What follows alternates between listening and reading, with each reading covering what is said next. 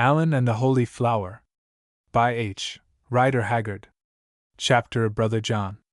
I do not suppose that anyone who knows the name of Allan Quatermain would be likely to associate it with flowers, and especially with orchids.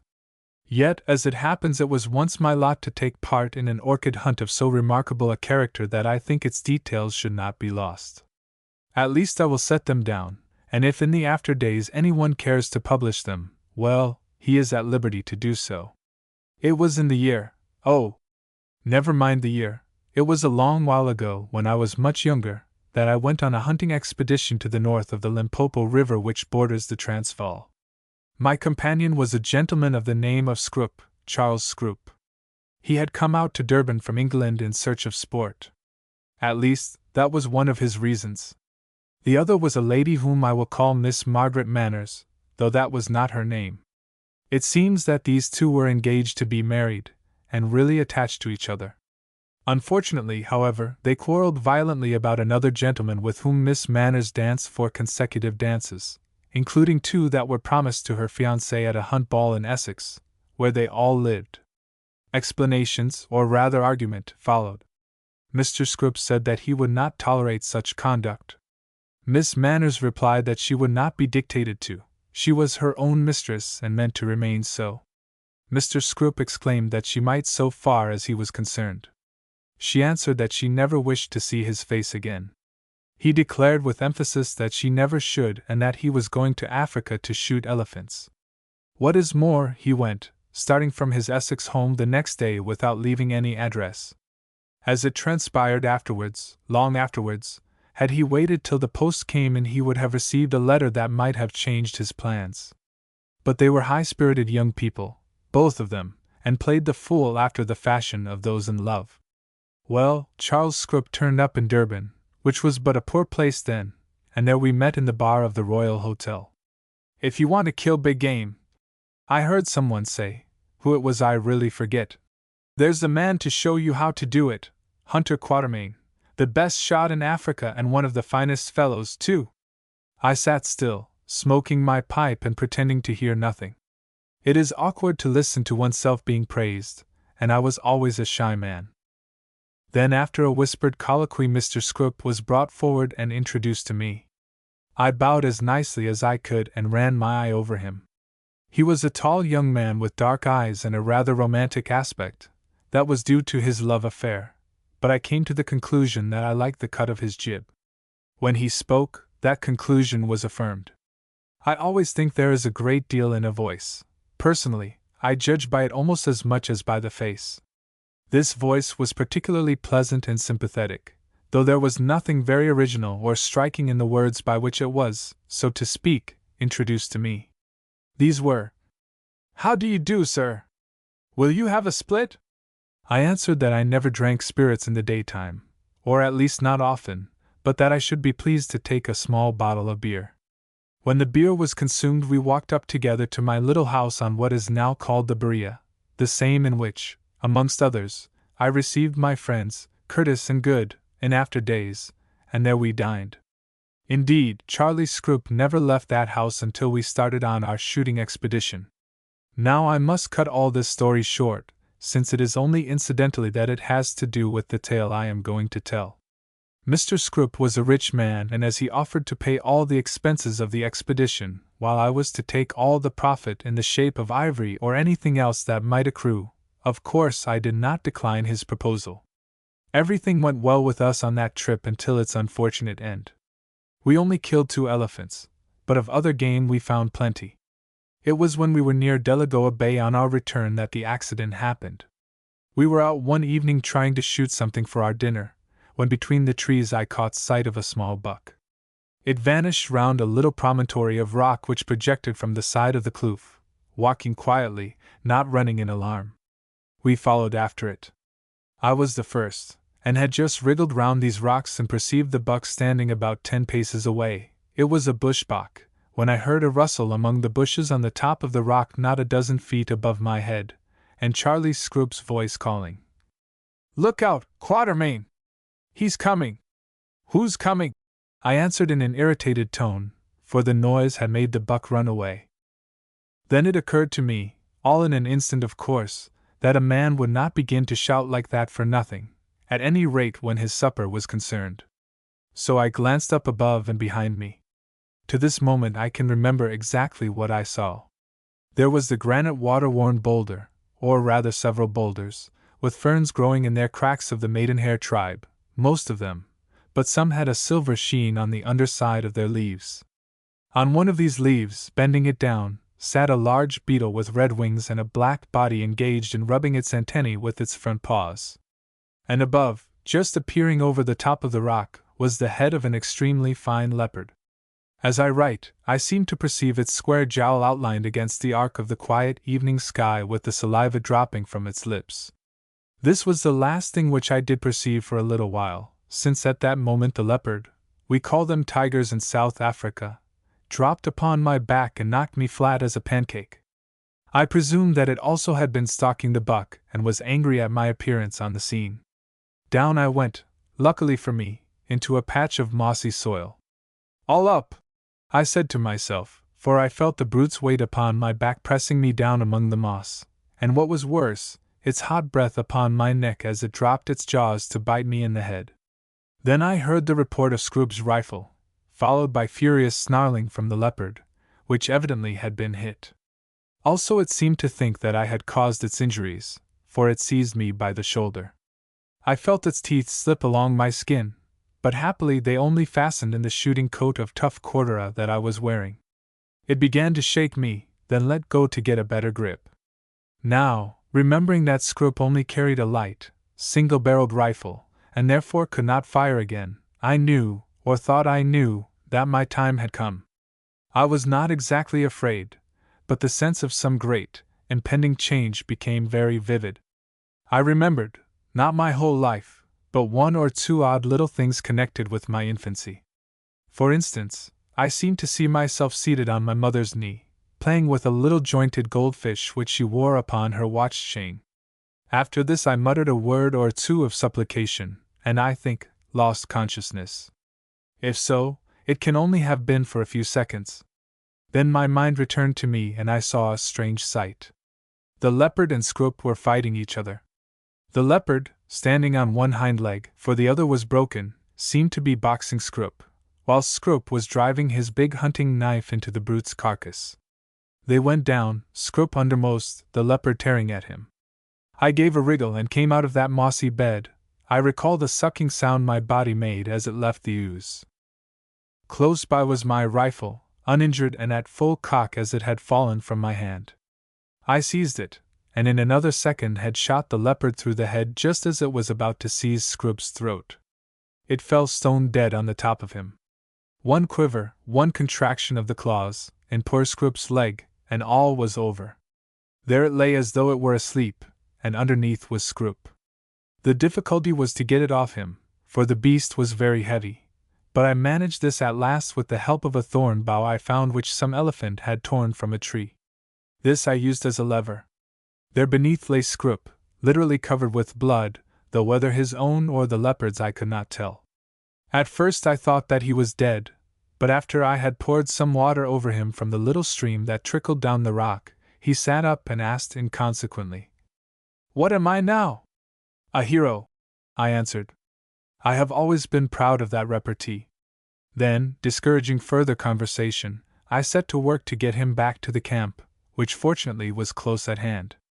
When we had proceeded a couple of 100 yards, he still making inconsequent remarks, his right arm round my neck and my left arm round his middle, suddenly he collapsed in a dead faint, and as his weight was more than I could carry, I had to leave him and fetch help. In the end I got him to the tents by aid of the Kaffirs and a blanket, and there made an examination.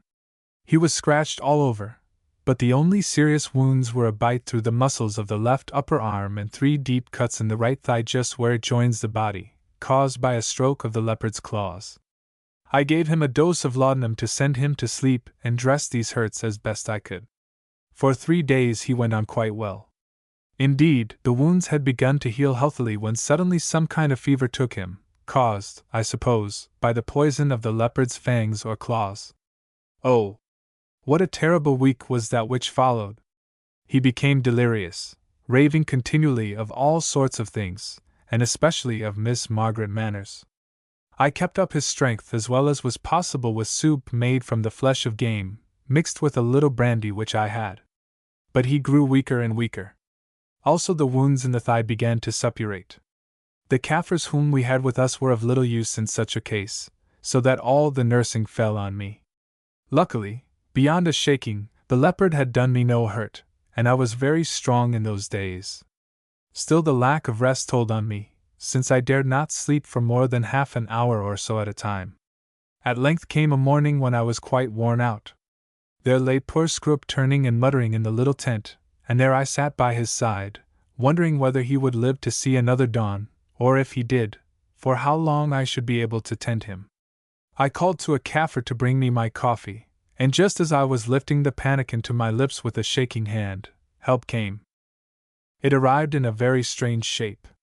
In front of our camp were 2 thorn trees, and from between these trees, the rays from the rising sun falling full on him, I saw a curious figure walking towards me in a slow, purposeful fashion.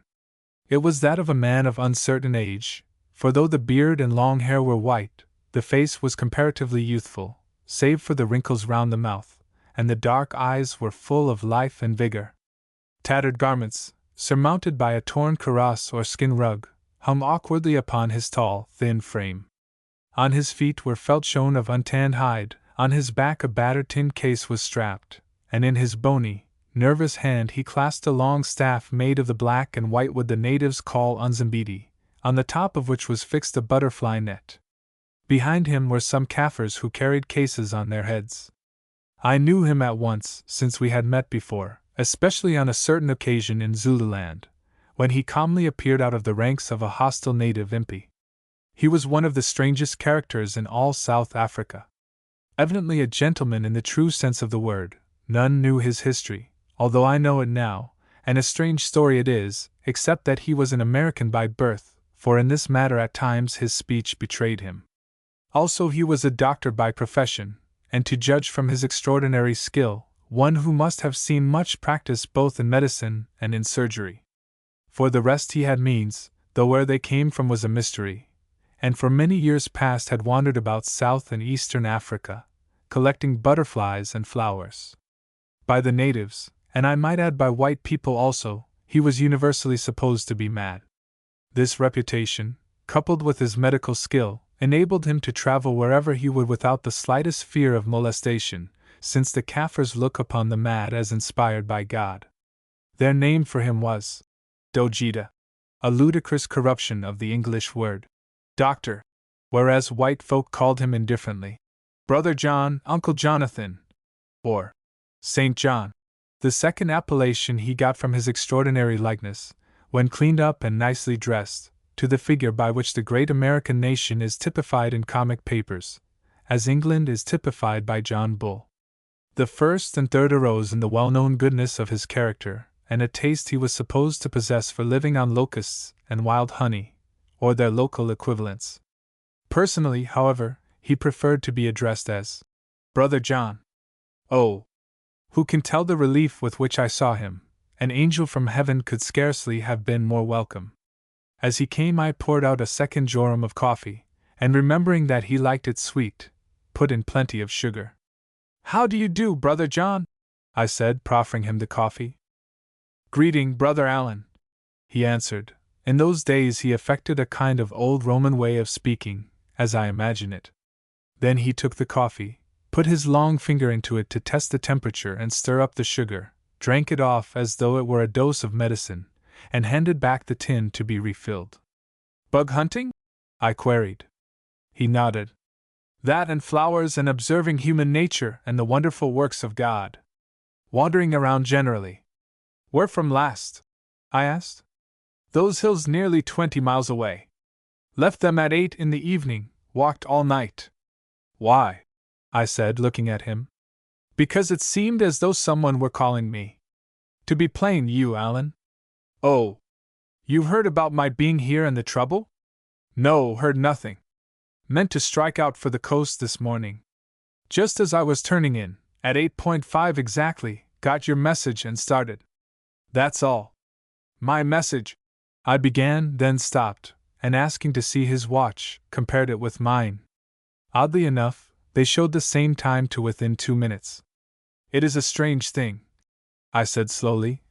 But at 8:5 last night I did try to send a message for some help because I thought my mate was dying. And I jerked my thumb towards the tent. Only it wasn't to you or any other man, Brother John. Understand? Quite. Message was expressed on, that's all. Expressed and I guess registered as well. I looked at Brother John and Brother John looked at me, but at the time we made no further remark. The thing was too curious, that is, unless he lied. But nobody had ever known him to lie. He was a truthful person, painfully truthful at times. And yet there are people who do not believe in prayer. What is it? He asked. Mauled by leopard. Wounds won't heal, and fever. I don't think he can last long. What do you know about it? Let me see him. Well, he saw him and did wonderful things. That tin box of his was full of medicines and surgical instruments, which latter he boiled before he used them. Also he washed his hands till I thought the skin would come off them, using up more soap than I could spare. First he gave poor Charlie a dose of something that seemed to kill him. He said he had that drug from the Kaffirs. Then he opened up those wounds upon his thigh and cleaned them out and bandaged them with boiled herbs. Afterwards, when Scroop came to again, he gave him a drink that threw him into a sweat and took away the fever. The end of it was that in 2 days' time his patient sat up and asked for a square meal, and in a week we were able to begin to carry him to the coast. Guess that message of yours saved Brother Scroop's life, said old John, as he watched him start. I made no answer. Here I may state, however, that through my own men I inquired a little as to Brother John's movements at the time of what he called the message. It seemed that he had arranged to march towards the coast on the next morning, but that about 2 hours after sunset suddenly he ordered them to pack up everything and follow him. This they did, and to their intense disgust those Kaffirs were forced to trudge all night at the heels of Dojita, as they called him. Indeed, so weary did they become, that had they not been afraid of being left alone in an unknown country in the darkness, they said they would have thrown down their loads and refused to go any further. That is as far as I was able to take the matter, which may be explained by telepathy, inspiration, instinct, or coincidence. It is one as to which the reader must form his own opinion. During our week together in camp and our subsequent journey to Delagoa Bay and thence by ship to Durban, Brother John and I grew very intimate, with limitations. Of his past, as I have said, he never talked, or of the real object of his wanderings which I learned afterwards, but of his natural history and ethnological, I believe that is the word, studies he spoke a good deal. As, in my humble way, I also am an observer of such matters and know something about African natives and their habits from practical experience, these subjects interested me. Amongst other things, he showed me many of the specimens that he had collected during his recent journey, insects and beautiful butterflies neatly pinned into boxes, also a quantity of dried flowers pressed between sheets of blotting paper, amongst them some which he told me were orchids. Observing that these attracted me, he asked me if I would like to see the most wonderful orchid in the whole world. Of course I said yes, whereon he produced out of one of his cases a flat package about 2 feet 6 square. He undid the grass mats in which it was wrapped, striped, delicately woven mats such as they make in the neighborhood of Zanzibar. Within these was the lid of a packing case. Then came more mats and some copies of the Cape Journal spread out flat. Then sheets of blotting paper, and last of all between 2 pieces of cardboard, a flower and 1 leaf of the plant on which it grew. Even in its dried state it was a wondrous thing, measuring 24 inches from the tip of one wing or petal to the tip of the other, by 20 inches from the top of the back sheath to the bottom of the pouch. The measurement of the back sheath itself I forget, but it must have been quite a foot across. In color it was, or had been, bright golden, but the back sheath was white, barred with lines of black, and in the exact center of the pouch was a single black spot shaped like the head of a great ape. There were the overhanging brows, the deep recessed eyes, the surly mouth, the massive jaws, everything. Although at that time I had never seen a gorilla in the flesh, I had seen a colored picture of the brute, and if that picture had been photographed on the flower the likeness could not have been more perfect. What is it? I asked, amazed. Sir, said Brother John, sometimes he used this formal term when excited. It is the most marvelous cypripedium in the whole earth, and, sir, I have discovered it. A healthy root of that plant will be worth 20,000 pounds. That's better than gold mining, I said. Well, have you got the root? Brother John shook his head sadly as he answered. No such luck. How's that as you have the flower? I'll tell you, Allan. For a year past and more I have been collecting in the district back of Kilwa and found some wonderful things, yes, wonderful. At last, about 300 miles inland, I came to a tribe, or rather, a people, that no white man had ever visited. They are called the Mazitu, a numerous and warlike people of bastard Zulu blood. I have heard of them, I interrupted. They broke north before the days of Senzangakona, 200 years or more ago. Well, I could make myself understood among them because they still talk a corrupt Zulu, as do all the tribes in those parts. At first they wanted to kill me, but let me go because they thought that I was mad. Everyone thinks that I am mad, Allan. It is a kind of public delusion, whereas I think that I am sane and that most other people are mad.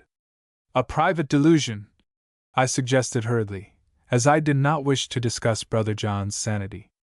Well, go on about the Mazitu. Later they discovered that I had skill in medicine, and their king, Bossy, came to me to be treated for a great external tumor. I risked an operation and cured him. It was anxious work, for if he had died I should have died too, though that would not have troubled me very much. And he sighed.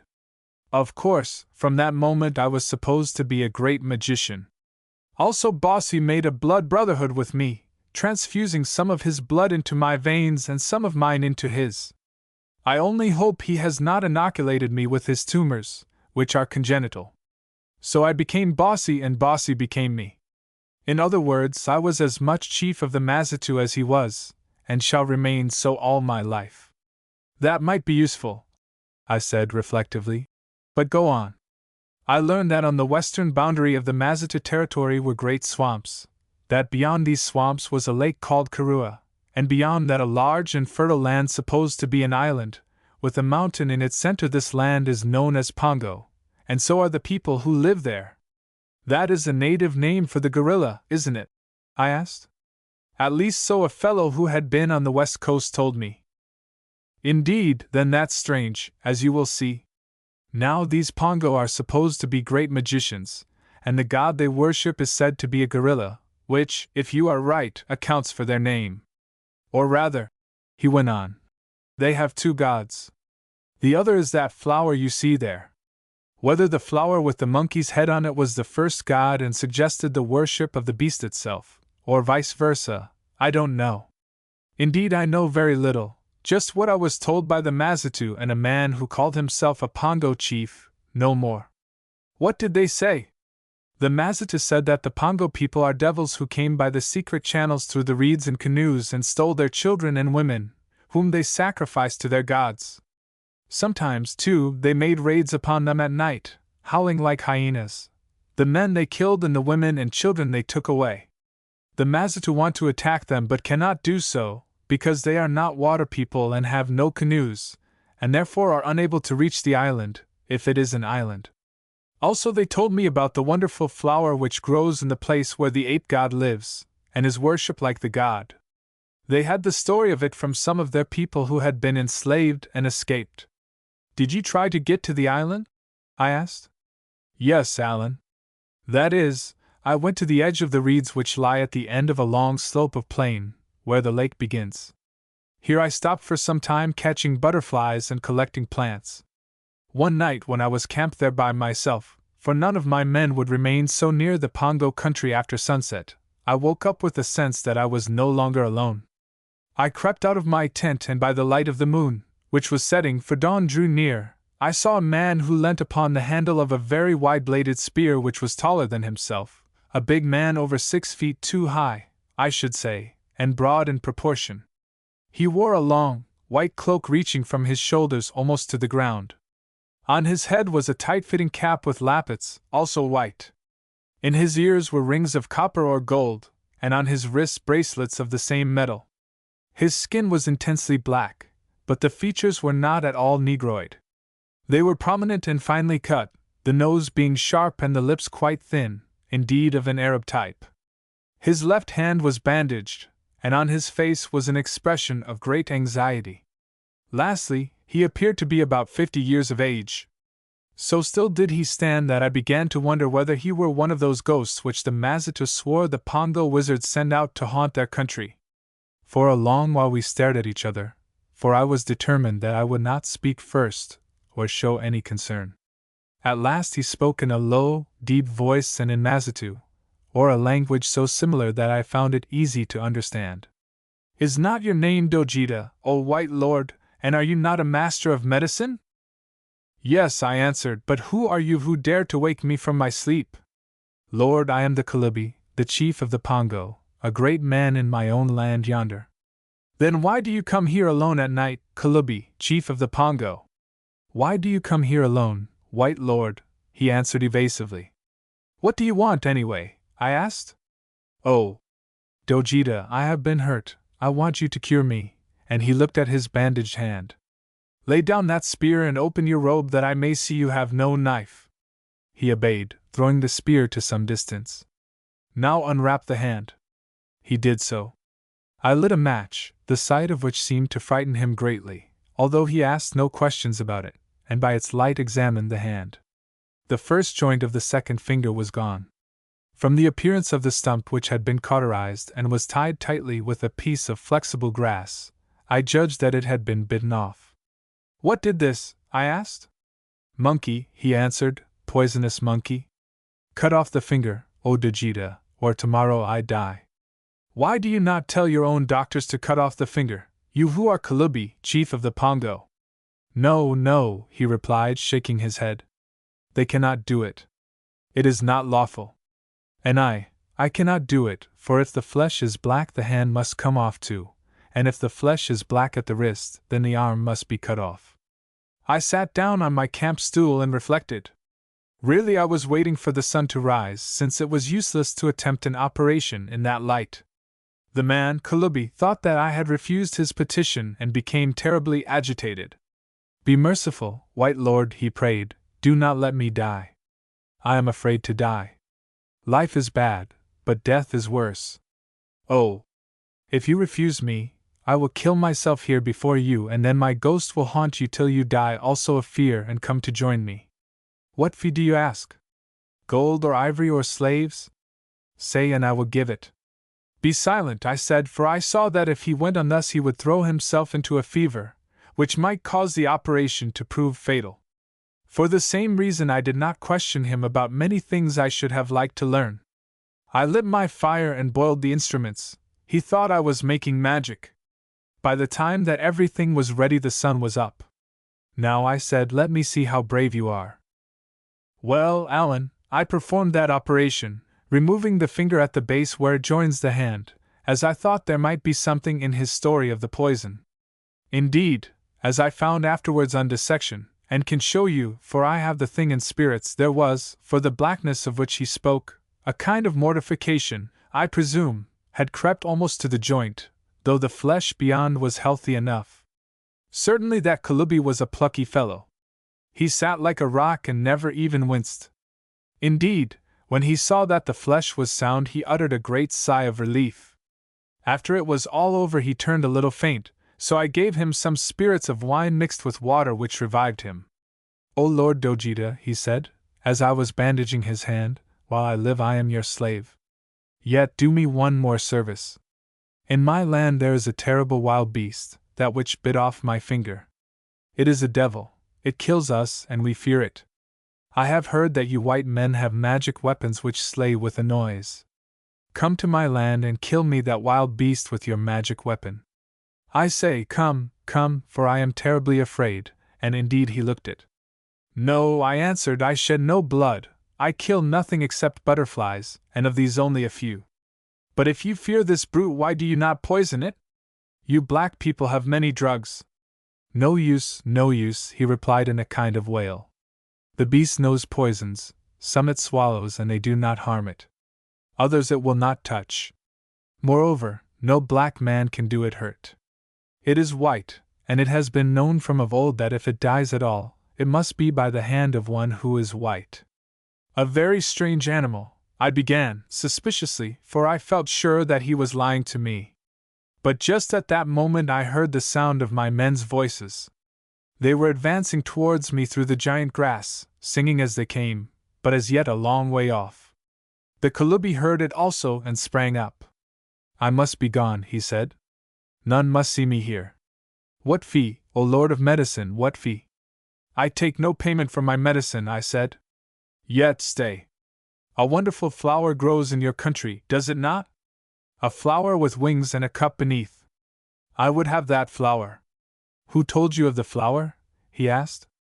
The flower is holy. Still, O white lord, still for you it shall be risked. Oh, return and bring with you one who can kill the beast, and I will make you rich. Return and call to the reeds for the Kalubi, and the Kalubi will hear and come to you. Then he ran to his spear, snatched it from the ground, and vanished among the reeds. That was the last I saw, or am ever likely to see, of him. But, Brother John, you got the flower somehow. Yes, Allan. About a week later, when I came out of my tent one morning, there it was standing in a narrow-mouthed, earthenware pot filled with water. Of course I meant that he was to send me the plant, roots and all, but I suppose he understood that I wanted a bloom. Or perhaps he dared not send the plant. Anyhow, it is better than nothing. Why did you not go into the country and get it for yourself? For several reasons, Allan, of which the best is that it was impossible. The Mazitus swear that if anyone sees that flower he is put to death. Indeed, when they found that I had a bloom of it, they forced me to move to the other side of the country 70 miles away. So I thought that I would wait till I met with some companions who would accompany me. Indeed, to be frank, Allan, it occurred to me that you were the sort of man who would like to interview this wonderful beast that bites off people's fingers and frightens them to death. And Brother John stroked his long, white beard and smiled, adding, Odd that we should have met so soon afterwards, isn't it? Did you? I replied. Now did you indeed? Brother John, people say all sorts of things about you, but I have come to the conclusion that there's nothing the matter with your wits.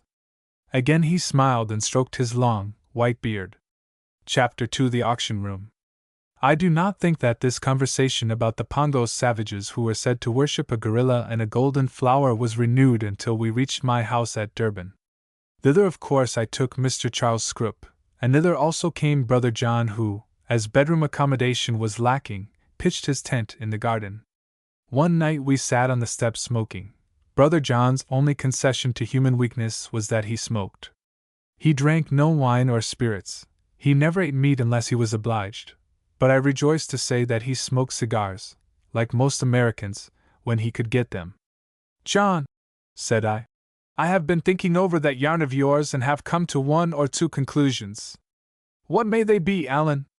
The first is that you were a great donkey not to get more out of the Kalubi when you had the chance.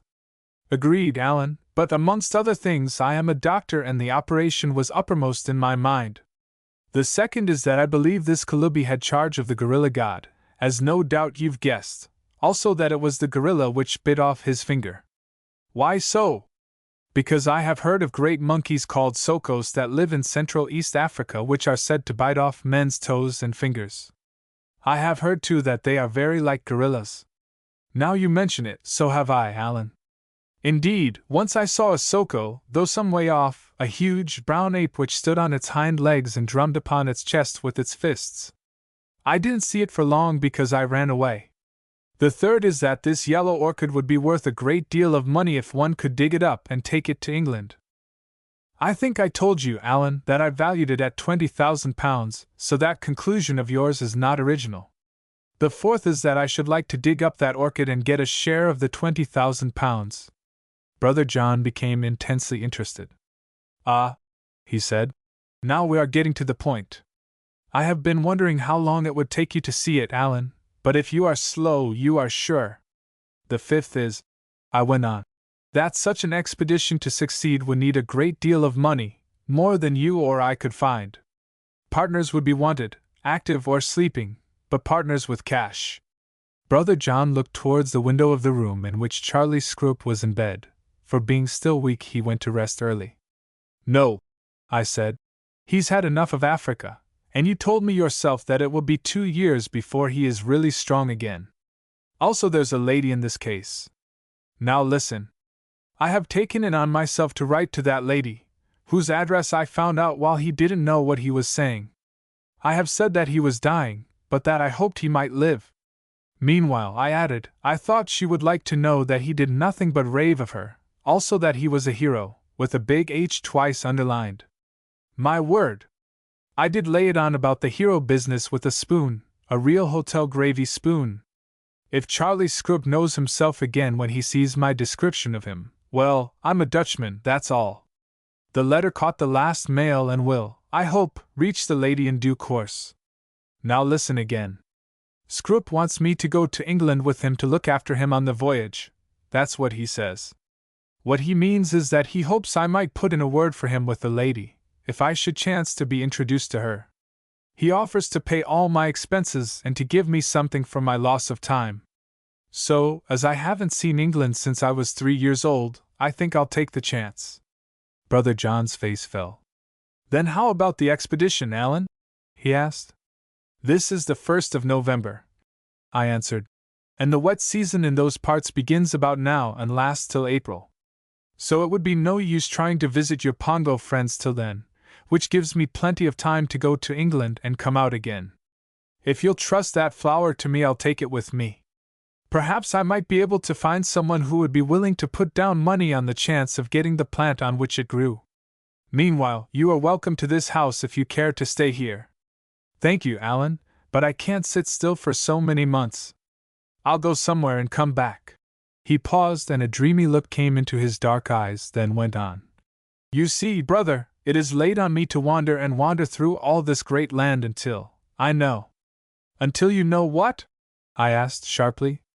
He pulled himself together with a jerk, as it were, and answered with a kind of forced carelessness. Until I know every inch of it, of course. There are lots of tribes I have not yet visited. Including the Pongo, I said. By the way, if I can get the money together for a trip up there, I suppose you mean to come too, don't you? If not, the thing's off so far as I am concerned. You see, I am reckoning on you to get us through the Mazitu and into Pongo land by the help of your friends. Certainly I mean to come. In fact, if you don't go, I shall start alone. I intend to explore Pongo land even if I never come out of it again. Once more I looked at him as I answered. You are ready to risk a great deal for a flower, John? Or are you looking for more than a flower?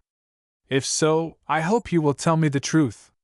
This I said as I was aware that Brother John had a foolish objection to uttering, or even acting lies. Well, Allan, as you put it like that, the truth is that I heard something more about the Pongo than I told you up country. It was after I had operated on that Kalubi, or I would have tried to get in alone. But this I could not do then, as I have said. And what did you hear?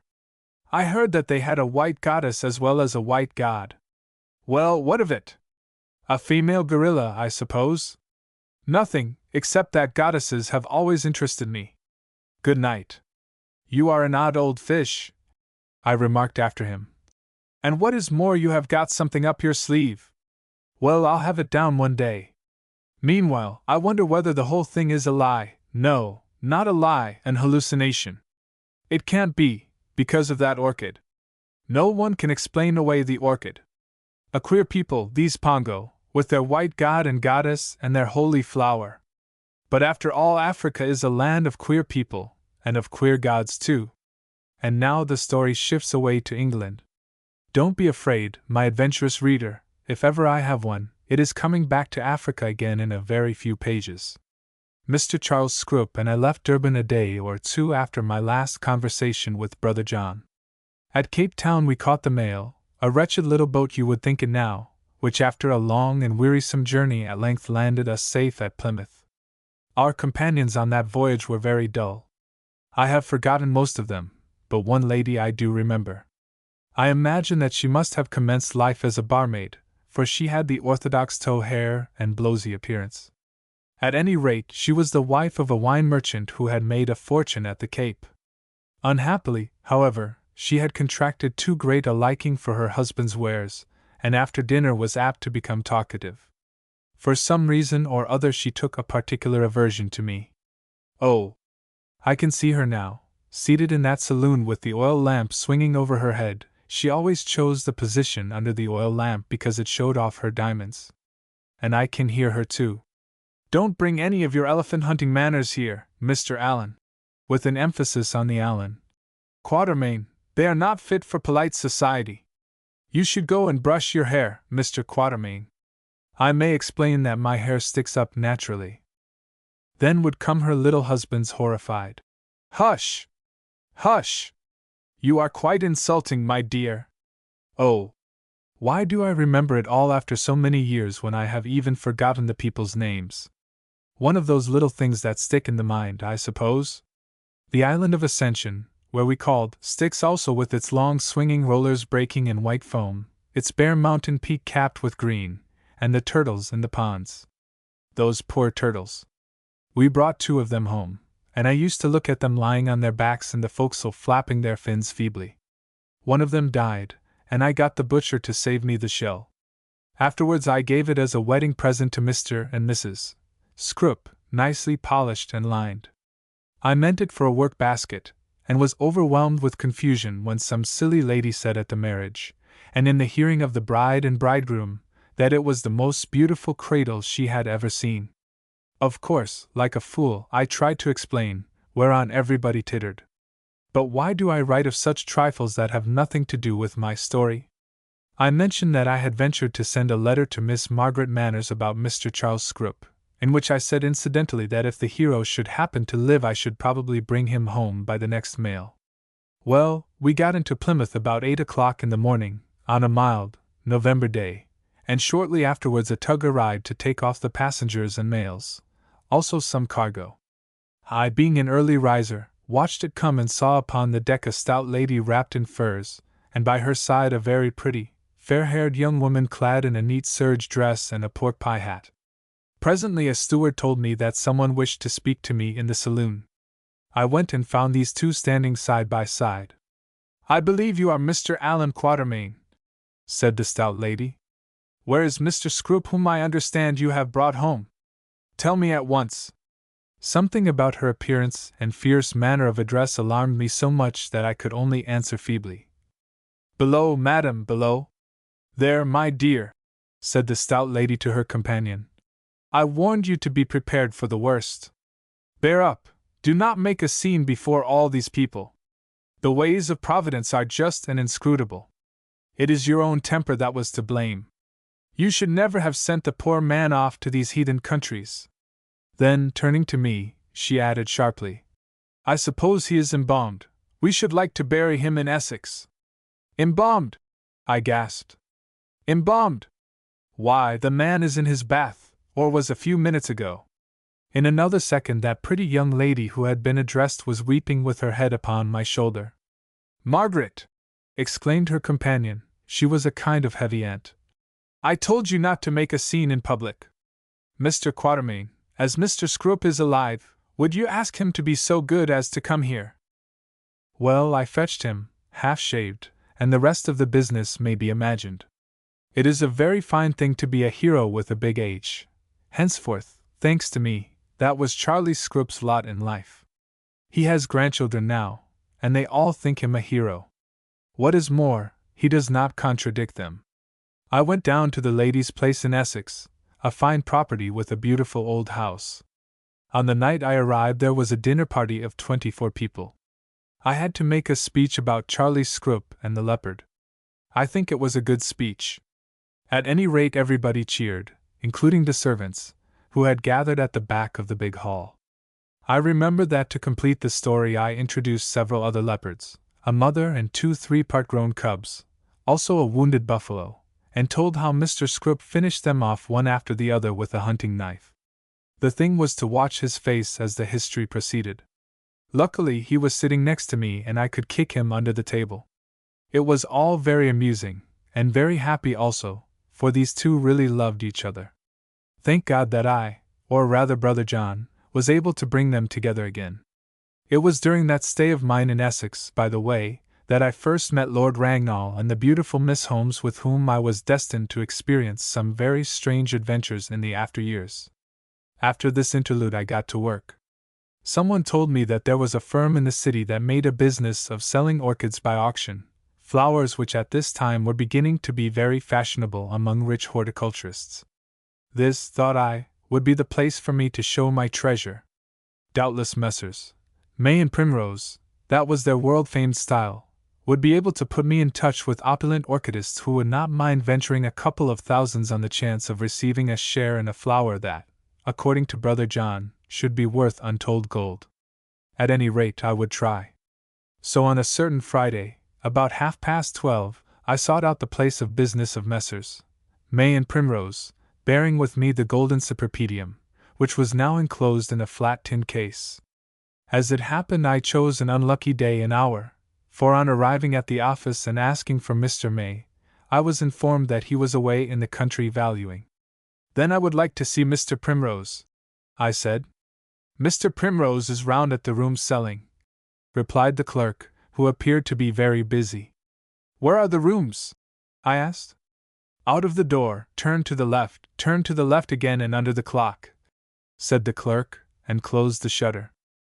So disgusted was I with his rudeness that I nearly gave up the enterprise.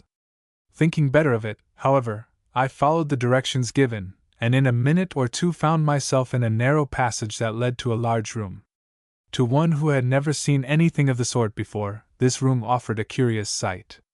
The first thing I observed was a notice on the wall to the effect that customers were not allowed to smoke pipes. I thought to myself that orchids must be curious flowers if they could distinguish between the smoke of a cigar and a pipe, and stepped into the room. To my left was a long table covered with pots of the most beautiful flowers that I had ever seen, all of them orchids. Along the wall and opposite were other tables closely packed with withered roots, which I concluded were also those of orchids. To my inexperienced eye the whole lot did not look worth 5 shillings, for they seemed to be dead. At the head of the room stood the rostrum, where sat a gentleman with an extremely charming face. He was engaged in selling by auction so rapidly that the clerk at his side must have had difficulty in keeping a record of the lots and their purchasers. In front of him was a horseshoe table, round which sat buyers. The end of this table was left unoccupied so that the porters might exhibit each lot before it was put up for sale. Standing under the rostrum was yet another table, a small one, upon which were about 20 pots of flowers, even more wonderful than those on the large table. A notice stated that these would be sold at 1:30 precisely. All about the room stood knots of men, such ladies as were present sat at the table, many of whom had lovely orchids in their buttonholes. These, I found out afterwards, were dealers and amateurs. They were a kindly-faced set of people, and I took a liking to them.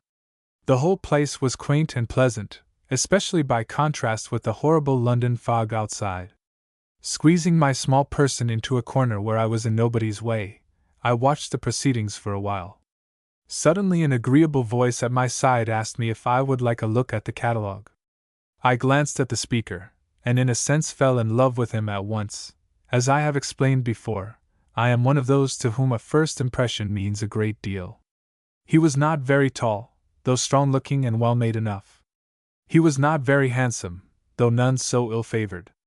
He was just an ordinary fair young Englishman, 24 or 25 years of age, with merry blue eyes and one of the pleasantest expressions that I ever saw.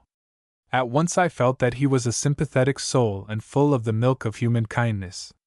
He was dressed in a rough tweed suit rather worn, with the orchid that seemed to be the badge of all this tribe in his buttonhole. Somehow the costume suited his rather pink and white complexion and rumpled fair hair, which I could see as he was sitting on his cloth hat. "Thank you, no," I answered. "I did not come here to buy.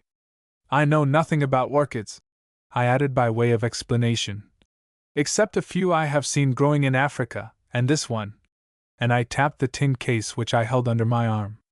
"Indeed," he said, "I should like to hear about the African orchids. What is it you have in the case, a plant or flowers?" "One flower only. It is not mine.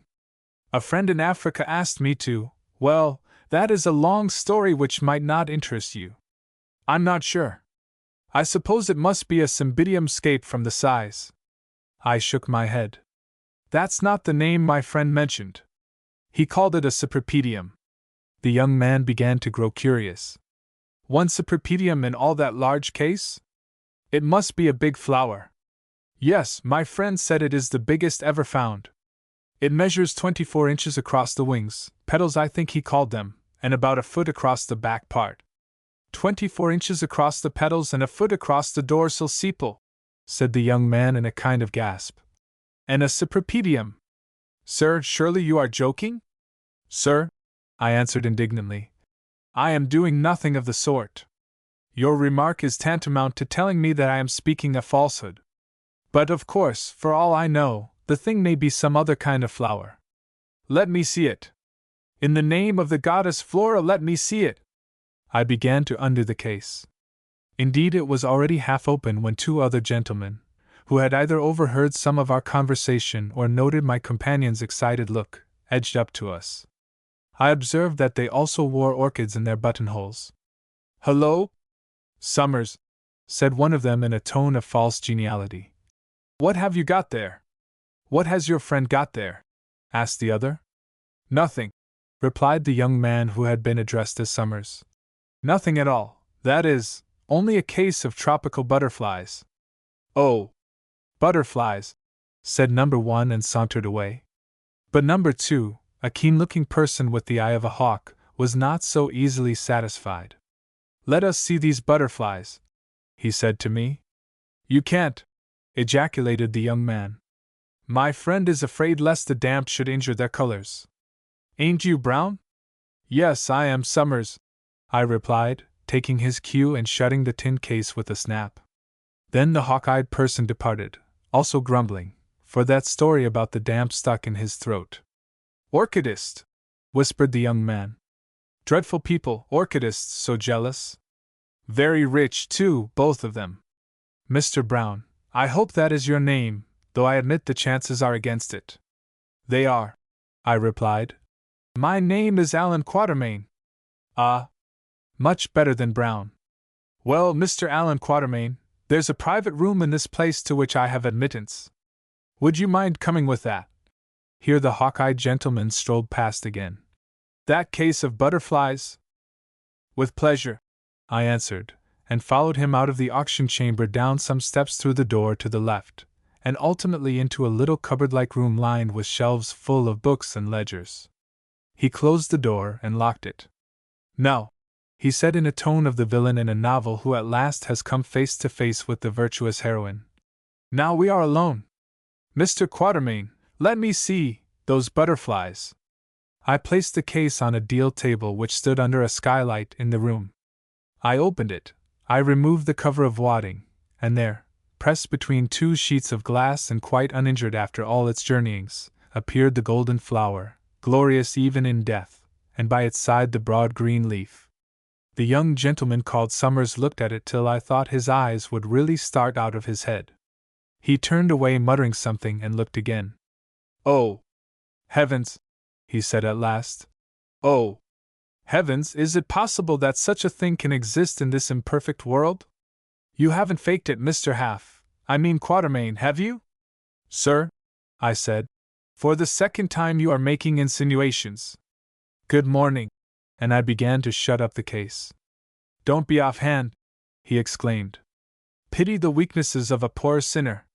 You don't understand. If only you understood, you would understand. No, I said. I am bothered if I do. Well, you will when you begin to collect orchids.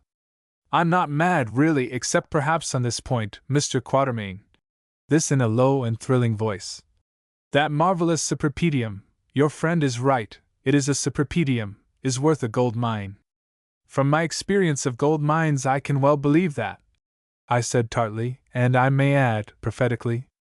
Oh, I mean a gold mine in the figurative and colloquial sense, not as the investor knows it, he answered. That is, the plant on which it grew is priceless. Where is the plant, Mr. Quatermain? In a rather indefinite locality in Africa east by south, I replied.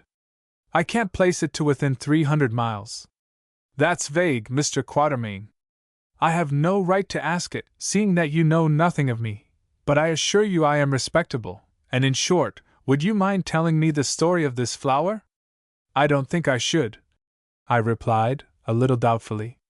Then, after another good look at him, suppressing all names and exact localities, I gave him the outline of the tale, explaining that I wanted to find someone who would finance an expedition to the remote and romantic spot where this particular cypripedium was believed to grow.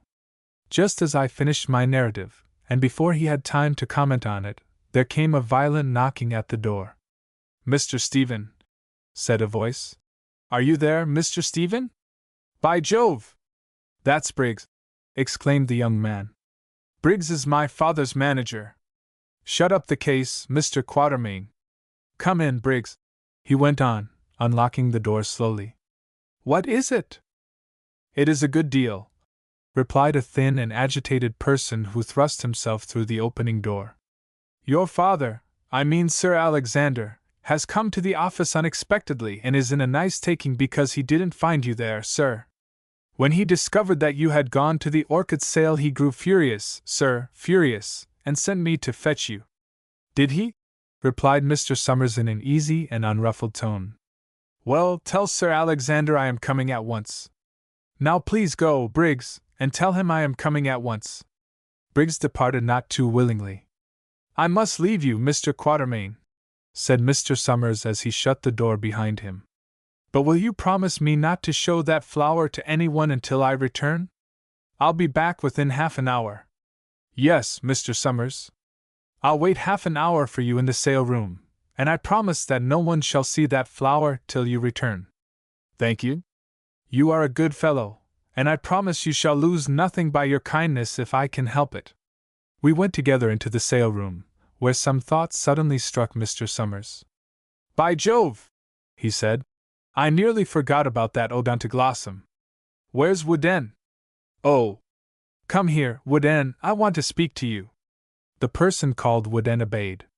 He was a man of about 50, indefinite in coloring, for his eyes were very light blue or gray and his hair was sandy, tough-looking and strongly made, with big hands that showed signs of work, for the palms were horny and the nails worn down. He was clad in a suit of shiny black, such as folk of the laboring class wear at a funeral. I made up my mind at once that he was a gardener. "Wooden," said Mr. Summers, "this gentleman here has got the most wonderful orchid in the whole world. Keep your eye on him and see that he isn't robbed. There are people in this room, Mr. Quatermain, who would murder you and throw your body into the Thames for that flower," he added darkly. On receipt of this information Wooden rocked a little on his feet as though he felt the premonitory movements of an earthquake. It was a habit of his whenever anything astonished him. Then, fixing his pale eye upon me in a way which showed that my appearance surprised him, he pulled a lock of his sandy hair with his thumb and finger, and said, "Servant, sir, and where might this orchid be?" I pointed to the tin case. "Yes, it's there," went on Mr. Summers. "And that's what you've got to watch. Mr. Quatermain, if anyone attempts to rob you, call for Wooden and he will knock them down. He's my gardener, you know, and entirely to be trusted, especially if it is a matter of knocking anyone down." I'll knock him down surely," said Wooden, doubling his great fist and looking round him with a suspicious eye. "Now listen, Wooden. Have you looked at that Odontoglossum pavo, and if so, what do you think of it?" And he nodded towards a plant which stood in the center of the little group that was placed on the small table beneath the auctioneer's desk. It bore a spray of the most lovely white flowers. On the top petal, if it is a petal, and also on the lip of each of these rounded flowers was a blotch or spot of which the general effect was similar to the iridescent eye on the tail feathers of a peacock, whence, I suppose, the flower was named pavo, or peacock. "Yes, master, and I think it the beautifulest thing that ever I saw. There isn't a glossum in England like that there glossum paving," he added with conviction, and rocked again as he said the word. "But there's plenty after it. I say they're smelling round that blossom like dogs round a rat hole." And this triumphantly. "They don't do that for nothing." "Quite so, Wooden, you have got a logical mind. But look here, we must have that pavo whatever it costs. Now the governor has sent for me." I'll be back presently, but I might be detained. If so, you've got to bid on my behalf, for I daren't trust any of these agents. Here's your authority. And he scribbled on a card. Wooden, my gardener, has directions to bid for me. SS. Now, Wooden, he went on, when he had given the card to an attendant who passed it up to the auctioneer. Don't you make a fool of yourself and let that pavot slip through your fingers. In another instant he was gone. What did the master say, sir? Asked Wooden of me. That I was to get that there paving whatever it cost? Yes, I said. That's what he said. I suppose it will fetch a good deal, several pounds. Maybe, sir, can't tell. All I know is that I've got to buy it, as you can bear me witness. Master, he ain't one to be cross for money. What he wants, he'll have, that is if it be in the orchid line. I suppose you are fond of orchids too, Mr. Wooden? Fond of them, sir? Why, I loves them. Here he rocked. Don't feel for nothing else in the same way, not even for my old woman. Then with a burst of enthusiasm. No, not even for the master himself, and I'm fond enough of him, God knows. But begging your pardon, sir, with a pull at his forelock, would you mind holding that tin of yours a little tighter? I've got to keep an eye on that as well as on paving, and I just seed that chap with the tall hat a-looking at it suspicious. After this we separated. I retired into my corner, while Wooden took his stand by the table, with one eye fixed on what he called the paving, and the other on me and my tin case. An odd fish truly, I thought to myself. Positive, the old woman; comparative, his master; superlative, the orchid tribe. Those were his degrees of affection. Honest and brave and a good fellow though, I bet. The sale languished. There were so many lots of one particular sort of dried orchid that buyers could not be found for them at a reasonable price, and many had to be bought in. At length the genial Mr. Primrose in the rostrum addressed the audience. Gentlemen, he said, I quite understand that you didn't come here today to buy a rather poor lot of Cattleya mossy. You came to buy, or to bid for, or to see sold the most wonderful odontoglossum that has ever been flowered in this country, the property of a famous firm of importers whom I congratulate upon their good fortune in having obtained such a gem. Gentlemen, this miraculous flower ought to adorn a royal greenhouse. But there it is, to be taken away by whoever will pay the most for it, for I am directed to see that it will be sold without reserve. Now I think, he added, running his eye over the company, that most of our great collectors are represented in this room today. It is true that I do not see that spirited and liberal young orchidist, Mr. Summers, but he has left his worthy head gardener, Mr. Wooden, than whom there is no finer judge of an orchid in England. Here Wooden rocked violently. To bid for him, as I hope, for the glorious flower of which I have been speaking. Now, as it is exactly 1:30, we will proceed to business. Smith, hand the odontoglossum pavot round, that everyone may inspect its beauties, and be careful you don't let it fall. Gentlemen, I must ask you not to touch it or to defile its purity with tobacco smoke. 8 perfect flowers in bloom, gentlemen, and 5 more to open. A strong plant in perfect health, 6 pseudobulbs with leaves, and 3 without. 2 black leads which I am advised can be separated off at the proper time. Now, what bids for the odontoglossum pavot? Ah! I wonder who will have the honor of becoming the owner of this perfect, this unmatched production of nature. Thank you, sir. 300. 4. 5. 6. 7 in 3 places. 8. 9. 10. Oh! Gentlemen, let us get on a little faster. Thank you, sir. 15. 16. It is against you, Mr. Wooden. Ah! Thank you. 17. There came a pause in the fierce race for pavot, which I occupied in reducing 1,700 shillings to pounds sterling. My word! I thought to myself, £85 is a goodish price to pay for one plant, however rare. Wooden is acting up to his instructions with a vengeance. The pleading voice of Mr. Primrose broke in upon my meditations. Gentlemen, gentlemen, he said, surely you are not going to allow the most wondrous production of the floral world, on which I repeat there is no reserve, to be knocked down at this miserable figure. Come, come! Well, if I must, I must, though after such a disgrace I shall get no sleep tonight. 1. And his hammer fell for the first time.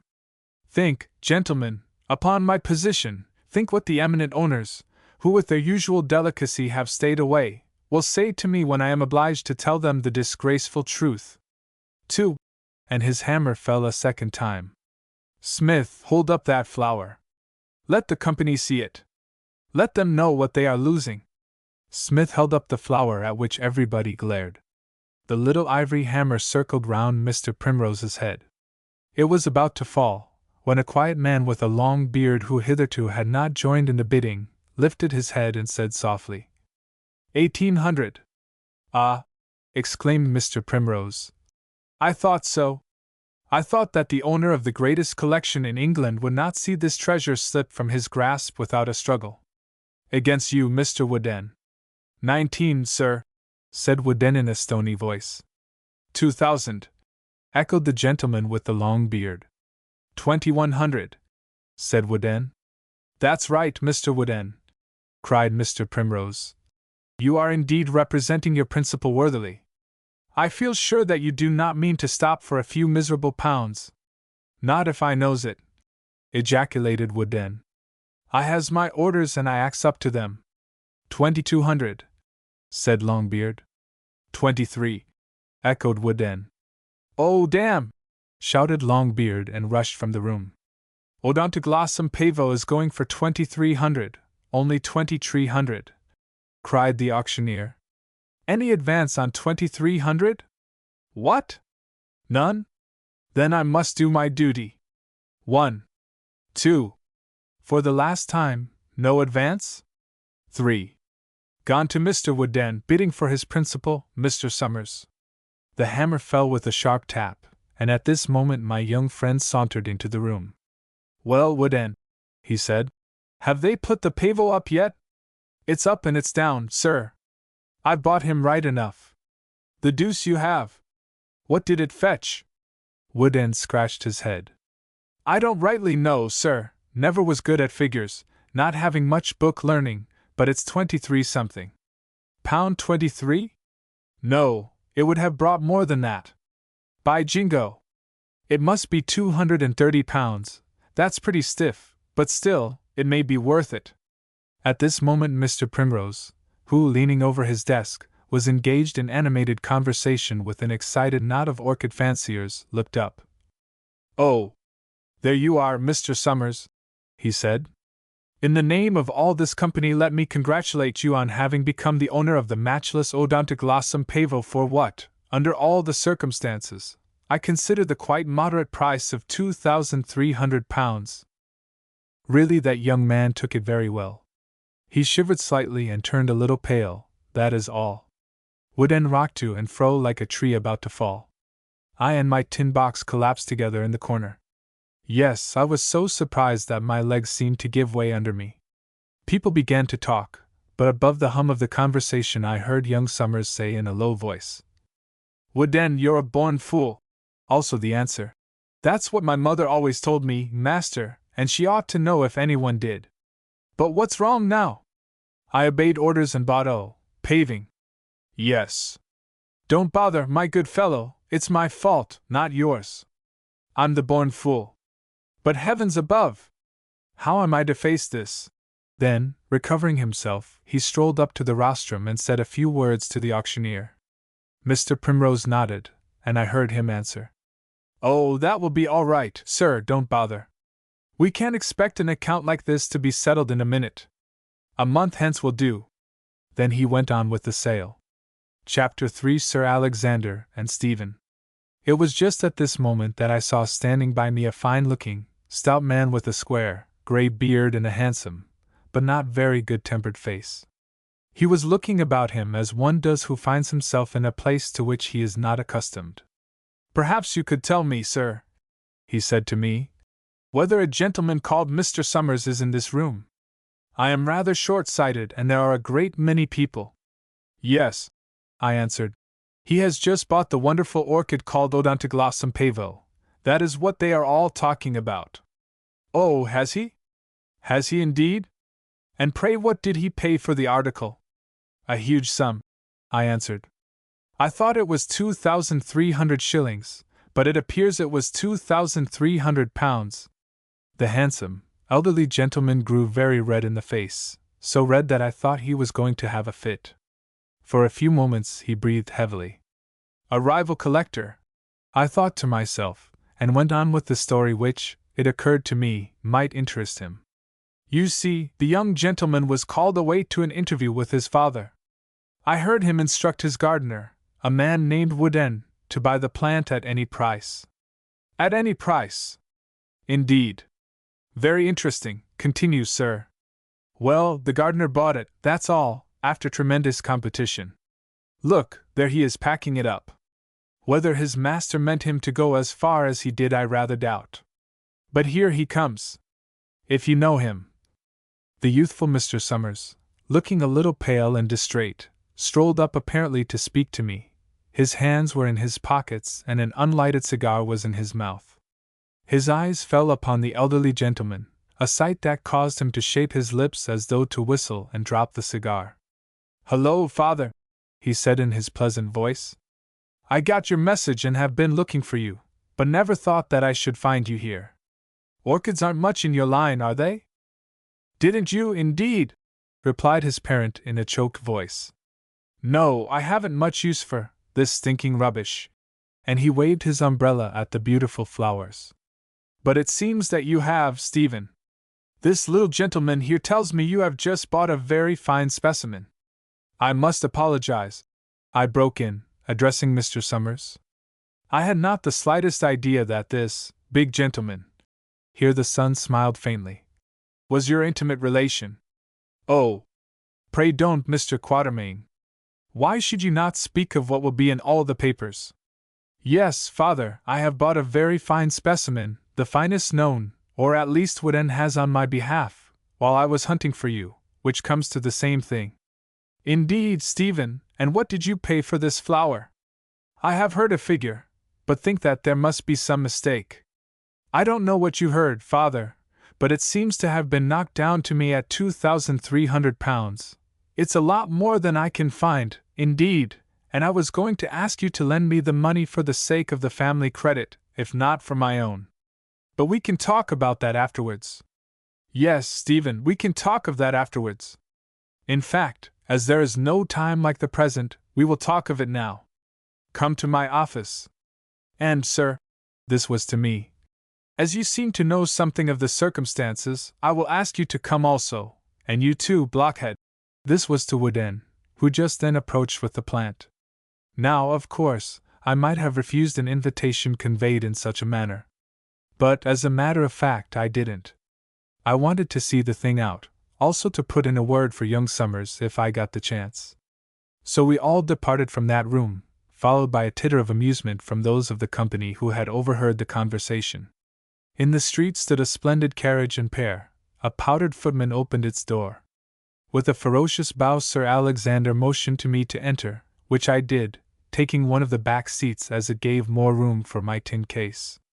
Then came Mr. Stephen, then Wooden bundled and holding the precious plant in front of him like a wand of office, and last of all, Sir Alexander, having seen us safe, entered also. "Where to, sir?" asked the footman. "Office," he snapped, and we started. 4 disappointed relatives in a funeral coach could not have been more silent. Our feelings seemed to be too deep for words. Sir Alexander, however, did make one remark, and to me. It was, "If you will remove the corner of that infernal tin box of yours from my ribs I shall be obliged to you, sir." "Your pardon," I exclaimed, and in my efforts to be accommodating, dropped it on his toe. I will not repeat the remark he made, but I may explain that he was gouty. His son suddenly became afflicted with a sense of the absurdity of the situation. He kicked me on the shin, he even dared to wink, and then began to swell visibly with suppressed laughter. I was in agony, for if he had exploded I do not know what would have happened. Fortunately, at this moment the carriage stopped at the door of a fine office. Without waiting for the footman, Mr. Stephen bundled out and vanished into the building, I suppose to laugh in safety. Then I descended with the tin case, Then, by command, followed Wooden with the flour, and lastly came Sir Alexander. "Stop here," he said to the coachman. "I shan't be long. Be so good as to follow me, Mr. What's-your-name, and you too, gardener."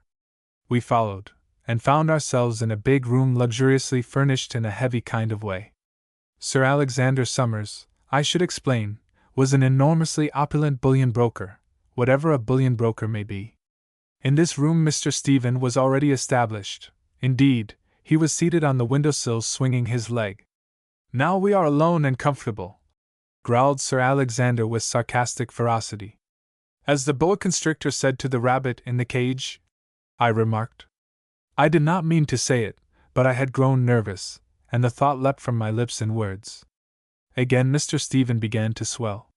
He turned his face to the window as though to contemplate the wall beyond, but I could see his shoulders shaking. A dim light of intelligence shone in Wooden's pale eyes. About 3 minutes later the joke got home. He gurgled something about boa constrictors and rabbits and gave a short, loud laugh. As for Sir Alexander, he merely said, "I did not catch your remark, sir. Would you be so good as to repeat it?" As I appeared unwilling to accept the invitation, he went on. "Perhaps, then, you would repeat what you told me in that sale-room?" "Why should I?" I asked. "I spoke quite clearly, and you seemed to understand." "You are right," replied Sir Alexander. "To waste time is useless." He wheeled round on Wooden, who was standing near the door still holding the paper-wrapped plant in front of him. "Now, blockhead," he shouted, "tell me why you brought that thing." Wooden made no answer, only rocked a little. Sir Alexander reiterated his command.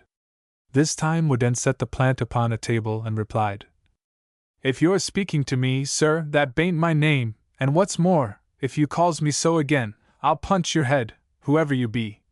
And very deliberately he rolled up the sleeves on his brawny arms, a sight at which I too began to swell with inward merriment.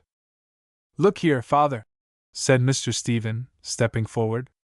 "What's the use of all this? The thing's perfectly plain. I did tell Wooden to buy the plant at any price. What is more, I gave him a written authority which was passed up to the auctioneer. There's no getting out of it. It is true it never occurred to me that it would go for anything like £2,300. The odd £300 was more my idea, but Wooden only obeyed his orders, and ought not to be abused for doing so. There's what I call a master worth serving," remarked Wooden. "Very well, young man," said Sir Alexander. "You have purchased this article. Will you be so good as to tell me how you propose it should be paid for?" "I propose, father, that you should pay for it," replied Mr. Stephen sweetly. £2,300, or 10 times that amount, would not make you appreciably poorer. But if, as is probable, you take a different view, then I propose to pay for it myself. As you know, a certain sum of money came to me under my mother's will in which you have only a life interest. I shall raise the amount upon that security, or otherwise." If Sir Alexander had been angry before, now he became like a mad bull in a china shop. He pranced round the room. He used language that should not pass the lips of any respectable merchant of bullion. In short, he did everything that a person in his position ought not to do. When he was tired, he rushed to a desk, tore a check from a book and filled it in for a sum of £2,300 to bearer, which check he blotted, crumpled up and literally threw at the head of his son. "You worthless, idle young scoundrel!" he bellowed. "I put you in this office here that you may learn respectable and orderly habits and in due course succeed to a very comfortable business. What happens? You don't take a ha'porth of interest in bullion broking, a subject of which I believe you to remain profoundly ignorant. You don't even spend your money, or rather my money, upon any gentlemanlike vice, such as horse racing, or cards, or even, well, never mind. No, you take to flowers, miserable, beastly flowers, things that a cow eats and clerks grow in back gardens. An ancient and Arcadian taste. Adam is supposed to have lived in a garden," I ventured to interpolate. "Perhaps you would ask your friend with the stubbly hair to remain quiet," snorted Sir Alexander. I was about to add, although for the sake of my name I meet your debts, that I have had enough of this kind of thing. I disinherit you, or will do if I live till 4 p.m. when the lawyer's office shuts, for thank God, there are no entailed estates, and I dismiss you from the firm. You can go and earn your living in any way you please, by orchid hunting if you like." He paused, gasping for breath. "Is that all, father?" asked Mr. Stephen, producing a cigar from his pocket. "No, it isn't, you cold-blooded young beggar. That house you occupy at Twickenham is mine. You will be good enough to clear out of it. I wish to take possession." "I suppose, father, I am entitled to a week's notice like any other tenant," said Mr. Stephen, lighting the cigar. "In fact," he added, "if you answer no, I think I shall ask you to apply for an ejection order. You will understand that I have arrangements to make before taking a fresh start in life." "Oh, curse your cheek, you cucumber!" raged the infuriated merchant prince. Then an inspiration came to him. "You think more of an ugly flower than of your father, do you? Well, at least I'll put an end to that." And he made a dash at the plant on the table with the evident intention of destroying the same. But the watching Wooden saw. With a kind of lurch he interposed his big frame between Sir Alexander and the object of his wrath. "Touch paving and I knocks you down," he drawled out. Sir Alexander looked at paving. Then he looked at Wooden's leg of mutton fist, and changed his mind. "Curse paving," he said, "and everyone who has to do with it," and swung out of the room, banging the door behind him. "Well, that's over," said Mr. Stephen gently, as he fanned himself with a pocket handkerchief. "Quite exciting while it lasted, wasn't it, Mr. Quatermain? But I have been there before, so to speak. And now what do you say to some luncheon? Pym's is close by, and they have very good oysters. Only I think we'll drive round by the bank and hand in this cheque. When he's angry my parent is capable of anything. He might even stop it. Wooden, get off down to Twickenham with Pavo, keep it warm, for it feels rather like frost. Put it in the stove for tonight and give it a little, just a little tepid water, but be careful not to touch the flour. Take a four-wheeled cab, it's slow but safe, and mind you keep the windows up and don't smoke. I shall be home for dinner." Wooden pulled his forelock, seized the pot in his left hand, and departed with his right fist raised, I suppose in case Sir Alexander should be waiting for him round the corner. Then we departed also, and, after stopping for a minute at the bank to pay in the cheque, which I noted, notwithstanding its amount, was accepted without comment, ate oysters in a place too crowded to allow of conversation. "Mr. Quatermain," said my host, "it is obvious that we cannot talk here, and much less look at that orchid of yours, which I want to study at leisure. Now, for a week or so at any rate I have a roof over my head, and in short, will you be my guest for a night or two? I know nothing about you, and of me you only know that I am the disinherited son of a father, to whom I have failed to give satisfaction. Still it is possible that we might pass a few pleasant hours together talking of flowers and other things, that is, if you have no previous engagement." "I have none," I answered. "I am only a stranger from South Africa lodging at an hotel. If you will give me time to call for my bag, I will pass the night at your house with pleasure." By the aid of Mr. Summers' smart dog-cart, which was waiting at a city mews, we reached Twickenham while there was still half an hour of daylight. The house, which was called Verbena Lodge, was small, a square, red-brick building of the early Georgian period, but the gardens covered quite an acre of ground and were very beautiful, or must have been so in summer. Into the greenhouse we did not enter, because it was too late to see the flowers. Also, just when we came to them, Wooden arrived in his four-wheeled cab and departed with his master to see to the housing of Pavo. Then came dinner, a very pleasant meal. My host had that day been turned out upon the world, but he did not allow this circumstance to interfere with his spirits in the least. Also he was evidently determined to enjoy its good things while they lasted, for his champagne and port were excellent. "You see, Mr. Quatermain," he said, "it's just as well we had the row which has been boiling up for a long while. My respected father has made so much money that he thinks I should go and do likewise. Now I don't see it. I like flowers, especially orchids, and I hate bullion broking.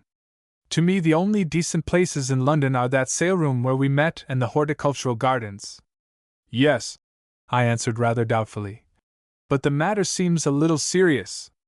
Your parent was very emphatic as to his intentions, and after this kind of thing. And I pointed to the beautiful silver and the port. How will you like roughing it in a hard world?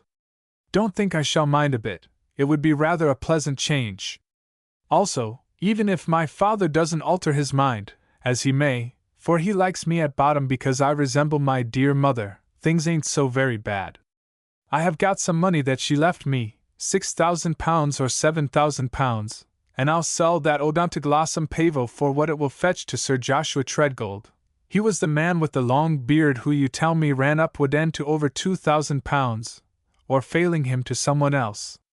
I'll write about it tonight. I don't think I have any debts to speak of, for the governor has been allowing me £3,000 a year. At least that is my share of the profits paid to me in return for my bullion-broking labors, and except flowers, I have no expensive tastes. So the devil take the past, here's to the future and whatever it may bring. And he polished off the glass of port he held and laughed in his jolly fashion. Really, he was a most attractive young man, a little reckless, it is true, but then recklessness and youth mix well, like brandy and soda. I echoed the toast and drank off my port, for I like a good glass of wine when I can get it, as would anyone who has had to live for months on rotten water, although I admit that agrees with me better than the port. Now, Mr. Quatermain, he went on, if you have done, light your pipe and let's go into the other room and study that cypripedium of yours. I shan't sleep tonight unless I see it again first. Stop a bit, though, we'll get hold of that old ass, Wood End, before he turns in. Wood End, said his master, when the gardener had arrived.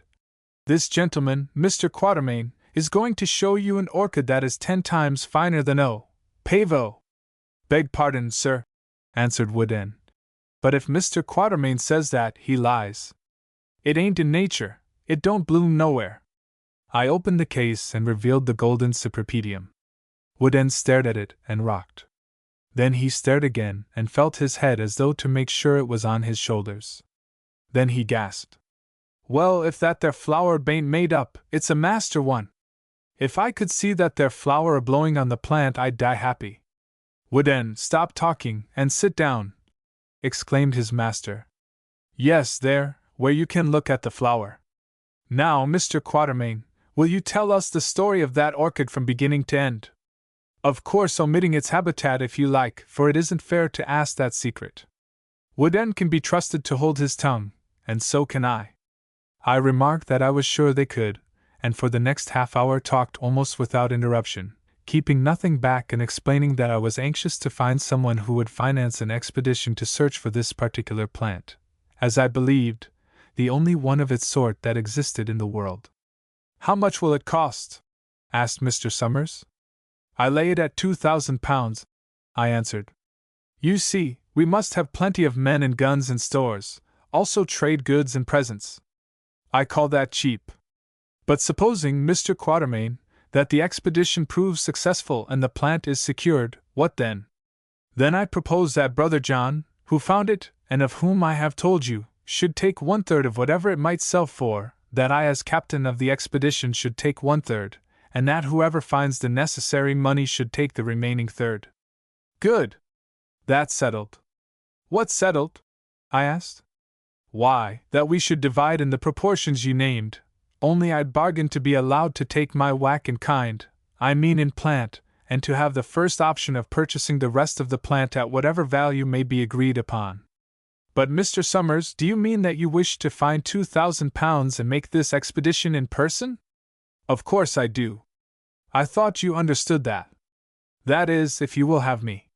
Your old friend, the lunatic, you and I will together seek for and find this golden flower. I say that's settled. On the morrow, accordingly, it was settled with the help of a document, signed in duplicate by both of us. Before these arrangements were finally concluded, however, I insisted that Mr. Summers should meet my late companion, Charlie Scroop, when I was not present, in order that the latter might give him a full and particular report concerning myself. Apparently the interview was satisfactory, At least so I judged from the very cordial and even respectful manner in which young Summers met me after it was over. Also, I thought it my duty to explain to him with much clearness in the presence of Scroop as a witness, the great dangers of such an enterprise as that on which he proposed to embark. I told him straight out that he must be prepared to find his death in it from starvation, fever, wild beasts, or at the hands of savages, while success was quite problematical and very likely would not be attained. "You are taking these risks," he said. "Yes," I answered, "but they are incident to the rough trade I follow, which is that of a hunter and explorer. Moreover, my youth is past, and I have gone through experiences and bereavements of which you know nothing, that cause me to set a very slight value on life. I care little whether I die or continue in the world for some few added years. Lastly, the excitement of adventure has become a kind of necessity for me. I do not think that I could live in England for very long. Also, I'm a fatalist. I believe that when my time comes I must go, that this hour is foreordained, and that nothing I can do will either hasten or postpone it by one moment. Your circumstances are different. You are quite young. If you stay here and approach your father in a proper spirit, I have no doubt but that he will forget all the rough words he said to you the other day, for which indeed you know you gave him some provocation. Is it worthwhile throwing up such prospects and undertaking such dangers for the chance of finding a rare flower? I say this to my own disadvantage, since I might find it hard to discover anyone else who would risk £2,000 upon such a venture, but I do urge you to weigh my words." Young Summers looked at me for a little while, then he broke into one of his hearty laughs and exclaimed, "Whatever else you may be, Mr. Allan Quatermain, you are a gentleman. No bullion broker in the city could have put the matter more fairly in the teeth of his own interests." "Thank you," I said. "For the rest," he went on, "I too am tired of England and want to see the world. It isn't the golden cypripedium that I seek, although I should like to win it well enough. That's only a symbol. What I seek are adventure and romance. Also, like you, I am a fatalist. God chose His own time to send us here, and I presume that He will choose His own time to take us away again. So I leave the matter of risks to Him." "Yes, Mr. Summers," I replied rather solemnly. "You may find adventure and romance, there are plenty of both in Africa. Or you may find a nameless grave in some fever-haunted swamp. Well, you have chosen, and I like your spirit." Still, I was so little satisfied about this business, that a week or so before we sailed, after much consideration, I took it upon myself to write a letter to Sir Alexander Summers, in which I set forth the whole matter as clearly as I could, not blinking the dangerous nature of our undertaking. In conclusion, I asked him whether he thought it wise to allow his only son to accompany such an expedition, mainly because of a not very serious quarrel with himself. As no answer came to this letter, I went on with our preparations. There was money in plenty, since the resale of Pavo to Sir Joshua Treadgold, at some loss, had been satisfactorily carried out, which enabled me to invest in all things needful with a cheerful heart. Never before had I been provided with such an outfit as that which preceded us to the ship. At length the day of departure came. We stood on the platform at Paddington waiting for the Dartmouth train to start, for in those days the African mail sailed from that port. A minute or two before the train left, as we were preparing to enter our carriage, I caught sight of a face that I seemed to recognize, the owner of which was evidently searching for someone in the crowd. It was that of Briggs, Sir Alexander's clerk, whom I had met in the sale-room.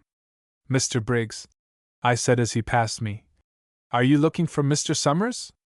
If so, he isn't here." The clerk jumped into the compartment, and handed a letter to Mr. Summers. Then he emerged again and waited. Summers read the letter and tore off a blank sheet from the end of it, on which he hastily wrote some words. He passed it to me to give to Briggs, and I could not help seeing what was written.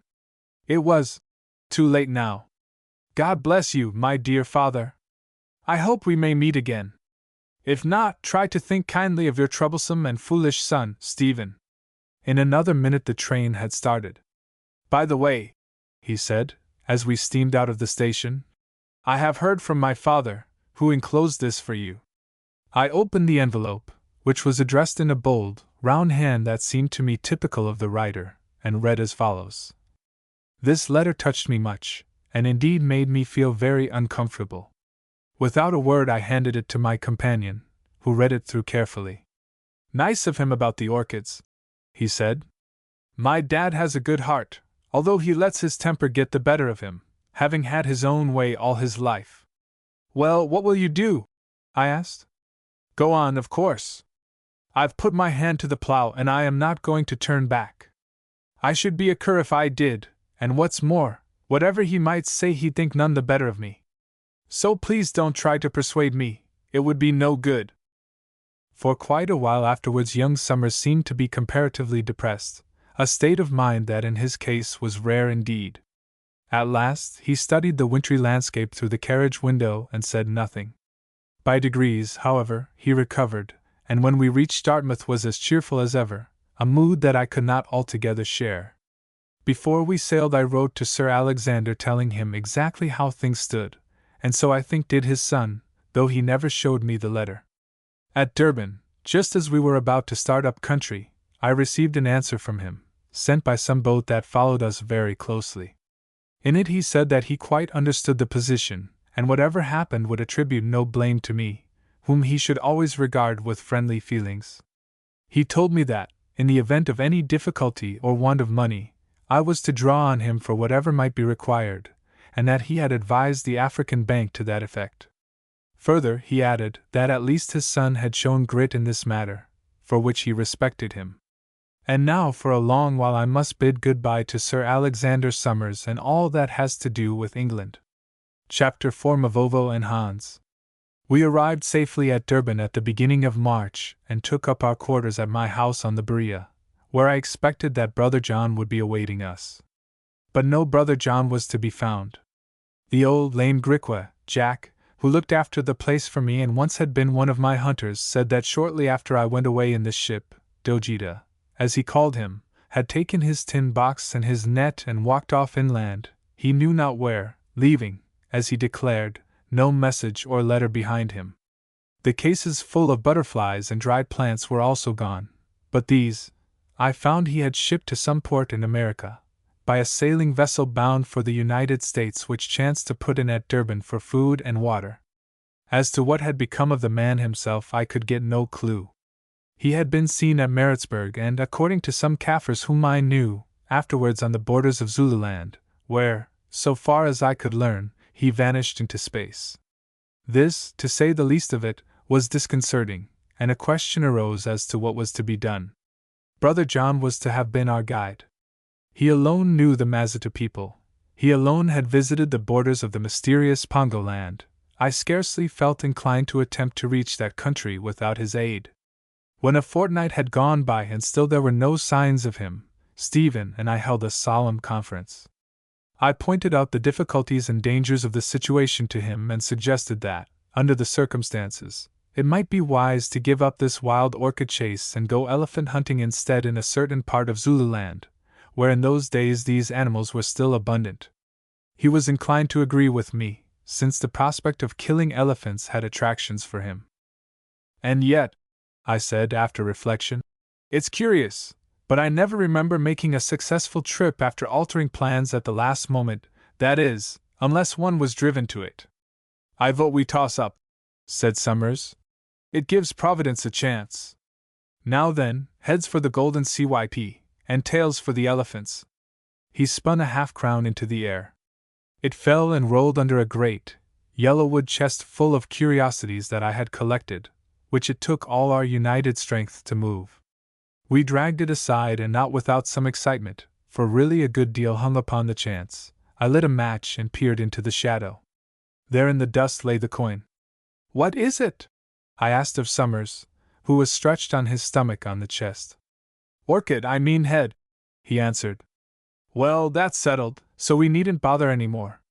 The next fortnight was a busy time for me. As it happened, there was a schooner in the bay of about 100 tons burden which belonged to a Portuguese trader named Delgado, who dealt in goods that he carried to the various East African ports and Madagascar. He was a villainous-looking person whom I suspected of having dealings with the slave traders, who were very numerous and a great power in those days, if indeed he were not one himself. But as he was going to Kilwa whence we proposed to start inland, I arranged to make use of him to carry our party and the baggage. The bargain was not altogether easy to strike for two reasons. First, he did not appear to be anxious that we should hunt in the districts at the back of Kilwa, where he assured me there was no game, and secondly, he said that he wanted to sail at once. However, I overcame his objections with an argument he could not resist, namely, money, and in the end he agreed to postpone his departure for 14 days. Then I set about collecting our men, of whom I had made up my mind there must not be less than 20. Already I had sent messengers summoning to Durban from Zululand and the upper districts of Natal various hunters who had accompanied me on other expeditions. To the number of a dozen or so they arrived in due course. I have always had the good fortune to be on the best of terms with my Kaffirs, and where I went they were ready to go without asking any questions. The man whom I had selected to be their captain under me was a Zulu of the name of Mavovo. He was a short fellow, past middle age, with an enormous chest. His strength was proverbial. Indeed, it was said that he could throw an ox by the horns, and myself I have seen him hold down the head of a wounded buffalo that had fallen, until I could come up and shoot it. When I first knew Mavovo he was a petty chief and witch doctor in Zululand. Like myself, he had fought for the Prince Umbalatsi in the great battle of the Tugela, a crime which Sitweo never forgave him. About a year afterwards he got warning that he had been smelt out as a wizard and was going to be killed. He fled with 2 of his wives and a child. The slayers overtook them before he could reach the Natal border, and stabbed the elder wife and the child of the second wife. They were 4 men, but made mad by the sight, Mavovo turned on them and killed them all. Then, with the remaining wife, cut to pieces as he was, he crept to the river and threw it to Natal. Not long after this wife died also, it was said from grief at the loss of her child. Mavovo did not marry again, perhaps because he was now a man without means, for Sitweo had taken all his cattle. Also he was made ugly by an assegai wound which had cut off his right nostril. Shortly after the death of his second wife he sought me out, and told me he was a chief without a kraal and wished to become my hunter. So I took him on, a step which I never had any cause to regret, since although morose and at times given to the practice of uncanny arts, he was a most faithful servant and brave as a lion, or rather as a buffalo, for a lion is not always brave. Another man whom I did not send for, but who came, was an old Hottentot named Hans, with whom I had been more or less mixed up all my life. When I was a boy he was my father's servant in the Cape Colony, and my companion in some of those early wars. Also he shared some very terrible adventures with me which I have detailed in the history I have written of my first wife, Marie Murray. For instance, he and I were the only persons who escaped from the massacre of Retief and his companions by the Zulu king, Dingaan. In the subsequent campaigns, including the Battle of the Blood River, he fought at my side and ultimately received a good share of captured cattle. After this he retired and set up a native store at a place called Pinetown, about 15 miles out of Durban. Here I am afraid he got into bad ways and took to drink more or less, also to gambling. At any rate, he lost most of his property, so much of it indeed that he scarcely knew which way to turn. Thus it happened that one evening when I went out of the house where I had been making up my accounts, I saw a yellow-faced, white-haired old fellow squatted on the veranda smoking a pipe made out of a corncob. "Good day, Bass," he said. "Here am I, Hans." "So I see," I answered, rather coldly. "And what are you doing here, Hans? How can you spare time from your drinking and gambling at Pinetown to visit me here, Hans, after I have not seen you for 3 years?" "Bass, the gambling is finished, because I have nothing more to stake, and the drinking is done too, because but 1 bottle of Cape smoke makes me feel quite ill next morning. So now I only take water, and as little of that as I can, water and some tobacco to cover up its taste." "I am glad to hear it, Hans. If my father, the predicant who baptized you, were alive now, he would have much to say about your conduct, as indeed I have no doubt he will presently when you have gone into a hole, i.e., a grave. For there in the hole he will be waiting for you, Hans." I know, Bass. I have been thinking of that, and it troubles me." Your reverend father, the prédicant, will be very cross indeed with me when I join him in the place of fires where he sits awaiting me. So I wish to make my peace with him by dying well, and in your service, Bass. I hear that the Bass is going on an expedition. I have come to accompany the Bass. To accompany me? Why, you are old, you are not worth 5 shillings a month, and your scoff food. You are a shrunken old brandy cask that will not even hold water. Hans grinned right across his ugly face. Oh, Bass, I am old, but I am clever. All these years I have been gathering wisdom. I am as full of it as a bee's nest is with honey when the summer is done. And Bass, I can stop those leaks in the cask. Hans, it is no good, I don't want you. I am going into great danger. I must have those about me whom I can trust. Well, Bass, and who can be better trusted than Hans? Who warned you of the attack of the Quabies on Maris Fontaine, and so saved the life of— Hush! I said. I understand. I will not speak the name. It is holy, not to be mentioned. It is the name of one who stands with the white angels before God, not to be mentioned by poor drunken Hans. Still, who stood at your side in that great fight? Ah! It makes me young again to think of it, when the roof burned, when the door was broken down, when we met the Quabies on the spears, when you held the pistol to the head of the Holy One whose name must not be mentioned, the Great One who knew how to die. Oh!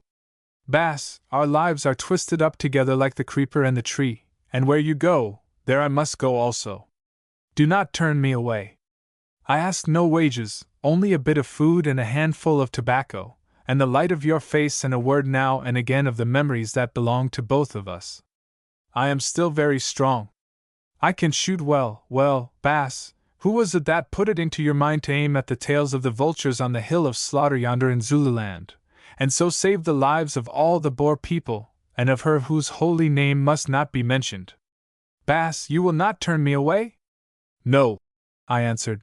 You can come. But you will swear by the spirit of my father, the prédicant, to touch no liquor on this journey. I swear by his spirit and by that of the Holy One. And he flung himself forward onto his knees, took my hand and kissed it. Then he rose and said in a matter-of-fact tone, If the Bass can give me 2 blankets, I shall thank him, also 5 shillings to buy some tobacco and a new knife. Where are the Bass's guns? I must go to owe them. I beg that the Bass will take with him that little rifle which is named in Tombai Maiden, the one with which he shot the vultures on the hill of slaughter, the one that killed the geese in the goose kloof when I loaded for him and he won the great match against the Boer whom Dingaan called Two Faces. Good, I said. Here are the 5 shillings. You shall have the blankets and a new gun and all things needful. You will find the guns in the little back room and with them those of the Bass, my companion, who also is your master. Go see to them. At length all was ready, the cases of guns, ammunition, medicines, presents and food were on board the Maria. So were 4 donkeys that I had bought in the hope that they would prove useful, either to ride or as pack beasts. The donkey, be it remembered, and man are the only animals which are said to be immune from the poisonous effects of the bite of tsetse fly, except, of course, the wild game. It was our last night at Durban, a very beautiful night of full moon at the end of March, for the Portuguese Delgado had announced his intention of sailing on the following afternoon. Stephen Summers and I were seated on the stoop smoking and talking things over. It is a strange thing, I said, that Brother John should never have turned up. I know that he was set upon making this expedition, not only for the sake of the orchid, but also for some other reason of which he would not speak. I think that the old fellow must be dead. Very likely, answered Stephen. We had become intimate, and I called him Stephen now. A man alone among savages might easily come to grief and never be heard of again. Hark! What's that? And he pointed to some gardenia bushes in the shadow of the house near by, whence came a sound of something that moved. A dog, I expect, or perhaps it is Hans. He curls up in all sorts of places near to where I may be. Hans, are you there? A figure arose from the gardenia bushes. Ja, I am here, Bass. What are you doing, Hans? I am doing what the dog does, Bass, watching my master. Good, I answered. Then an idea struck me. Hans, you have heard of the white bass with the long beard whom the Kaffirs call Dojita? I have heard of him, and once I saw him, a few moons ago, passing through Pinetown. A Kaffir with him told me that he was going over the Drakensberg to hunt for things that crawl and fly, being quite mad, bass. Well, where is he now, Hans? He should have been here to travel with us. Am I a spirit that I can tell the bass whither a white man has wandered? Yet stay. Mavovo may be able to tell. He is a great doctor, he can see through distance, and even now, this very night, his snake of divination has entered into him, and he is looking into the future, yonder, behind the house. I saw him form the circle. I translated what Hans said to Stephen, for he had been talking in Dutch, then asked him if he would like to see some Kaffir magic. Of course, he answered. But it's all bosh, isn't it?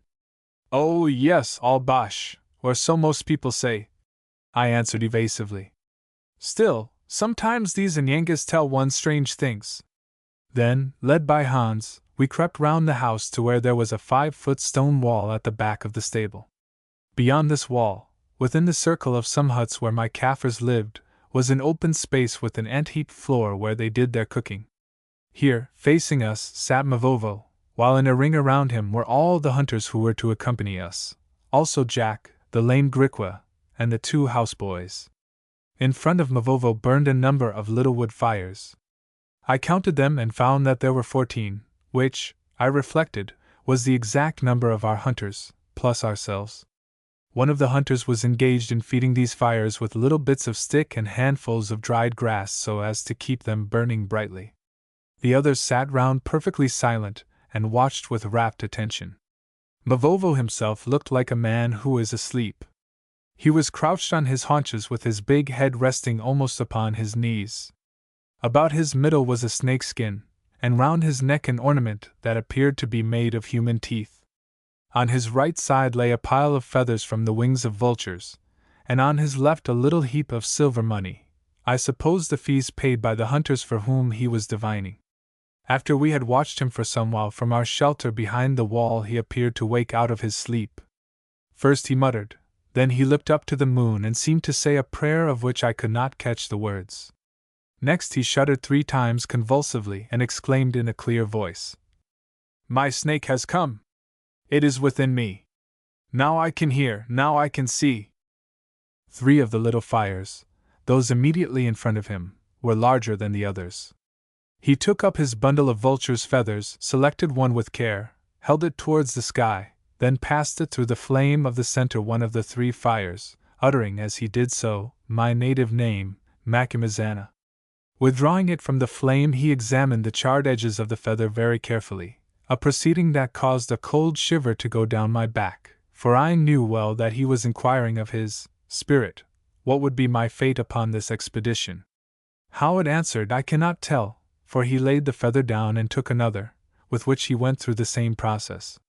This time, however, the name he called out was Mwamwazila, which in its shortened form of Wazila, was the Kaffir appellation that the natives had given to Stephen Summers. It means a smile, and no doubt was selected for him because of his pleasant, smiling countenance. Having passed it through the right-hand fire of the 3, he examined it and laid it down. So it went on. One after another he called out the names of the hunters, beginning with his own as captain, passed the feather which represented each of them through the particular fire of his destiny, examined and laid it down. After this he seemed to go to sleep again for a few minutes, then woke up as a man does from a natural slumber, yawned and stretched himself. "Speak," said his audience, with great anxiety. "Have you seen? Have you heard? What does your snake tell you of me? Of me? Of me? Of me? I have seen, I have heard," he answered. "My snake tells me that this will be a very dangerous journey. Of those who go on it 6 will die by the bullet, by the spear or by sickness, and others will be hurt." "Ow," said one of them. "But which will die and which will come out safe? Does not your snake tell you that, O doctor?" "Yes, of course my snake tells me that. But my snake tells me also to hold my tongue on the matter, lest some of us should be turned to cowards. It tells me further that the first who should ask me more will be one of those who must die. Now do you ask? Or you? Or you? Or you? Asked if you will? Strange to say, no one accepted the invitation. Never have I seen a body of men so indifferent to the future, at least to every appearance. One and all they seemed to come to the conclusion that so far as they were concerned it might be left to look after itself.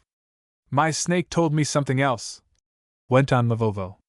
It is that if among this company there is any jackal of a man who, thinking that he might be one of the six to die, dreams to avoid his fate by deserting, it will be of no use. For then my snake will point him out and show me how to deal with him. Now with one voice each man present there declared that desertion from the Lord Macumazana was the last thing that could possibly occur to him. Indeed, I believe that those brave fellows spoke truth. No doubt they put faith in Mavovo's magic after the fashion of their race. Still the death he promised was some way off, and each hoped he would be one of the six to escape. Moreover, the Zulu of those days was too accustomed to death to fear its terrors overmuch. One of them did, however, venture to advance the argument, which Mavovo treated with proper contempt, that the shillings paid for this divination should be returned by him to the next heirs of such of them as happened to decease. Why, he asked, should these pay a shilling in order to be told that they must die? It seemed unreasonable. Certainly the Zulu Kaffirs have a queer way of looking at things. Hans, I whispered, is your fire among those that burn yonder? Not so, Baas. He wheezed back into my ear. Does the Baas think me a fool? If I must die, I must die. If I am to live, I shall live. Why then should I pay a shilling to learn what time will declare? Moreover, yonder Mavovo takes the shillings and frightens everybody, but tells nobody anything. I call it cheating. But Baas, do you and the Baas Wazila have no fear?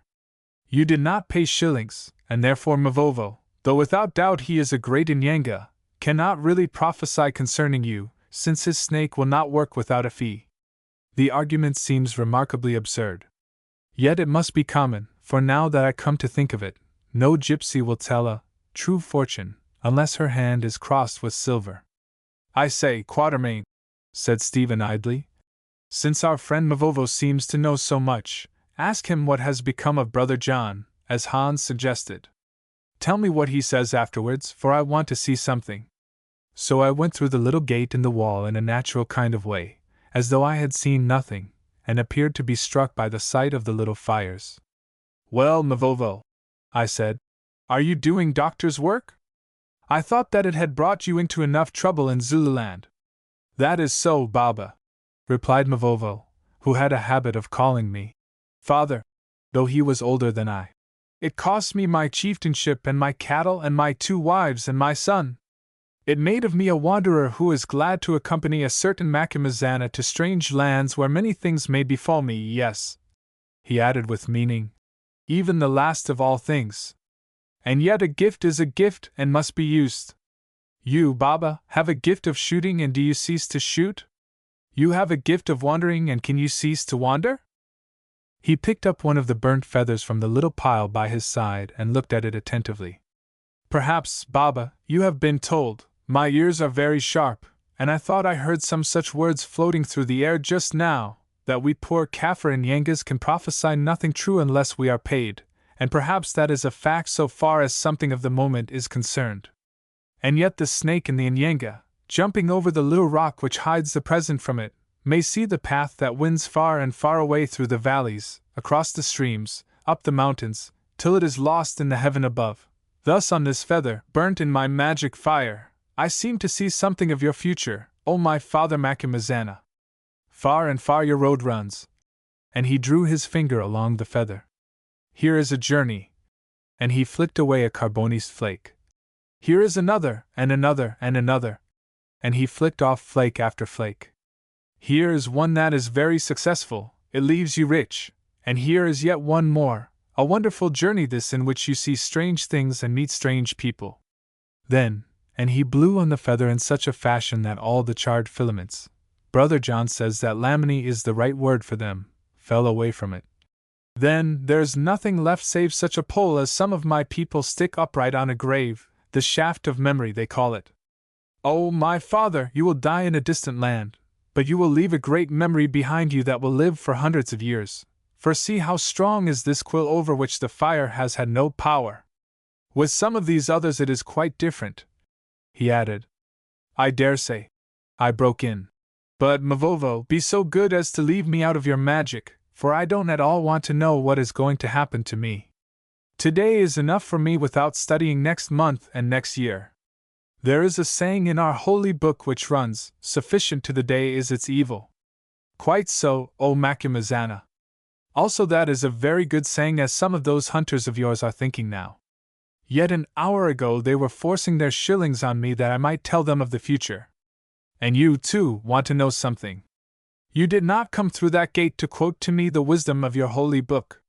What is it, Baba? Be quick, for my snake is getting very tired. He wishes to go back to his hole in the world beneath."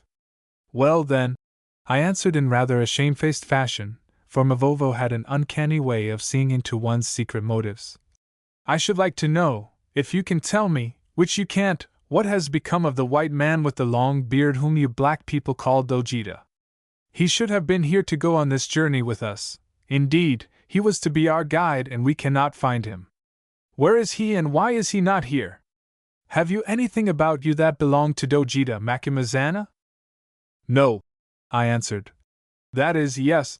And from my pocket I produced the stump of pencil that Brother John had given me, which, being economical, I had saved up ever since. Mavovo took it, and after considering it carefully as he had done in the case of the feathers, swept up a pile of ashes with his horny hand from the edge of the largest of the little fires, that indeed which had represented myself. These ashes he patted flat.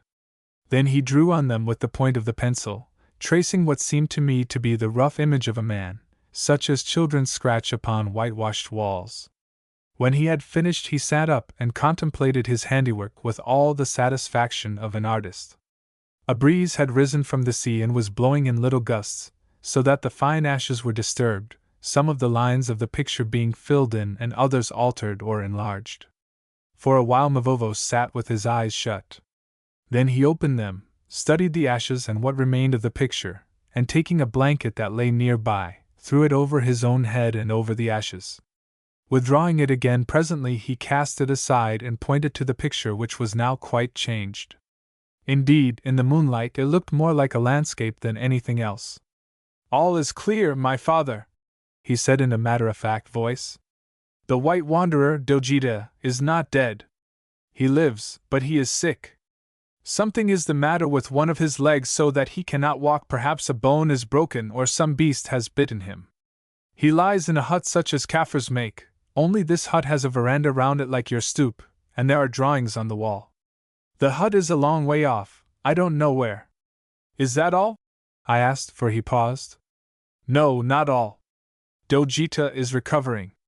He will join us in that country whither we journey, at a time of trouble. That is all, and the fee is 1/2 crown. "You mean 1 shilling, I suggested. "No, my father Macumazana. 1 shilling for simple magic such as foretelling the fate of common black people. 1/2 crown for very difficult magic that has to do with white people, magic of which only great doctors, like me, Mavovo, are the masters." I gave him the 1/2 crown and said, "Look here, friend Mavovo, I believe in you as a fighter and a hunter, but as a magician I think you are a humbug. Indeed, I am so sure of it that if ever Dojita turns up at a time of trouble in that land whither we are journeying, I will make you a present of that double-barreled rifle of mine which you admired so much." One of his rare smiles appeared upon Mavovo's ugly face. "Then give it to me now, Baba," he said, "for it is already earned. My snake cannot lie, especially when the fee is 1/2 crown." I shook my head and declined, politely but with firmness. "Ah," said Mavovo, "you white men are very clever and think that you know everything. But it is not so, for in learning so much that is new, you have forgotten more that is old. When the snake that is in you, Macumazana, dwelt in a black savage like me 1,000 years ago, you could have done and did what I do.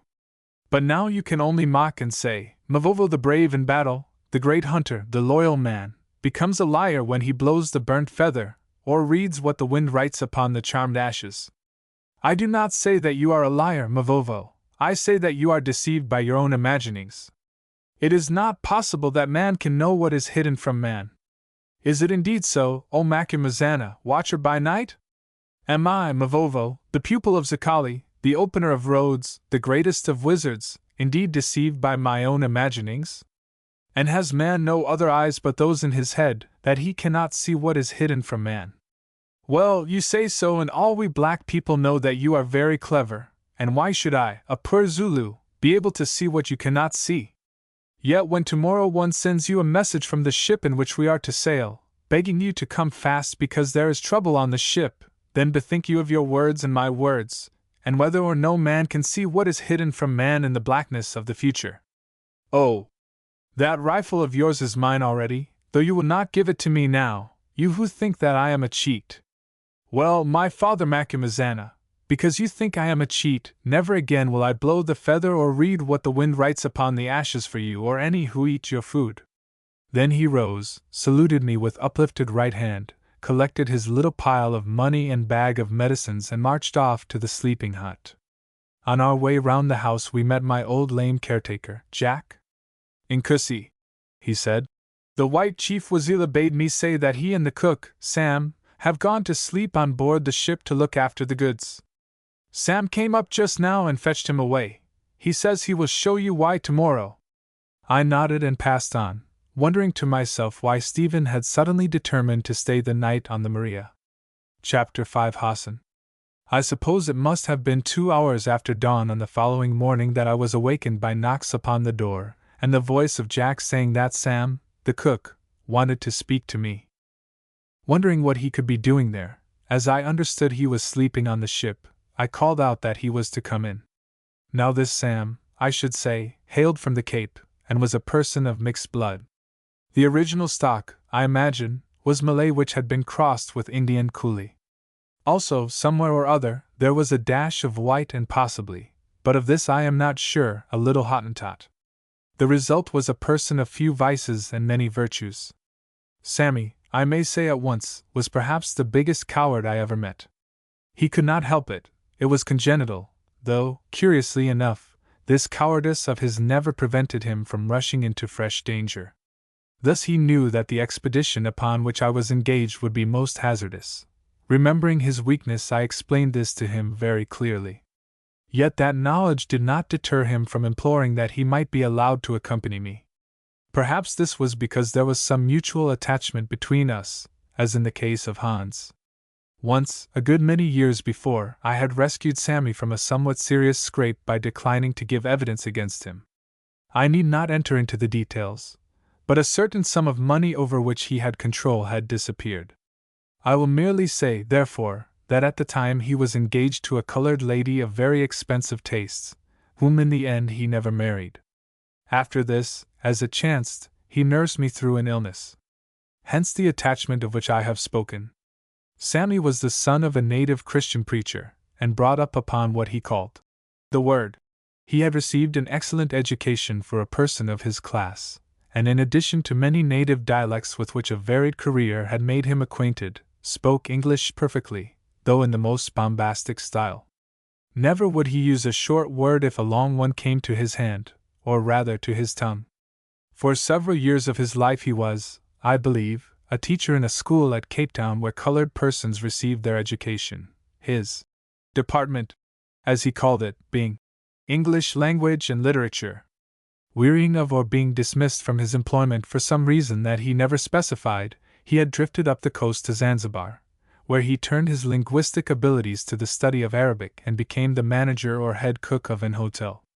After a few years he lost this billet, I know not how or why, and appeared at Durban in what he called a reversed position.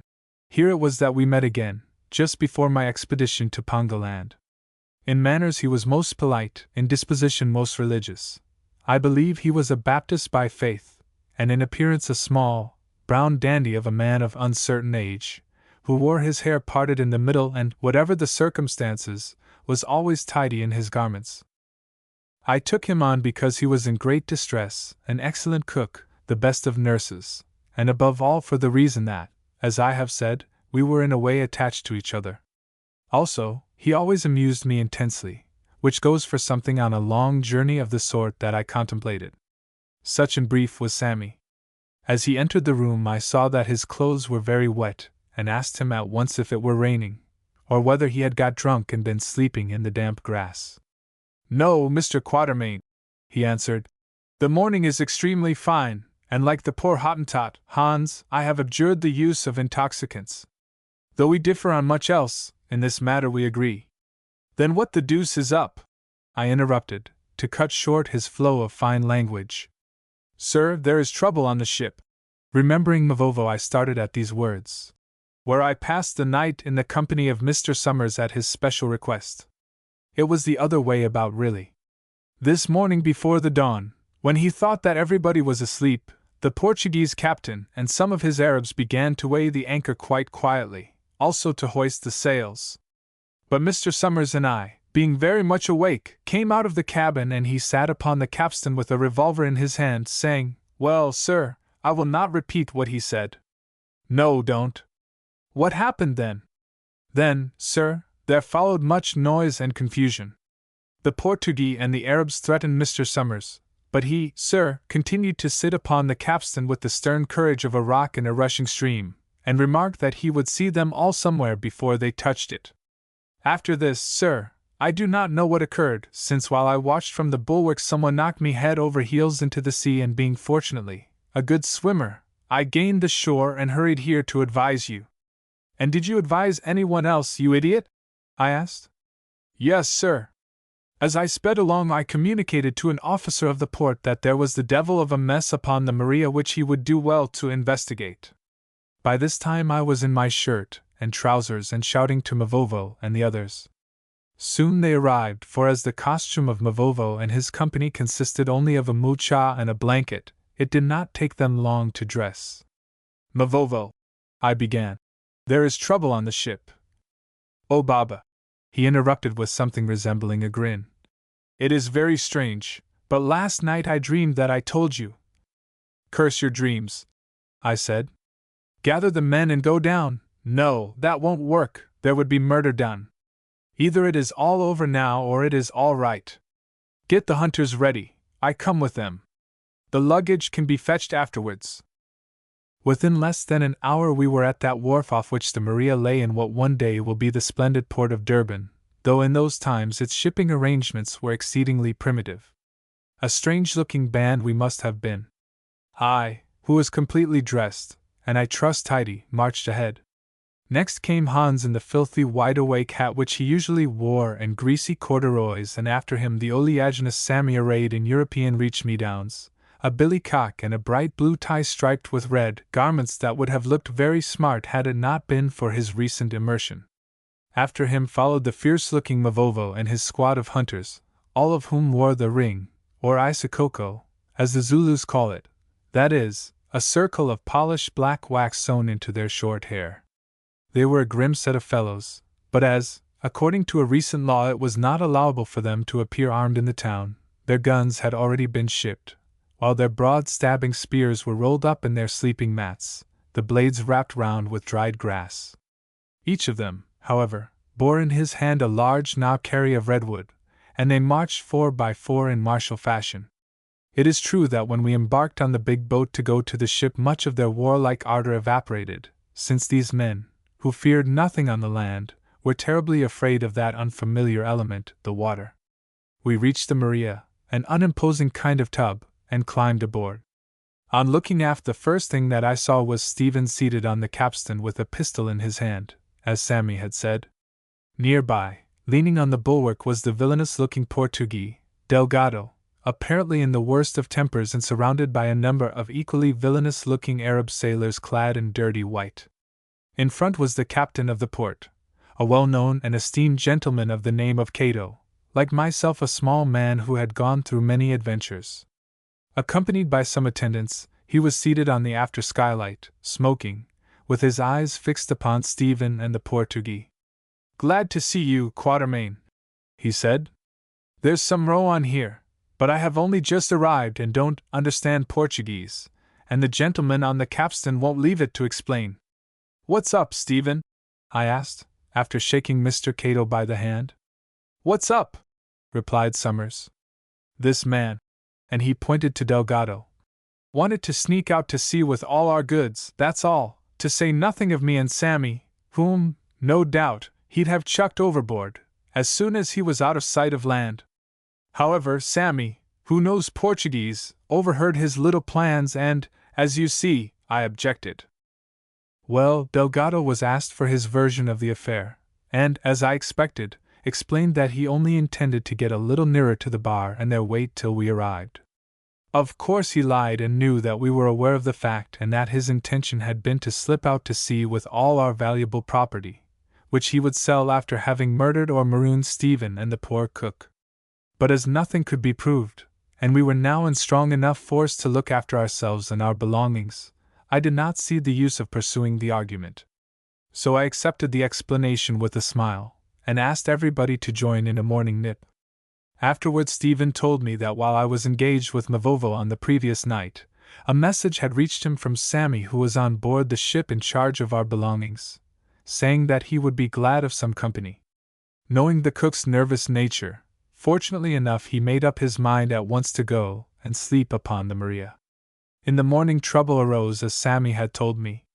What he did not tell me was that he was not knocked overboard, as he said, but took to the water of his own accord, when complications with Delgado appeared imminent. I understand the position, I said, and all's well that ends well. But it's lucky you thought of coming on board to sleep. After this everything went right. I sent some of the men back in the charge of Stephen for our remaining effects, which they brought safely aboard, and in the evening we sailed. Our voyage up to Kilwa was beautiful, a gentle breeze driving us forward over a sea so calm that not even Hans, who I think was one of the worst sailors in the world, or the Zulu hunters were really sick, though as Sammy put it, they declined their food. I think it was on the 5th night of our voyage, or it may have been the 7th, that we anchored one afternoon off the island of Kilwa, not very far from the old Portuguese fort. Delgado, with whom we had little to do during the passage, hoisted some queer sort of signal. In response a boat came off containing what he called the port officials, a band of cutthroat, desperate-looking, black fellows in charge of a pockmarked, elderly half-breed who was introduced to us as the Bey Hassan ben Mohammed. That Mr. Hassan ben Mohammed entirely disapproved of our presence on the ship, and especially of our proposed landing at Kilwa, was evident to me from the moment that I set eyes upon his ill-favored countenance. After a hurried conference with Delgado, he came forward and addressed me in Arabic, of which I could not understand a word. Luckily, however, Sam the cook, who, as I think I said, was a great linguist, had a fair acquaintance with this tongue, acquired, it appears, while at the Zanzibar Hotel, so, not trusting Delgado, I called on him to interpret. "What is he saying, Sammy?" I asked. He began to talk to Hassan and replied presently. "Sir, he makes you many compliments. He says that he has heard what a great man you are from his friend, Delgado, also that you and Mr. Summers are English, a nation which he adores." "Does he?" I exclaimed. "I should never have thought it from his looks. Thank him for his kind remarks and tell him that we are going to land here and march up country to shoot." Sammy obeyed, and the conversation went on somewhat as follows. "With all humility I, Hassan, request you not to land. This country is not a fit place for such noble gentlemen. There is nothing to eat, and no head of game has been seen for years. The people in the interior are savages of the worst sort, whom hunger has driven to take to cannibalism. I would not have your blood upon my head. I beg of you, therefore, to go on in this ship to Delagoa Bay, where you will find a good hotel, or to any other place you may select. A.Q. Might I ask you, noble sir, what is your position at Kilwa, that you consider yourself responsible for our safety? H. Honored English lord, I am a trader here of Portuguese nationality, but born of an Arab mother of high birth and brought up among that people. I have gardens on the mainland, tended by my native servants who are as children to me, where I grow palms and cassava and ground nuts and plantains and many other kinds of produce. All the tribes in this district look upon me as their chief and venerated father. A.Q. Then, noble Hassan, you will be able to pass us through them, seeing that we are peaceful hunters who wish to harm no one. A long consultation between Hassan and Delgado, during which I ordered Mavovo to bring his Zulus on deck with their guns. H. Honored English lord, I cannot allow you to land. AQ. Noble son of the Prophet, I intend to land with my friend, my followers, my donkeys and my goods early tomorrow morning. If I can do so with your leave, I shall be glad. If not, and I glanced at the fierce group of hunters behind me. H. Honored English lord, I shall be grieved to use force, but let me tell you that in my peaceful village ashore I have at least 100 men armed with rifles, whereas here I see under 20. AQ, after reflection and a few words with Stephen Summers. Can you tell me, noble sir, if from your peaceful village you have yet sighted the English man-of-war, Crocodile? I mean the steamer that is engaged in watching for the dhows of wicked slavers? A letter from her captain informed me that he would be in these waters by yesterday. Perhaps, however, he has been delayed for a day or two. If I had exploded a bomb at the feet of the excellent Hassan, its effect could scarcely have been more remarkable than that of this question. He turned, not pale, but a horrible yellow, and exclaimed, English man-of-war! Crocodile! I thought she had gone to Aden to refit, and would not be back at Zanzibar for 4 months. AQ. You have been misinformed, noble Hassan. She will not refit till October. Shall I read you the letter? And I produced a piece of paper from my pocket. It may be interesting since my friend, the captain, whom you remember is named Flowers, mentions you in it. He says. Hassan waved his hand. It is enough. I see, honored lord, that you are a man of mettle not easily to be turned from your purpose. In the name of God the Compassionate, land and go wheresoever you like. AQ. I think that I had almost rather wait until the Crocodile comes in. H. Land! Land! Captain Delgado, get up the cargo and man your boat. Mine too is at the service of these lords. You, Captain, will like to get away by this night's tide. There is still light, Lord Quatermain, and such hospitality as I can offer is at your service. AQ. I knew, Bey Hassan, that you were only joking with me when you said that you wished us to go elsewhere. An excellent jest, truly, from one whose hospitality is so famous. Well, to fall in with your wishes, we will come ashore this evening, and if the Captain Delgado chances to sight the Queen's ship Crocodile before he sails, perhaps he will be so good as to signal to us with a rocket. Certainly, certainly, interrupted Delgado, who up to this time had pretended that he understood no English, the tongue in which I was speaking to the interpreter, Sammy. Then he turned and gave orders to his Arab crew to bring up our belongings from the hold and to lower the Maria's boat. Never did I see goods transferred in quicker time. Within half an hour every one of our packages was off that ship, for Stephen Summers kept account of them. Our personal baggage went into the Maria's boat, and the goods together with the 4 donkeys which were lowered on to the top of them, were rumbled pell-mell into the barge-like punt belonging to Hassan. Here also I was accommodated, with about half of our people, the rest taking their seats in the smaller boat under the charge of Stephen. At length all was ready and we cast off. Farewell, Captain, I cried to Delgado. If you should sight the Crocodile. At this point Delgado broke into such a torrent of bad language in Portuguese, Arabic and English that I fear the rest of my remarks never reached him. As we rowed shorewards I observed that Hans, who was seated near to me under the stomach of a jackass, was engaged in sniffing at the sides and bottom of the barge, as a dog might do, and asked him what he was about. Very odd smell in this boat, he whispered back in Dutch. It stinks of Kaffir man, just like the hold of the Maria. I think this boat is used to carry slaves. Be quiet, I whispered back, and stop nosing at those planks. But to myself I thought, Hans is right, we are in a nest of slave traders, and this Hassan is their leader. We rowed past the island, on which I observed the ruins of an old Portuguese fort, and some long grass-roofed huts, where, I reflected, the slaves were probably kept until they could be shipped away. Observing my glance fixed upon these, Hassan hastened to explain, through Sammy, that they were storehouses in which he dried fish and hides, and kept goods. How interesting, I answered. Further south we dry hides in the sun.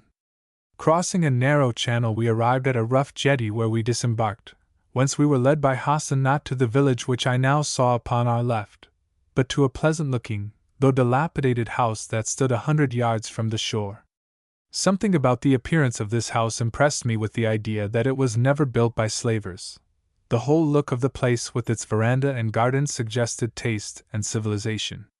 Evidently educated people had designed it and resided here.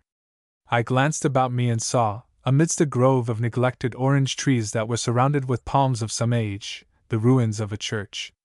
About this there was no doubt, for there, surmounted by a stone cross, was a little penthouse in which still hung the bell that once summoned the worshippers to prayer. "Tell the English lord," said Hassan to Sammy, "that these buildings were a mission station of the Christians, who abandoned them more than 20 years ago. When I came here I found them empty." "Indeed," I answered. "And what were the names of those who dwelt in them?" "I never heard," said Hassan. "They had been gone a long while when I came."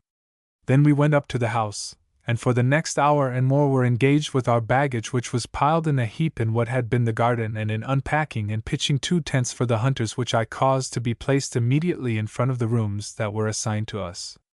Those rooms were remarkable in their way. Mine had evidently been a sitting chamber, as I judged from some much broken articles of furniture that appeared to be of American make. That which Stephen occupied had once served as a sleeping place, for the bedstead of iron still remained there. Also there were a hanging bookcase, now fallen, and some tattered remnants of books. One of these, that oddly enough was well preserved, perhaps because the white ants or other creatures did not like the taste of its morocco binding, was a Keeble's Christian Year, on the title page of which was written, "To my dearest Elizabeth on her birthday, from her husband." I took the liberty to put it in my pocket. On the wall, moreover, still hung the small watercolor picture of a very pretty young woman with fair hair and blue eyes, in the corner of which picture was written in the same handwriting as that in the book, "Elizabeth, aged 20. This also I annexed, thinking that it might come in useful as a piece of evidence. "Looks as if the owners of this place had left it in a hurry, Quatermain," said Stephen. "That's it, my boy. Or perhaps they didn't leave, perhaps they stopped here." "Murdered?" I nodded and said, "I dare say friend Hassan could tell us something about the matter. Meanwhile, as supper isn't ready yet, let us have a look at that church while it is light." We walked through the palm and orange grove to where the building stood finely placed upon a mound. It was well constructed of a kind of coral rock, and a glance showed us that it had been gutted by fire. The discolored walls told their own tale. The interior was now full of shrubs and creepers, and an ugly, yellowish snake glided from what had been the stone altar. Without, the graveyard was enclosed by a broken wall, only we could see no trace of graves. Near the gateway, however, was a rough mound. "If we could dig into that," I said, "I expect we should find the bones of the people who inhabited this place." "Does that suggest anything to you, Stephen?" "Nothing, except that they were probably killed. You should learn to draw inferences. It is a useful art, especially in Africa. It suggests to me that, if you are right, the deed was not done by natives, who would never take the trouble to bury the dead. Arabs, on the contrary, might do so, especially if there were any bastard Portuguese among them who called themselves Christians. But whatever happened must have been a long while ago." And I pointed to a self-sown hardwood tree growing from the mound which could scarcely have been less than 20 years old. We returned to the house to find that our meal was ready. Hassan had asked us to dine with him, but for obvious reasons I preferred that Sammy should cook our food and that he should dine with us. He appeared full of compliments, though I could see hate and suspicion in his eye, and we felt on the kid that we had bought from him, for I did not wish to accept any gifts from this fellow. Our drink was square-faced gin, mixed with water that I sent Hans to fetch with his own hands from the stream that ran by the house, lest otherwise it should be drugged. At first Hassan, like a good Mohammedan, refused to touch any spirits, but as the meal went on he politely relented upon this point, and I poured him out a liberal tot. The appetite comes in eating, as the Frenchman said, and the same thing applies to drinking. So at least it was in Hassan's case, who probably thought that the quantity swallowed made no difference to his sin. After the third dose of square face he grew quite amiable and talkative. Thinking the opportunity a good one, I sent for Sammy, and through him told our host that we were anxious to hire 20 porters to carry our packages. He declared that there was not such a thing as a porter within 100 miles, whereon I gave him some more gin. The end of it was that we struck a bargain, I forget for how much, he promising to find us 20 good men who were to stay with us for as long as we wanted them. Then I asked him about the destruction of the mission station, but although he was half drunk, on this point he remained very close. All he would say was that he had heard that 20 years ago the people called the Mazitu, who were very fierce, had raided right down to the coast and killed those who dwelt there, except a white man and his wife who had fled inland and never been seen again. How many of them were buried in that mound by the church? I asked quickly. Who told you they were buried there? He replied, with a start, but seeing his mistake, went on. I do not know what you mean. I never heard of anyone being buried. Sleep well, honored lords, I must go and see to the loading of my goods upon the Maria. Then rising, he salaamed and walked, or rather rolled, away. So the Maria hasn't sailed after all, I said, and whistled in a certain fashion. Instantly Hans crept into the room out of the darkness, for this was my signal to him. Hans, I said, I hear sounds upon that island. Slip down to the shore and spy out what is happening. No one will see you if you are careful. No, Bass, he answered with a grin. I do not think that anyone will see Hans if he is careful, especially at night. And he slid away as quietly as he had come. Now I went out and spoke to Mavovo, telling him to keep a good watch and to be sure that every man had his gun ready, as I thought that these people were slave traders and might attack us in the night. In that event, I said, they were to fall back upon the stoop, but not to fire until I gave the word. Good, my father, he answered. This is a lucky journey. I never thought there would be hope of war so soon. My snake forgot to mention it the other night. Sleep safe, Macumazana. Nothing that walks shall reach you while we live. Don't be so sure, I answered, and we lay down in the bedroom with our clothes on and our rifles by our sides. The next thing I remember was someone shaking me by the shoulder. I thought it was Stephen, who had agreed to keep awake for the first part of the night, and to call me at 1 in the morning. Indeed, he was awake, for I could see the glow from the pipe he smoked. Bass, whispered the voice of Hans, I have found out everything. They are loading the Maria with slaves, taking them in big boats from the island. So, I answered. But how did you get here? Are the hunters asleep without? He chuckled. No, they are not asleep. They look with all their eyes and listen with all their ears, yet old Hans passed through them. Even the Bass Summers did not hear him. That I didn't, said Stephen. Thought a rat was moving no more. I stepped through the place where the door had been on to the stoop. By the light of the fire which the hunters had lit without, I could see Mavovo sitting wide awake, his gun upon his knees, and beyond him 2 sentries. I called him and pointed to Hans. See, I said, what good watchmen you are when one can step over your heads and enter my room without your knowing it. Mavovo looked at the Hottentot and felt his clothes and boots to see whether they were wet with the night dew. Ow! He exclaimed in a surly voice. I said that nothing which walks could reach you, Macumazana, but this yellow snake has crawled between us on his belly. Look at the new mud that stains his waistcoat. Yet snakes can bite and kill, answered Hans with a snigger. Oh! You Zulus think that you are very brave, and shout and flourish spears and battle axes. One poor Hottentot dog is worth a whole impi of you after all. No, don't try to strike me, Mavovo the warrior, since we both serve the same master in our separate ways. When it comes to fighting, I will leave the matter to you, but when it is a case of watching or spying, do you leave it to Hans? Look here, Mavovo. And he opened his hand, in which was a horn snuff-box such as Zulus sometimes carry in their ears. To whom does this belong? It is mine, said Mavovo. And you have stolen it. Yes, jeered Hans. It is yours. Also I stole it from your ear as I passed you in the dark. Don't you remember that you thought a gnat had tickled you and hid up at your face? It is true, growled Mavovo. And you, snake of a Hottentot, are great in your own low way. Yet next time anything tickles me, I shall strike, not with my hand, but with a spear. Then I turned them both out, remarking to Stephen that this was a good example of the eternal fight between courage and cunning. After this, as I was sure that Hassan and his friends were too busy to interfere with us that night, we went to bed and slept the sleep of the just. When I got up the next morning I found that Stephen Summers had already risen and gone out, nor did he appear until I was half through my breakfast. "Where on earth have you been?" I asked, noting that his clothes were torn and covered with wet moss. "Up the tallest of those palm trees, Quatermain. Saw an Arab climbing one of them with a rope and got another Arab to teach me the trick. It isn't really difficult, though it looks alarming." "What in the name of goodness?" I began. "Oh," he interrupted, "my ruling passion. Looking through the glasses I thought I caught sight of an orchid growing near the crown, so went up. It wasn't an orchid after all, only a mass of yellow pollen.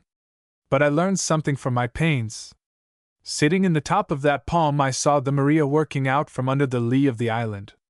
Also, far away, I noted a streak of smoke, and watching it through the glasses, made out what looked to me uncommonly like a man of war steaming slowly along the coast. In fact, I am sure it was, and English too. Then the mist came up and I lost sight of them." "My word," I said, "that will be the crocodile." What I told our host, Hassan, was not altogether bunkum. Mr. Cato, the port officer at Durban, mentioned to me that the crocodile was expected to call there within the next fortnight to take in stores after a slave-hunting cruise down the coast. Now it would be odd if she chanced to meet the Maria and asked to have a look at her cargo, wouldn't it? Not at all, Quatermain, for unless one or the other of them changes her course that is just what she must do within the next hour or so, and I jolly well hope she will. I haven't forgiven that beast, Delgado, the trick he tried to play on us by slipping away with our goods, to say nothing of those poor devils of slaves. Pass the coffee, will you?" For the next 10 minutes we ate in silence, for Stephen had an excellent appetite, and was hungry after his morning climb. Just as we finished our meal Hassan appeared, looking even more villainous than he had done the previous day. I saw also that he was in a truculent mood, induced perhaps by the headache from which he was evidently suffering as a result of his potations. Or perhaps the fact that the Maria had got safe away with the slaves, as he imagined unobserved by us, was the cause of the change of his demeanor. A third alternative may have been that he intended to murder us during the previous night, and found no safe opportunity of carrying out his amiable scheme. We saluted him courteously, but without salaaming in reply he asked me bluntly through Sammy when we intended to be gone, as such Christian dogs defiled his house, which he wanted for himself. I answered, as soon as the 20 bearers whom he had promised us appeared, but not before. "You lie," he said. "I never promise you bearers, I have none here." "Do you mean that you shipped them all away in the Maria with the slaves last night?" I asked sweetly. My reader, have you ever taken note of the appearance and proceedings of a tomcat of established age and morose disposition when a little dog suddenly disturbs it on the prowl? Have you observed how it contorts itself into arched but unnatural shapes, how it swells visibly to almost twice its normal size, how its hair stands up and its eyes flash, and the stream of unmentionable language that proceeds from its open mouth? If so, you will have a very good idea of the effect produced upon Hassan by this remark of mine. The fellow looked as though he were going to burst with rage. He rolled about, his bloodshot eyes seemed to protrude, he cursed us horribly, he put his hand upon the hilt of the great knife he wore, and finally he did what the tomcat does, he spat. Now, Stephen was standing with me, looking as cool as a cucumber and very much amused, and being, as it chanced, a little nearer to Hassan than I was, received the full benefit of this rude proceeding. My word! Didn't it wake him up? He said something strong, and the next second flew at the half-breed like a tiger, landing him a beauty straight upon the nose. Back staggered Hassan, drawing his knife as he did so, but Stephen's left in the eye caused him to drop it, as he dropped himself. I pounced upon the knife, and since it was too late to interfere, for the mischief had been done, let things take their course and held back the Zulus who had rushed up at the noise. Hassan rose and, to do him credit, came on like a man, head down. His great skull caught Stephen, who was the lighter of the two, in the chest and knocked him over, but before the Arab could follow up the advantage, he was on his feet again. Then ensued a really glorious mill. Hassan fought with head and fists and feet, Stephen with fists alone. Dodging his opponent's rushes, he gave it to him as he passed, and soon his coolness and silence began to tell. Once he was knocked over by a hooked one under the jaw, but in the next round he sent the Arab literally flying head over heels. Oh! How those Zulus cheered, and I, too, danced with delight.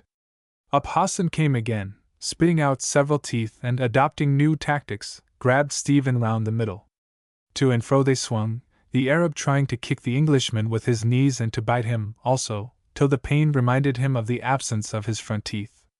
Once he nearly got him down, nearly, but not quite, for the collar by which he had gripped him, his object was to strangle, burst, and, at that juncture, Hassan's turban fell over his face, blinding him for a moment. Then Stephen gripped him round the middle with his left arm and with his right pommeled him unmercifully till he sank in a sitting position to the ground and held up his hand in token of surrender. "The noble English lord has beaten me," he gasped. "Apologize," yelled Stephen, picking up a handful of mud, "or I shove this down your dirty throat." He seemed to understand. At any rate, he bowed till his forehead touched the ground, and apologized very thoroughly. "Now that is over," I said cheerfully to him. "So how about those bearers?" "I have no bearers," he answered. "You dirty liar!"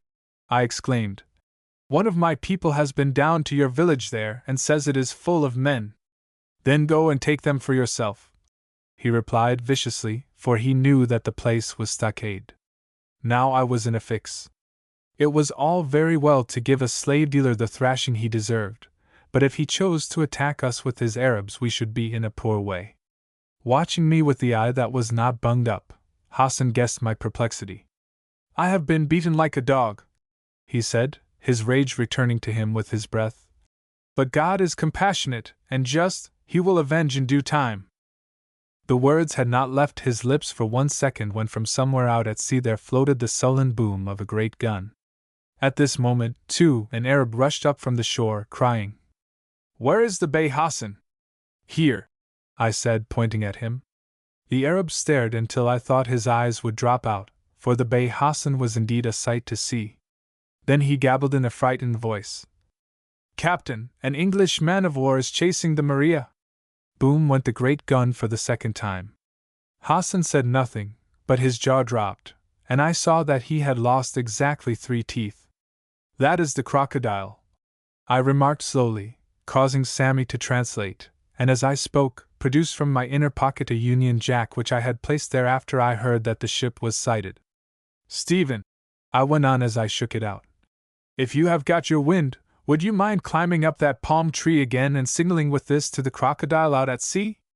By George! That's a good idea," said Stephen, whose jovial face, although swollen, was now again wreathed in smiles. "Hans, bring me a long stick and a bit of string." But Hassan did not think it at all a good idea. "English lord," he gasped, "you shall have the bearers. I will go to fetch them." "No, you won't," I said. "You will stop here as a hostage. Send that man." Hassan uttered some rapid orders and the messenger sped away, this time towards the stockade village on the right. As he went another messenger arrived, who also stared amazedly at the condition of his chief. "Bey, if you are the Bey," he said, in a doubtful voice, for by now the amiable face of Hassan had begun to swell in color. "With the telescope we have seen that the English man-of-war has sent a boat and boarded the Maria." "God is great," muttered the discomfited Hassan. "And Delgado, who is a thief and a traitor from his mother's breast, will tell the truth. The English sons of Satan will land here. All is finished, nothing is left but flight. Bid the people fly into the bush and take the slaves, I mean their servants. I will join them." "No, you won't," I interrupted through Sammy. "At any rate, not at present. You will come with us." The miserable Hassan reflected, then he asked, "Lord Quatermain, I remember the title, because it is the nearest I ever got, or am likely to get, to the peerage. If I furnish you with the 20 bearers and accompany you for some days on your journey inland, will you promise not to signal to your countrymen on the ship and bring them ashore? What do you think? I asked of Stephen. Oh, he answered, I think I'd agree. This scoundrel has had a pretty good dusting, and if once the crocodile people land, there'll be an end of our expedition. As sure as eggs are eggs, they will carry us off to Zanzibar or somewhere to give evidence before a slave court. Also, nothing will be gained, for by the time the sailors get here, all these rascals will have bolted, except our friend, Hassan. You see, it isn't as though we were sure he would be hung. He'd probably escape after all. International law, subject of a foreign power, no direct proof, that kind of thing, you know. Give me a minute or two, I said, and began to reflect very deeply. Whilst I was thus engaged, several things happened. I saw 20 natives being escorted towards us, doubtless the bearers who had been promised. Also I saw many others, accompanied by other natives, flying from the village into the bush.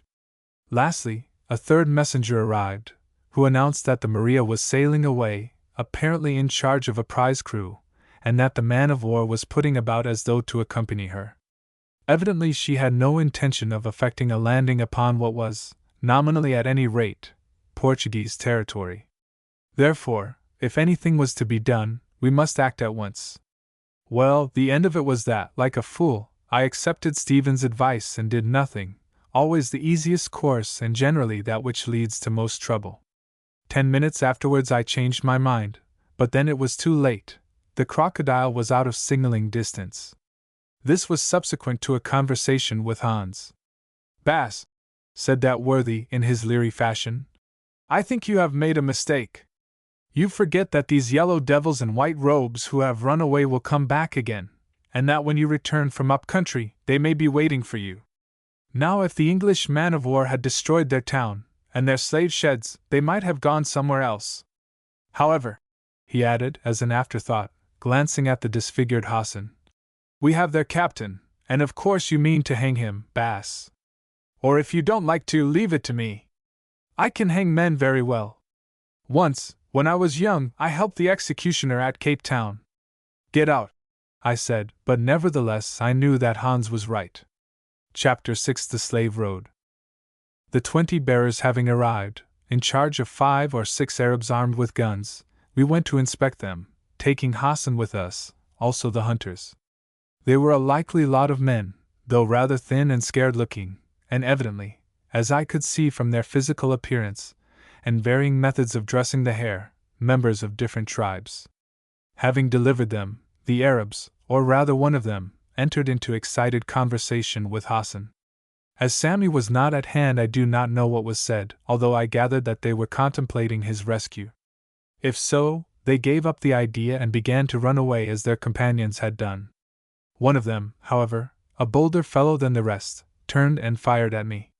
He missed by some yards, as I could tell from the sing of the bullet, for these Arabs are execrable shots.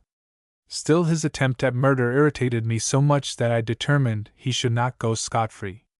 I was carrying the little rifle called Intambai, that with which, as Hans had reminded me, I shot the vultures at Dingan's Kraal many years before. Of course, I could have killed the man, but this I did not wish to do. Or I could have shot him through the leg, but then we should have had to nurse him or leave him to die. So I selected his right arm, which was outstretched as he fled, and at about 50 paces put a bullet through it just above the elbow. There, I said to the Zulus as I saw it double up. That low fellow will never shoot at anyone again. Pretty, Macumazana, very pretty, said Mavovo. But as you can aim so well, why not have chosen his head? That bullet is half wasted. Next I set to work to get into communication with the bearers, who thought, poor devils, that they had been but sold to a new master. Here I may explain that they were slaves not meant for exportation, but men kept to cultivate Hassan's gardens. Fortunately I found that 2 of them belonged to the Mazitu people, who it may be remembered are of the same blood as the Zulus, although they separated from the parent stock generations ago. These men talked a dialect that I could understand, though at first not very easily. The foundation of it was Zulu, but it had become much mixed with the languages of other tribes whose women the Mazitu had taken to wife.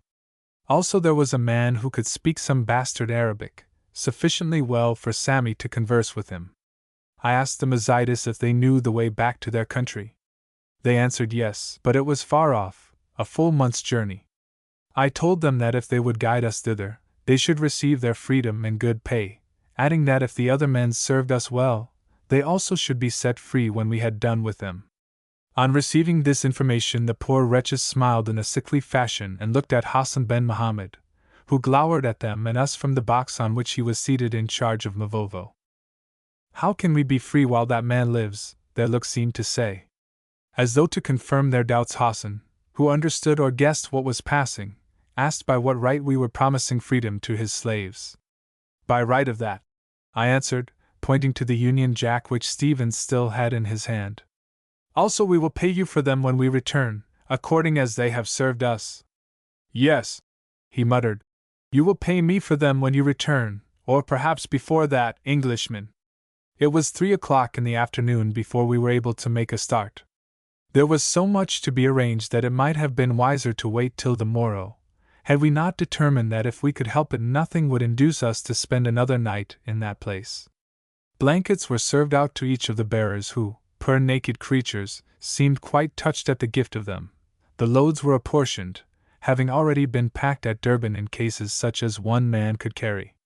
The pack saddles were put upon the 4 donkeys, which proved to be none the worse for their journey, and burdens to a weight of about 100 pounds, each fixed on them in waterproof hide bags, besides cooking calabashes and sleeping mats which Hans produced from somewhere. Probably he stole them out of the deserted village, but as they were necessary to us, I confess I asked no questions. Lastly, 6 or 8 goats which were wandering about were captured to take with us for food till we could find game. For these I offered to pay Hassan, but when I handed him the money he threw it down in a rage, so I picked it up and put it in my pocket again with a clear conscience. At length everything was more or less ready, and the question arose as to what was to be done with Hassan. The Zulus, like Hans, wished to kill him, as Sammy explained to him in his best Arabic. Then this murderous fellow showed what a coward he was at heart. He flung himself upon his knees, he wept, he invoked us in the name of the compassionate Allah who, he explained, was after all the same God that we worshipped, till Mavovo, growing impatient of the noise, threatened him with his carry, whereon he became silent. The easy-natured Stephen was for letting him go, a plan that seemed to have advantages, for then at least we should be rid of his abominable company.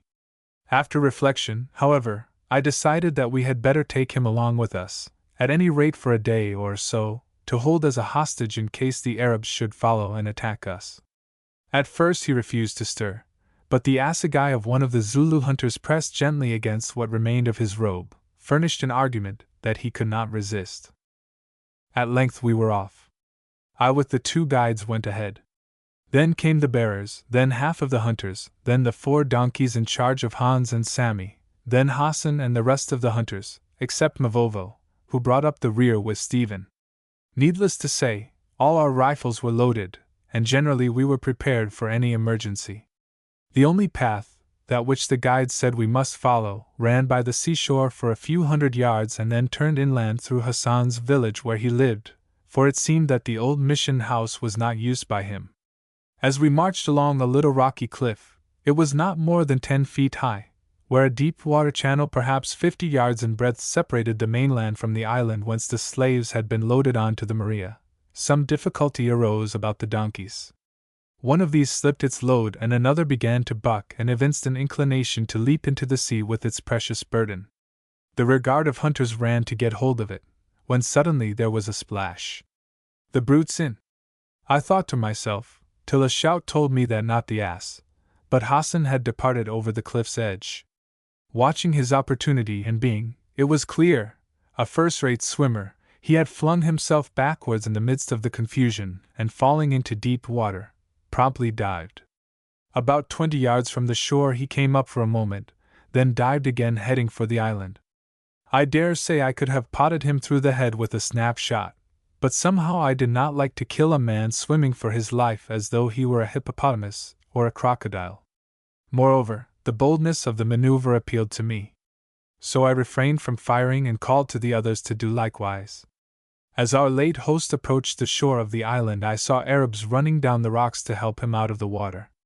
Either they had not left the place, or had reoccupied it as soon as HMS Crocodile had vanished with her prize. As it was clear that to recapture Hassan would involve an attack upon the garrison of the island which we were in no position to carry out, I gave orders for the march to be resumed. These, the difficulty with the donkey having been overcome, were obeyed at once. It was fortunate that we did not delay, for scarcely had the caravan got into motion when the Arabs on the island began to fire at us. Luckily no one was hit, and we were soon round a point and under cover. Also their shooting was as bad as usual. One missile, however, it was a pot-leg, struck a donkey load and smashed a bottle of good brandy and a tin of preserved butter. This made me angry, so motioning to the others to proceed I took shelter behind a tree and waited till a torn and dirty turban, which I recognized as that of Hassan, poked up above a rock. Well, I put a bullet through that turban, for I saw the thing fly, but unfortunately, not through the head beneath it. Having left this PPC card on our hosts, I bolted from the rock and caught up the others. Presently we passed round the village. Through it I would not go for fear of an ambuscade. It was quite a big place, enclosed with a strong fence, but hidden from the sea by a rise in the intervening land. In the center was a large eastern-looking house, where doubtless Hassan dwelt with his harem. After we had gone a little way further, to my astonishment I saw flames breaking out from the palm-leaf roof of this house. At the time I could not imagine how this happened, but when, a day or two later, I observed Hans wearing a pair of large and very handsome gold pendants in his ears and a gold bracelet on his wrist, and found that he and one of the hunters were extremely well set up in the matter of British sovereigns, well, I had my doubts. In due course the truth came out. He and the hunter, an adventurous spirit, slipped through a gate in the fence without being observed, ran across the deserted village to the house, stole the ornaments and money from the women's apartments, and as they departed, fired the place. In exchange for the bottle of good brandy, as Hans explained. I was inclined to be angry, but after all, as we had been fired on, Hans's exploit became an act of war rather than a theft. So I made him and his companion divide the gold equally with the rest of the hunters, who no doubt had kept their eyes conveniently shut, not forgetting Sammy, and said no more. They netted £8 apiece, which pleased them very much. In addition to this I gave £1 each, or rather goods to that value, to the bearers as their share of the loot. Hassan, I remarked, was evidently a great agriculturist, for the gardens which he worked by slave labor were beautiful, and must have brought him in a large revenue. Passing through these gardens we came to sloping land covered with bush. Here the track was not too good, for the creepers hampered our progress. Indeed, I was very glad when towards sunset we reached the crest of a hill and emerged upon a tableland which was almost clear of trees and rose gradually till it met the horizon. In that bush we might easily have been attacked, but in this open country I was not so much afraid, since the loss to the Arabs would have been great before we were overpowered. As a matter of fact, although spies dogged us for days, no assault was ever attempted. Finding a convenient place by a stream we camped for the night, but as it was so fine, did not pitch the tents. Afterwards I was sorry that we had not gone further from the water, since the mosquitoes bred by millions in the marshes bordering the stream gave us a dreadful time. On poor Stephen, fresh from England, they fell with peculiar ferocity, with the result that in the morning, what between the bruises left by Hassan and their bites, he was a spectacle for men and angels.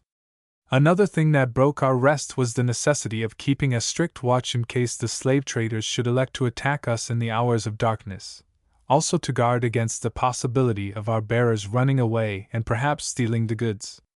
It is true that before they went to sleep I explained to them very clearly that any of them who attempted to give us the slip would certainly be seen and shot, whereas if they remained with us they would be treated with every kindness. They answered through the two Mazitu that they had nowhere to go, and did not wish to fall again into the power of Hassan, of whom they spoke literally with shudders, pointing the while to their scarred backs and the marks of the slave yokes upon their necks.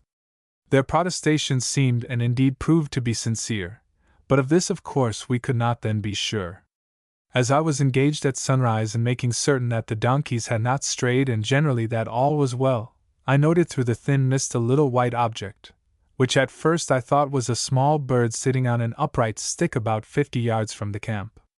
I went towards it and discovered that it was not a bird but a folded piece of paper stuck in a cleft wand, such as natives often use for the carrying of letters. I opened the paper and with great difficulty, for the writing within was bad Portuguese, read as follows.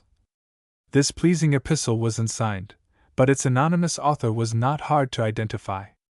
I showed it to Stephen, who was so infuriated at its contents that he managed to dab some ammonia with which he was treating his mosquito bites into his eye. When at length the pain was soothed by bathing, we concocted this answer. Neat if not Christian, I said when I had read the letter over. Yes, replied Stephen, but perhaps just a little bombastic in tone. If that gentleman did arrive with 300 armed men, Then, my boy, I answered, in this way or in that we shall thrash him. I don't often have an inspiration, but I've got one now, and it is to the effect that Mr. Hassan has not very long to live and that we shall be intimately connected with his end. Wait till you have seen a slave caravan, and you will understand my feelings. Also, I know these gentry. That little prophecy of ours will get upon his nerves and give him a foretaste of things. Hans, go and set this letter in that cleft stick. The postman will call for it before long. As it happened, within a few days we did see a slave caravan, some of the merchandise of the estimable Hassan. We had been making good progress through a beautiful and healthy country, steering almost due west, or rather a little to the north of west. The land was undulating and rich, well watered and only bush-clad in the neighborhood of the streams, the higher ground being open, of a park-like character, and dotted here and there with trees. It was evident that once, and not very long ago, the population had been dense, for we came to the remains of many villages, or rather towns with large marketplaces. Now, however, these were burned with fire, or deserted, or occupied only by a few old bodies who got a living from the overgrown gardens. These poor people, who sat desolate and crooning in the sun, or perhaps worked feebly at the once fertile fields, would fly screaming at our approach, for to them men armed with guns must of necessity be slave traders. Still from time to time we contrived to catch some of them, and through one member of our party or the other to get at their stories. Really it was all one story. The slaving Arabs, on this pretext or on that, had set tribe against tribe. Then they sided with the stronger and conquered the weaker by aid of their terrible guns, killing out the old folk and taking the young men, women and children, except the infants whom they butchered, to be sold as slaves. It seemed that the business had begun about 20 years before, when Hassan ben Muhammad and his companions arrived at Kilwa and drove away the missionary who had built a station there. At first this trade was extremely easy and profitable, since the raw material lay near at hand in plenty. By degrees, however, the neighboring communities had been worked out. Countless numbers of them were killed, while the pick of the population passed under the slave yoke, and those of them who survived vanished in ships to unknown lands. Thus it came about that the slavers were obliged to go further afield and even to conduct their raids upon the borders of the territory of the great Mazitu people, the inland race of Zulu origin of whom I have spoken. According to our informants, it was even rumored that they proposed shortly to attack these Mazitus in force, relying on their guns to give them the victory and open to them a new and almost inexhaustible store of splendid human merchandise. Meanwhile they were cleaning out certain small tribes which hitherto had escaped them, owing to the fact that they had their residence in bush or among difficult hills. The track we followed was the recognized slave road. Of this we soon became aware by the numbers of skeletons which we found lying in the tall grass at its side, some of them with heavy slave sticks still upon their wrists. These, I suppose, had died from exhaustion, but others, as their split skulls showed, had been disposed of by their captors. On the 8th day of our march we struck the track of a slave caravan. It had been traveling towards the coast, but for some reason or other had turned back. This may have been because its leaders had been warned of the approach of our party.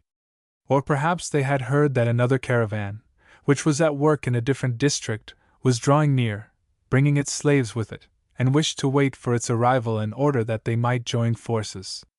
The spoor of these people was easy to follow. First we found the body of a boy of about 10. Then vultures revealed to us the remains of 2 young men, one of whom had been shot, and the other killed by a blow from an axe. Their corpses were roughly hidden beneath some grass, I know not why. A mile or 2 further on we heard a child wailing and found it by following its cries. It was a little girl of about 4 who had been pretty, though now she was but a living skeleton. When she saw us she scrambled away on all 4s like a monkey. Stephen followed her, while I, sick at heart, went to get a tin of preserved milk from our stores. Presently I heard him call to me in a horrified voice. Rather reluctantly, for I knew that he must have found something dreadful, I pushed my way through the bush to where he was. There, bound to the trunk of a tree, sat a young woman, evidently the mother of the child, for it clung to her leg. Thank God she was still living, though she must have died before another day dawned. We cut her loose, and the Zulu hunters, who are kind folk enough when they are not at war, carried her to camp. In the end, with much trouble, we saved the lives of that mother and child. I sent for the 2 Mizaitis, with whom I could by now talk fairly well, and asked them why the slavers did these things. They shrugged their shoulders, and one of them answered with a rather dreadful laugh.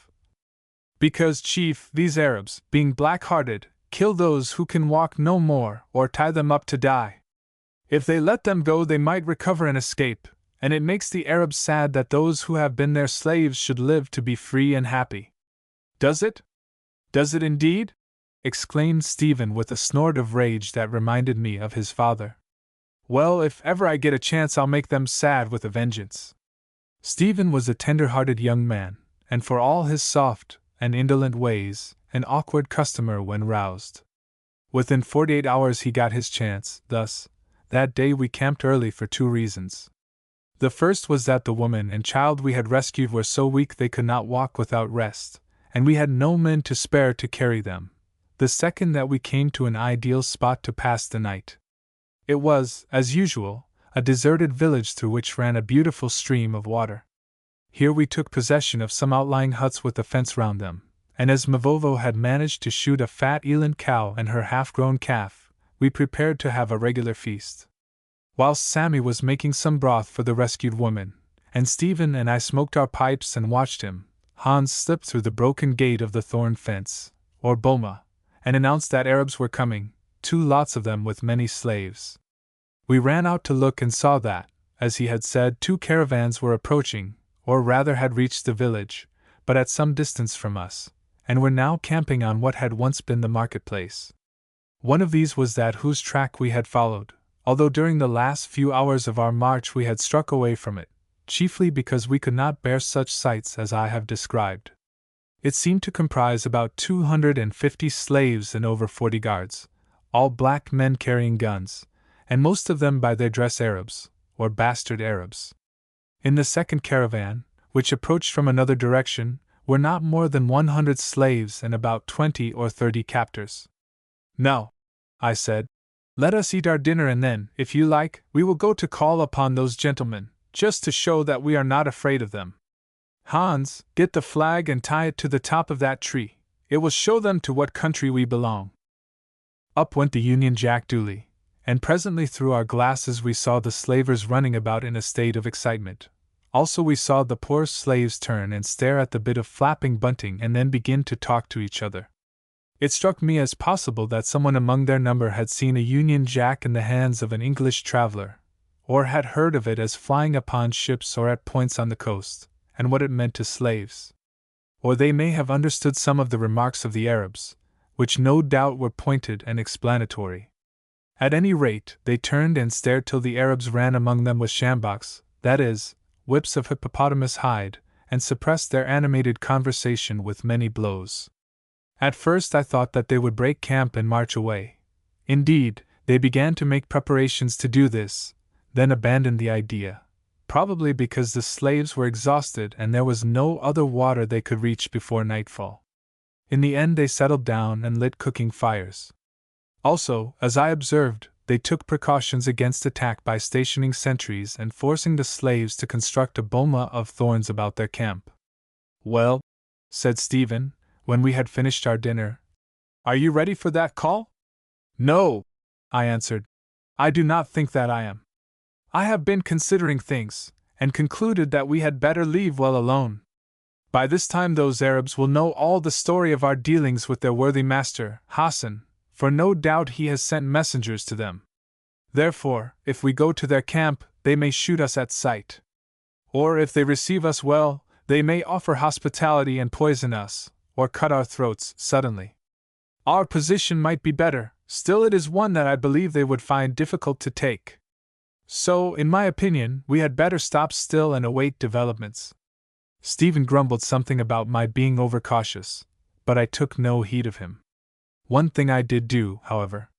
Sending for Hans, I told him to take one of the Mazitu.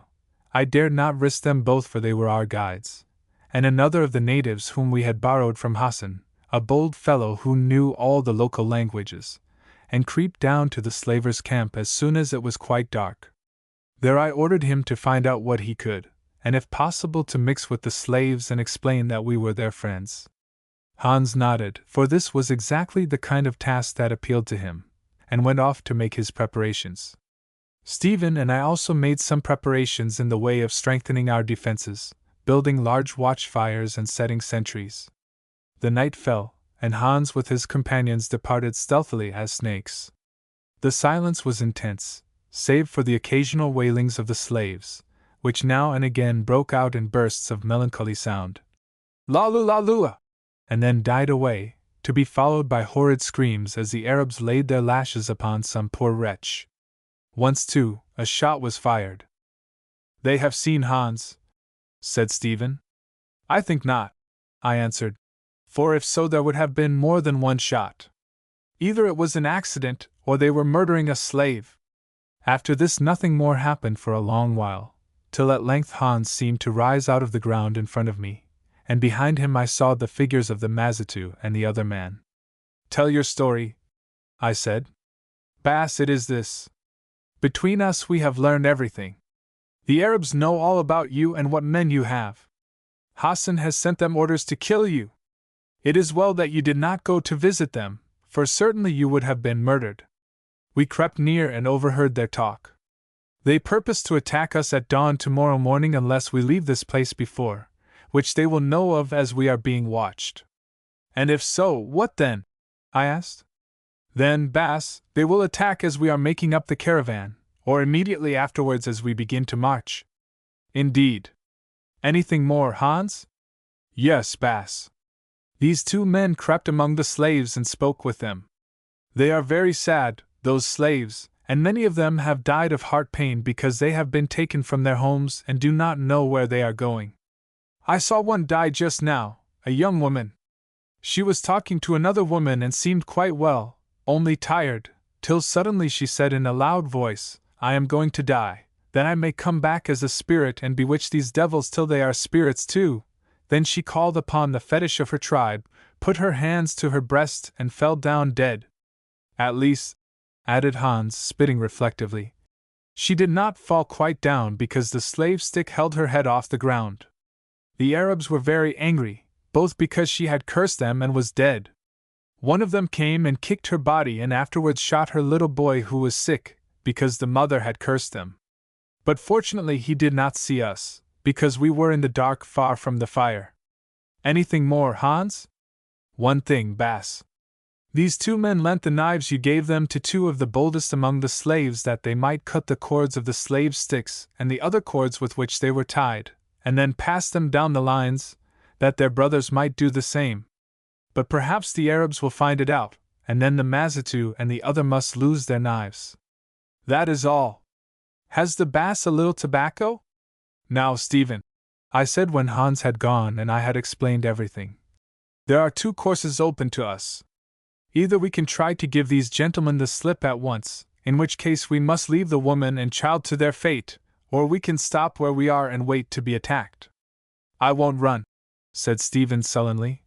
It would be cowardly to desert that poor creature. Also, we should have a worse chance marching. Remember, Hans said that they are watching us. Then you would wait to be attacked? Isn't there a third alternative, Quatermain? To attack them? That's the idea, I said. Let us send for Mavovo. Presently he came and sat down in front of us, while I set out the case to him. It is the fashion of my people to attack rather than to be attacked, and yet, my father, in this case my heart is against it. Hans, he called him in Blatu, a Zulu word which means spotted snake, that was the Hottentot's Kaffir name, says that there are quite 60 of the yellow dogs, all armed with guns, whereas we have not more than 15, for we cannot trust the slave men. Also he says that they are within a strong fence and awake, with spies out, so that it will be difficult to surprise them. But here, father, we are in a strong fence and cannot be surprised. Also men who torture and kill women and children, except in war must, I think, be cowards, and will come on faintly against good shooting, if indeed they come at all. Therefore, I say, wait till the buffalo shall either charge or run. But the word is with you, Macumazana, wise watcher by night, not with me, your hunter. Speak, you who are old in war, and I will obey. You argue well, I answered. Also another reason comes to my mind. Those Arab brutes may get behind the slaves, of whom we should butcher a lot without hurting them. Stephen, I think we had better see the thing through here. All right, Quatermain. Only I hope that Mavovo is wrong in thinking that those blackguards may change their minds and run away. Really, young man, you are becoming very bloodthirsty, for an orchid grower, I remarked, looking at him. Now, for my part, I devoutly hope that Mavovo is right, for let me tell you, if he isn't it may be a nasty job. I've always been peaceful enough up to the present, replied Stephen. But the sight of those unhappy wretches of slaves with their heads cut open, and of the woman tied to a tree to starve, make you wish to usurp the functions of God Almighty, I said. Well, it is a natural impulse and perhaps, in the circumstances, one that will not displease him. And now, as we have made up our minds what we are going to do, let's get to business so that these Arab gentlemen may find their breakfast ready when they come to call. Chapter 7 The Rush of the Slaves. Well, we did all that we could in the way of making ready. After we had strengthened the thorn fence of our boma as much as possible and lit several large fires outside of it to give us light, I allotted his place to each of the hunters and saw that their rifles were in order and that they had plenty of ammunition. Then I made Stephen lie down to sleep, telling him that I would wake him to watch later on. This, however, I had no intention of doing, as I wanted him to rise fresh and with a steady nerve on the occasion of his first fight.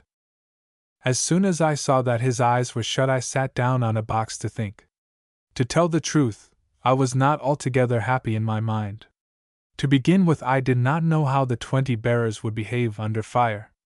They might be seized with panic and rush about, in which case I determined to let them out of the boma to take their chance, for panic is a catching thing. A worse matter was our rather awkward position. There were a good many trees round the camp among which an attacking force could take cover.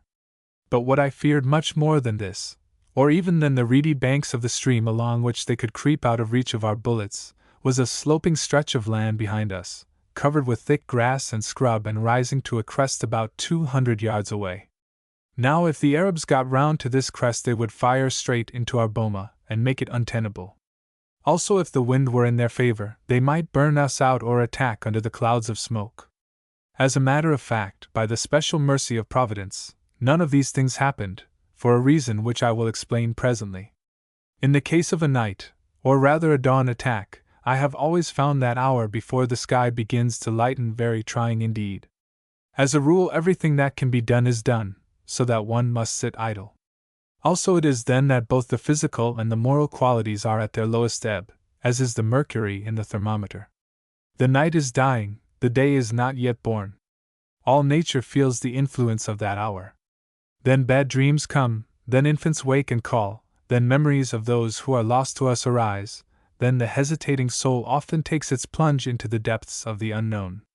It is not wonderful, therefore, that on this occasion the wheels of time drave heavily for me. I knew that the morning was at hand by many signs. The sleeping bearers turned and muttered in their sleep, a distant lion ceased its roaring and departed to its own place, an alert-minded cock crew somewhere, and our donkeys rose and began to pull at their tether ropes. As yet, however, it was quite dark. Hans crept up to me. I saw his wrinkled, yellow face in the light of the watch fire. I smell the dawn, he said and vanished again. Mavovo appeared, his massive frame silhouetted against the blackness. Watcher by night, the night is done, he said. If they come at all, the enemy should soon be here. Saluting, he too passed away into the dark, and presently I heard the sounds of spear blades striking together, and of rifles being cocked. I went to Stephen and woke him. He sat up yawning, muttered something about greenhouses, then remembering, said, Are those Arabs coming? We are in for a fight at last. Jolly old fellow, isn't it? You are a jolly old fool, I answered inconsequently, and marched off in a rage. My mind was uneasy about this inexperienced young man. If anything should happen to him, what should I say to his father? Well, in that event, it was probable that something would happen to me too. Very possibly we should both be dead in an hour. Certainly I had no intention of allowing myself to be taken alive by those slaving devils. Hassan's remarks about fires and ant-heaps and the sun were too vividly impressed upon my memory. In another 5 minutes everybody was up, though it required kicks to rouse most of the bearers from their slumbers. They, poor men, were accustomed to the presence of death and did not suffer him to disturb their sleep. Still I noted that they muttered together and seemed alarmed. If they show signs of treachery, you must kill them, I said to Mavovo, who nodded in his grave, silent fashion. Only we left the rescued slave woman and her child plunged in the stupor of exhaustion in a corner of the camp. What was the use of disturbing her? Sammy, who seemed far from comfortable, brought 2 pannikins of coffee to Stephen and myself. This is a momentous occasion, Messrs. Quatermain and Summers, he said as he gave us the coffee, and I noted that his hand shook and his teeth chattered. The cold is extreme. He went on in his copybook English by way of explaining these physical symptoms which he saw I had observed. Mr. Quatermain, it is all very well for you to paw the ground and smell the battle from afar, as is written in the book of Job. But I was not brought up to the trade and take it otherwise. Indeed, I wish I was back at the Cape, yes, even within the whitewashed walls of the place of detention. So do I muttered, keeping my right foot on the ground with difficulty. But Stephen laughed outright and asked, What will you do, Sammy, when the fighting begins? Mr. Summers, he answered, I have employed some wakeful hours in making a hole behind that tree trunk, through which I hope bullets will not pass. There, being a man of peace, I shall pray for our success. And if the Arabs get in, Sammy? Then, sir, under heaven, I shall trust to the fleetness of my legs. I could stand it no longer. My right foot flew up and caught Sammy in the place at which I had aimed. He vanished, casting a reproachful look behind him. Just then a terrible clamor arose in the slavers' camp which hitherto had been very silent, and just then also the first light of dawn glinted on the barrels of our guns. Look out! I cried, as I gulped down the last of my coffee. There's something going on there. The clamor grew louder and louder till it seemed to fill the skies with a concentrated noise of curses and shrieking.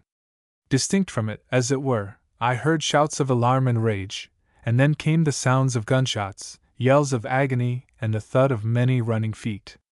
By now the light was growing fast, as it does when once it comes in these latitudes. 3 more minutes, and through the grey mist of the dawn we saw dozens of black figures struggling up the slope towards us. Some seemed to have logs of wood tied behind them, others crawled along on all fours, others dragged children by the hand, and all yelled at the top of their voices. The slaves are attacking us, said Stephen, lifting his rifle. Don't shoot, I cried. I think they have broken loose and are taking refuge with us. I was right. These unfortunates had used the 2 knives which our men smuggled to them to good purpose. Having cut their bonds during the night, they were running to seek the protection of the Englishmen and their flag. On they surged, a hideous mob, the slave sticks still fast to the necks of many of them, for they had not found time or opportunity to loose them all, while behind came the Arabs firing. The position was clearly very serious, for if they burst into our camp, we should be overwhelmed by their rush and fall victims to the bullets of their captors. Hans, I cried, take the men who were with you last night, and try to lead those slaves round behind us. Quick! Quick now before we are stamped flat! Hans darted away, and presently I saw him and the two other men running towards the approaching crowd, Hans waving a shirt or some other white object to attract their attention. At the time the foremost of them had halted and were screaming, "Mercy, English! Save us, English!" having caught sight of the muzzles of our guns. This was a fortunate occurrence indeed, for otherwise Hans and his companions could never have stopped them. The next thing I saw was the white shirt bearing away to the left on a line which led past the fence of our boma into the scrub and high grass behind the camp. After it struggled and scrambled the crowd of slaves like a flock of sheep after the bellwether. To them Hans's shirt was a kind of white helmet of Navarre. So that danger passed by. Some of the slaves had been struck by the Arab bullets, or trodden down in the rush or collapsed from weakness, and at those of them who still lived the pursuers were firing. One woman, who had fallen under the weight of the great slave stick which was fastened about her throat, was crawling forward on her hands and knees. An Arab fired at her, and the bullet struck the ground under her stomach but without hurting her, for she wriggled forward more quickly. I was sure that he would shoot again, and watched. Presently, for by now the light was good, I saw him, a tall fellow in a white robe, step from behind the shelter of a banana tree about 150 yards away, and take a careful aim at the woman. But I too took aim and, well, I am not bad at this kind of snap shooting when I try. That Arab's gun never went off. Only he went up 2 feet or more into the air and fell backwards, shot through the head which was the part of his person that I had covered. The hunters uttered a low "Ow!" of approval, while Stephen, in a sort of ecstasy, exclaimed, "Oh! What a heavenly shot!" "Not bad, but I shouldn't have fired it," I answered, "for they haven't attacked us yet. It is a kind of declaration of war, and," I added, as Stephen's sun helmet leapt from his head, "there's the answer. Down, all of you, and fire through the loopholes." Then the fight began. Except for its grand finale, it wasn't really much of a fight when compared with 1 or 2 we had afterwards on this expedition. But, on the other hand, its character was extremely awkward for us. The Arabs made one rush at the beginning, shouting on Allah as they came. But though they were plucky villains, they did not repeat that experiment. Either by good luck or good management, Stephen knocked over 2 of them with his double-barreled rifle, and I also emptied my large-bore breech-loader, the first I ever owned, among them, not without results, while the hunters made a hit or 2. After this the Arabs took cover, getting behind trees and, as I had feared, hiding in the reeds on the banks of the stream. Thence they harassed us a great deal, for amongst them were some very decent shots. Indeed, had we not taken the precaution of lining the thorn fence with a thick bank of earth and sods, we should have fared badly. As it was, one of the hunters was killed, the bullet passing through the loophole and striking him in the throat as he was about to fire, while the unfortunate bearers, who were on rather higher ground, suffered a good deal, 2 of them being dispatched outright and 4 wounded. After this I made the rest of them lie flat on the ground close against the fence, in such a fashion that we could fire over their bodies. Soon it became evident that there were more of these Arabs than we had thought, for quite 50 of them were firing from different places. Moreover, by slow degrees they were advancing with the evident object of outflanking us and gaining the high ground behind. Some of them, of course, we stopped as they rushed from cover to cover, but this kind of shooting was as difficult as that at bolting rabbits across a woodland ride, and to be honest, I must say that I alone was much good at the game, for here my quick eye and long practice told. Within an hour the position had grown very serious indeed, so much so that we found it necessary to consider what should be done. I pointed out that with our small number a charge against the scattered riflemen, who were gradually surrounding us, would be worse than useless, while it was almost hopeless to expect to hold the boma till nightfall. Once the Arabs got behind us, they could rake us from the higher ground. Indeed, for the last half-hour we had directed all our efforts to preventing them from passing this boma, which, fortunately, the stream on the one side and a stretch of quite open land on the other made it very difficult for them to do without more loss than they cared to face. "I fear there is only one thing for it," I said at length, during a pause in the attack while the Arabs were either taking counsel or waiting for more ammunition. To abandon the camp and everything and bolt up the hill.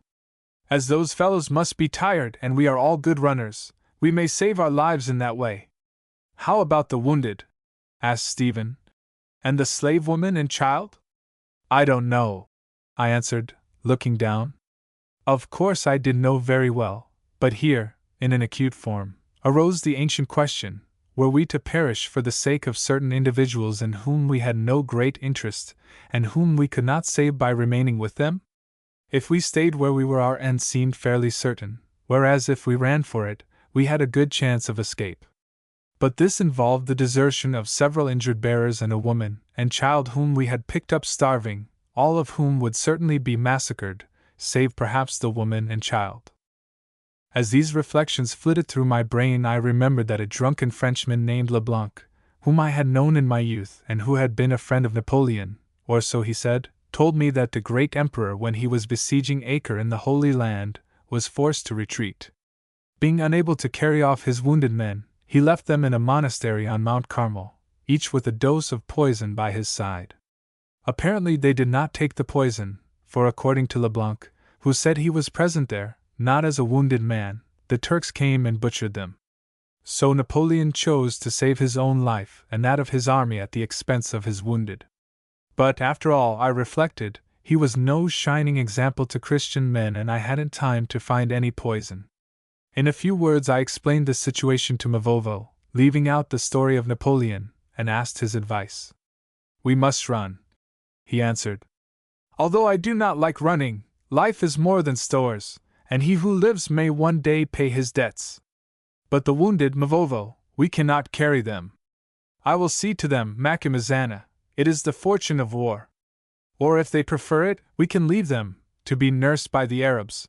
Which of course was just Napoleon and his poison over again. I confess that I was about to assent, not wishing that I and Stephen, especially Stephen, should be potted in an obscure engagement with some miserable slave traders, when something happened. It will be remembered that shortly after dawn Hans, using a shirt for a flag, had led the fugitive slaves past the camp up to the hill behind. There he and they had vanished, and from that moment to this we had seen nothing of him or them. Now of a sudden he reappeared, still waving the shirt.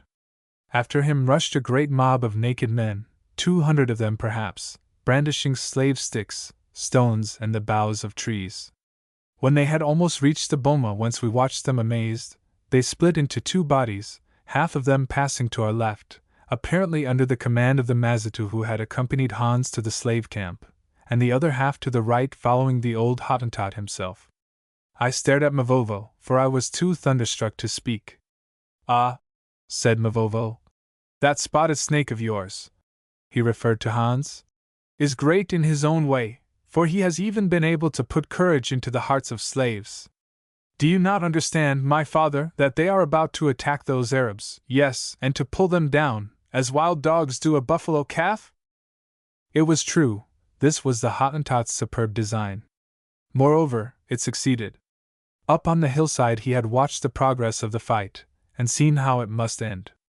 Then, through the interpreter who was with him, he harangued those slaves, pointing out to them that we, their white friends, were about to be overwhelmed, and that they must either strike for themselves, or return to the yoke.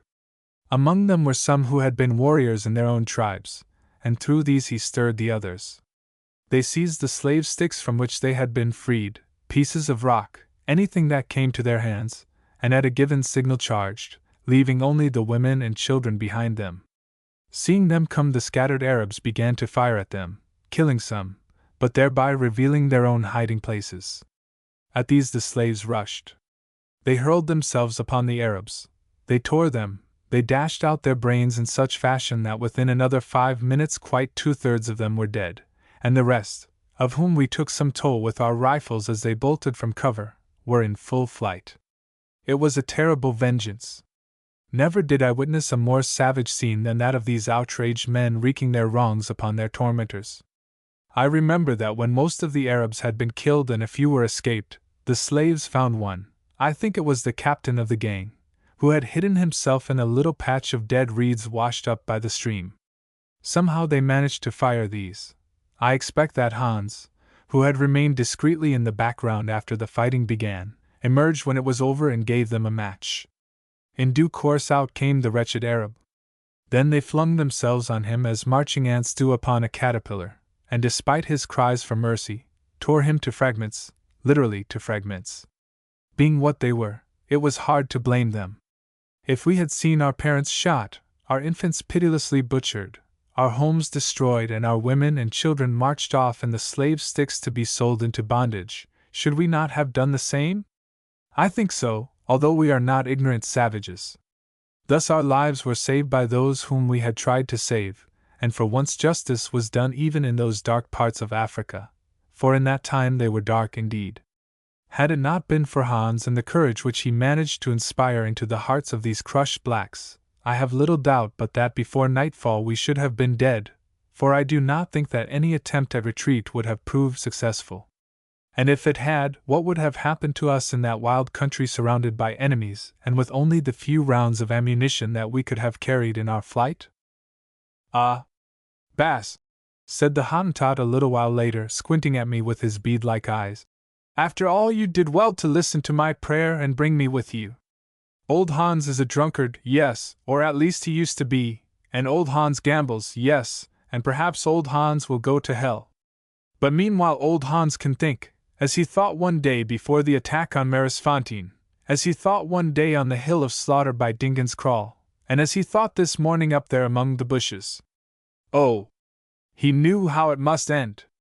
He saw that those dogs of Arabs were cutting down a tree to make a bridge across that deep stream and get round to the high ground at the back of you, whence they would have shot you all in 5 minutes. And now, Bass, my stomach feels very queer. There was no breakfast on the hillside and the sun was very hot. I think that just one tot of brandy, oh! I know, I promised not to drink, but if you give it me the sin is yours, not mine. Well, I gave him the tot, a stiff one, which he drank quite neat, although it was against my principles, and locked up the bottle afterwards. Also I shook the old fellow's hand and thanked him, which seemed to please him very much, for he muttered something to the effect that it was nothing, since if I had died he would have died too, and therefore he was thinking of himself, not of me. Also 2 big tears trickled down his snub nose, but these may have been produced by the brandy. Well, we were the victors and elated as may be imagined, for we knew that the few slavers who had escaped would not attack us again. Our first thought was for food, for it was now past midday and we were starving. But dinner presupposed a cook, which reminded us of Sammy.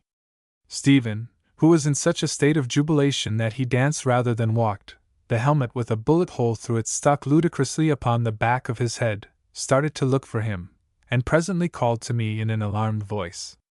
I went to the back of the camp and, staring into a hole like a small grave, that had been hollowed behind a solitary thorn tree, at the bottom of which lay a huddled heap, I found him. It was Sammy to all appearance. We got hold of him, and up he came, limp, senseless, but still holding in his hand a large, thick Bible, bound in boards. Moreover, in the exact center of this Bible was a bullet hole, or rather a bullet which had passed through the stout cover and buried itself in the paper behind. I remember that the point of it reached to the first book of Samuel. As for Sammy himself, he seemed to be quite uninjured, and indeed after we had poured some water on him, he was never fond of water, he revived quickly enough. Then we found out what had happened. Gentlemen, he said, I was seated in my place of refuge, being as I have told you a man of peace, enjoying the consolation of religion. He was very pious in times of trouble. At length the firing slackened, and I ventured to peep out, thinking that perhaps the foe had fled, holding the book in front of my face in case of accidents. After that I remember no more. No, said Stephen, for the bullet hit the Bible and the Bible hit your head and knocked you silly. Ah, said Sammy, how true is what I was taught that the book shall be a shield of defense to the righteous.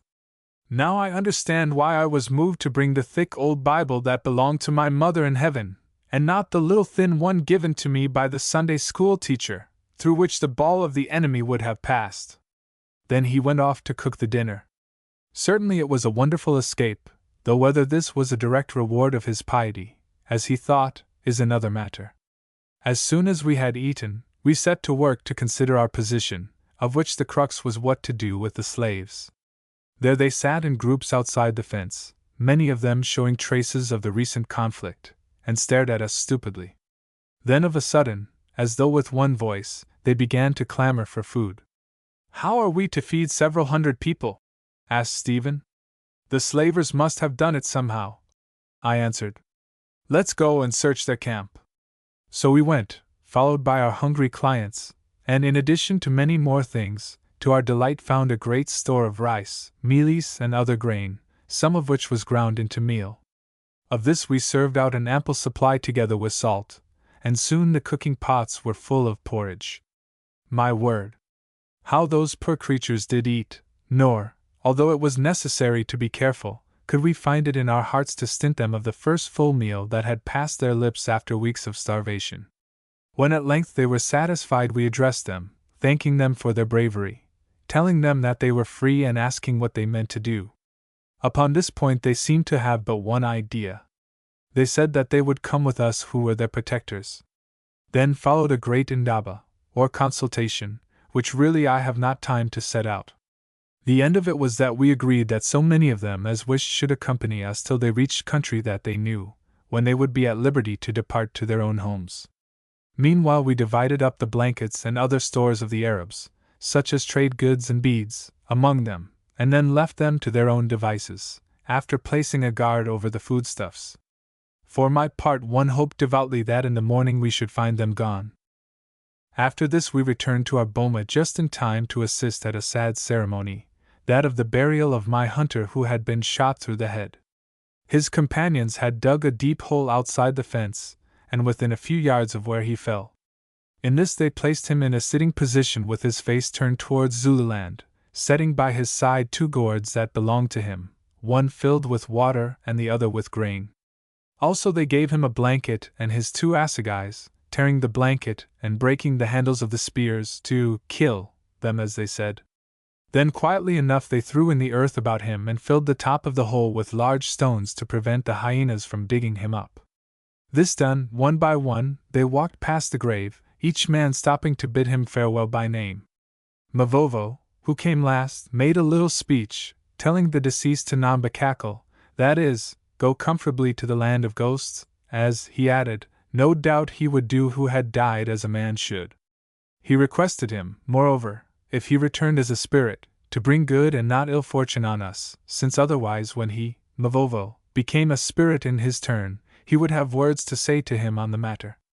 In conclusion, he remarked that as his, Mavovo's snake, had foretold this event at Durban, a fact with which the deceased would now be acquainted, he, the said deceased, could never complain of not having received value for the shilling he had paid as a divining fee.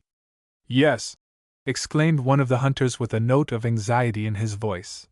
"But your snake mentioned 6 of us to you, O doctor." "It did," replied Mavovo, drawing a pinch of snuff up his uninjured nostril. "And our brother there was the first of the 6. Be not afraid, the other 5 will certainly join him in due course, for my snake must speak the truth. Still, if anyone is in a hurry," and he glared round the little circle, "let him stop and talk with me alone. Perhaps I could arrange that his turn." Here he stopped, for they were all gone. "Glad I didn't pay a shilling to have my fortune told by Mavovo," said Stephen, when we were back in the boma. "But why did they bury his pots and spears with him?" "To be used by the spirit on its journey," I answered. "Although they do not quite know it, these Zulus believe, like all the rest of the world, that man lives on elsewhere." Chapter 8: The Magic Mirror. I did not sleep very well that night, for now that the danger was over I found that the long strain of it had told upon my nerves. Also there were many noises. Thus, the bearers who were shot had been handed over to their companions, who disposed of them in a simple fashion, namely by throwing them into the bush where they attracted the notice of hyenas. Then the 4 wounded men who lay near to me groaned a good deal, or when they were not groaning uttered loud prayers to their local gods. We had done the best we could for these unlucky fellows. Indeed, that kind-hearted little coward, Sammy, who at some time in his career served as a dresser in a hospital, had tended their wounds, none of which were mortal, very well indeed, and from time to time rose to minister to them. But what disturbed me most was the fearful hubbub which came from the camp below. Many of the tropical African tribes are really semi-nocturnal in their habits, I suppose because there the night is cooler than the day, and on any great occasion this tendency asserts itself. Thus every one of these freed slaves seemed to be howling his loudest to an accompaniment of clashing iron pots or stones, which, lacking their native drums, they beat with sticks. Moreover, they had lit large fires, about which they flitted in an ominous and unpleasant fashion, that reminded me of some medieval pictures of hell, which I had seen in an old book. At last I could stand it no longer, and kicking Hans, who, curled up like a dog, slept at my feet, asked him what was going on. His answer caused me to regret the question. "Plenty of those slaves cannibal men, Bass.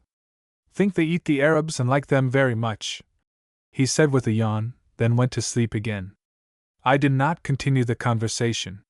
When at length we made a start on the following morning, the sun was high over us. Indeed, there was a great deal to do.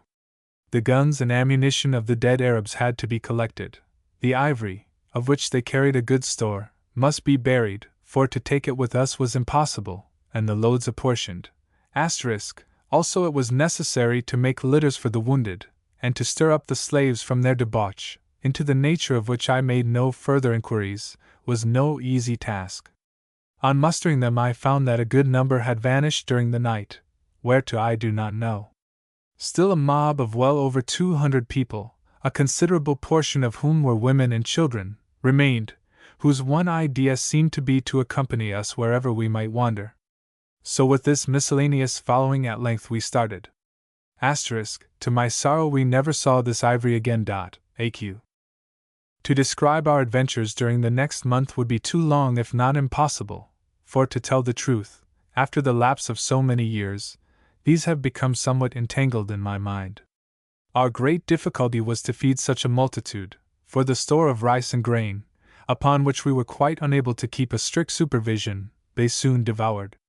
Fortunately the country through which we passed, at this time of the year, the end of the wet season, was full of game, of which, traveling as we did very slowly, we were able to shoot a great deal. But this game killing, delightful as it may be to the sportsman, soon palled on us as a business. To say nothing of the expenditure of ammunition, it meant incessant work. Against this the Zulu hunters soon began to murmur, for, as Stephen and I could rarely leave the camp, the burden of it fell on them. Ultimately I hit upon this scheme. Picking out 30 or 40 of the likeliest men among the slaves, I served out to each of them ammunition and one of the Arab guns, in the use of which we drilled them as best we could. Then I told them that they must provide themselves and their companions with meat. Of course accidents happened. One man was accidentally shot and 3 others were killed by a cow-elephant and a wounded buffalo. But in the end they learned to handle their rifles sufficiently well to supply the camp. Moreover, day by day little parties of the slaves disappeared, I presume to seek their own homes, so that when at last we entered the borders of the Mazitu country there were not more than 50 of them left, including 17 of those whom we had taught to shoot. Then it was that our real adventures began.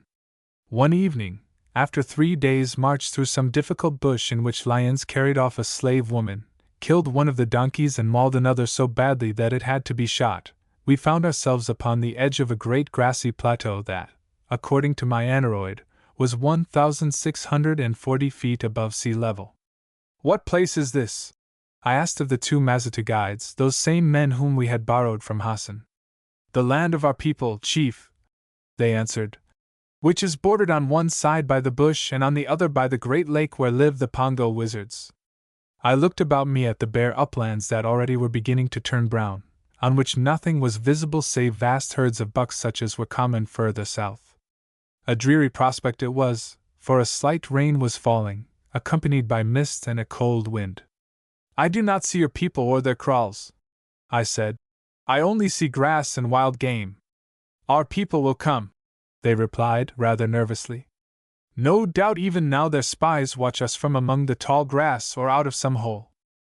"The deuce they do," I said, or something like it, and thought no more of the matter. When one is in conditions in which anything may happen, such as, so far as I am concerned, have prevailed through most of my life, one grows a little careless as to what will happen. For my part, one have long been a fatalist, to a certain extent. I mean, I believe that the individual, or rather the identity which animates him, came out from the source of all life a long while, perhaps hundreds of thousands or millions of years ago, and when his career is finished, perhaps hundreds of thousands or millions of years hence, or perhaps tomorrow, will return perfected, but still as an individual, to dwell in or with that source of life.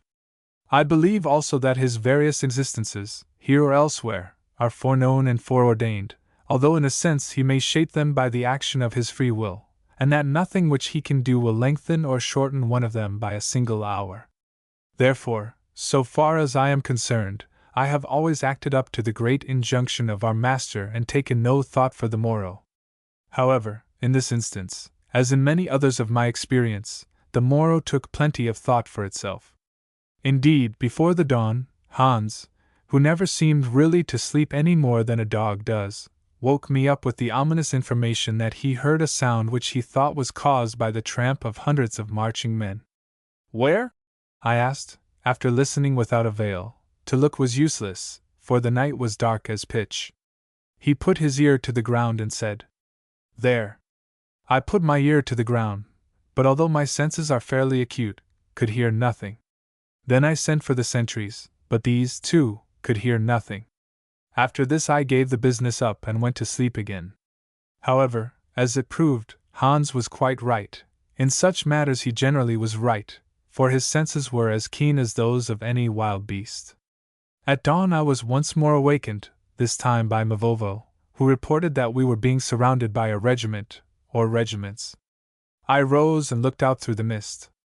There, sure enough, in dim and solemn outline, though still far off, I perceived rank upon rank of men, armed men, for the light glimmered faintly upon their spears. "What is to be done, Macumazana?" asked Mavovo. "Have breakfast, I think," I answered.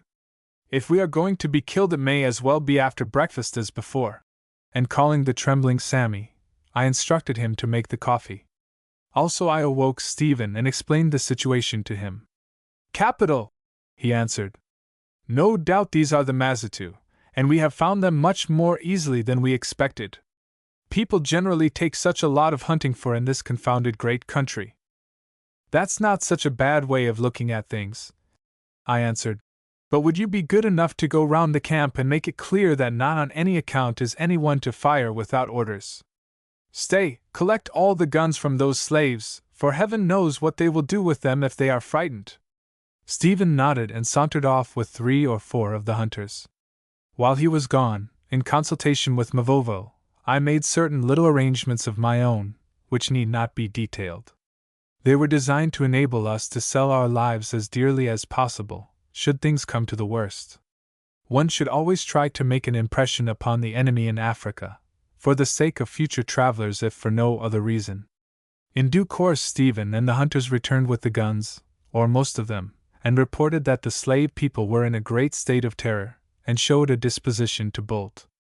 "Let them bolt," I answered.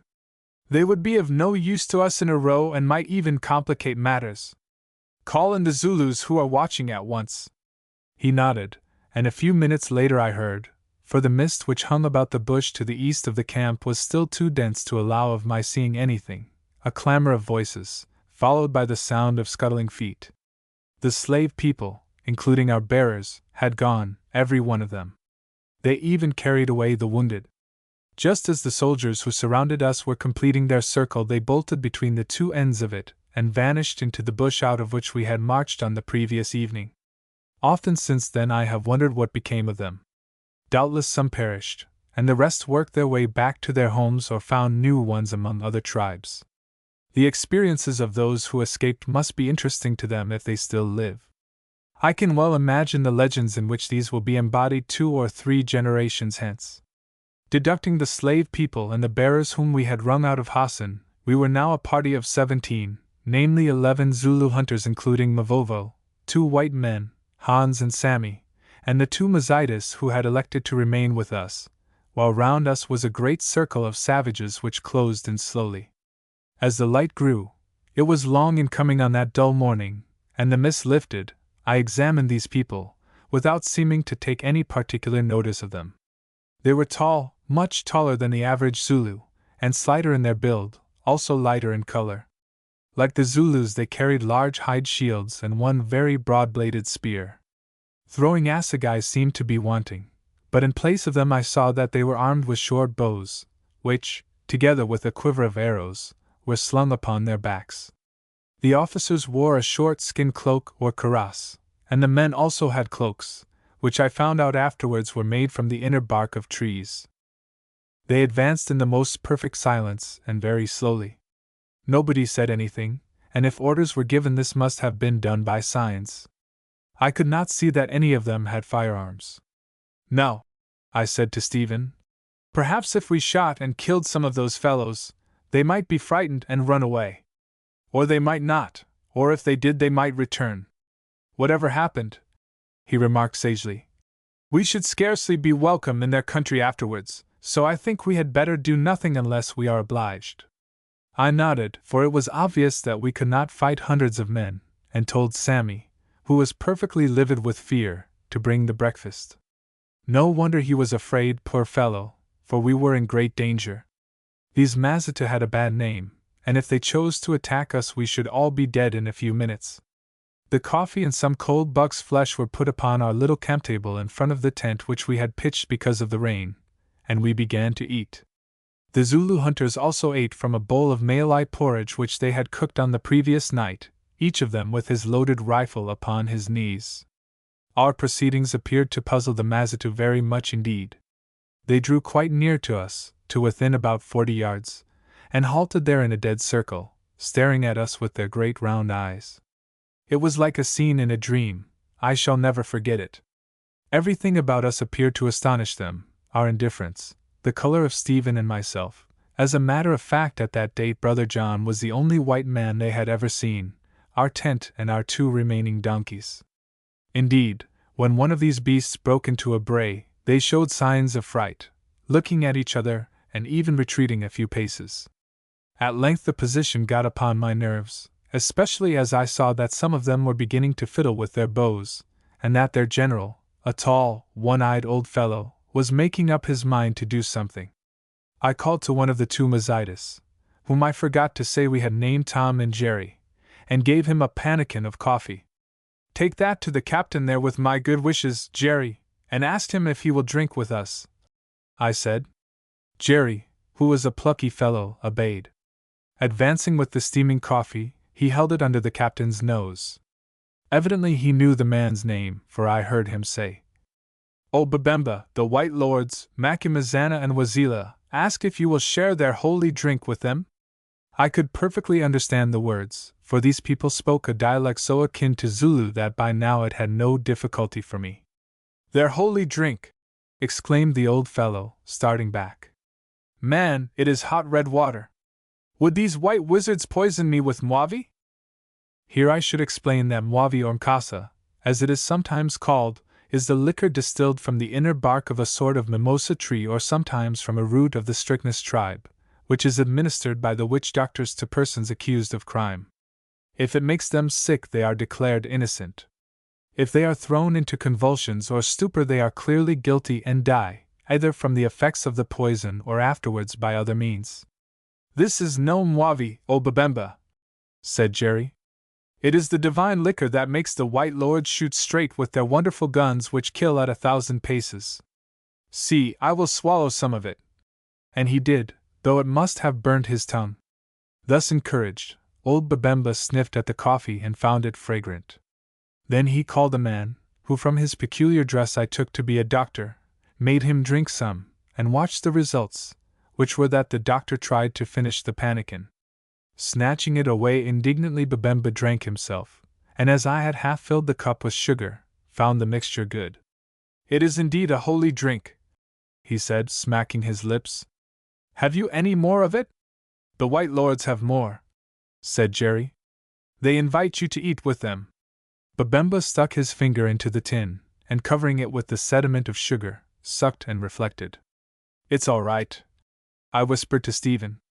"I don't think he'll kill us after drinking our coffee, and what's more, I believe he is coming to breakfast." "This may be a snare," said Babemba, who now began to lick the sugar out of the pannikin. "No," answered Jerry with creditable resource. "Though they could easily kill you all, the White Lords do not hurt those who have partaken of their holy drink, that is, unless anyone tries to harm them. Cannot you bring some more of the holy drink here?" he asked, giving a final polish to the pannikin with his tongue. "No," said Jerry. "If you want it, you must go there. Fear nothing. Would I, one of your own people, betray you?" "True!" exclaimed Babemba. "By your talk and your face you are a Mazitu. How came you? Well, we will speak of that afterwards. I am very thirsty. I will come. Soldiers, sit down and watch, and if any harm happens to me, avenge it and report to the king."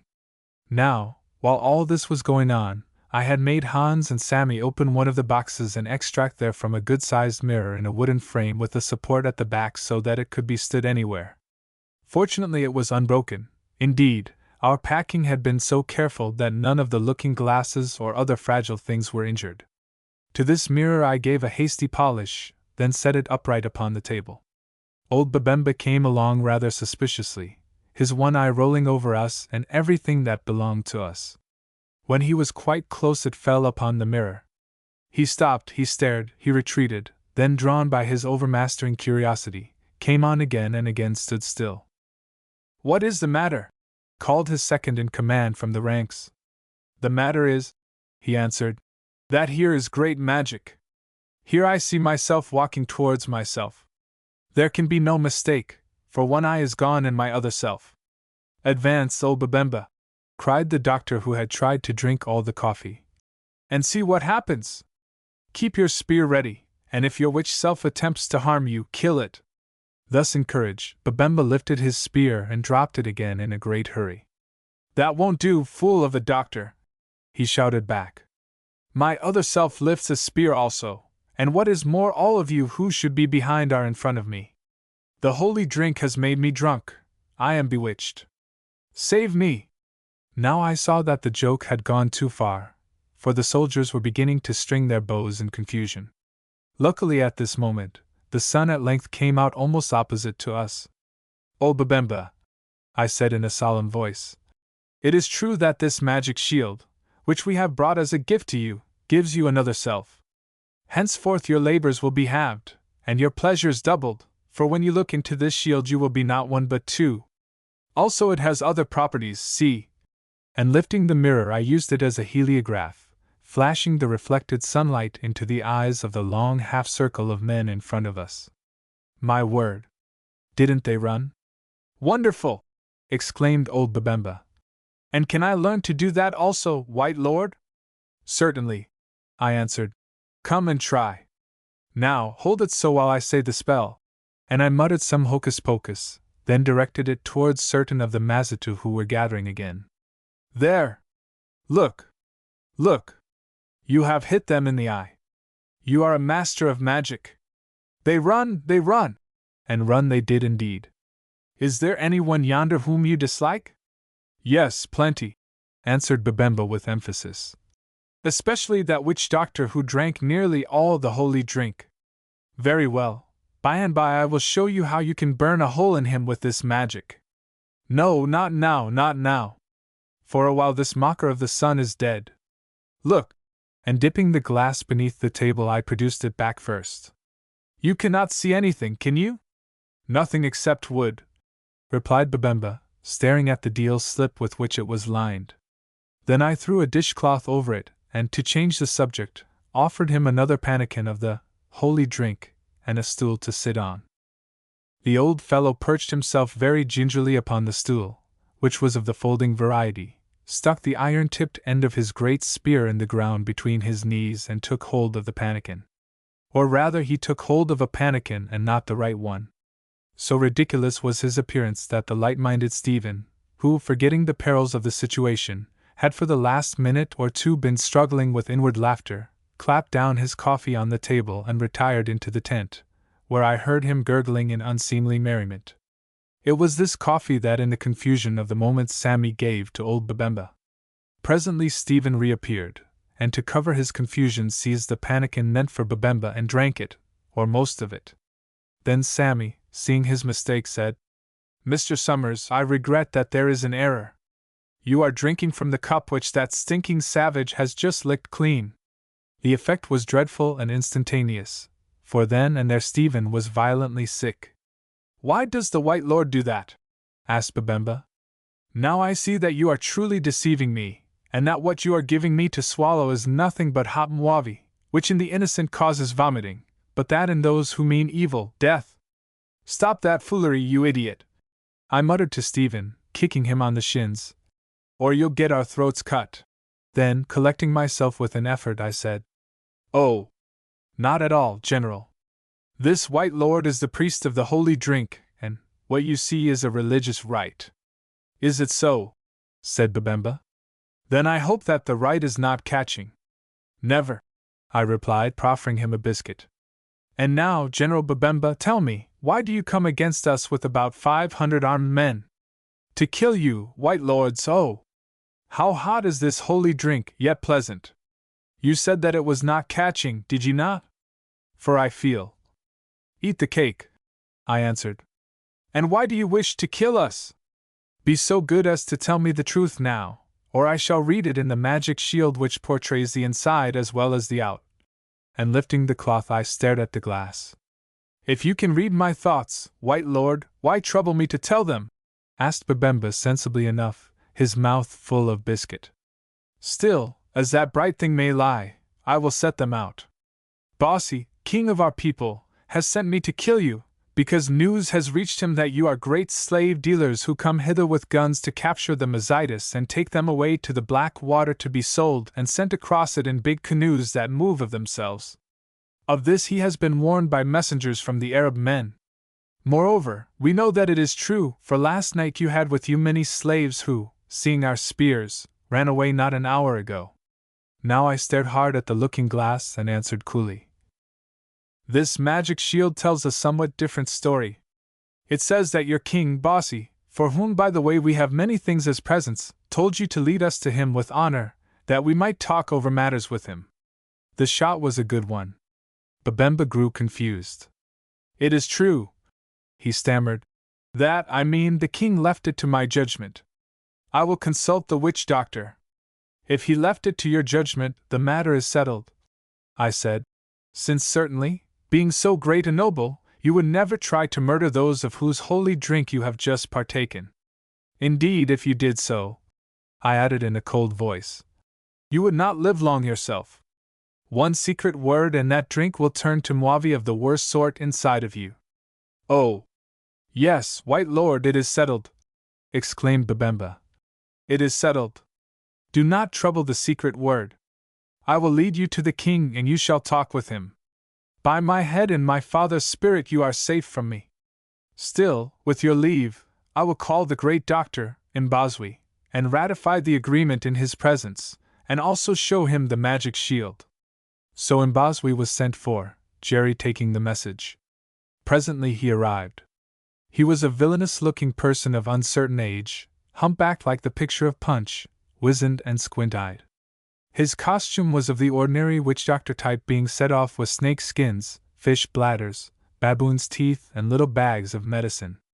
To add to his charms, a broad strip of pigment, red ochre probably, ran down his forehead and the nose beneath, across the lips and chin, ending in a red mark the size of a penny where the throat joins the chest. His woolly hair also, in which was twisted a small ring of black gum, was soaked with grease and powdered blue. It was arranged in a kind of horn, coming to a sharp point about 5 inches above the top of the skull. Altogether he looked extremely like the devil. What was more, he was a devil in a bad temper, for the first words he said embodied a reproach to us for not having asked him to partake of our holy drink with Babemba. We offered to make him some more, but he refused, saying that we should poison him.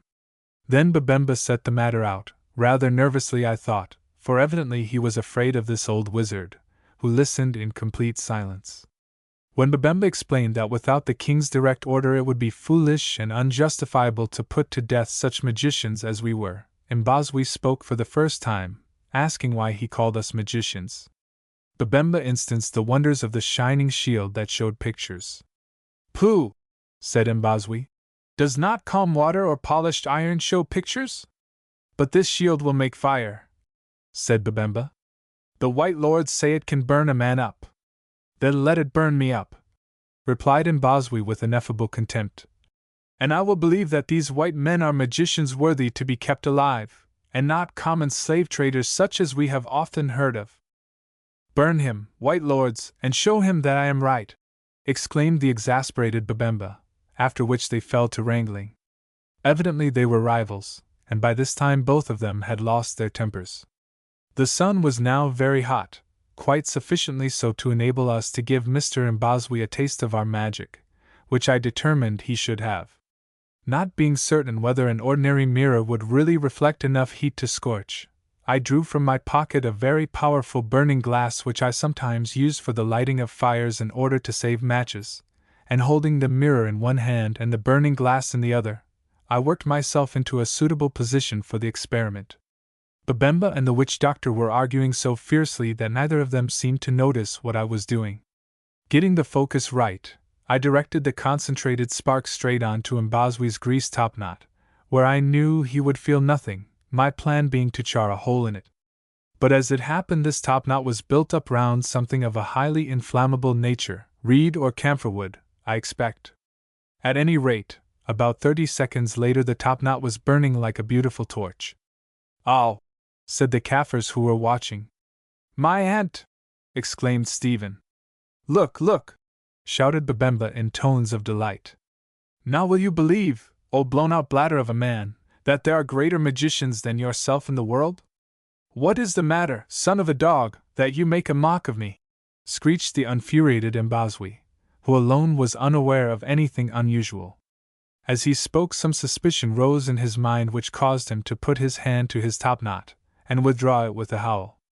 Then he sprang up and began to dance about, which of course only fanned the fire that had now got hold of the grease and gum. The Zulus applauded. Babemba clapped his hands. Stephen burst into one of his idiotic fits of laughter. For my part, one grew frightened.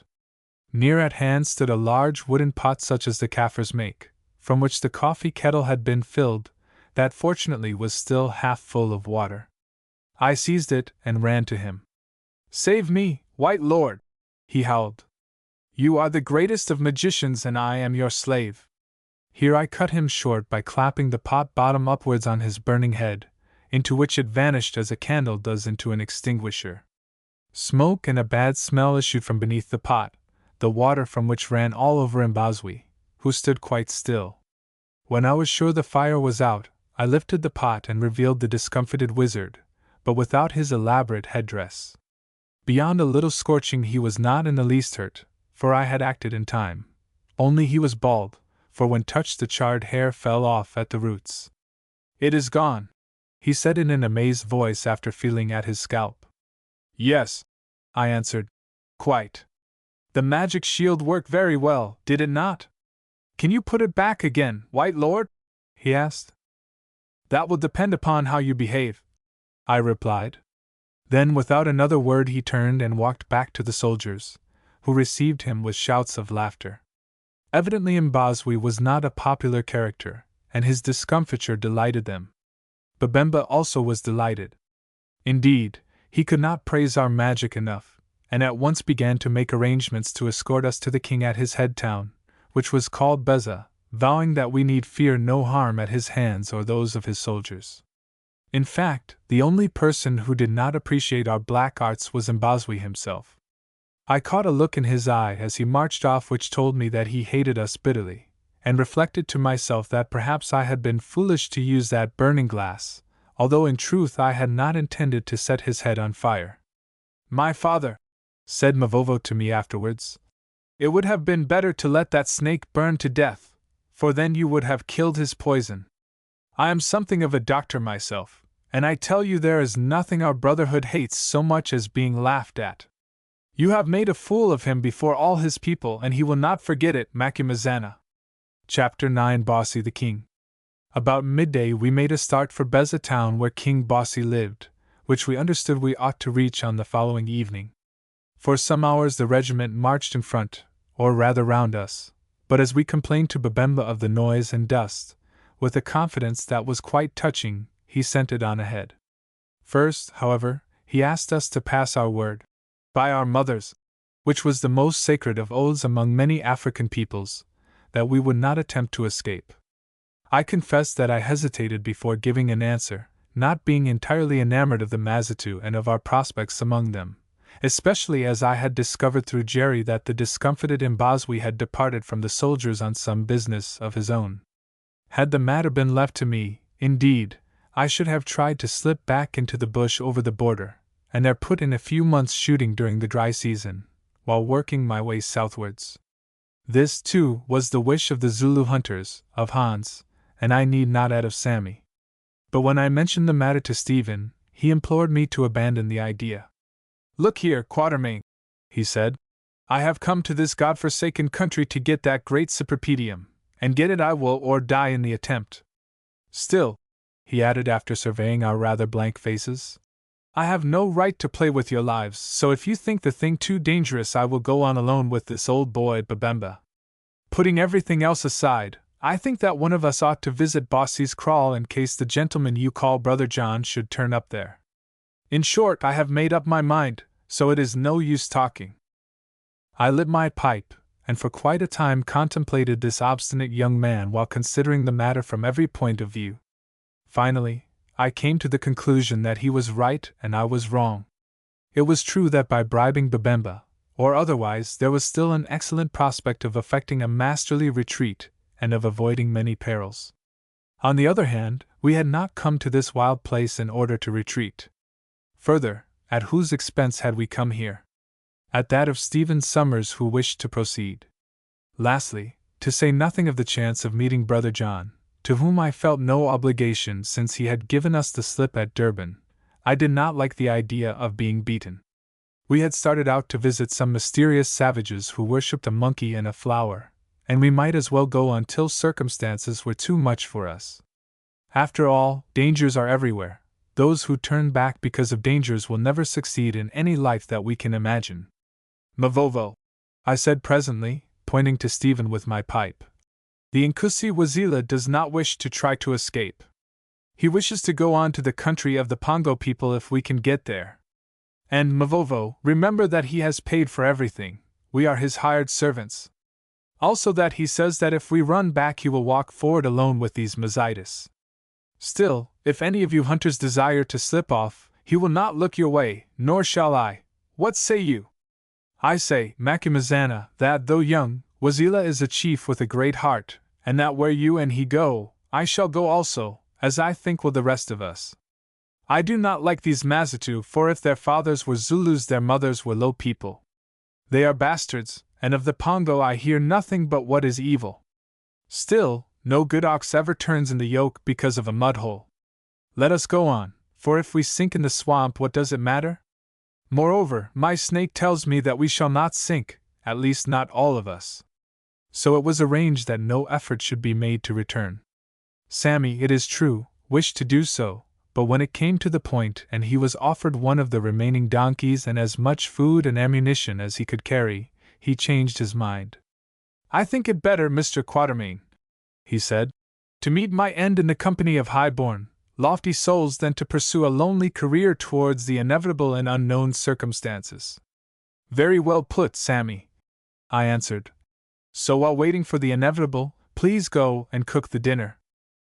Having laid aside our doubts, we proceeded on the journey comfortably enough, being well provided with bearers to take the place of those who had run away. Babemba, accompanied by a single orderly, traveled with us, and from him we collected much information. It seemed that the Mazitu were a large people who could muster from 5,000 to 7,000 spears. Their tradition was that they came from the south and were of the same stock as the Zulus, of whom they had heard vaguely. Indeed, many of their customs, to say nothing of their language, resembled those of that country.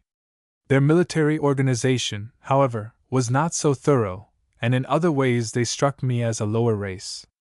In one particular, it is true, that of their houses, they were more advanced, for these, as we saw in the many kraals that we passed, were better built, with doorways through which one could walk upright, instead of the Kaffir beeholes.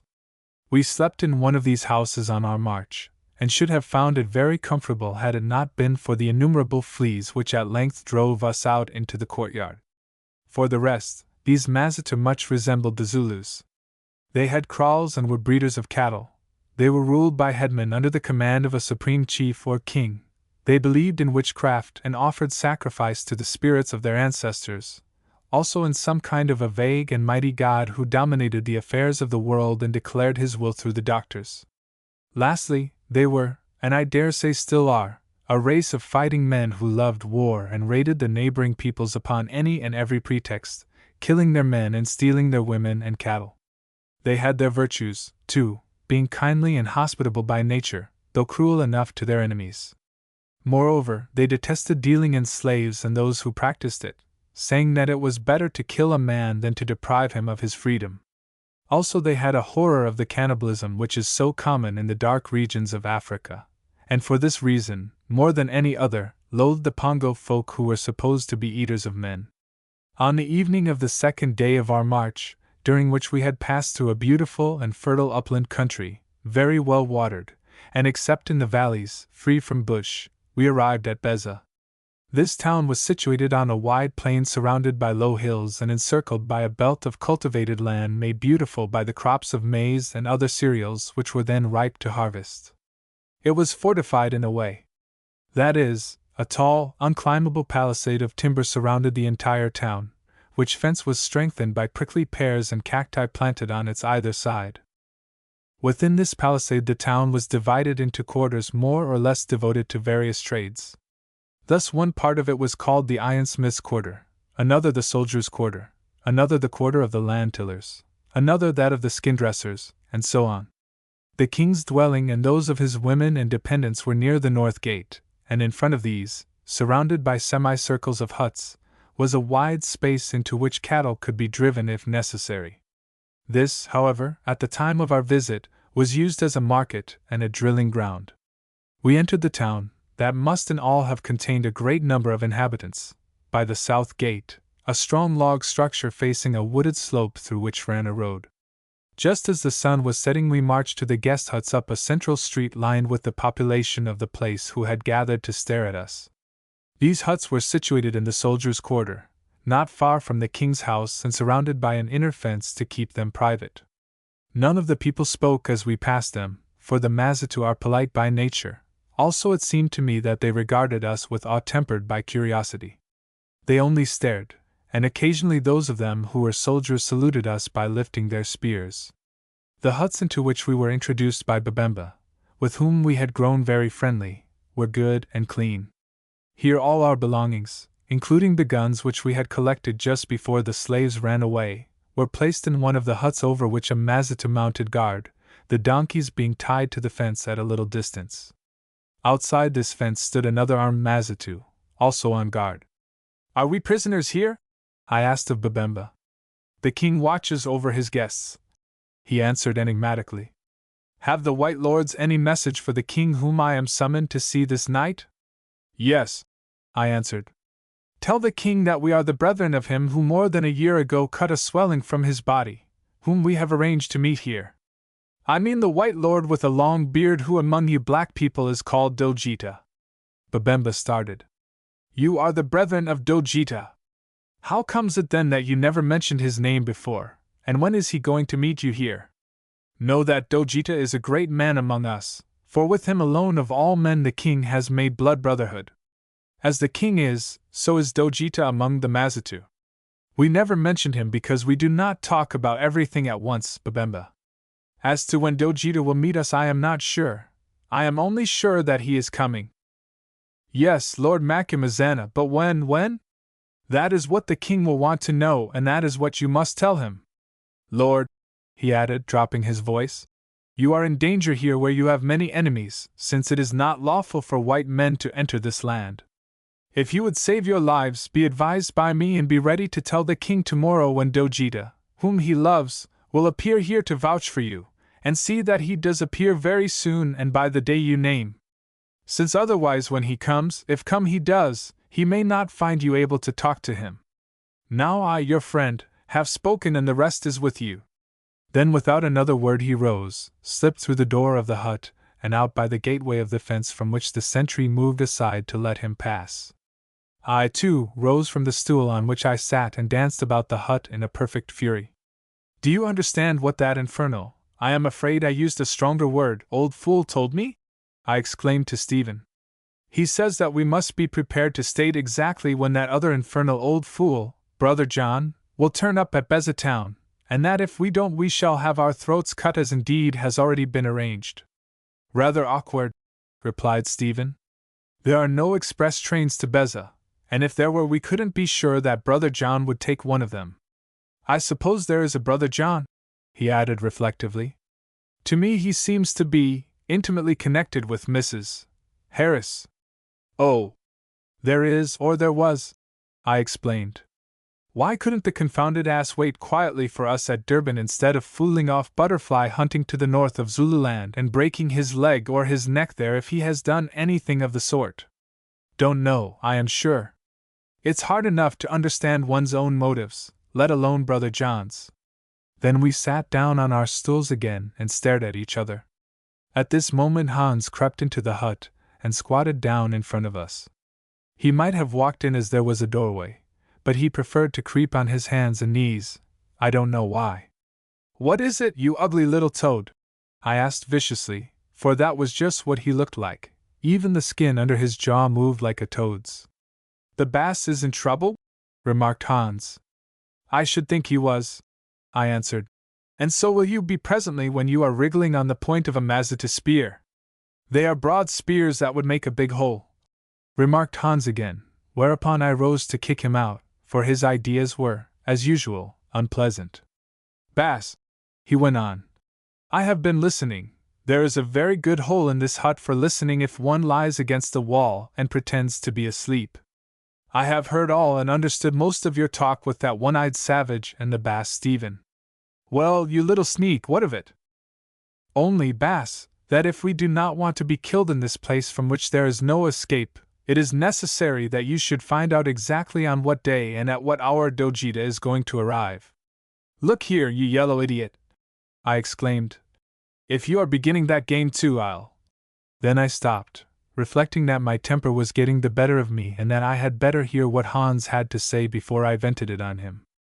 Bass, Mavovo is a great doctor. It is said that his snake is the straightest and the strongest in all Zululand save that of his master, Zikali, the old slave. He told you that Dojita was laid up somewhere with a hurt leg and that he was coming to meet you here.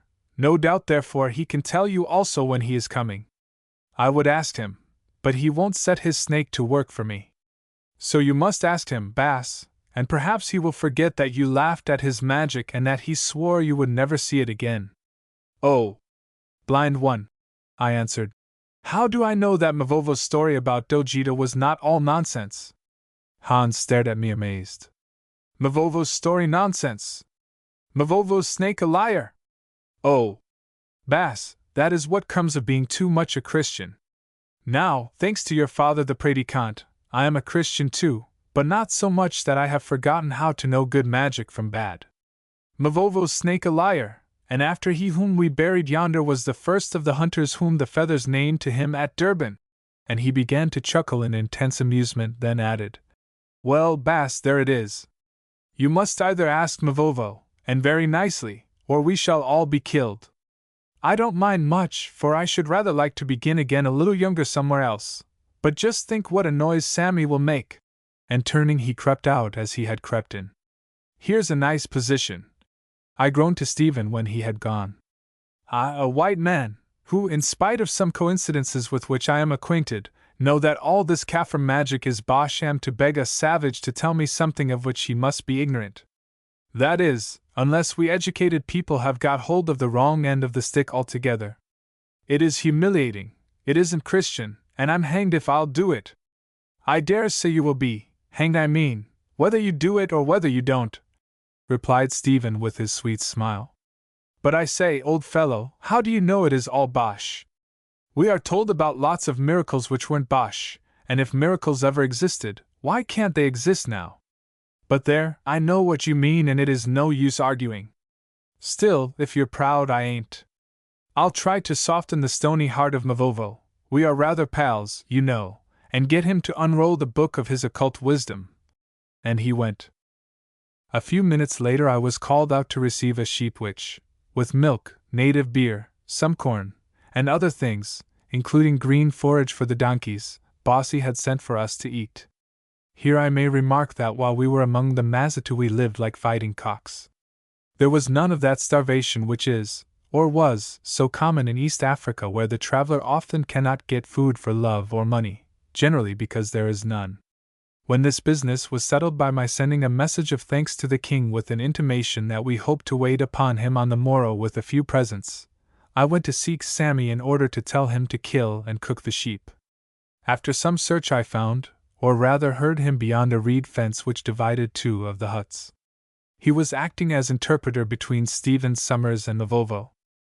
"This Zulu man declares, Mr. Summers," he said, "that he quite understands everything you have been explaining, and that it is probable that we shall all be butchered by this savage Bossy, if we cannot tell him when the white man, Dojita, whom he loves, will arrive here.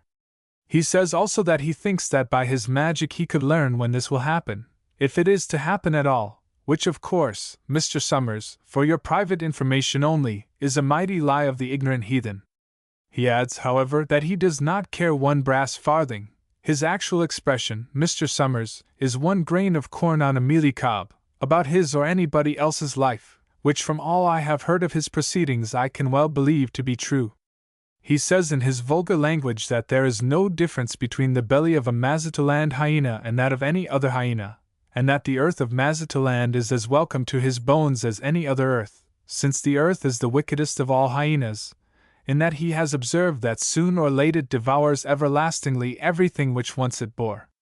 You must forgive me for reproducing his empty and childish talk, Mr. Summers, but you bade me to render the words of this savage with exactitude. In fact, Mr. Summers, this reckless person intimates, in short, that some power with which he is not acquainted. He calls it the strength that makes the sun to shine and broiders the blanket of the night with stars. Forgive me for repeating his silly words, caused him to be born into this world, and, at an hour already appointed, will draw him from this world back into its dark, eternal bosom, there to be rocked in sleep, or nursed to life again, according to its unknown will. I translate. Exactly, Mr. Summers, although I do not know what it all means, and that he does not care a curse when this happens. Still, he says that whereas he is growing old and has known many sorrows, he alludes here, I gather, to some nigger wives of his whom another savage knocked on the head, also to a child to whom he appears to have been attached. You are young with all your days and he hopes, joys, before you. Therefore he would gladly do anything in his power to save your life, because although you are white and he is black he has conceived an affection for you and looks on you as his child.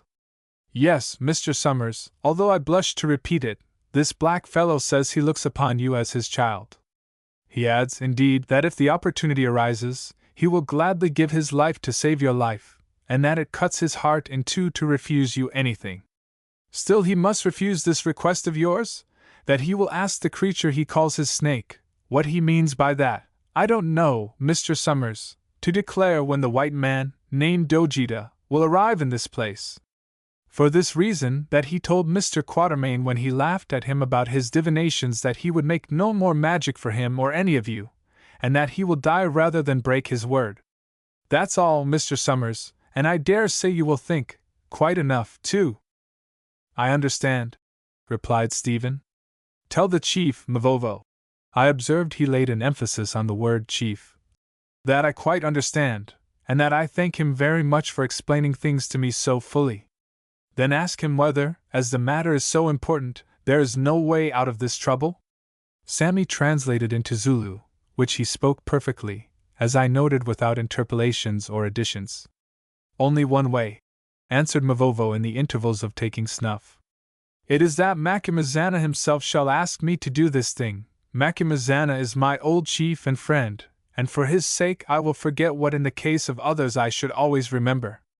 If he will come and ask me, without mockery, to exercise my skill on behalf of all of us, I will try to exercise it, although I know very well that he believes it to be but as an idle little whirlwind that stirs the dust, that raises the dust and lets it fall again without purpose or meaning, forgetting, as the wise white men forget, that even the wind which blows the dust is the same that breathes in our nostrils, and that to it we also are as is the dust. Now I, the listener, thought for a moment or two. The words of this fighting savage, Mavovo, even those of them of which I had heard only the translation, garbled and beslavered by the mean comments of the unutterable Sammy, stirred my imagination. Who was I that I should dare to judge of him and his wild, unknown gifts? Who was I that I should mock at him and by my mockery intimate that I believed him to be a fraud? Stepping through the gateway of the fence, I confronted him. Mavovo, I said, I have overheard your talk. I am sorry if I laughed at you in Durban. I do not understand what you call your magic. It is beyond me and may be true or may be false. Still, I shall be grateful to you if you will use your power to discover, if you can, whether Dojita is coming here, and if so, when. Now do as it may please you, I have spoken. And I have heard Macumazana, my father. Tonight I will call upon my snake. Whether it will answer or what it will answer, I cannot say. Well, he did call upon his snake with due and portentous ceremony, and according to Stephen, who was present, which I declined to be, that mystic reptile declared that Dojita, alias Brother John, would arrive in Beza town precisely at sunset on the third day from that night. Now, as he had divined on Friday, according to our almanac, this meant that we might hope to see him. Hope exactly described my state of mind on the matter, on the Monday evening in time for supper. All right, I said briefly. Please do not talk to me any more about this impious rubbish, for I want to go to sleep. Next morning early we unpacked our boxes and made a handsome selection of gifts for the king, Bossy, hoping thus to soften his royal heart. It included a bale of calico, several knives, a musical box, a cheap American revolver, and a bundle of toothpicks, also several pounds of the best and most fashionable beads for his wives. This truly noble present we sent to the king by our two Mazitu servants, Tom and Jerry, who were marched off in the charge of several sentries, for I hoped that these men would talk to their compatriots, and tell them what good fellows we were. Indeed, I instructed them to do so.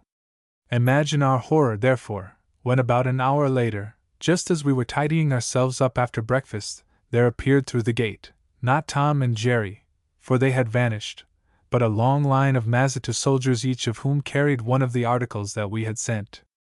Indeed, the last of them held the bundle of toothpicks on his fuzzy head as though it were a huge faggot of wood. One by one they set them down upon the lime flooring of the veranda of the largest hut.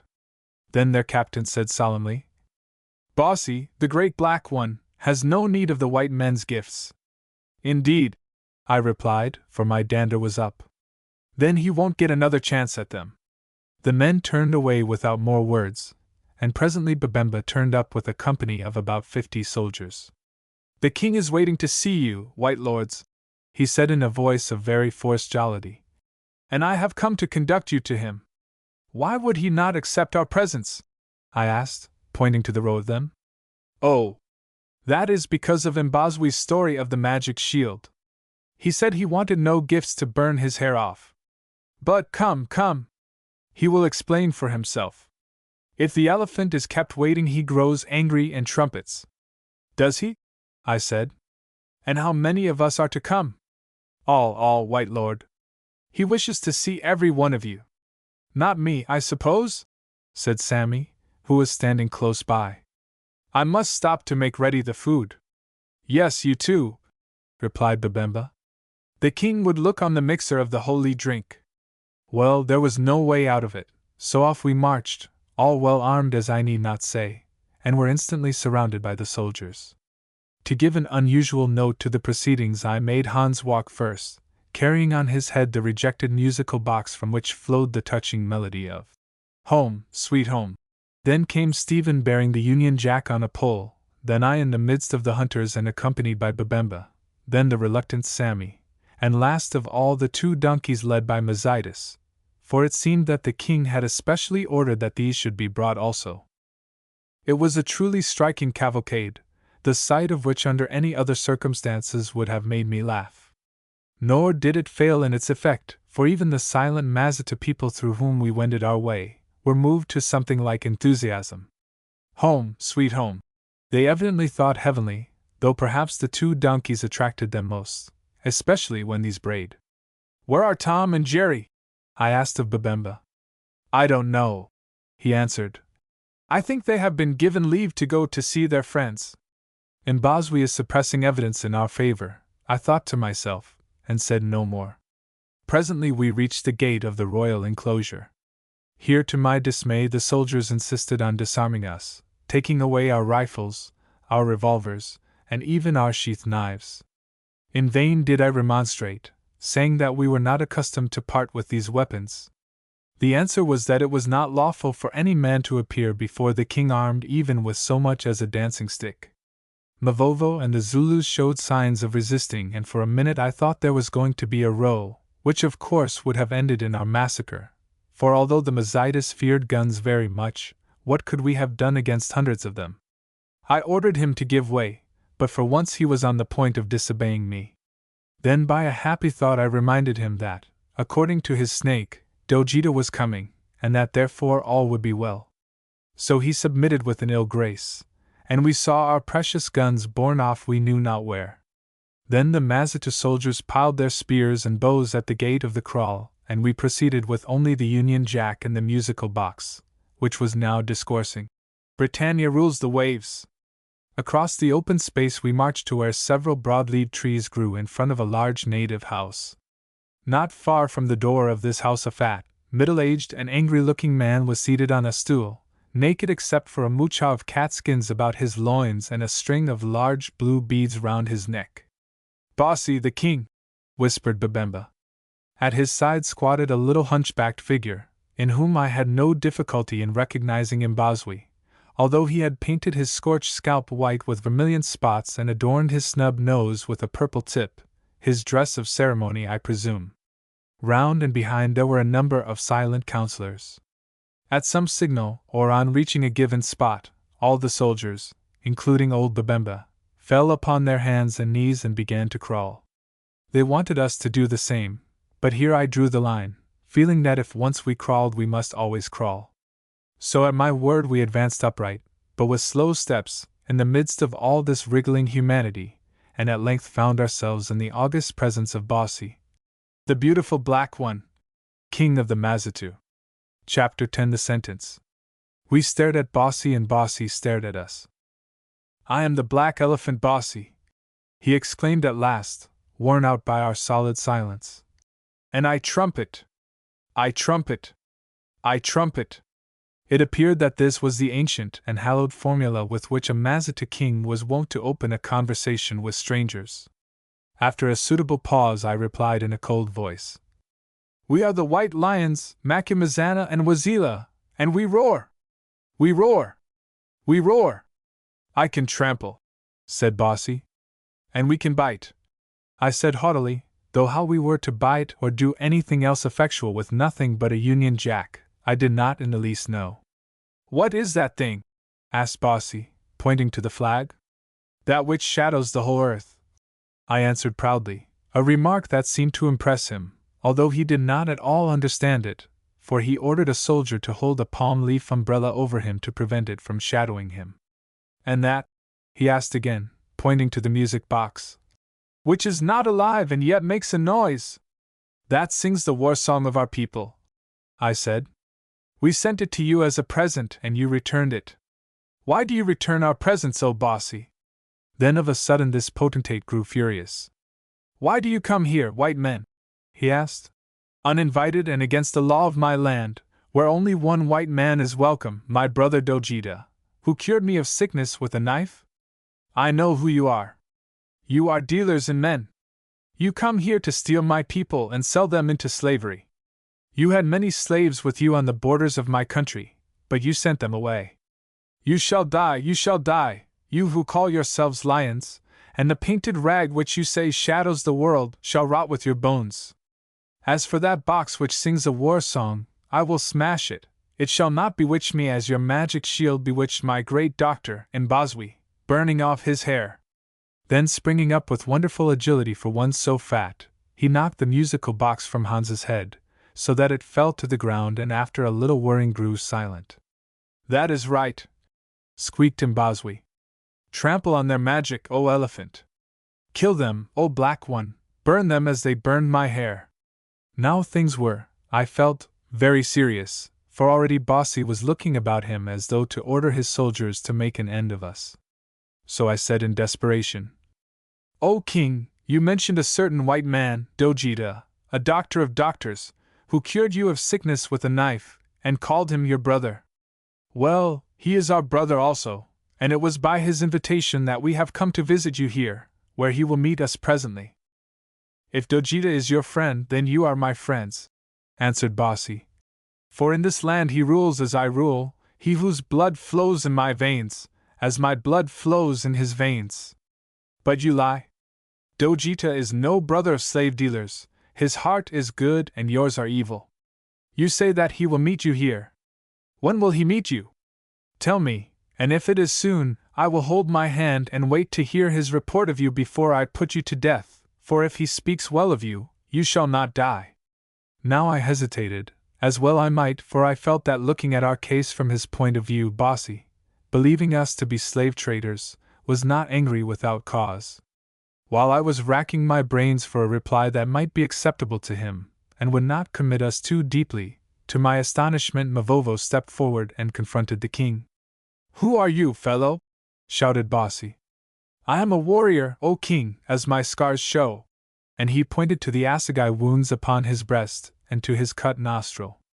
I am a chief of a people from whom your people sprang, and my name is Mavovo, Mavovo, who is ready to fight you or any man whom you may name, and to kill him or you if you will. Is there one here who wishes to be killed? No one answered, for the mighty-chested Zulu looked very formidable. I am a doctor also, went on Mavovo, one of the greatest of doctors who can open the gates of distance, and read that which is hid in the womb of the future. Therefore I will answer your questions which you put to the Lord Macumazana, the great and wise white man whom I serve, because we have fought together in many battles. Yes, I will be his mouth, I will answer. The white man Dojita, who is your blood brother and whose word is your word among the Mazitu, will arrive here at sunset on the 2nd day from now. I have spoken. Bossy looked at me in question. Yes, I exclaimed, feeling that I must say something and that it did not much matter what I said. Dojita will arrive here on the 2nd day from now within half an hour after sunset. Something, I know not what, prompted me to allow that extra half hour, which in the event saved all our lives.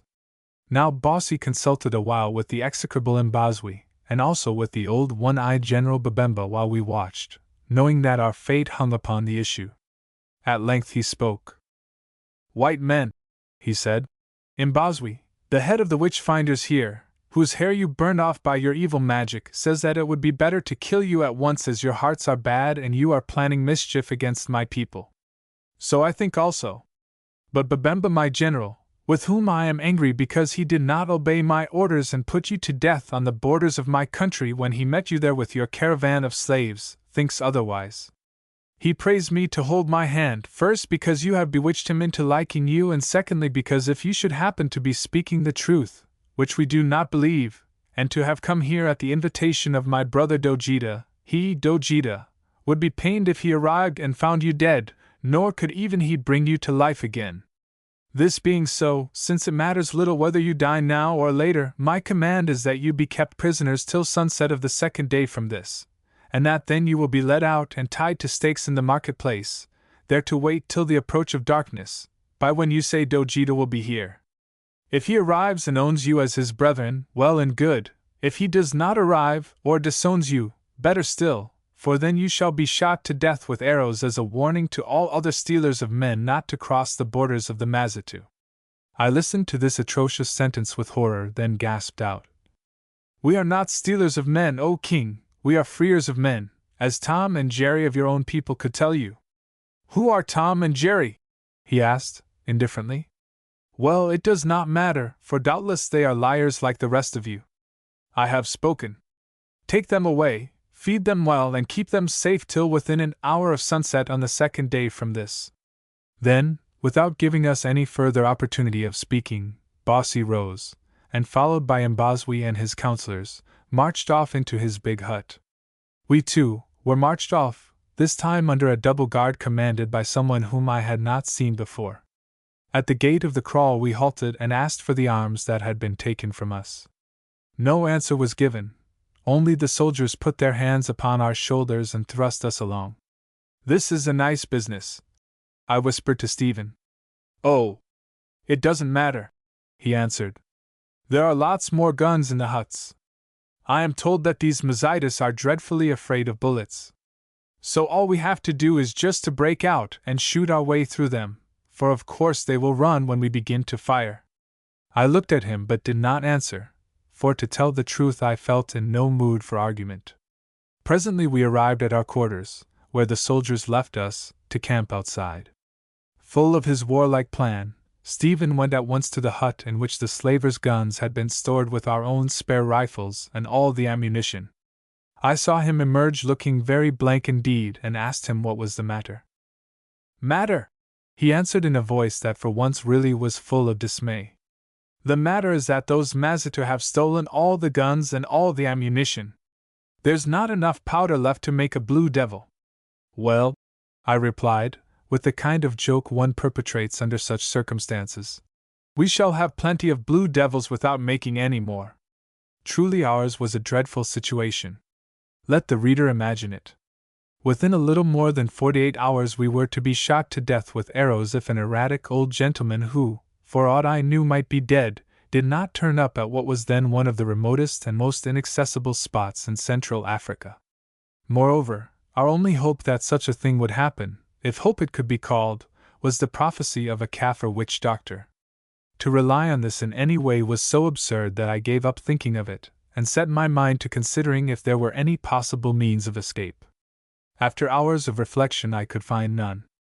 Even Hans, with all his experience and nearly superhuman cunning, could suggest none. We were unarmed and surrounded by thousands of savages, all of whom, save perhaps Babemba, believed us to be slave traders, a race that very properly they held in abhorrence, who had visited the country with the object of stealing their women and children. The king Bossy, a very prejudiced fellow, was dead against us. Also by a piece of foolishness which I now bitterly regretted, as indeed I regretted the whole expedition, or at any rate entering on it in the absence of Brother John, we had made an implacable enemy of the head medicine man, who to these folk was a sort of Archbishop of Canterbury. Short of a miracle, there was no hope for us. All that we could do was to say our prayers and prepare for the end. Mavovo, it is true, remained cheerful. His faith in his snake was really touching. He offered to go through that divination process again in our presence, and demonstrate that there was no mistake. I declined because I had no faith in divinations, and Stephen also declined, for another reason, namely that the result might prove to be different, which, he held, would be depressing. The other Zulus oscillated between belief and skepticism, as do the unstable who set to work to study the evidences of Christianity. But Sammy did not oscillate, he literally howled, and prepared the food which poured in upon us so badly that I had to turn on Hans to do the cooking, for however little appetite we might have, it was necessary that we should keep up our strength by eating. "What, Mr. Quatermain?" asked Sammy between his tears. "Is the use of dressing viands that our systems will never have time to thoroughly assimilate?" The first night passed somehow, and so did the next day and the next night which heralded our last morning. I got up quite early and watched the sunrise. Never, I think, had I realized before what a beautiful thing the sunrise is, at least not to the extent I did now when I was saying goodbye to it forever. Unless indeed there should prove to be still lovelier sunrises beyond the dark of death. Then I went into our hut, and as Stephen, who had the nerves of a rhinoceros, was still sleeping like a tortoise in winter, I said my prayers earnestly enough, mourned over my sins which proved to be so many that at last I gave up the job in despair, and then tried to occupy myself by reading the Old Testament, a book to which I have always been extremely attached. As a passage that I lit on described how the prophet Samuel, for whom I could not help reading, in Boswi, hewed Agag in pieces after Bossy, I mean Saul, had relented and spared his life, I cannot say that it consoled me very much. Doubtless, I reflected, these people believe that I, like Agag, had made women childless. By my sword, so there remained nothing save to follow the example of that unhappy king and walk, delicately, to doom. Then, as Stephen was still sleeping, how could he do it, I wondered, I set to work to make up the accounts of the expedition to date. It had already cost £1,423. Just fancy expending £1,423 in order to be tied to a post and shot to death with arrows. And all to get a rare orchid. Oh! I reflected to myself, if by some marvel I should escape, or if I should live again in any land where these particular flowers flourish, I would never even look at them. And as a matter of fact I never have. At length Stephen did wake up and, as criminals are reported to do in the papers before execution, made an excellent breakfast. "What's the good of worrying?" he said presently. "I shouldn't if it weren't for my poor old father. It must have come to this one day, and the sooner it is over the sooner to sleep, as the song says. When one comes to think of it, there are enormous advantages in sleep, for that's the only time one is quite happy. Still, I should have liked to see that Cypripedium first." "Oh! Drat the Cypripedium!" I exclaimed, and blundered from the hut to tell Sammy that if he didn't stop his groaning I would punch his head. "Jumps! Regular jumps! Who'd have thought it of Quatermain?" I heard Stephen mutter in the intervals of lighting his pipe. The morning went like lightning that is greased, as Sammy remarked. 3 o'clock came and Mavovo and his following sacrificed a kid to the spirits of their ancestors, which, as Sammy remarked again, was a horrible, heathen ceremony much calculated to prejudice our cause with powers above. When it was over, to my delight, Babemba appeared. He looked so pleasant that I jumped to the conclusion that he brought the best of news with him. Perhaps that the king had pardoned us, or perhaps, blessed thought, that Brother John had really arrived before his time. But not a bit of it. All he had to say was that he had caused inquiries to be made along the route that ran to the coast, and that certainly for 100 miles there was at present no sign of Dojita. So as the black elephant was growing more and more enraged under the stirrings up of Mbazwi, it was obvious that that evening's ceremony must be performed. Indeed, as it was part of his duty to superintend the erection of the posts to which we were to be tied and the digging of our graves at their bases, he had just come to count us again to be sure that he had not made any mistake as to the number. Also, if there were any articles that we would like buried with us, would we be so kind as to point them out, and he would be sure to see to the matter. It would be soon over, and not painful, he added, as he had selected the very best archers in Beza town who rarely missed and could, most of them, send an arrow up to the feather into a buffalo. Then he chatted a little about other matters, as to where he should find the magic shield I had given him, which he would always value as a souvenir, etc., took a pinch of snuff with Mavovo and departed, saying that he would be sure to return again at the proper time. It was now 4 o'clock, and as Sammy was quite beyond it, Stephen made himself some tea. It was very good tea, especially as we had milk to put in it, although I did not remember what it tasted like till afterwards. Now, having abandoned hope, I went into a hut alone to compose myself to meet my end like a gentleman, and seated there in silence and semi-darkness my spirit grew much calmer. After all, I reflected, why should I cling to life?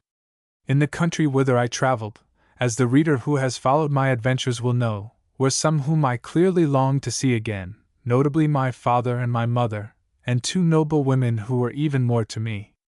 My boy, it is true, remained, he was alive then, but I knew that he would find friends, and as I was not so badly off at that time, I had been able to make a proper provision for him. Perhaps it was better that I should go, seeing that if I lived on it would only mean more troubles and more partings. What was about to befall me of course I could not tell, but I knew then as I know now, that it was not extinction or even that sleep of which Stephen had spoken. Perhaps I was passing to some place where at length the clouds would roll away and I should understand, whence, too, I should see all the landscape of the past and future, as an eagle does watching from the skies, and be no longer like one struggling through dense bush, wild beast and serpent haunted, beat upon by the storms of heaven and terrified with its lightnings, nor knowing whither I hewed my path. Perhaps in that place there would be no longer what St. Paul describes as another law in my members warring against the law of my mind, and bringing me into captivity to the law of sin. Perhaps there the past would be forgiven by the power which knows whereof we are made, and I should become what I have always longed to be, good in every sense, and even find open to me new and better roads of service. I take these thoughts from a note that I made in my pocket book at the time. Thus I reflected and then wrote a few lines of farewell in the fond and foolish hope that somehow they might find those to whom they were addressed. I have those letters still, and very oddly they read today. This done, I tried to throw out my mind towards Brother John if he still lived, as indeed I had done for days past, so that I might inform him of our plight, and I am afraid, reproach him for having brought us to such an end by his insane carelessness or want of faith. Whilst I was still engaged thus, Babemba arrived with his soldiers to lead us off to execution. It was Hans who came to tell me that he was there. The poor old Hottentot shook me by the hand and wiped his eyes with his ragged coat sleeve. "Oh, Bass, this is our last journey," he said. "And you are going to be killed, Bass, and it is all my fault, Bass, because I ought to have found a way out of the trouble, which is what I was hired to do. But I can't, my head grows so stupid. Oh, if only I could come even with Mbazwi I shouldn't mind, and I will, if I have to return as a ghost to do it. Well, Bass, you know the predicant, your father, told us that we don't go out like a fire, but burn again for always elsewhere. I hope not, I thought to myself. And that quite easily without anything to pay for the wood. So I hope that we shall always burn together, Bass. And meanwhile, I have brought you a little something." And he produced what looked like a peculiarly obnoxious horse ball. "You swallow this now and you will never feel anything. It is a very good medicine that my grandfather's grandfather got from the spirit of his tribe. You will just go to sleep as nicely as though you were very drunk, and wake up in the beautiful fire which burns without any wood and never goes out forever and ever, amen." "No, Hans," I said. "I prefer to die with my eyes open." "And so would I, Bass, if I thought there was any good in keeping them open, but I don't, for I can't believe any more in the snake of that black fool, Mavovo. If it had been a good snake, it would have told him to keep clear of Beza town, so I will swallow one of these pills and give the other to the Bass Stephen." And he crammed the filthy mess into his mouth and with an effort got it down, as a young turkey does a ball of meal that is too big for its throat. Then, as I heard Stephen calling me, I left him invoking a most comprehensive and polyglot curse upon the head of Mbazwi, to whom he rightly attributed all our woes. "Our friend here says it is time to start," said Stephen, rather shakily, for the situation seemed to have got a hold of him at last, and nodding towards old Babemba, who stood there with a cheerful smile looking as though he were going to conduct us to a wedding. "Yes, White Lord," said Babemba. "It is time, and I have hurried so as not to keep you waiting. It will be a very fine show, for the Black Elephant himself is going to do you the honor to be present, as will all the people of Beza town and those for many miles round." "Hold your tongue, you old idiot," I said, "and stop your grinning. If you had been a man and not a false friend you would have got us out of this trouble, knowing as you do very well that we are no sellers of men, but rather the enemy of those who do such things." "Oh, White Lord," said Babemba, in a changed voice. "Believe me, I only smiled to make you happy up to the end. My lips smile, but I am crying inside. I know that you are good and have told Bossy so, but he will not believe me, who thinks that I have been bribed by you. What can I do against that evil-hearted Mbazwi, the head of the witch doctors, who hates you because he thinks you have better magic than he has and who whispers day and night into the king's ear, telling him that if he does not kill you, all our people will be slain or sold for slaves, as you are only the scouts of a big army that is coming. Only last night Mbazwi held a great divination in Daba, and read this and a great deal more in the enchanted water, making the king think he saw it in pictures, whereas I, looking over his shoulder, could see nothing at all, except the ugly face of Mbazwi reflected in the water. Also he swore that his spirit told me that Dojita, the king's blood brother, being dead, would never come to Beza town again. I have done my best.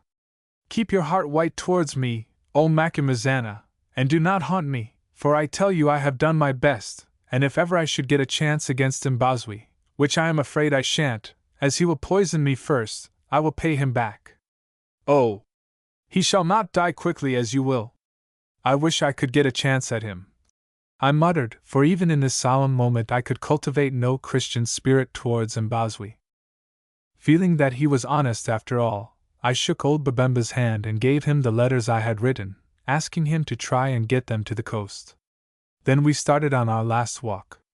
The Zulu hunters were already outside the fence, seated on the ground, chatting and taking snuff. I wondered if this was because they really believed in Mavovo's confounded snake, or from bravado, inspired by the innate courage of their race. When they saw me they sprang to their feet and, lifting their right hands, gave me a loud and hearty salute of Inkusi! Baba! Inkusi! Makimazana! Then, at a signal from Mavovo, they broke into some Zulu war chant, which they kept up till we reached the stakes. Sammy, too, broke into a chant, but one of quite a different nature. "Be quiet," I said to him. "Can't you die like a man?" "No, indeed I cannot, Mr. Quatermain," he answered, and went on howling for pity in about 20 different languages. Stephen and I walked together, he still carrying the Union Jack, of which no one tried to deprive him. I think the Mazata believed it was his fetish. We didn't talk much, though once he said, "Well, the love of orchids has brought many a man to a bad end. I wonder whether the governor will keep my collection or sell it." After this he relapsed into silence, and not knowing and indeed not caring what would happen to his collection, I made no answer. We had not far to go. Personally I could have preferred a longer walk passing with our guards down a kind of by-street.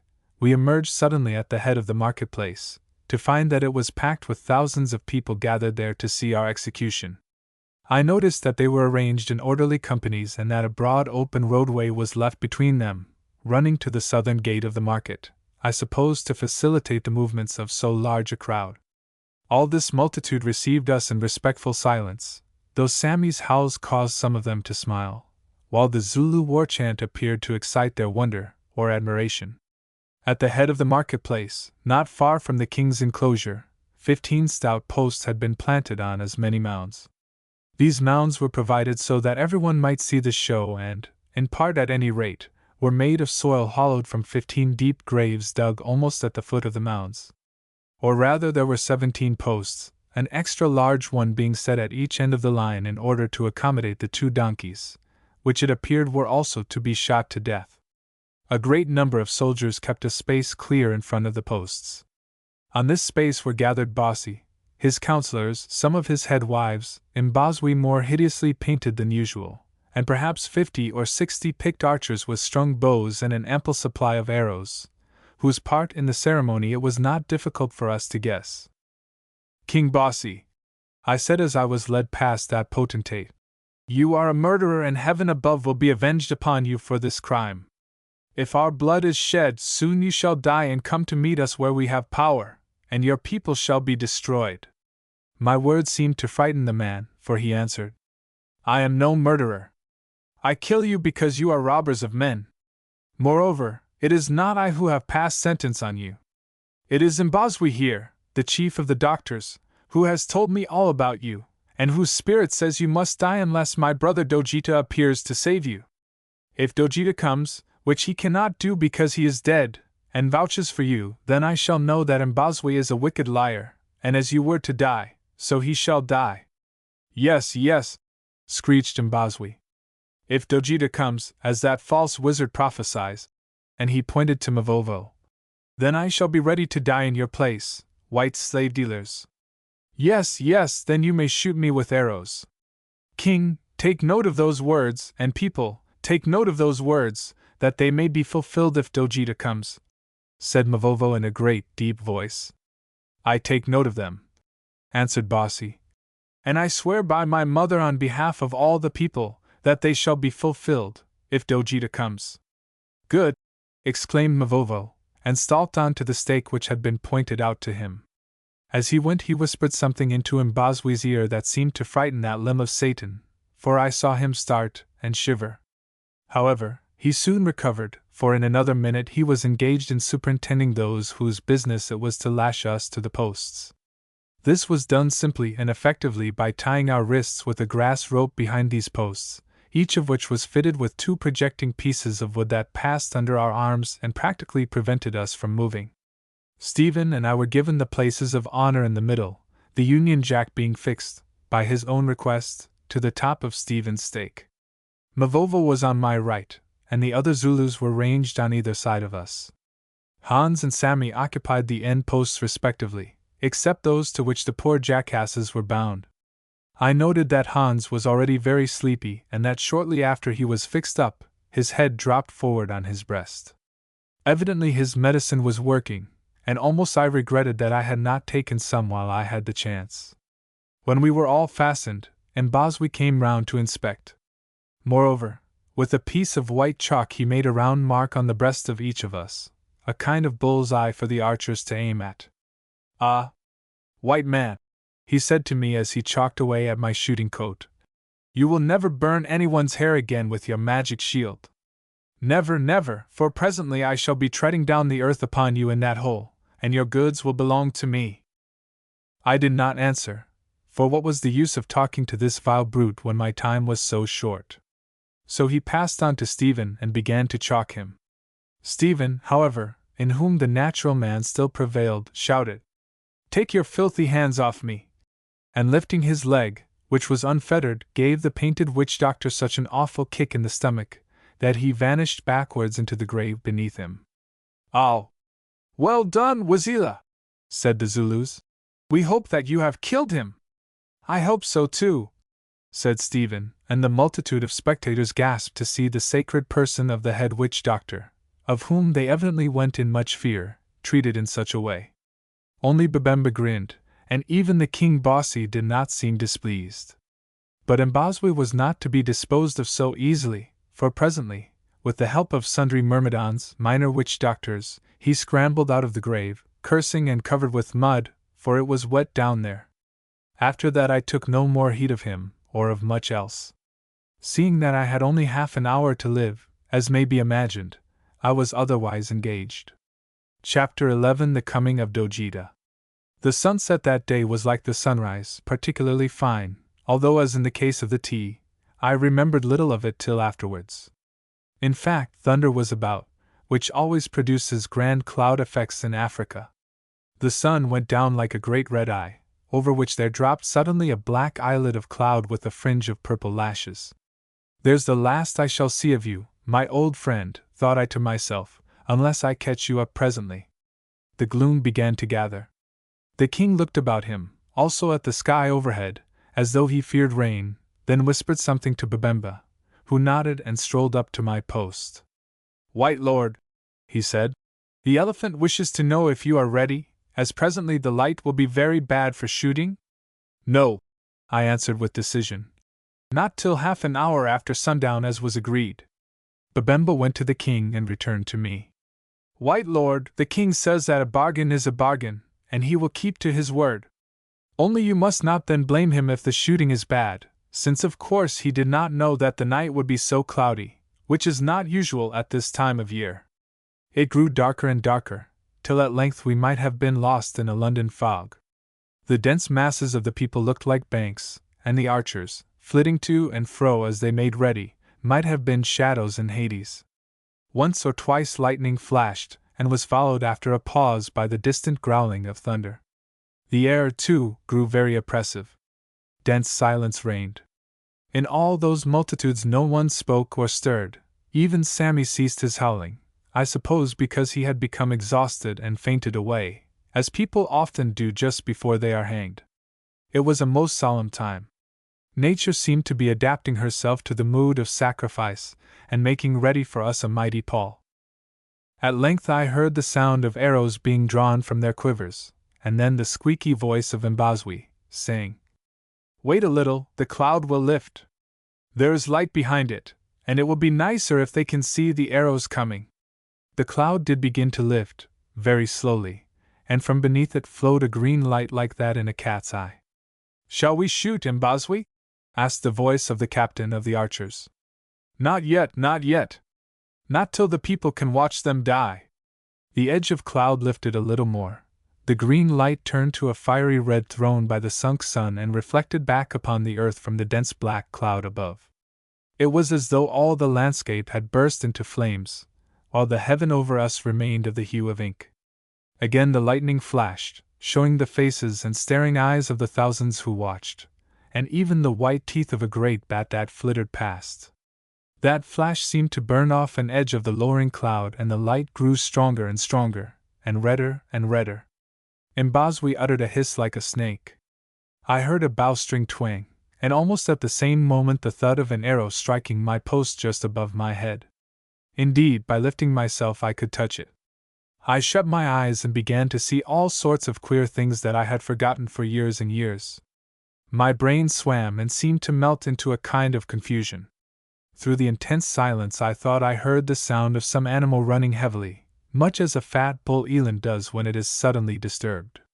Someone uttered a startled exclamation, which caused me to open my eyes again.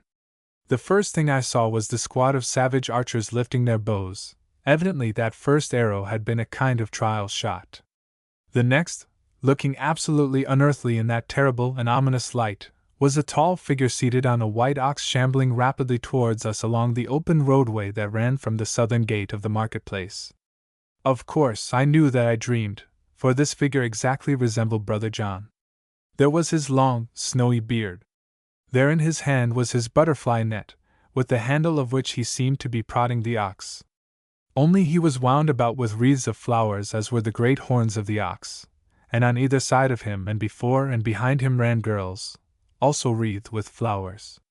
It was a vision, nothing else, and I shut my eyes again awaiting the fatal arrow.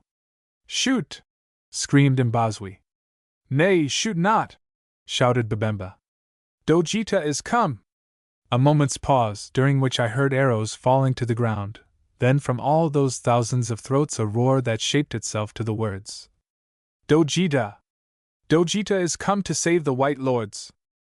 I must confess that after this my nerve, which is generally pretty good, gave out to such an extent that I think I fainted for a few minutes. During that faint I seemed to be carrying on a conversation with Mavovo, though whether it ever took place or I only imagined it I am not sure, since I always forgot to ask him. He said, or I thought he said to me, "And now, Macumazana, my father, what have you to say? Does my snake stand upon its tail or does it not? Answer, I am listening." To which I replied, or seemed to reply, "Mavovo, my child, certainly it appears as though your snake does stand upon its tail. Still, I hold that all this is a fantasy, that we live in a land of dream in which nothing is real except those things which we cannot see or touch or hear. That there is no me and no you and no snake at all, nothing but a power in which we move, that shows us pictures and laughs when we think them real." Whereon Mavovo said, or seemed to say, "Ah! At last you touch the truth, O Macumazana, my father. All things are a shadow and we are shadows in a shadow. But what throws the shadow, O Macumazana, my father? Why does Dojita appear to come hither riding on a white ox, and why do all these thousands think that my snake stands so very stiff upon its tail? I'm hanged if I know," I replied and woke up. There, without doubt, was old Brother John with a wreath of flowers. I noted in disgust that they were orchids, hanging in a bacchanalian fashion from his dinted sun helmet over his left eye. He was in a furious rage and reviling Bossy, who literally crouched before him, and I was in a furious rage and reviling him. What I said I do not remember, but he said, his white beard bristling with indignation, while he threatened Bossy with the handle of the butterfly net. "You dog! You savage, whom I saved from death and called brother! What were you doing to these white men who are in truth my brothers, and to their followers? Were you about to kill them? Oh! If so, I will forget my vow, I will forget the bond that binds us in." "Don't, pray don't," said Bossy. "It is all a horrible mistake. I am not to be blamed at all. It is that witch doctor Mbazwi, whom by the ancient law of the land I must obey in such matters. He consulted his spirit and declared that you were dead, also that these white lords were the most wicked of men, slave traders with spotted hearts, who came hither to spy out the Mazata people and to destroy them with magic and bullets." "Then he lied," thundered Brother John. And he knew that he lied. Yes, yes, it is evident that he lied, answered Bossy. Bring him here, and with him those who serve him. Now by the light of the moon which was shining brightly in the heavens, for the thunderclouds had departed with the last glow of sunset, soldiers began an active search for Mbazwi and his confederates. Of these they caught 8 or 10, all wicked-looking fellows hideously painted and adorned like their master, but Mbazwi himself they could not find. I began to think that in the confusion he had given us the slip, when presently from the far end of the line, for we were still all tied to our stakes, I heard the voice of Sammy, hoarse, it is true, but quite cheerful now, saying, "Mr. Quatermain, in the interests of justice, will you inform His Majesty that the treacherous wizard for whom he is seeking is now peeping and muttering at the bottom of the grave which was dug to receive my mortal remains?" I did inform His Majesty, and in double-quick time our friend Mbazwi was once more fished out of a grave by the strong arms of Babemba and his soldiers, and dragged into the presence of the irate Bossy. "Loose the white lords and their followers," said Bossy, "and let them come here." So our bonds were undone, and we walked to where the king and Brother John stood, the miserable Mbazwi and his attendant doctors huddled in a heap before them. "Who is this?" said Bossy to him, pointing at Brother John. "Is it not he whom you vowed was dead?" Mbazwi did not seem to think that the question required an answer, so Bossy continued. "What was the song that you sang in our ears just now, that if Dojita came you would be ready to be shot to death with arrows in the place of these white lords whose lives you swore away, was it not?" Again Mbazwi made no answer, although Babemba called his attention to the king's query with a vigorous kick. Then Bossy shouted, "By your own mouth are you condemned, O liar, and that shall be done to you which you have yourself decreed," adding almost in the words of Elijah after he had triumphed over the priests of Baal, "Take away these false prophets. Let none of them escape. Say you not so, O people?" "Aye," roared the multitude fiercely. "Take them away." "Not a popular character in Mbazwi," Stephen remarked to me in a reflective voice. "Well, he is going to be served hot on his own toast now, and serve the brute right." "Who is the false doctor now?" mocked Mavovo in the silence that followed. "Who is about to sup on arrowheads, O painter of white spots?" And he pointed to the mark that Mbazwi had so gleefully chalked over his heart as a guide to the arrows of the archers. Now, seeing that all was lost, the little humpbacked villain with a sudden twist caught me by the legs and began to plead for mercy. So piteously did he plead, that being already softened by the fact of our wonderful escape from those black graves, my heart was melted in me. I turned to ask the king to spare his life, though with little hope that the prayer would be granted, for I saw that Bossy feared and hated the man and was only too glad of the opportunity to be rid of him. Mbazwi, however, interpreted my movement differently, since among savages the turning of the back always means that a petition is refused. Then, in his rage and despair, the venom of his wicked heart boiled over. He leapt to his feet, and drawing a big, carved knife from among his witch doctor's trappings, sprang at me like a wild cat, shouting, "At least you shall come too, white dog!" Most mercifully Mavovo was watching him, for that is a good Zulu saying which declares that wizard is wizard's fate. With one bound he was on him.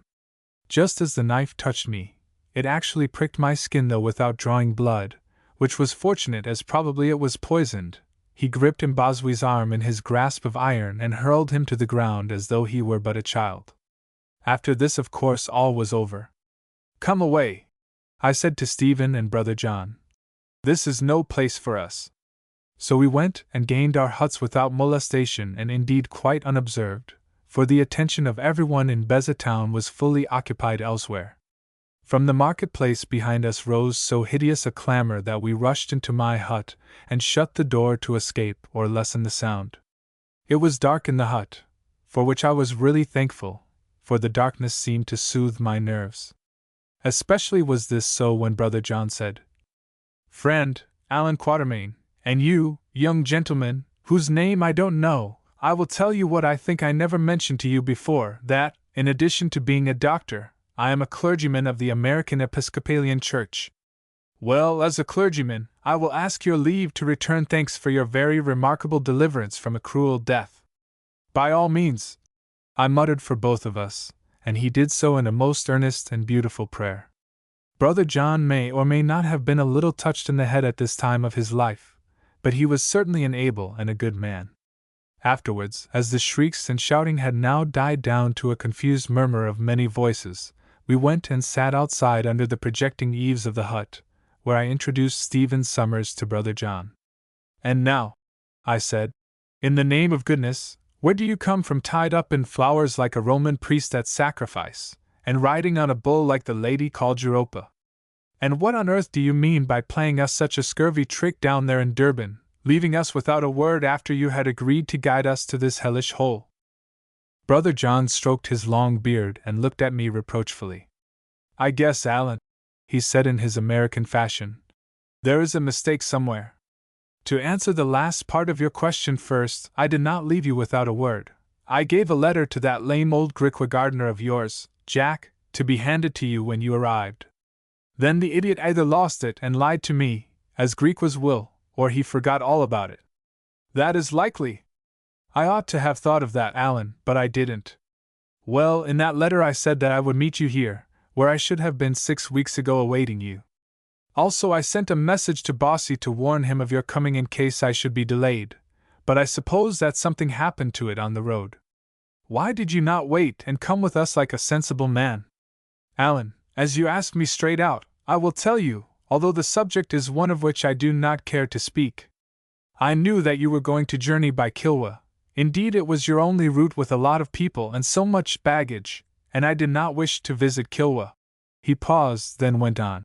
"A long while ago, nearly 23 years to be accurate, I went to live at Kilwa as a missionary with my young wife. I built a mission station and a church there, and we were happy and fairly successful in our work. Then on one evil day the Swahili and other Arabs came in dhows to establish a slave-dealing station. I resisted them, and the end of it was that they attacked us, killed most of my people and enslaved the rest. In that attack I received a cut from a sword on the head. Look, here is the mark of it." And drawing his white hair apart he showed us a long scar that was plainly visible in the moonlight. "The blow knocked me senseless just about sunset one evening. When I came to myself again it was broad daylight, and everybody was gone, except one old woman who was tending me. She was half crazed with grief because her husband and 2 sons had been killed, and another son, a boy, and a daughter had been taken away. I asked her where my young wife was. She answered that she, too, had been taken away 8 or 10 hours before, because the Arabs had seen the lights of a ship out at sea, and thought they might be those of a British man-of-war that was known to be cruising on the coast. On seeing these they had fled inland in a hurry, leaving me for dead, but killing the wounded before they went. The old woman herself had escaped by hiding among some rocks on the seashore, and after the Arabs had gone had crept back to the house and found me still alive. I asked her where my wife had been taken. She said she did not know, but some others of our people told her that they had heard the Arabs say they were going to some place 100 miles inland, to join their leader, a half-bred villain named Hassan ben Mohammed, to whom they were carrying my wife as a present. Now we knew this wretch, for after the Arabs landed at Kilwa, but before actual hostilities broke out between us, he had fallen sick of smallpox and my wife had helped to nurse him. Had it not been for her, indeed, he would have died. However, although the leader of the band, he was not present at the attack, being engaged in some slave-raiding business in the interior. When I learned this terrible news, the shock of it, or the loss of blood, brought on a return of insensibility, from which I only awoke 2 days later to find myself on board a Dutch trading vessel that was sailing for Zanzibar.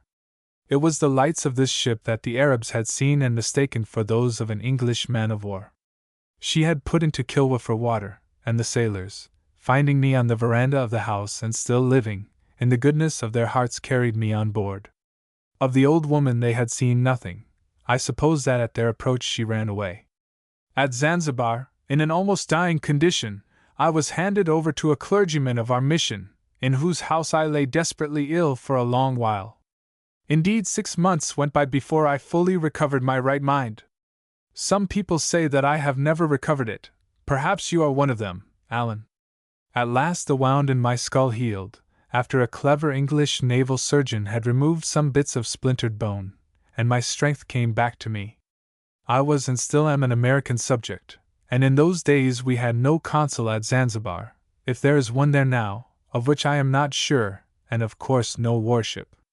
The English made what inquiries they could for me, but could find out little or nothing, since all the country about Kilwa was in possession of Arab slave traders who were supported by a ruffian who called himself the Sultan of Zanzibar.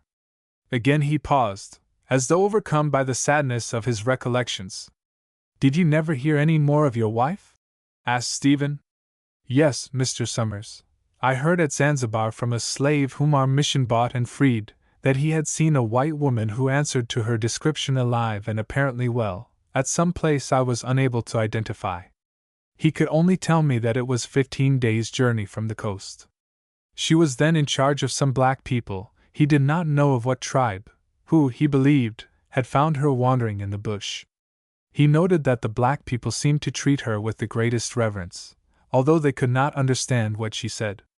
On the following day, while searching for 6 lost goats, he was captured by Arabs who, he heard afterwards, were out looking for this white woman.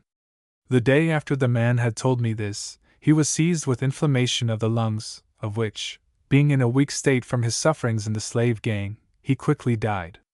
Now you will understand why I was not particularly anxious to revisit Kilwa." "Yes," I said, "we understand that, and a good deal more of which we will talk later.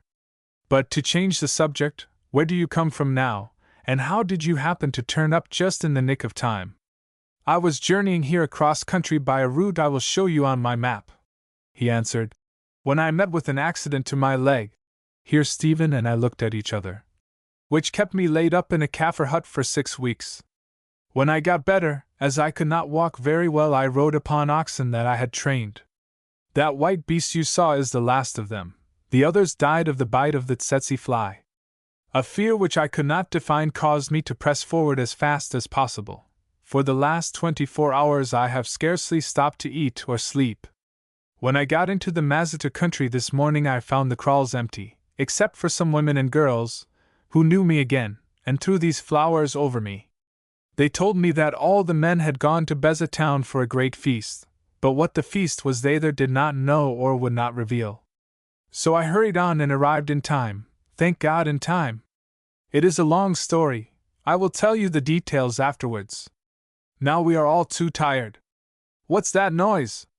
I listened and recognized the triumphant song of the Zulu hunters, who were returning from the savage scene in the marketplace.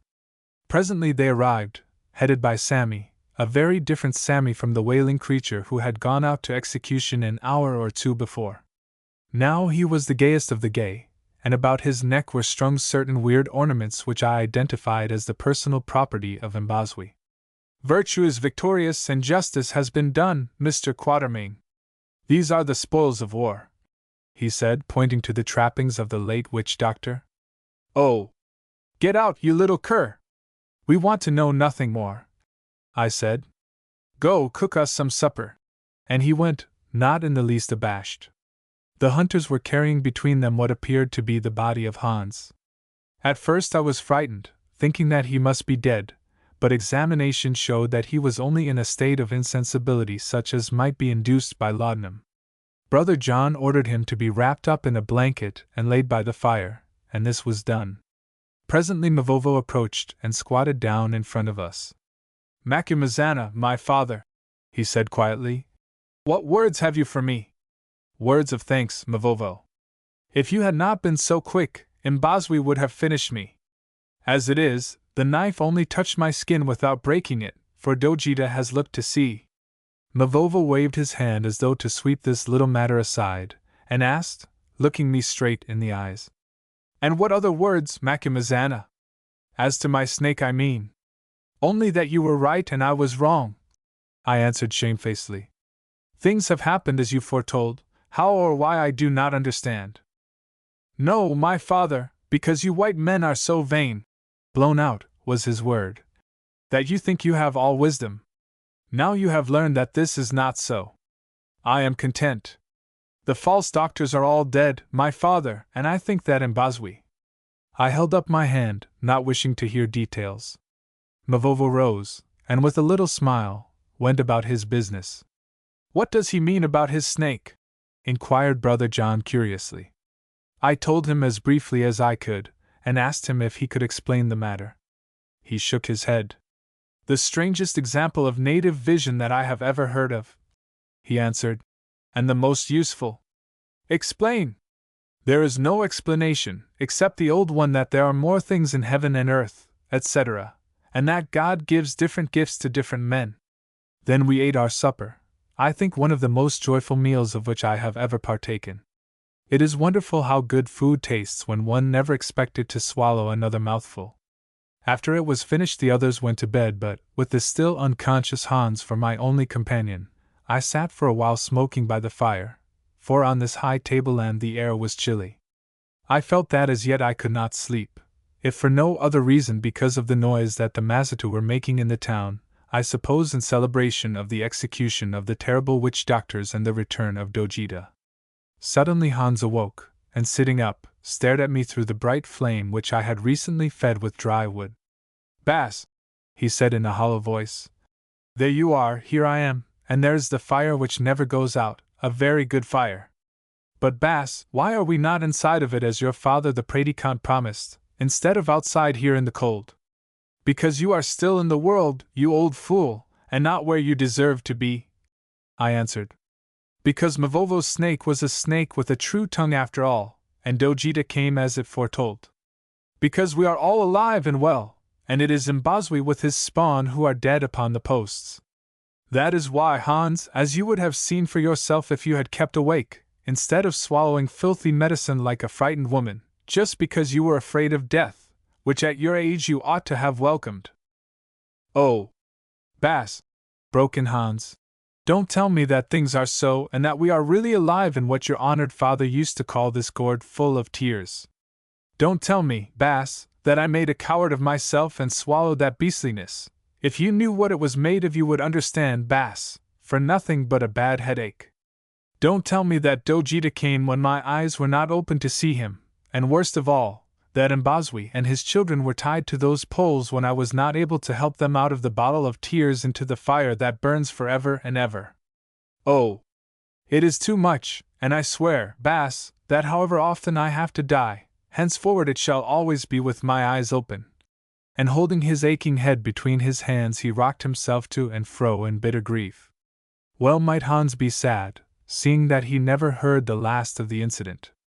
The hunters invented a new and gigantic name for him, which meant, "the little yellow mouse who feeds on sleep while the black rats eat up their enemies."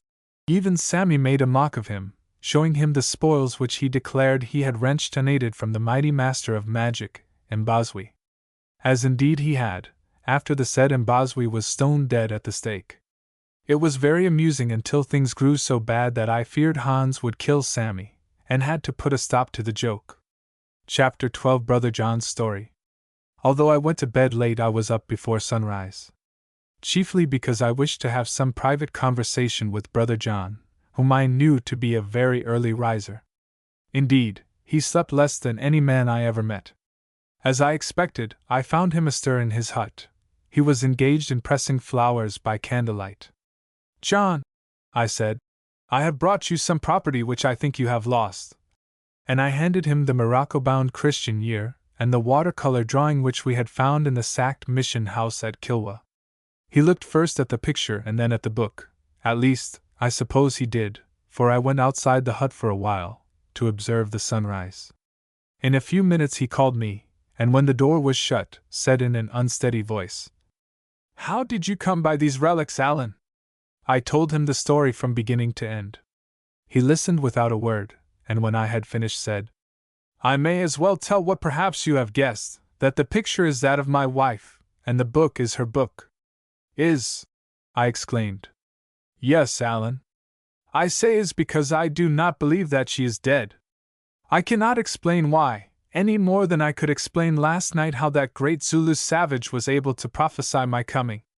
But sometimes we can wring secrets from the unknown, and I believe that I have won this truth in answer to my prayers, that my wife still lives." "After 20 years, John?" "Yes, after 20 years. Why do you suppose?" he asked almost fiercely. That for 2/3 of a generation I have wandered about among African savages, pretending to be crazy because these wild people revere the mad and always let them pass unharmed? I thought it was to collect butterflies and botanical specimens. Butterflies and botanical specimens. These were the pretext. I have been and am searching for my wife. You may think it a folly, especially considering what was her condition when we separated. She was expecting a child, Allan, but I do not. I believe that she is hidden away among some of these wild peoples. Then perhaps it would be as well not to find her, I answered, bethinking me of the fate which had overtaken sundry white women in the old days, who had escaped from shipwrecks on the coast and become the wives of Kaffirs. Not so, Allan. On that point I fear nothing. If God has preserved my wife, He has also protected her from every harm. And now, he went on, you will understand why I wish to visit these Pongo, the Pongo who worship a white goddess. I understand, I said, and left him, for having learned all there was to know, I thought it best not to prolong a painful conversation. To me it seemed incredible that this lady should still live, and I feared the effect upon him of the discovery that she was no more. How full of romance is this poor little world of ours! Think of Brother John. Eversley was his real name, as I discovered afterwards, and what his life had been. A high-minded, educated man trying to serve his faith in the dark places of the earth, and taking his young wife with him, which for my part one have never considered a right thing to do. Neither tradition nor Holy Writ record that the apostles dragged their wives and families into the heathen lands where they went to preach, although I believe that some of them were married. But this is by the way. Then falls the blow. The mission house is sacked, the husband escapes by a miracle, and the poor young lady is torn away to be the prey of a vile slave trader. Lastly, according to the quite unreliable evidence of some savage already in the shadow of death, she is seen in the charge of other unknown savages. On the strength of this, the husband, playing the part of a mad botanist, hunts for her for a score of years, enduring incredible hardships and yet buoyed up by a high and holy trust. To my mind it was a beautiful and pathetic story. Still, for reasons which I have suggested, I confess that I hoped that long ago she had returned into the hands of the power which made her, for what would be the state of a young white lady who for 2 decades had been at the mercy of these black brutes? And yet, after my experience of Mavovo and his snake, I did not feel inclined to dogmatize about anything. Who and what was I, that I should venture not only to form opinions, but to thrust them down the throats of others? After all, how narrow are the limits of the knowledge upon which we base our judgments. Perhaps the great sea of intuition that surrounds us is safer to float on than are these little islets of individual experience, whereon we are so wont to take our stand. Meanwhile my duty was not to speculate on the dreams and mental attitudes of others, but like a practical hunter and trader, to carry to a successful issue an expedition that I was well paid to manage, and to dig up a certain rare flower root, if I could find it, in the marketable value of which I had an interest. I have always prided myself upon my entire lack of imagination and all such mental fantasies, and upon an aptitude for hard business and an appreciation of the facts of life, that after all are the things with which we have to do. This is the truth, at least I hope it is. For if I were to be quite honest, which no one ever has been, except a gentleman named Mr. Pepys, who, I think, lived in the reign of Charles II, and who, to judge from his memoirs, which I have read lately, did not write for publication, I should have to admit that there is another side to my nature. I sternly suppress it, however, at any rate for the present. While we were at breakfast, Hans, who, still suffering from headache and remorse, was lurking outside the gateway far from the madding crowd of critics, crept in like a beaten dog and announced that Babemba was approaching, followed by a number of laden soldiers. I was about to advance to receive him. Then I remembered that, owing to a queer native custom, such as that which caused Sir Theophilus Shepstone, whom I used to know very well, to be recognized as the holder of the spirit of the great Shaka and therefore as the equal of the Zulu monarchs, Brother John was the really important man in our company. So I gave way and asked him to be good enough to take my place, and to live up to that station in savage life to which it had pleased God to call him. I am bound to say he rose to the occasion very well, being by nature and appearance a dignified old man. Swallowing his coffee in a hurry, he took his place at a little distance from us, and stood there in a statuesque pose. To him entered Babemba crawling on his hands and knees, and other native gentlemen likewise crawling, also the burdened soldiers in as obsequious an attitude as their loads would allow. "O King Dojita," said Babemba, "your brother King, Bossy, returns the guns and fire goods of the white men, your children, and sends certain gifts." "Glad to hear it, General Babemba," said Brother John, "although it would be better if he had never taken them away. Put them down and get onto your feet. I do not like to see men wriggling on their stomachs like monkeys." The order was obeyed, and we checked the guns and ammunition, also our revolvers and the other articles that had been taken away from us. Nothing was missing or damaged, and in addition there were 4 fine elephants' tusks, an offering to Stephen and myself, which, as a businessman, I promptly accepted, some cuirasses and Mazitu weapons, presents to Mavovo and the hunters, a beautiful native bedstead with ivory legs and mats of finely woven grass, a gift to Hans in testimony to his powers of sleep under trying circumstances. The Zulus roared when they heard this, and Hans vanished cursing behind the huts, and for Sammy a weird musical instrument with a request that in future he would use it in public instead of his voice. Sammy, I may add, did not see the joke any more than Hans had done, but the rest of us appreciated the Mazitu sense of humor very much. "It is very well, Mr. Quatermain," he said, "for these black babes and sucklings to sit in the seat of the scornful. On such an occasion silent prayers would have been of little use, but I am certain that my loud crying to heaven delivered you all from the bites of the heathen arrows.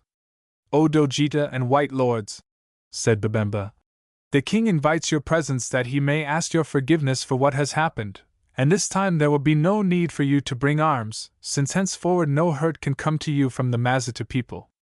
So presently we set out once more, taking with us the gifts that had been refused. Our march to the royal quarters was a veritable triumphal progress. The people prostrated themselves and clapped their hands slowly in salutation as we passed, while the girls and children pelted us with flowers as though we were brides going to be married. Our road ran by the place of execution where the stakes, at which I confess I looked with a shiver, were still standing, though the graves had been filled in. On our arrival Bossy and his counselors rose and bowed to us. Indeed, the king did more, for coming forward he seized Brother John by the hand, and insisted upon rubbing his ugly black nose against that of this revered guest. This, it appeared, was the Mazitu method of embracing, an honor which Brother John did not seem at all to appreciate. Then followed long speeches, washed down with draughts of thick native beer. Bossy explained that his evil proceedings were entirely due to the wickedness of the deceased Mbazwi and his disciples, under whose tyranny the land had groaned for long, since the people believed them to speak with the voice of heaven above. Brother John, on our behalf, accepted the apology, and then read a lecture, or rather preached a sermon, that took exactly 25 minutes to deliver. He is rather long in the wind, in which he demonstrated the evils of superstition and pointed to a higher and a better path. Bossy replied that he would like to hear more of that path another time, which, as he presumed that we were going to spend the rest of our lives in his company, could easily be found, say during the next spring when the crops had been sown and the people had leisure on their hands. After this we presented our gifts, which now were eagerly accepted. Then I took up my parable and explained to Bossy that so far from stopping in Beza town for the rest of our lives, we were anxious to press forward at once to Pongo land. The king's face fell, as did those of his counselors. "Listen, O Lord Macumazana, and all of you," he said. "These Pongo are horrible wizards, a great and powerful people who live by themselves amidst the swamps and mix with none. If the Pongo catch Mazitu or folk of any other tribe, either they kill them or take them as prisoners to their own land where they enslave them, or sometimes sacrifice them to the devils they worship." "That is so," broke in Babemba. "For when I was a lad I was a slave to the Pongo and doomed to be sacrificed to the white devil. It was in escaping from them that I lost this eye." Needless to say, I made a note of this remark, though I did not think the moment opportune to follow the matter up. If Babemba has once been to Pongo land, I reflected to myself, Babemba can go again or show us the way there. And if we catch any of the pongo, went on Bossy, as sometimes we do when they come to hunt for slaves, we kill them. Ever since the Mazitu have been in this place there has been hate and war between them and the pongo, and if I could wipe out those evil ones then I should die happily.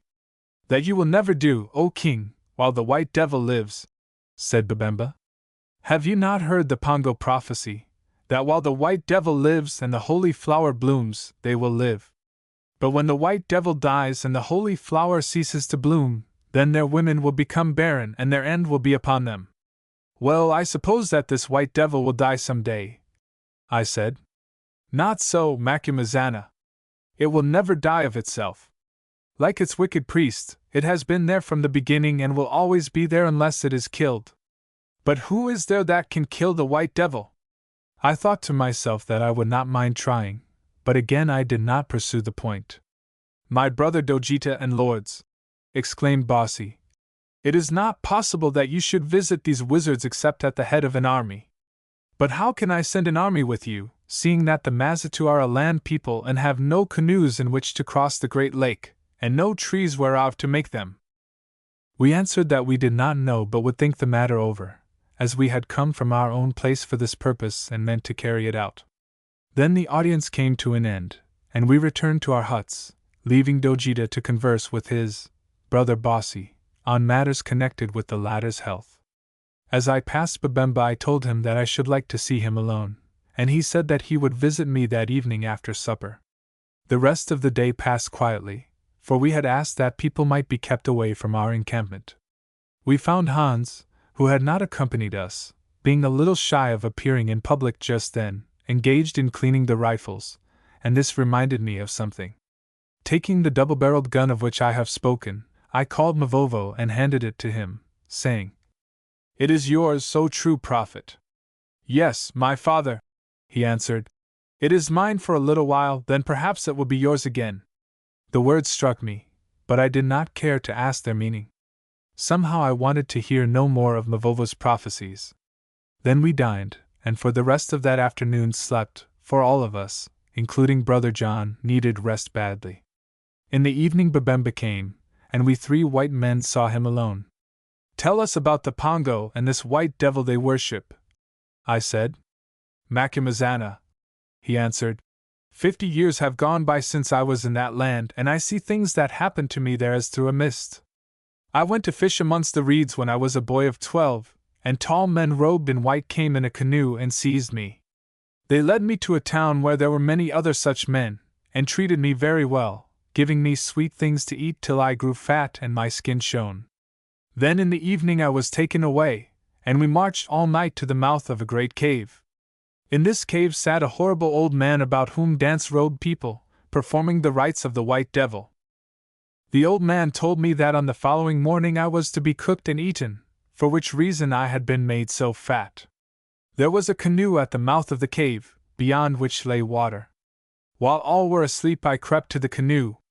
As I loosed the rope one of the priests woke up and ran at me.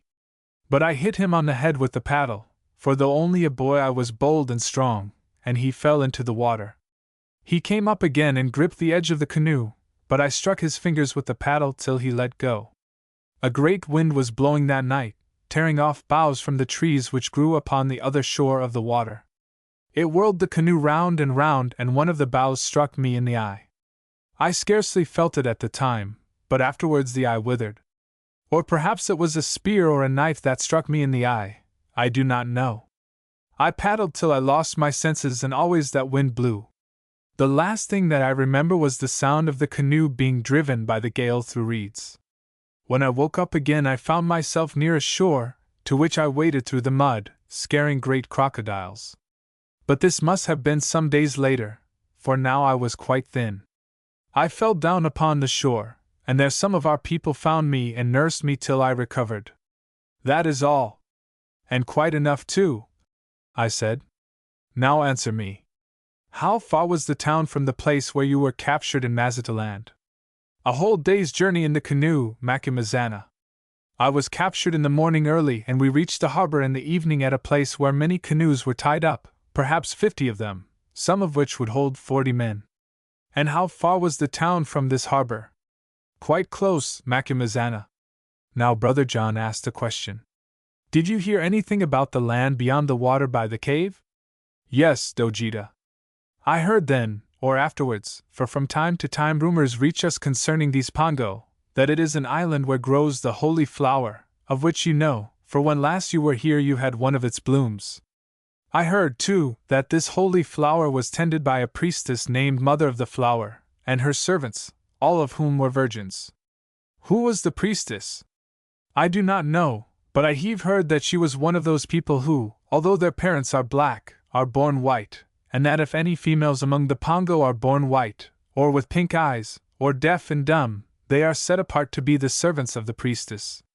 But this priestess must now be dead, seeing that when I was a boy she was already old, very, very old, and the Pongo were much concerned because there was no one of white skin who could be appointed to succeed her. Indeed, she is dead, since many years ago there was a great feast in Pongo land and numbers of slaves were eaten, because the priests had found a beautiful new princess who was white with yellow hair and had fingernails of the right shape.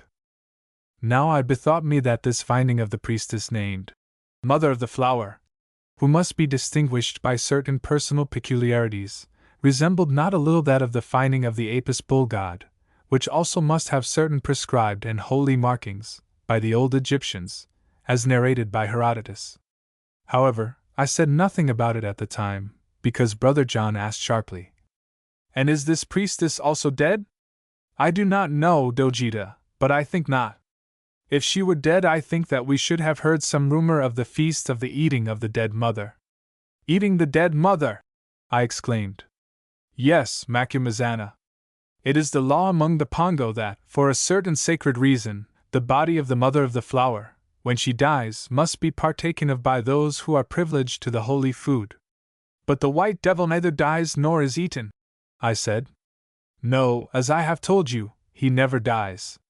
It is he who causes others to die, as if you go to Pongo land doubtless you will find out. Babemba added grimly. Upon my word, thought I to myself, as the meeting broke up because Babemba had nothing more to say, if I had my way I would leave Pongo land and its white devil alone. Then I remembered how Brother John stood in reference to this matter, and with a sigh resigned myself to fate. As it proved fate, was quite equal to the occasion. The very next morning, early, Babemba turned up again. Lords, he said, a wonderful thing has happened. Last night we spoke of the Pongo, and now behold, an embassy from the Pongo is here. It arrived at sunrise. What for? I asked. To propose peace between their people and the Mazitu. Yes, they asked that Bossy should send envoys to their town to arrange a lasting peace. As if anyone would go, he added. Perhaps some might dare to, I answered, for an idea occurred to me. But let us go to see Bossy. Half an hour later we were seated in the king's enclosure, that is, Stephen and I were, for Brother John was already in the royal hut, talking to Bossy. As we went a few words had passed between us. Has it occurred to you, John, I asked, that if you really wish to visit Pongo land here is perhaps what you would call a providential opportunity? Certainly none of these Mazitu will go, since they fear lest they should find a permanent peace inside of the Pongo. Well, you are a blood brother to Bossy and can offer to play the part of envoy extraordinary, with us as the members of your staff. I have already thought of it, Allan, he replied, stroking his long beard. We sat down among a few of the leading counselors, and presently Bossy came out of his hut accompanied by Brother John, and having greeted us, ordered the Pongo envoys to be admitted. They were led in at once, tall, light-colored men with regular and Semitic features, who were clothed in white linen like Arabs, and wore circles of gold or copper upon their necks and wrists. In short, they were imposing persons, quite different from ordinary Central African natives, though there was something about their appearance which chilled and repelled me. I should add that their spears had been left outside, and that they saluted the king by folding their arms upon their breasts and bowing in a dignified fashion. Who are you? Asked Bossy. And what do you want? I am Kamba, answered their spokesman, quite a young man with flashing eyes. The accepted of the gods, who, in a day to come that perhaps is near, will be the Kalubi of the Pongo people, and these are my servants. I have come here bearing gifts of friendship which are without, by the desire of the holy Motambo, the high priest of the gods. I thought that the Kalubi was the priest of your gods, interrupted Bossy. Not so. The Kalubi is the king of the Pongo as you are the king of the Mazitu. The Motambo, who is seldom seen, is king of the spirits and the mouth of the gods. Bossy nodded in the African fashion, that is by raising the chin, not depressing it, and Kamba went on. I have placed myself in your power, trusting to your honor. You can kill me if you wish, though that will avail nothing, since there are others waiting to become Kalubi in my place. Am I a Pongo that I should wish to kill messengers and eat them? Asked Bossy, with sarcasm, a speech at which I noticed the Pongo envoys winced a little. King, you are mistaken. The Pongo only eat those whom the white god has chosen. It is a religious rite. Why should they who have cattle and plenty desire to devour men? I don't know, grunted Bossy. But there is one here who can tell a different story. And he looked at Babemba, who wriggled uncomfortably. Kamba also looked at him with his fierce eyes. It is not conceivable, he said, that anybody should wish to eat one so old and bony, but let that pass. I thank you, King, for your promise of safety. I have come here to ask that you should send envoys to confer with the Kalubi and the Motambo, that a lasting peace may be arranged between our peoples. Why do not the Kalubi and the Motambo come here to confer? Asked Bossy. Because it is not lawful that they should leave their land, O King. Therefore they have sent me who am the Kalubi to come. Hearken. There has been war between us for generations. It began so long ago that only the Motambo knows of its beginning, which he has from the gods. Once the Pongo people owned all this land and only had their sacred places beyond the water. Then your forefathers came and fell on them, killing many, enslaving many and taking their women to wife. Now, say the Motambo and the Kalubi, in the place of war let there be peace. Where there is but barren sand, there let corn and flowers grow. Let the darkness, wherein men lose their way and die, be changed to pleasant light in which they can sit in the sun holding each other's hands. Hear, hear! I muttered, quite moved by this eloquence. But Bossy was not at all moved. Indeed, he seemed to view these poetic proposals with the darkest suspicion. Give up killing our people or capturing them to be sacrificed to your white devil, and then in a year or two we may listen to your words that are smeared with honey, he said. As it is, we think that they are but a trap to catch flies.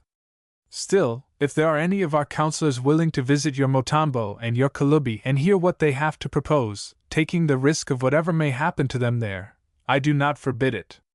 Now, O my counselors, speak, not all together, but one by one, and be swift, since to the first that speaks shall be given this honor. I think I never heard a denser silence than that which followed this invitation. Each of the Indunas looked at his neighbor, but not one of them uttered a single word. What? Exclaimed Bossy, in affected surprise. Do none speak? Well, well, you are lawyers and men of peace. What says the great general, Babemba? I say, O King, that I went once to Pongoland when I was young, taken by the hair of my head, to leave an eye there, and that I do not wish to visit it again walking on the soles of my feet. It seems, O Kamba, that since none of my people are willing to act as envoys if there is to be talk of peace between us, the Motambo and the Kalubi must come here under safe conduct. I have said that cannot be, O King. If so, all is finished, O Kamba. Rest, eat of our food, and return to your own land. Then Brother John rose and said, We are blood brethren, Bossy, and therefore I can speak for you.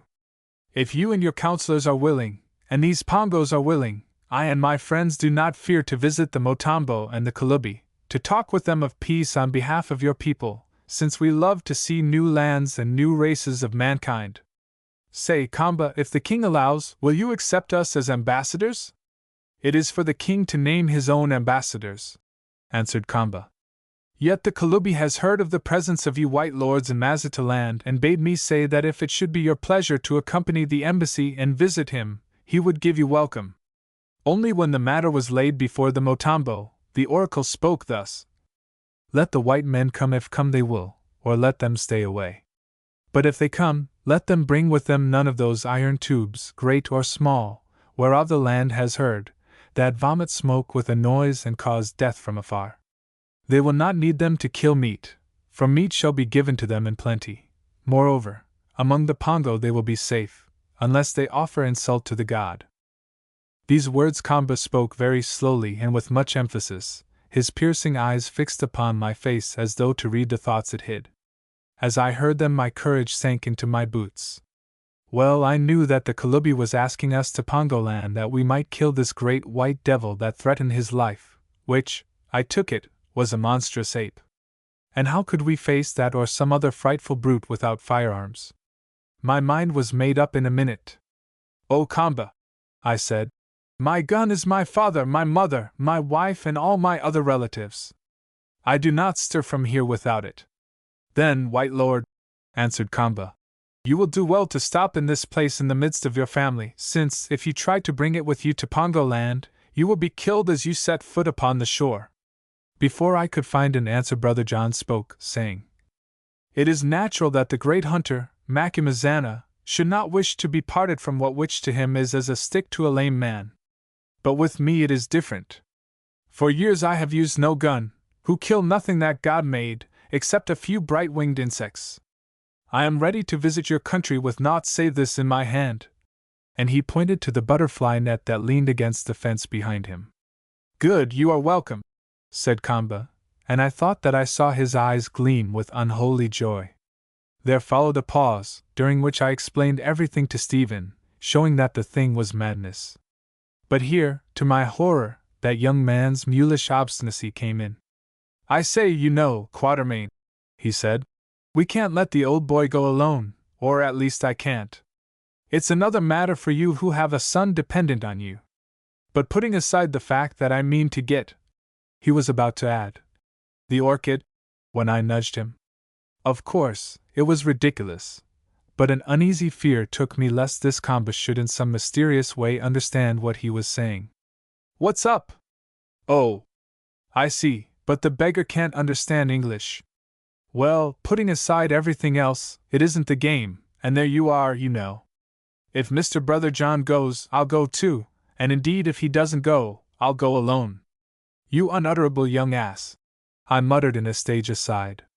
"What is it the young White Lord says he wishes in our country?" asked the cold Kamba, who with diabolical acuteness had read some of Stephen's meaning in his face. "He says that he is a harmless traveler who would like to study the scenery and to find out if you have any gold there," I answered. "Indeed. Well, he shall study the scenery and we have gold." And he touched the bracelets on his arm. "Of which he shall be given as much as he can carry away. But perchance, White Lords, you would wish to talk this matter over alone. Have we your leave to withdraw a while, O King?" 5 minutes later we were seated in the king's great house, with Bossy himself and Babemba. Here there was a mighty argument. Bossy implored Brother John not to go, and so did I. Babemba said that to go would be madness, as he smelt witchcraft and murder in the air, he who knew the Pongo. Brother John replied sweetly that he certainly intended to avail himself of this heaven-sent opportunity to visit one of the few remaining districts in this part of Africa through which he had not yet wandered.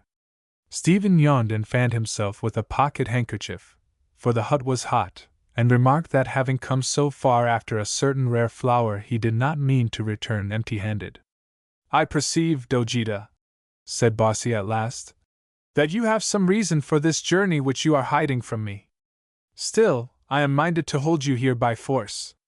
"If you do, it will break our brotherhood," answered Brother John. "Seek not to know what I would hide, Bossy, but wait till the future shall declare it." Bossy groaned and gave in. Babemba said that Dojita and Wazila were bewitched, and that I, Macumazana, alone retained my senses. "Then that's settled," exclaimed Stephen. "John and I are to go as envoys to the Pongo, and you, Quatermain, will stop here to look after the hunters and the stores." "Young man," I replied, "do you wish to insult me? After your father put you in my charge, too? If you two are going, I shall come also, if I have to do so mother naked. But let me tell you once and for all in the most emphatic language I can command, that I consider you a brace of confounded lunatics, and that if the Pongo don't eat you, it will be more than you deserve." To think that at my age I should be dragged among a lot of cannibal savages without even a pistol, to fight some unknown brute with my bare hands. Well, we can only die once, that is, so far as we know at present. How true, remarked Stephen. How strangely and profoundly true. Oh, I could have boxed his ears.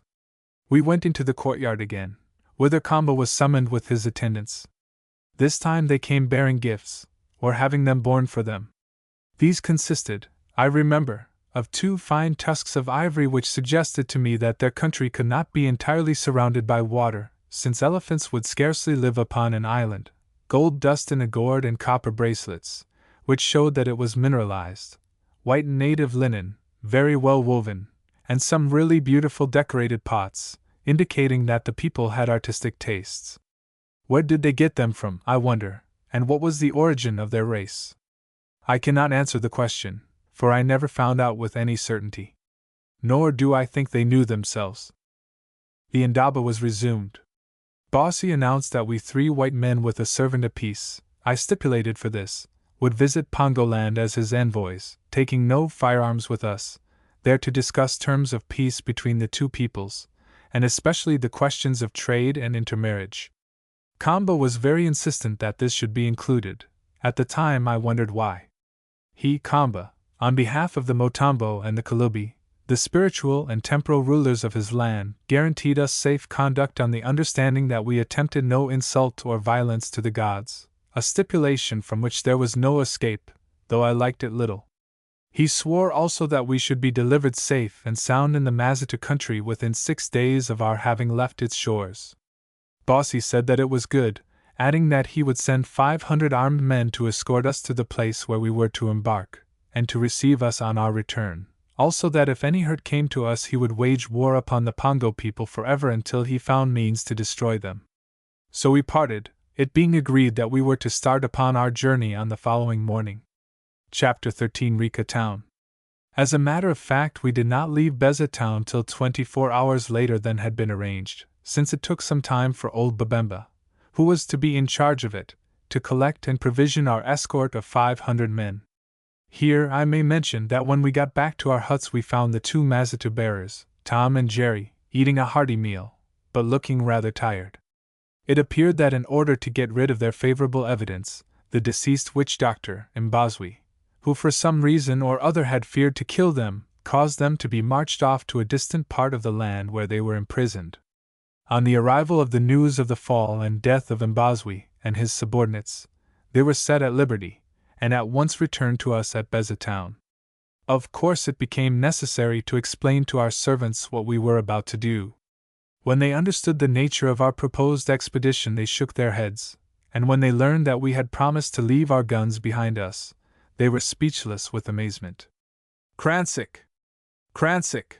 Which means, ill in the skull, or mad, exclaimed Hans to the others as he tapped his forehead significantly. They have caught it from Dojita, one who lives on insects which he entangles in a net, and carries no gun to kill game. Well, I knew they would.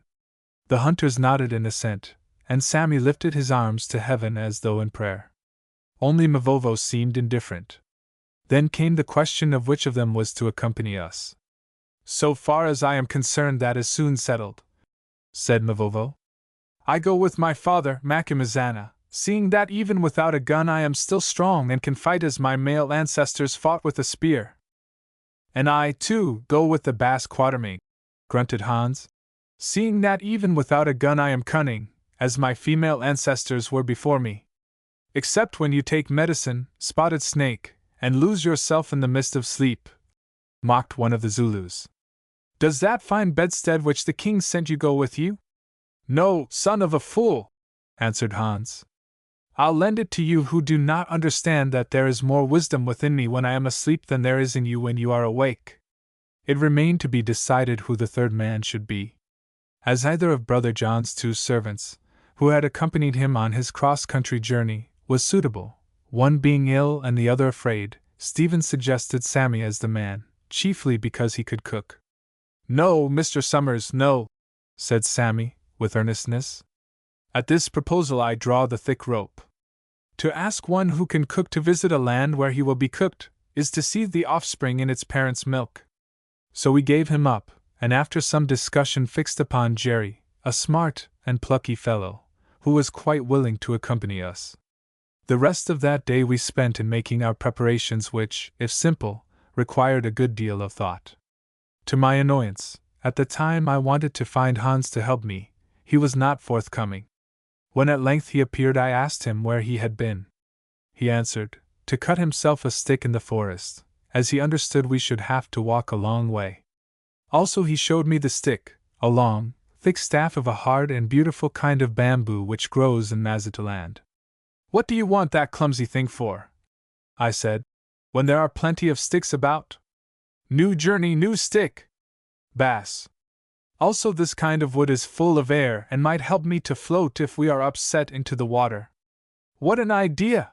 I exclaimed, and dismissed the matter from my mind. At dawn, on the following day, we started, Stephen and I riding on the 2 donkeys, which were now fat and lusty, and Brother John upon his white ox, a most docile beast that was quite attached to him.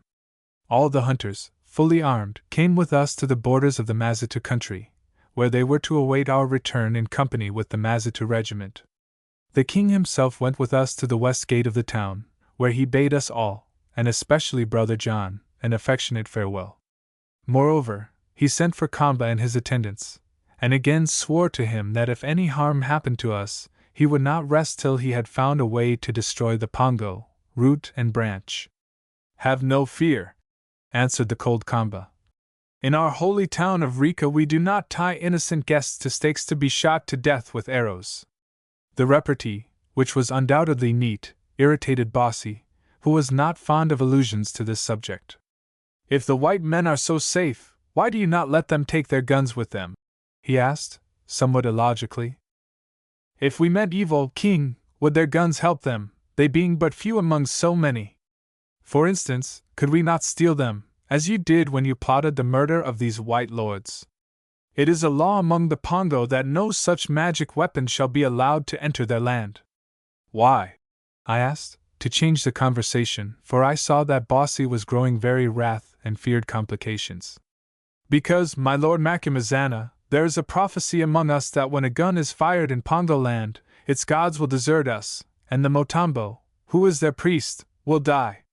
That saying is very old, but until a little while ago none knew what it meant, since it spoke of a hollow spear that smoked, and such a weapon was not known to us. Indeed, I said, mourning within myself that we should not be in a position to bring about the fulfillment of that prophecy, which, as Hans said, shaking his head sadly, was a great pity, a very great pity. 3 days' march over country that gradually sloped downwards from the high tableland on which stood Beza town, brought us to the lake called Karua, a word which, I believe, means the place of the island. Of the lake itself we could see nothing, because of the dense brake of tall reeds which grew out into the shallow water for quite a mile from the shore and was only pierced here and there with paths made by the hippopotami when they came to the mainland at night to feed. From a high mound which looked exactly like a tumulus and, for aught I know, may have been one, however, the blue waters beyond were visible, and in the far distance what, looked at through glasses, appeared to be a tree-clad mountain top. I asked Kamba what it might be, and he answered that it was the home of the gods in Pongoland. What gods? I asked again, whereon he replied like a black Herodotus, that of these it was not lawful to speak. I have rarely met anyone more difficult to pump than that frigid and un-African Kamba. On the top of this mound we planted the Union Jack, fixed to the tallest pole that we could find. Kamba asked suspiciously why we did so, and as I was determined to show this unsympathetic person that there were others as unpumpable as himself, I replied that it was the god of our tribe, which we set up there to be worshipped, and that anyone who tried to insult or injure it would certainly die, as the witch doctor, Mbazwi, and his children had found out. For once Kamba seemed a little impressed, and even bowed to the bunting as he passed by. What I did not inform him was that we had set the flag there to be a sign and a beacon to us in case we should ever be forced to find our way back to this place unguided, and in a hurry. As a matter of fact, this piece of forethought, which oddly enough originated with the most reckless of our party, Stephen, proved our salvation, as I shall tell later on.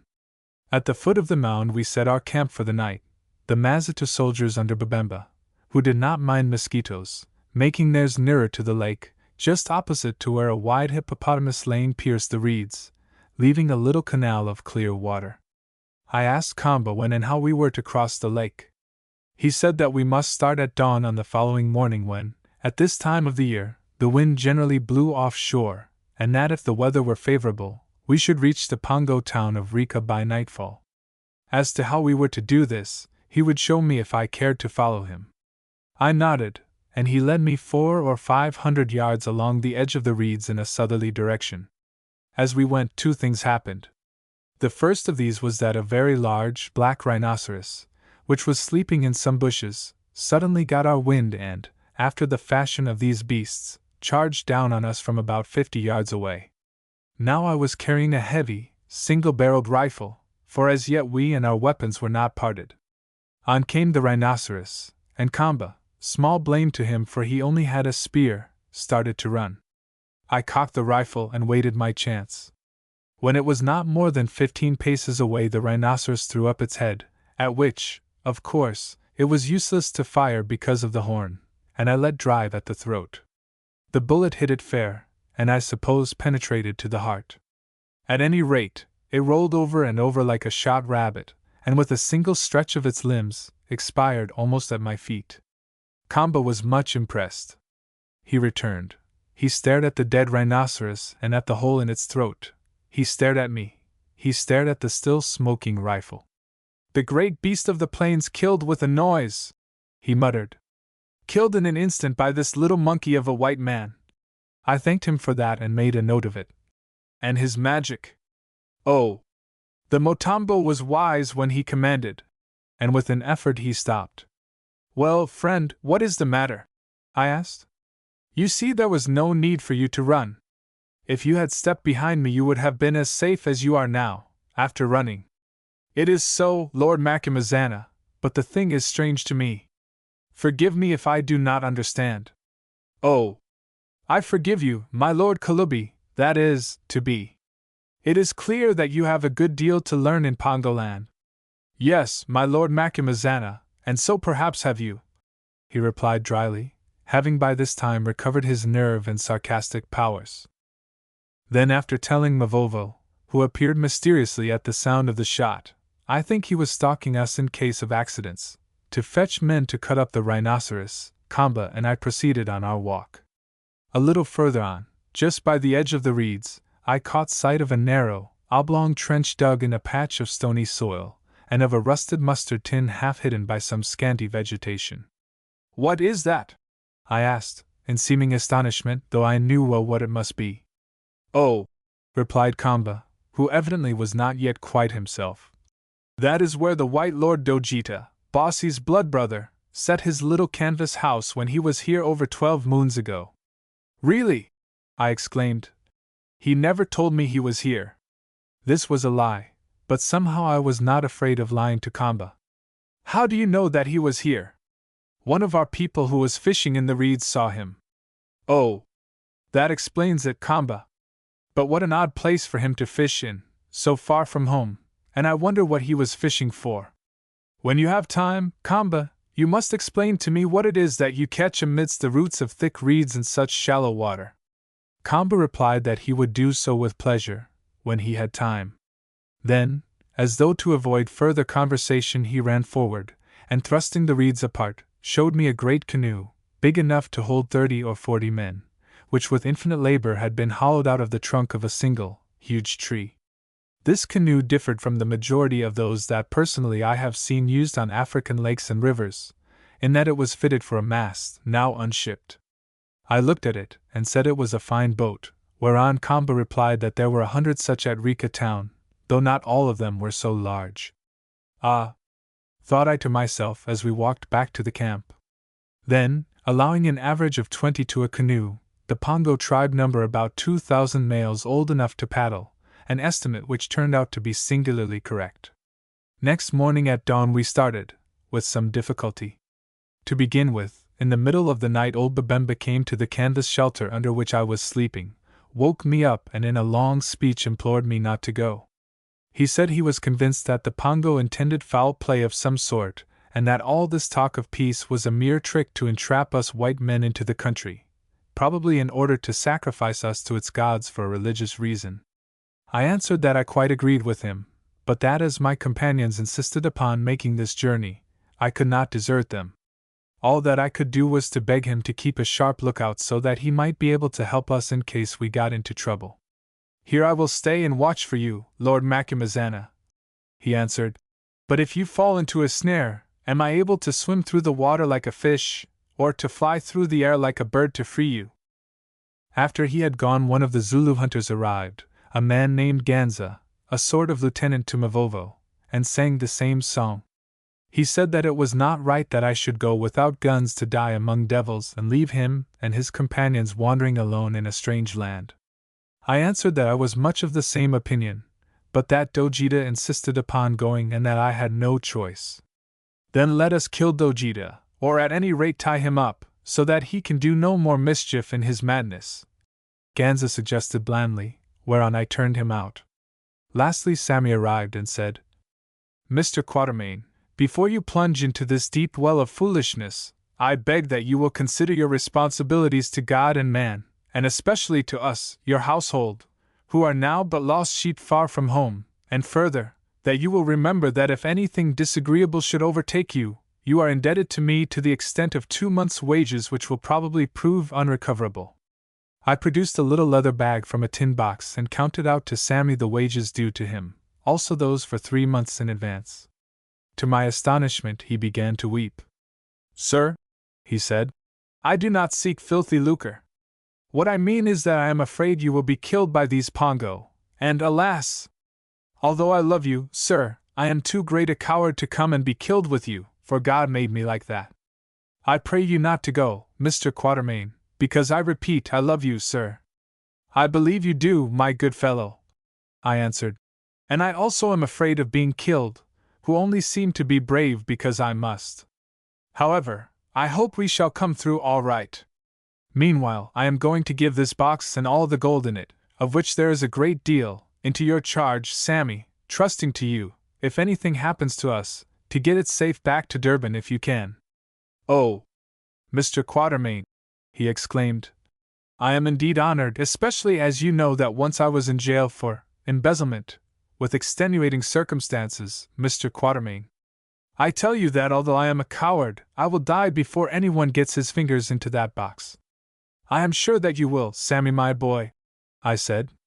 "But I hope, although things look queer, that none of us will be called upon to die just yet." The morning came at last, and the 6 of us marched down to the canoe which had been brought round to the open waterway. Here we had to undergo a kind of customs house examination at the hands of Kamba and his companions, who seemed terrified lest we should be smuggling firearms. "You know what rifles are like," I said indignantly. "Can you see any in our hands? Moreover, I give you my word that we have none."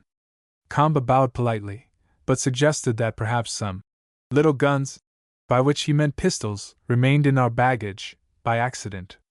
Kamba was a most suspicious person. "Undo all the loads," I said to Hans, who obeyed with an enthusiasm which I confess struck me as suspicious. Knowing his secretive and tortuous nature, this sudden zeal for openness seemed almost unnatural. He began by unrolling his own blanket, inside of which appeared a miscellaneous collection of articles. I remember among them a spare pair of very dirty trousers, a battered tin cup, a wooden spoon such as Kaffirs used to eat their scoff with, a bottle full of some doubtful compound, sundry roots and other native medicines, an old pipe I had given him, and last but not least, a huge head of yellow tobacco in the leaf, of a kind that the Mazitu, like the Pongos, cultivate to some extent. "What on earth do you want so much tobacco for, Hans?" I asked. "For us 3 black people to smoke, Bass, or to take a snuff, or to chew. Perhaps where we are going we may find little to eat, and then tobacco is a food on which one can live for days. Also it brings sleep at nights." "Oh, that will do," I said, fearing lest Hans, like a second Walter Raleigh, was about to deliver a long lecture upon the virtue of tobacco. There is no need for the yellow man to take this weed to our land, interrupted Kamba. For there we have plenty. Why does he cumber himself with the stuff? And he stretched out his hand idly as though to take hold of and examine it closely.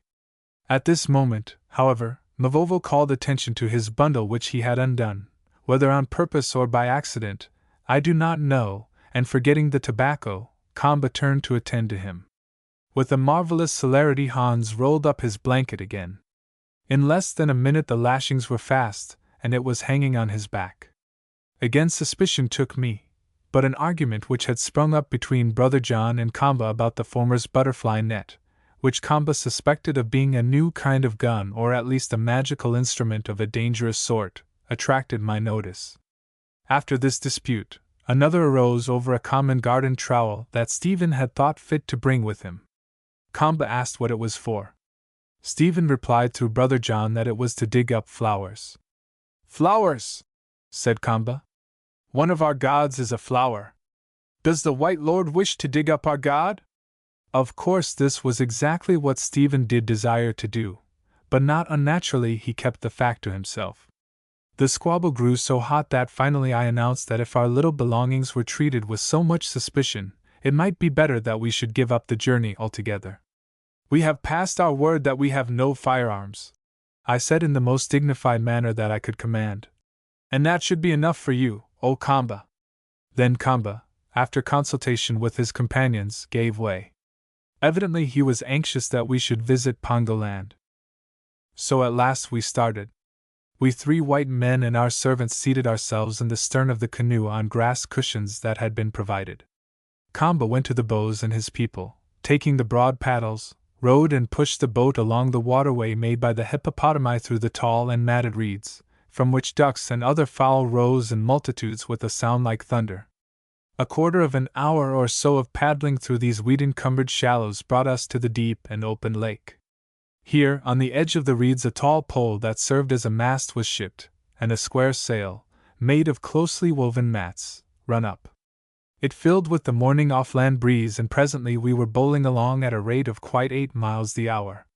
The shore grew dim behind us, but for a long while above the clinging mist I could see the flag that we had planted on the mound. By degrees it dwindled till it became a mere speck and vanished.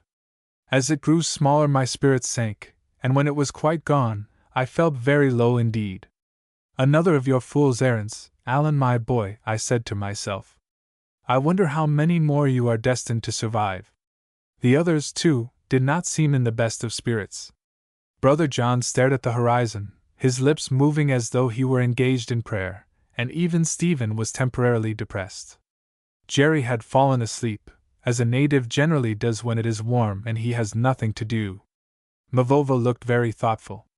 I wondered whether he had been consulting his snake again, but did not ask him. Since the episode of our escape from execution by bow and arrow I had grown somewhat afraid of that unholy reptile. Next time it might foretell our immediate doom, and if it did I knew that I should believe. As for Hans, he looked much disturbed, and was engaged in wildly hunting for something in the flat pockets of an antique corduroy waistcoat which, from its general appearance, must, I imagine, years ago have adorned the person of a British gamekeeper. 3, I heard him mutter. By my great-grandfather's spirit! Only 3 left. 3 what? I asked in Dutch. 3 charms, Bass, and there ought to have been quite 24. The rest have fallen out through a hole that the devil himself made in this rotten stuff. Now we shall not die of hunger, and we shall not be shot, and we shall not be drowned, at least none of those things will happen to me. But there are 21 other things that may finish us, as I have lost the charms to ward them off. Thus— Oh! Stop your rubbish, I said, and fell again into the depths of my uncomfortable reflections. After this I, too, went to sleep. When I woke it was past midday and the wind was falling. However, it held while we ate some food we had brought with us, after which it died away altogether, and the Pongo people took to their paddles. At my suggestion we offered to help them, for it occurred to me that we might just as well learn how to manage these paddles. So 6 were given to us, and Kamba, who now I noted was beginning to speak in a somewhat imperious tone, instructed us in their use.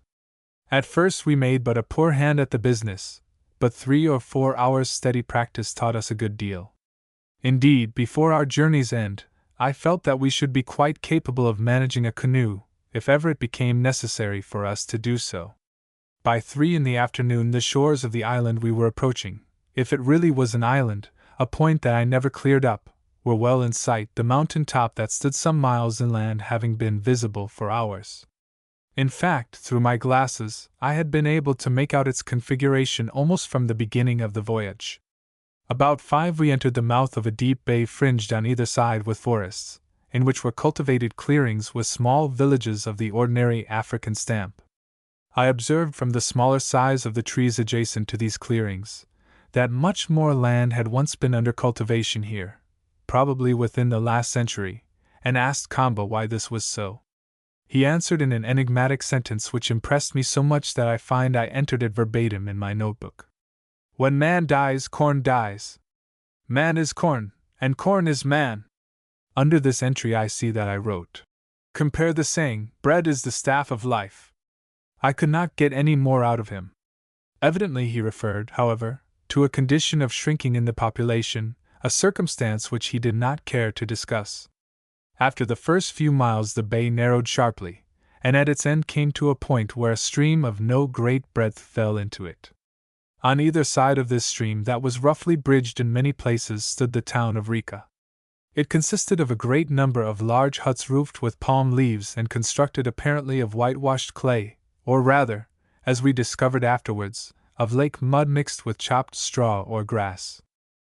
Reaching a kind of wharf which was protected from erosion by piles formed of small trees driven into the mud, to which were tied a fleet of canoes, we landed just as the sun was beginning to sink. Our approach had doubtless been observed, for as we drew near the wharf a horn was blown by someone on the shore, whereon a considerable number of men appeared, I suppose, out of the huts, and assisted to make the canoe fast. I noted that these all resembled Kamba and his companions in build and features. They were so like each other that, except for the difference of their ages, it was difficult to tell them apart. They might all have been members of one family. Indeed, this was practically the case, owing to constant intermarriage carried on for generations. There was something in the appearance of these tall, cold, sharp-featured, white-robed men that chilled my blood, something unnatural and almost inhuman. Here was nothing of the usual African jollity. No one shouted, no one laughed or chattered. No one crowded on us, trying to handle our persons or clothes. No one appeared afraid or even astonished. Except for a word or two they were silent, merely contemplating us in a chilling and distant fashion, as though the arrival of 3 white men in a country where before no white man had ever set foot were an everyday occurrence. Moreover, our personal appearance did not seem to impress them, for they smiled faintly at Brother John's long beard and at my stubbly hair, pointing these out to each other with their slender fingers or with the handles of their big spears. I remarked that they never used the blade of the spear for this purpose, perhaps because they thought that we might take this for a hostile, or even a warlike demonstration. It is humiliating to have to add that the only one of our company who seemed to move them to wonder or interest was Hans. His extremely ugly and wrinkled countenance, it was clear, did appeal to them to some extent, perhaps because they had never seen anything in the least like it before, or perhaps for another reason which the reader may guess in due course. At any rate, I heard one of them, pointing to Hans, ask Kamba whether the ape-man was our god or only our captain. The compliment seemed to please Hans, who hitherto had never been looked on either as a god or a captain. But the rest of us were not flattered. Indeed, Mavovo was indignant, and told Hans outright that if he heard any more such talk he would beat him before these people, to show them that he was neither a captain nor a god. "Wait till I claim to be either, O butcher of a Zulu, before you threaten to treat me thus!" ejaculated Hans, indignantly. Then he added, with his peculiar Hottentot snigger, "Still, it is true that before all the meat is eaten, i.e. before all is done, you may think me both." A dark saying which at the time we did not understand. When we had landed and collected our belongings, Kamba told us to follow him, and led us up a wide street that was very tidily kept and bordered on either side by the large huts whereof I have spoken. Each of these huts stood in a fenced garden of its own, a thing I have rarely seen elsewhere in Africa. The result of this arrangement was that although as a matter of fact it had but a comparatively small population, the area covered by Rika was very great. The town, by the way, was not surrounded with any wall or other fortification, which showed that the inhabitants feared no attack. The waters of the lake were their defense. For the rest, the chief characteristic of this place was the silence that brooded there. Apparently they kept no dogs, for none barked, and no poultry, for I never heard a cock crow in Pongoland. Cattle and native sheep they had in abundance, but as they did not fear any enemy, these were pastured outside the town, their milk and meat being brought in as required. A considerable number of people were gathered to observe us, not in a crowd, but in little family groups which collected separately at the gates of the gardens. For the most part these consisted of a man and one or more wives, finely formed and handsome women. Sometimes they had children with them, but these were very few. The most I saw with any one family was 3, and many seemed to possess none at all. Both the women and the children, like the men, were decently clothed in long, white garments, another peculiarity which showed that these natives were no ordinary African savages. Oh! I can see Rika town now after all these many years, the wide streets swept and garnished, the brown-roofed, white-walled huts in their fertile, irrigated gardens, the tall, silent folk, the smoke from the cooking fires rising straight as a line in the still air, the graceful palms and other tropical trees, and at the head of the street, far away to the north, the rounded, towering shape of the forest-clad mountain that was called House of the Gods. Often that vision comes back to me in my sleep, or at times in my waking hours when some heavy odor reminds me of the overpowering scent of the great trumpet-like blooms which hung in profusion upon broad-leaved bushes that were planted in almost every garden. On we marched till at last we reached a tall, live fence that was covered with brilliant scarlet flowers, arriving at its gate just as the last red glow of day faded from the sky and night began to fall. Kamba pushed open the gate, revealing a scene that none of us are likely to forget. The fence enclosed about an acre of ground of which the back part was occupied by 2 large huts standing in the usual gardens. In front of these, not more than 15 paces from the gate, stood another building of a totally different character. It was about 50 feet in length by 30 broad and consisted only of a roof supported upon carved pillars of wood, the spaces between the pillars being filled with grass mats or blinds. Most of these blinds were pulled down, but for exactly opposite the gate were open. Inside the shed 40 or 50 men, who wore white robes and peculiar caps and who were engaged in chanting a dreadful, melancholy song, were gathered on 3 sides of a huge fire that burned in a pit in the ground. On the 4th side, that facing the gate, a man stood alone with his arms outstretched and his back towards us. Of a sudden he heard our footsteps and turned round, springing to the left, so that the light might fall on us. Now we saw by the glow of the great fire, that over it was an iron grid not unlike a small bedstead, and that on this grid lay some fearful object. Stephen, who was a little ahead, stared, then exclaimed in a horrified voice, "My God! It is a woman!" In another second the blinds fell down, hiding everything, and the singing ceased. Chapter 14 The Kalubi's Oath. "Be silent!" I whispered, and all understood my tone if they did not catch the words. Then steadying myself with an effort, for this hideous vision, which might have been a picture from hell, made me feel faint, I glanced at Kamba, who was a pace or 2 in front of us. Evidently he was much disturbed, the motions of his back told me this, by the sense of some terrible mistake that he had made.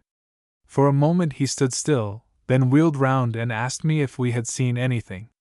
"Yes," I answered indifferently. "We saw a number of men gathered round a fire, nothing more." He tried to search our faces, but luckily the great moon, now almost at her full, was hidden behind a thick cloud, so that he could not read them well. I heard him sigh in relief as he said, "The Kalubi and the head men are cooking a sheep. It is their custom to feast together on those nights when the moon is about to change. Follow me, white lords." Then he led us round the end of the long shed at which we did not even look, and through the garden on its farther side to the 2 fine huts I have mentioned. Here he clapped his hands and a woman appeared, I know not whence. To her he whispered something. She went away and presently returned with 4 or 5 other women who carried clay lamps filled with oil in which floated a wick of palm fiber. These lamps were set down in the huts that proved to be very clean and comfortable places, furnished after a fashion with wooden stools and a kind of low table of which the legs were carved to the shape of antelopes' feet. Also there was a wooden platform at the end of the hut whereon lay beds covered with mats and stuffed with some soft fiber. "Here you may rest safe," he said. "For, white lords, are you not the honored guests of the Pongo people?" Presently food, I shuddered at the word, "will be brought to you, and after you have eaten well, if it is your pleasure, the Kalubi and his counselors will receive you in yonder feast house, and you can talk with them before you sleep. If you need aught, strike upon that jar with a stick." And he pointed to what looked like a copper cauldron that stood in the garden of the hut near the place where the women were already lighting a fire. "And some will wait on you. Look, here are your goods, none are missing, and here comes water in which you may wash. Now I must go to make report to the Kalubi." And with a courteous bow he departed. So after a while did the silent, handsome women, to fetch our meal, I understood one of them to say, and at length we were alone. "My aunt," said Stephen, fanning himself with his pocket handkerchief. "Did you see that lady toasting? I have often heard of cannibals, those slaves, for instance, but the actual business— Oh, my aunt! It is no use addressing your absent aunt, if you have got one. What did you expect if you would insist on coming to a hell like this?" I asked gloomily. "Can't say, old fellow. Don't trouble myself much with expectations as a rule. That's why I and my poor old father never could get on. I always quoted the text sufficient to the day is the evil thereof to him, until at length he sent for the family Bible and ruled it out with red ink in a rage. But I say, do you think that we shall be called upon to understudy St. Lawrence on that grid?" "Certainly I do," I replied. "And, as old Babemba warned you, you can't complain." "Oh, but I will and I can. And so will you, won't you, Brother John?" Brother John woke up from a reverie and stroked his long beard. "Since you asked me, Mr. Summers," he said reflectively, "if it were a case of martyrdom for the faith, like that of the saint to whom you have alluded, I should not object, at any rate in theory. But I confess that, speaking from a secular point of view, I have the strongest dislike to being cooked and eaten by these very disagreeable savages. Still, I see no reason to suppose that we shall fall victims to their domestic customs." I, being in a depressed mood, was about to argue to the contrary, when Hans poked his head into the hut and said, "Dinner coming, Bass, very fine dinner." So we went out into the garden where the tall, impassive ladies were arranging many wooden dishes on the ground. Now the moon was clear of clouds, and by its brilliant light we examined their contents. Some were cooked meat covered with a kind of sauce that made its nature indistinguishable. As a matter of fact, I believe it was mutton, but who could say? Others were evidently of a vegetable nature. For instance, there was a whole platter full of roasted malai cobs and a great boiled pumpkin, to say nothing of some bowls of curdled milk. Regarding this feast I became aware of a sudden and complete conversion to those principles of vegetarianism which Brother John was always preaching to me. "I am sure you are quite right," I said to him, nervously, "in holding that vegetables are the best diet in a hot climate. At any rate I have made up my mind to try the experiment for a few days." And throwing manners to the winds, I grabbed 4 of the upper malai cobs and the top of the pumpkin which I cut off with a knife. Somehow I did not seem to fancy that portion of it which touched the platter, for who knew what those dishes might have contained and how often they were washed. Stephen also appeared to have found salvation on this point, for he, too, patronized the malai cobs and the pumpkin. So did Mavovo, and so did even that inveterate meat-eater, Hans. Only the simple Jerry tackled the flesh pots of Egypt, or rather of Pongo land, with appetite, and declared that they were good. I think that he, being the last of us through the gateway, had not realized what it was which lay upon the grid. At length we finished our simple meal. When you are very hungry it takes a long time to fill oneself with squashy pumpkin, which is why I suppose ruminants and other grazing animals always seem to be eating, and washed it down with water in preference to the sticky-looking milk which we left to the natives. "Allan," said Brother John to me in a low voice as we lit our pipes. That man who stood with his back to us in front of the gridiron was the Kalubi. Against the firelight I saw the gap in his hand where I cut away the finger. Well, if we want to get any further, you must cultivate him, I answered. But the question is, shall we get further than that grid? I believe we have been trapped here to be eaten. Before Brother John could reply, Kamba arrived, and after inquiring whether our appetites had been good, intimated that the Kalubi and head men were ready to receive us. So off we went with the exception of Jerry, whom we left to watch our things, taking with us the presents we had prepared. Kamba led us to the feast house, where the fire in the pit was out, or had been covered over, and the grid and its horrible burden had disappeared. Also now all the mats were rolled up, so that the clear moonlight flowed into and illuminated the place. Seated in a semicircle on wooden stools with their faces towards the gateway were the Kalubi, who occupied the center, and 8 counselors, all of them gray-haired men. This Kalubi was a tall, thin individual of middle age with, I think, the most nervous countenance that I ever saw. His features twitched continually and his hands were never still. The eyes, too, as far as I could see them in that light, were full of terrors. He rose and bowed, but the counselors remained seated, greeting us with a long-continued and soft clapping of the hands, which, it seemed, was the Pongo method of salute. We bowed in answer, then seated ourselves on 3 stools that had been placed for us, Brother John occupying the middle stool. Mavovo and Hans stood behind us, the latter supporting himself with his large bamboo stick. As soon as these preliminaries were over, the Kalubi called upon Kamba, whom he addressed in formal language as, "You who have passed the god," and "You the Kalubi to be." I thought I saw him wince as he said these words, to give an account of his mission, and of how it came about that they had the honor of seeing the white lords there. Kamba obeyed. After addressing the Kalubi with every possible title of honor, such as Absolute Monarch, Master whose feet I kiss, he whose eyes are fire and whose tongue is a sword, he at whose nod people die, Lord of the sacrifice, first taster of the sacred meat, beloved of the gods. Here the Kalubi shrank as though he had been pricked with a spear.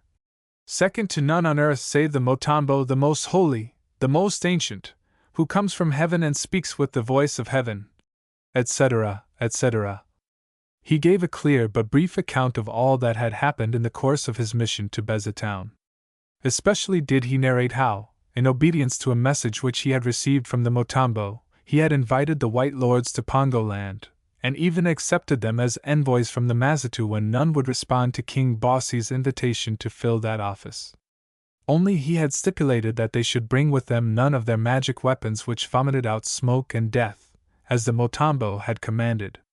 At this information the expressive countenance of the Kalubi once more betrayed mental disturbance, that I think Kamba noted as much as we did.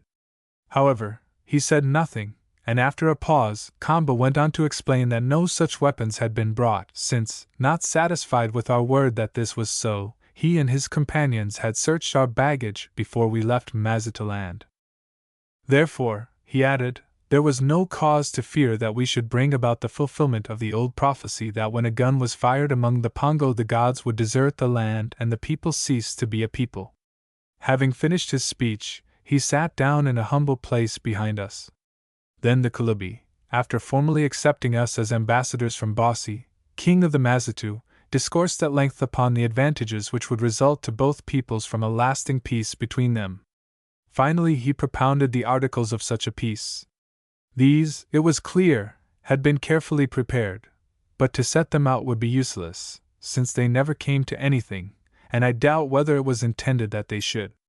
Suffice it to say that they provided for intermarriage, free trade between the countries, blood brotherhood, and other things that I have forgotten, all of which was to be ratified by Bossi taking a daughter of the Kalubi to wife, and the Kalubi taking a daughter of Bossi. We listened in silence, and when he had finished, after a pretended consultation between us, I spoke as the mouth of Brother John, who, I explained, was too grand a person to talk himself, saying that the proposals seemed fair and reasonable, and that we should be happy to submit them to Bossi and his council on our return. The Kalubi expressed great satisfaction at this statement, but remarked incidentally that first of all the whole matter must be laid before the Motambo for his opinion, without which no state transaction had legal weight among the Pongo. He added that with our approval he proposed that we should visit His Holiness on the morrow, starting when the sun was 3 hours old, as he lived at a distance of a day's journey from Rika. After further consultation we replied that although we had little time to spare, as we understood that the Motambo was old and could not visit us, we, the White Lords, would stretch a point and call on him. Meanwhile we were tired and wished to go to bed. Then we presented our gifts, which were gracefully accepted, with an intimation that return presents would be made to us before we left Pongoland. After this the Kalubi took a little stick and broke it, to intimate that the conference was at an end, and having bade him and his counselors good night we retired to our huts. I should add, because it has a bearing on subsequent events, that on this occasion we were escorted, not by Kamba, but by 2 of the counselors. Kamba, as I noted for the first time when we rose to say goodbye, was no longer present at the council. When he left it I cannot say, since it will be remembered that his seat was behind us in the shadow, and none of us saw him go. "What do you make of all that?" I asked the others when the door was shut. Brother John merely shook his head and said nothing, for in those days he seemed to be living in a kind of dreamland. Stephen answered, "Bosh! Tommy rot! All my eye and my elbow! Those man-eating Johnnies have some game up their wide sleeves, and whatever it may be, it isn't peace with the Mazitu." "I agree," I said. "If the real object were peace they would have haggled more, stood out for better terms, or hostages, or something. Also they would have got the consent of this Motambo beforehand. Clearly he is the master of the situation, not the Kalubi, who is only his tool. If business were meant he should have spoken first, always supposing that he exists and isn't a myth. However, if we live we shall learn, and if we don't, it doesn't matter, though personally I think we should be wise to leave Motambo alone and to clear out to Mazataland by the first canoe tomorrow morning." "I intend to visit this Motambo," broke in Brother John with decision. "Ditto, ditto," exclaimed Stephen. "But it's no use arguing that all over again." "No," I replied with irritation. "It is, as you remark, of no use arguing with lunatics. So let's go to bed, and as it will probably be our last, have a good night's sleep." "Here, here," said Stephen, taking off his coat and placing it doubled up on the bed to serve as a pillow. "I say," he added, "stand clear a minute while I shake this blanket. It's covered with bits of something." And he suited the action to the word. "Bits of something?" I said suspiciously. "Why didn't you wait a minute to let me see them? I didn't notice any bits before." "Rats running about the roof, I expect," said Stephen carelessly. Not being satisfied, I began to examine this roof and the clay walls, which I forgot to mention were painted over in a kind of pattern with whorls in it, by the feeble light of the primitive lamps. While I was thus engaged there was a knock on the door. Forgetting all about the dust, I opened it, and Hans appeared. "What of these man-eating devils wants to speak to you, Bass? Mavovo keeps him without." "Let him in," I said, since in this place fearlessness seemed our best game. "But watch well while he is with us." Hans whispered a word over his shoulder, and next moment a tall man wrapped from head to foot in white cloth, so that he looked like a ghost, came or rather shot into the hut, and closed the door behind him. "Who are you?" I asked. By way of answer he lifted or unwrapped the cloth from about his face, and I saw that the Kalubi himself stood before us. "I wish to speak alone with the White Lord Dojita," he said in a hoarse voice. "And it must be now, since afterwards it will be impossible." Brother John rose and looked at him. "How are you, Kalubi, my friend?" he asked. "I see that your wound has healed well." "Yes, yes, but I would speak with you alone." "Not so," replied Brother John. "If you have anything to say, you must say it to all of us, or leave it unsaid, since these lords and I are one, and that which I hear, they hear." "Can I trust them?" muttered the Kalubi. "As you can trust me. Therefore speak or go. Yet, first, can we be overheard in this hut?" "No, Dojita. The walls are thick. There is no one on the roof, for I have looked all round, and if any strove to climb there, we should hear. Also your men who watch the door would see him. None can hear us save perhaps the gods." Then we will risk the gods, Kalubi. Go on, my brothers know your story. My lords, he began, rolling his eyes about him like a hunted creature. I am in a terrible pass.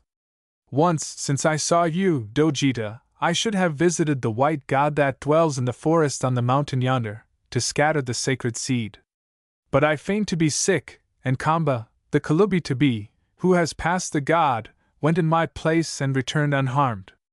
Now tomorrow, the night of the full moon, as Kalubi, I must visit the god again and once more scatter the seed, and, Dojita, he will kill me whom he has once bitten.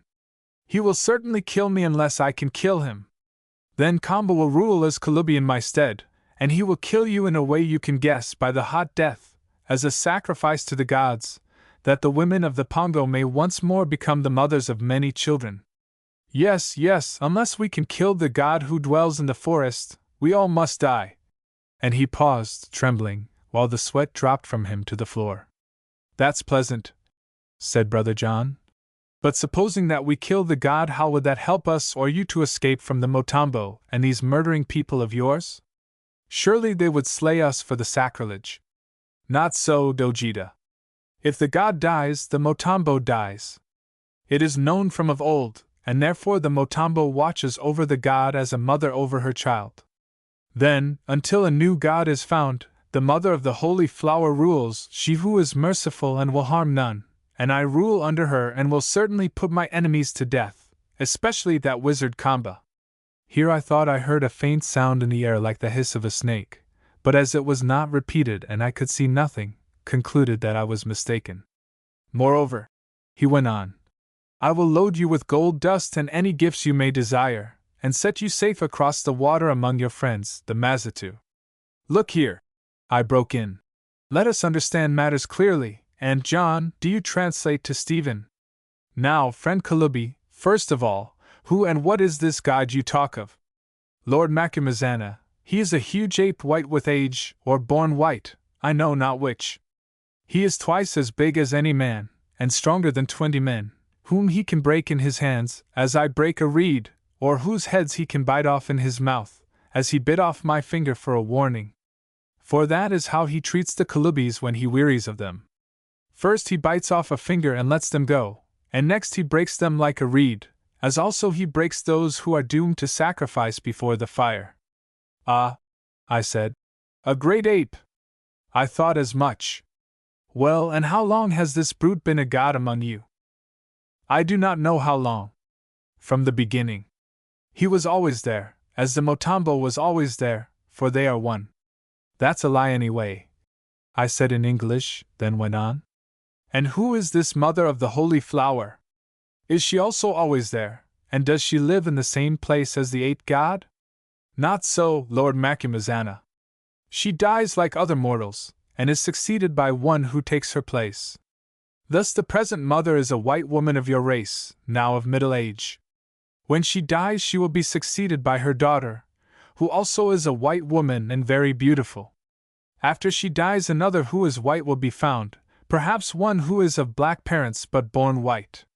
How old is this daughter? Interrupted Brother John in a curiously intent voice. And who is her father? The daughter was born over 20 years ago, Dojita, after the mother of the flower was captured and brought here. She says that the father was a white man to whom she was married, but who is dead? Brother John's head dropped upon his chest, and his eyes shut as though he had gone to sleep. As for where the mother lives, went on the Kalubi, it is on the island in the lake at the top of the mountain that is surrounded by water. She has nothing to do with the white god, but those women who serve her go across the lake at times to tend the fields where grows the seed that the Kalubi sows, of which the corn is the white god's food. Good, I said. Now we understand, not much, but a little. Tell us next what is your plan. How are we to come into the place where this great ape lives? And if we come there, how are we to kill the beast, seeing that your successor, Kamba, was careful to prevent us from bringing our firearms to your land? Aye, Lord Macumazana, may the teeth of the god meet in his brain for that trick.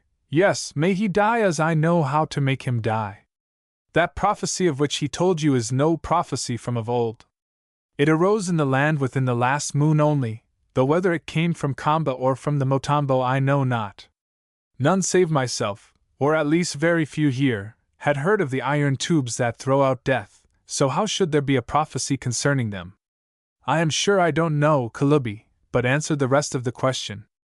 As to your coming into the forest, for the white god lives in a forest on the slopes of the mountain, lords, that will be easy since the Motambo and the people will believe that I am trapping you there to be a sacrifice, such as they desire for sundry reasons.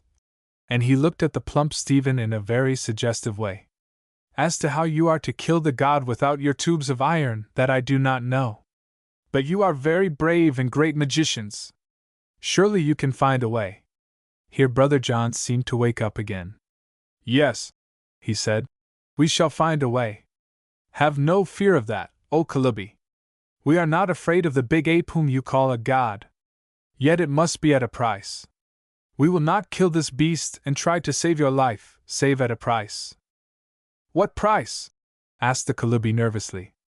There are wives and cattle. No, you do not want the wives, and the cattle cannot be taken across the lake. There are gold dust and ivory. I have already promised these, and there is nothing more that I can give. The price is, O Kalubi, that you hand over to us to be taken away the white woman who is called Mother of the Holy Flower, with her daughter.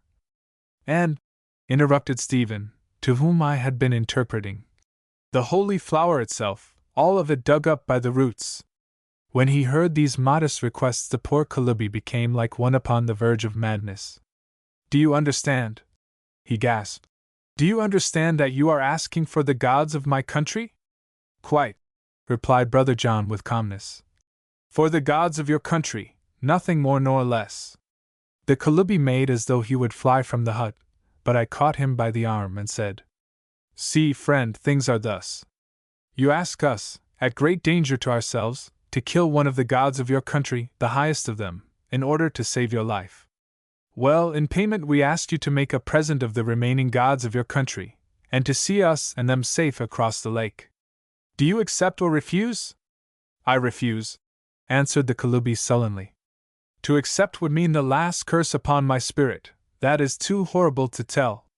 And to refuse means the first curse upon your body, namely, that in a few hours it must be broken and chewed by a great monkey which you call a god. Yes, broken and chewed, and afterwards, I think, cooked and eaten as a sacrifice. Is it not so? The Kalubi nodded his head and groaned. Yet, I went on, for our part we are glad that you have refused, since now we shall be rid of a troublesome and dangerous business and return in safety to Mazataland. How will you return in safety, O Lord Macumazana, you who are doomed to the hot death if you escape the fangs of the god? Very easily, O Kalubi, by telling Kamba, the Kalubi to be, of your plots against this god of yours, and how we have refused to listen to your wickedness. In fact, I think this may be done at once while you are here with us, O Kalubi, where perhaps you do not expect to be found. I will go strike upon the pot without the door, doubtless though it is late, some will hear. Nay, man, stand you still, we have knives and our servants have spears. And I made as though to pass him. Lord, he said, I will give you the mother of the Holy Flower and her daughter, aye, and the Holy Flower itself dug up by the roots, and I swear that if I can, I will set you and them safe across the lake, only asking that I may come with you, since here I dare not stay. Yet the curse will come too, but if so, it is better to die of a curse in a day to be, than tomorrow at the fangs of the god. Oh! Why was I born? Why was I born? And he began to weep. That is a question many have asked and none have been able to answer, O friend Kalubi, though mayhap there is an answer somewhere. I replied in a kind voice. For my heart was stirred with pity of this poor wretch mazed and lost in his hell of superstition, this potentate who could not escape from the trappings of a hateful power, save by the door of a death too horrible to contemplate, this priest whose doom it was to be slain by the very hands of his god, as those who went before him had been slain, and as those who came after him would be slain. Yet, I went on, I think you have chosen wisely, and we hold you to your word. While you are faithful to us, we will say nothing. But of this be sure that if you attempt to betray us, we who are not so helpless as we seem, will betray you, and it shall be you who die, not us. Is it a bargain? It is a bargain, White Lord, although blame me not if things go wrong, since the gods know all, and they are devils who delight in human woe and mock at bargains and torment those who would injure them. Yet, come what will, I swear to keep faith with you thus, by the oath that may not be broken. And drawing a knife from his girdle, he thrust out the tip of his tongue and pricked it. From the puncture a drop of blood fell to the floor. If I break my oath, he said, may my flesh grow cold as that blood grows cold, and may it rot as that blood rots. Aye, and may my spirit waste and be lost in the world of ghosts, as that blood wastes into the air and is lost in the dust of the world. It was a horrible scene and one that impressed me very much, especially as even then there fell upon me a conviction that this unfortunate man was doomed, that a fate which he could not escape was upon him. We said nothing, and in another moment, he had thrown his white wrappings over his face and slipped through the door. I am afraid we are playing it rather low down on that jumpy old boy, said Stephen remorsefully. The white woman and her daughter, muttered Brother John. Yes, reflected Stephen aloud. One is justified in doing anything to get 2 white women out of this hell, if they exist. So one may as well have the orchid also, for they'd be lonely without it, poor things, wouldn't they? Glad I thought of that, it's soothing to the conscience. I hope you'll find it so when we are all on that iron grid which I noticed is wide enough for 3. I remarked sarcastically. Now be quiet, I want to go to sleep. I am sorry to have to add that for the most of that night one remained my master. But if I couldn't sleep, I could, or rather was obliged to, think, and I thought very hard indeed. First I reflected on the Pongo and their gods. What were these and why did they worship them? Soon I gave it up, remembering that the problem was one which applied equally to dozens of the dark religions of this vast African continent, to which none could give an answer, and least of all their votaries. That answer indeed must be sought in the horrible fears of the unenlightened human heart, which sees death and terror and evil around it everywhere and, in this grotesque form or in that, personifies them in gods, or rather in devils who must be propitiated. For always the fetish or the beast, or whatever it may be, is not the real object of worship. It is only the thing or creature which is inhabited by the spirit of the god or devil, the temple, as it were, that furnishes it with a home, which temple is therefore holy. And these spirits are diverse, representing sundry attributes or qualities. Thus the great ape might be Satan, a prince of evil and blood. The holy flower might symbolize fertility, and the growth of the food of man from the bosom of the earth. The mother of the flower might represent mercy and goodness, for which reason it was necessary that she should be white in color, and dwell, not in the shadowed forest, but on a soaring mountain, a figure of light, in short, as opposed to darkness. Or she might be a kind of African Ceres, a goddess of the corn and harvest which were symbolized in the beauteous blooms she tended. Who could tell? Not I, either then or afterwards, for I never found out. As for the Pongo themselves, their case was obvious. They were a dying tribe, the last descendants of some higher race, grown barren from intermarriage. Probably, too, they were at first only cannibals occasionally and from religious reasons. Then in some time of dearth they became very religious in that respect, and the habit overpowered them. Among cannibals, at any rate in Africa, as I knew, this dreadful food is much preferred to any other meat. I had not the slightest doubt that although the Kalubi himself had brought us here in the wild hope that we might save him from a terrible death at the hands of the Beelzebub he served, Kamba and the counselors, inspired thereto by the prophet called Motambo, designed that we should be murdered and eaten as an offering to the gods. How we were to escape this fate, being unarmed, I could not imagine, unless some special protection were vouchsafed to us. Meanwhile, we must go on to the end, whatever it might be. Brother John, or to give him his right name, the Reverend John Eversley, was convinced that the white woman imprisoned in the mountain was none other than the lost wife for whom he had searched for 20 weary years, and that the second white woman of whom we had heard that night was, strange as it might seem, her daughter and his own. Perhaps he was right and perhaps he was wrong. But even in the latter case, if 2 white persons were really languishing in this dreadful land, our path was clear. We must go on in faith until we saved them or until we died. As someone or other once wrote, very nobly I think. Well, there was but little of pleasures round about the present entertainment, and any hope of love's sweet dream seemed to be limited to Brother John. Here I was quite mistaken, as I so often am. Probably the echoes would be my share. Indeed, already I seemed to hear their ominous thunder.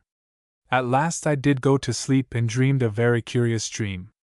It seemed to me that I was disembodied, although I retained all my powers of thought and observation, in fact, dead and yet alive. In this state I hovered over the people of the Pongo who were gathered together on a great plain under an inky sky. They were going about their business as usual, and very unpleasant business it often was. Some of them were worshipping a dim form that I knew was the devil, some were committing murders, some were feasting, at that on which they feasted I would not look, some were laboring or engaged in barter, some were thinking. But I, who had the power of looking into them, saw within the breast of each a tiny likeness of the man or woman or child as it might be, humbly bent upon its knees with hands together in an attitude of prayer, and with imploring, tear-stained face looking upwards to the black heaven. Then in that heaven there appeared a single star of light, and from this star flowed lines of gentle fire that spread and widened till all the immense arc was one flame of glory.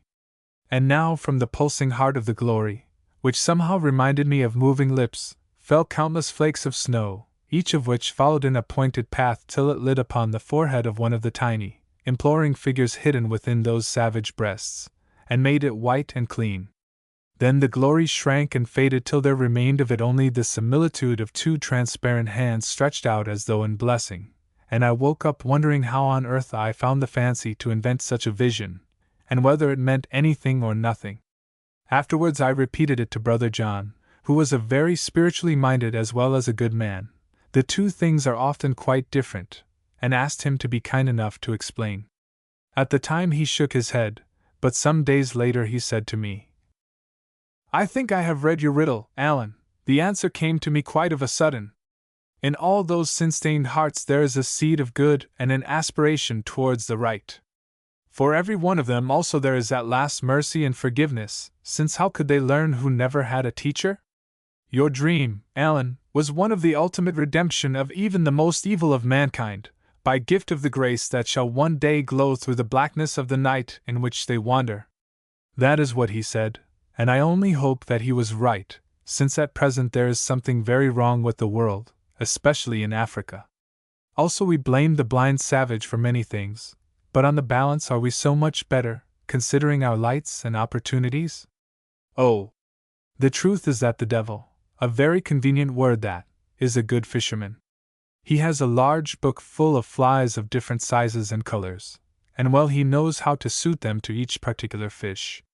But white or black, every fish takes one fly or the other, and then comes the question, is the fish that has swallowed the big gaudy lure so much worse or more foolish than that which has fallen to the delicate white moth with the same sharp barb in its tail? In short, are we not all miserable sinners as the prayer book says? And in the eye of any judge who can average up the elemental differences of those waters wherein we were bred and are called upon to swim, is there so much to choose between us? Do we not all need those outstretched hands of mercy which I saw in my dream? But there! What right has a poor old hunter to discuss things that are too high for him? Chapter 15 The Motambo. After my dream I went to sleep again, till I was finally aroused by a strong ray of light hitting me straight in the eye. Where the dickens does that come from?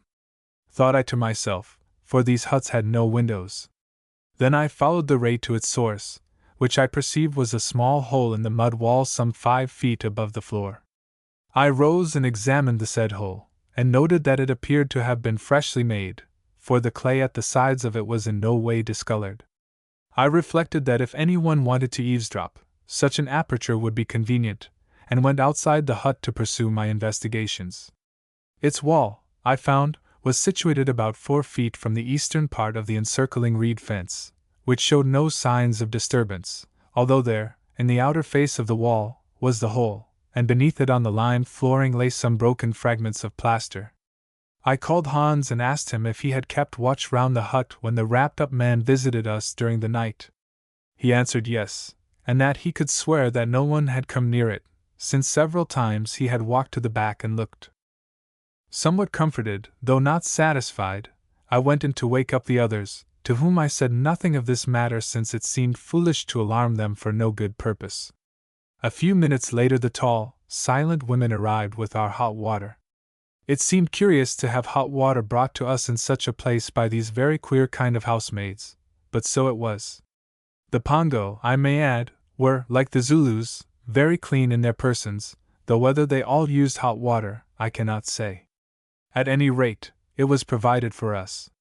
Half an hour later they returned with breakfast, consisting chiefly of a roasted kid, of which, as it was whole, and therefore unmistakable, we partook thankfully. A little later the majestic Kamba appeared. After many compliments and inquiries as to our general health, he asked whether we were ready to start on our visit to the Motambo who, he added, was expecting us with much eagerness. I inquired how he knew that, since we had only arranged to call on him late on the previous night, and I understood that he lived a day's journey away. But Kamba put the matter by with a smile and a wave of his hand.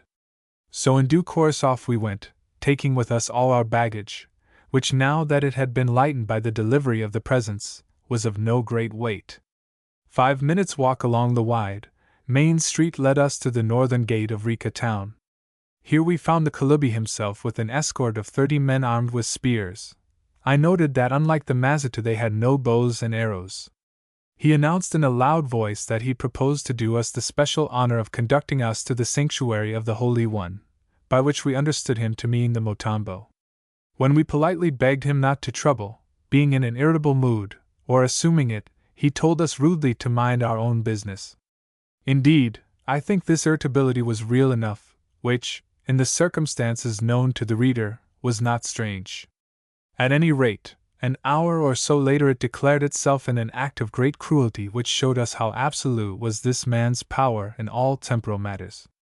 Passing through a little clump of bush we came to some gardens surrounded by a light fence through which a number of cattle of a small and delicate breed, they were not unlike Jerseys in appearance, had broken to enjoy themselves by devouring the crops. This garden, it appeared, belonged to the Kalubi for the time being, who was furious at the destruction of its produce by the cattle which also belonged to him. "Where is the herd?" he shouted. A hunt began, and presently the poor fellow, he was no more than a lad, was discovered asleep behind a bush. When he was dragged before him the Kalubi pointed, first to the cattle, then to the broken fence and the devastated garden. The lad began to mutter excuses and pray for mercy. "Kill him," said the Kalubi, whereon the herd flung himself to the ground, and clutching him by the ankles, began to kiss his feet, crying out that he was afraid to die. The Kalubi tried to kick himself free, and failing in this, lifted his big spear and made an end of the poor boy's prayers and life at a single stroke. The escort clapped their hands in salute or approval, after which 4 of them, at a sign, took up the body and started with it at a trot for Rika town, where probably that night it appeared upon the grid.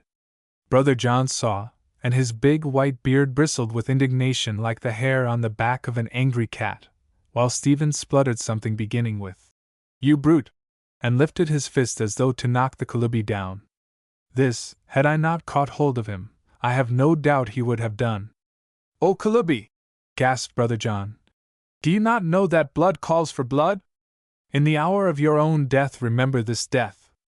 Would you bewitch me, white man?" said the Kalubi, glaring at him angrily. "If so," and once more he lifted the spear, but as John never stirred, held it poised irresolutely. Kamba thrust himself between them, crying, "Back, Dojita, who dared to meddle with our customs? Is not the Kalubi lord of life and death?"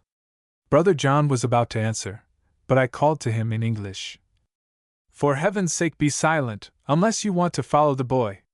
We are in these men's power." Then he remembered and walked away, and presently we marched forward as though nothing had happened. Only from that moment I do not think that any of us worried ourselves about the Kalubi, and what might befall him. Still, looking back on the thing, I think that there was this excuse to be made for the man. He was mad with the fear of death, and knew not what he did. All that day we traveled on through a rich, flat country that, as we could tell from various indications, had once been widely cultivated. Now the fields were few and far between, and bush, for the most part a kind of bamboo scrub, was reoccupying the land. About midday we halted by a water pool to eat and rest, for the sun was hot, and here the 4 men who had carried off the boy's body rejoined us and made some report. Then we went forward once more towards what seemed to be a curious and precipitous wall of black cliff, beyond which the volcanic-looking mountain towered in stately grandeur. By 3 o'clock we were near enough to this cliff, which ran east and west as far as the eye could reach, to see a hole in it, apparently where the road terminated, that appeared to be the mouth of a cave. The Kalubi came up to us, and in a shy kind of way tried to make conversation. I think that the sight of this mountain, drawing ever nearer, vividly recalled his terrors and caused him to desire to efface the bad impression he knew he had made on us, to whom he looked for safety. Among other things he told us that the hole we saw was the door of the house of the Motambo. I nodded my head, but did not answer, for the presence of this murderous king made me feel sick. So he went away again, looking at us in a humble and deprecatory manner. Nothing further happened until we reached the remarkable wall of rock that I have mentioned, which I suppose is composed of some very hard stone that remained when the softer rock in which it lay was disintegrated by millions of years of weather or washings by the water of the lake. Or perhaps its substance was thrown out of the bowels of the volcano when this was active. I am no geologist, and cannot say, especially as I lack time to examine the place. At any rate there it was, and therein it appeared the mouth of a great cave that I presume was natural, having once formed a kind of drain through which the lake overflowed when Pongo land was under water. We halted, staring dubiously at this darksome hole, which no doubt was the same that Babemba had explored in his youth. Then the Kalubi gave an order, and some of the soldiers went to huts that were built near the mouth of the cave, where I suppose guardians or attendants lived, though of these we saw nothing. Presently they returned with a number of lighted torches that were distributed among us. This done, we plunged, shivering, at least, I shivered, into the gloomy recesses of that great cavern, the Kalubi going before us with half of our escort, and Kamba following behind us with the remainder. The floor of the place was made quite smooth, doubtless by the action of water, as were the walls and roof, so far as we could see them, for it was very wide and lofty. It did not run straight, but curved about in the thickness of the cliff. At the first turn the Pongo soldiers set up a low and eerie chant which they continued during its whole length, that according to my pacings was something over 300 yards. On we wound, the torches making stars of light in the intense blackness, till at length we rounded a last corner where a great curtain of woven grass, now drawn, was stretched across the cave. Here we saw a very strange sight. On either side of it, near to the walls, burned a large wood fire that gave light to the place. Also more light flowed into it from its further mouth that was not more than 20 paces from the fires. Beyond the mouth was water which seemed to be about 200 yards wide, and beyond the water rose the slopes of the mountain that was covered with huge trees. Moreover, a little bay penetrated into the cavern, the point of which bay ended between the 2 fires. Here the water, which was not more than 6 or 8 feet wide, and shallow, formed the berthing place of a good-sized canoe that lay there. The walls of the cavern, from the turn to the point of the tongue of water, were pierced with 4 doorways, 2 on either side, which led, I presume, to chambers hewn in the rock. At each of these doorways stood a tall woman clothed in white, who held in her hand a burning torch. I concluded that these were attendants set there to guide and welcome us, for after we had passed, they vanished into the chambers. But this was not all. Set across the little bay of water just above the canoe that floated there was a wooden platform, 8 feet or so square, on either side of which stood an enormous elephant's tusk, bigger indeed than any I have seen in all my experience, which tusk seemed to be black with age. Between the tusks, squatted upon rugs of some kind of rich fur, was what from its shape and attitude I at first took to be a huge toad. In truth, it had all the appearance of a very bloated toad. There was the rough corrugated skin, there the prominent backbone, for its back was towards us, and there were the thin, splayed-out legs. We stared at this strange object for quite a long while, unable to make it out in that uncertain light, for so long indeed, that I grew nervous and was about to ask the Kalubi what it might be. As my lips opened, however, it stirred, and with a slow, groping, circular movement turned itself towards us very slowly. At length it was round, and as the head came in view all the Pongo from the Kalubi down ceased their low, weird chant and flung themselves upon their faces, those who had torches still holding them up in their right hands. Oh! What a thing appeared! It was not a toad, but a man that moved upon all fours. The large, bald head was sunk deep between the shoulders, either through deformity or from age, for this creature was undoubtedly very old. Looking at it, I wondered how old, but could form no answer in my mind. The great, broad face was sunken and withered, like to leather dried in the sun. The lower lip hung pendulously upon the prominent and bony jaw. Two yellow, tusk-like teeth projected one at each corner of the great mouth. All the rest were gone, and from time to time it licked the white gums with a red-pointed tongue as a snake might do. But the chief wonder of the thing lay in its eyes that were large and round, perhaps because the flesh had shrunk away from them, which gave them the appearance of being set in the hollow orbits of a skull. These eyes literally shone like fire. Indeed, at times they seemed positively to blaze, as I have seen a lion's eyes do in the dark. I confess that the aspect of the creature terrified and for a while paralyzed me. To think that it was human was awful. I glanced at the others and saw that they, too, were frightened. Stephen turned very white. I thought that he was going to be sick again, as he was after he drank the coffee out of the wrong bowl on the day we entered Mazataland. Brother John stroked his white beard and muttered some invocation to heaven to protect him. Hans exclaimed in his abominable Dutch, "Oh! Keek, Baas, dis J. Lelicher uw deal! Oh! Look, Baas, there's the ugly old devil himself!" Jerry went flat on his face among the Pongo, muttering that he saw death before him. Only Mavovo stood firm. Perhaps because as a witch doctor of repute he felt that it did not become him to show the white feather in the presence of an evil spirit. The toad-like creature on the platform swayed its great head slowly as a tortoise does, and contemplated us with its flaming eyes.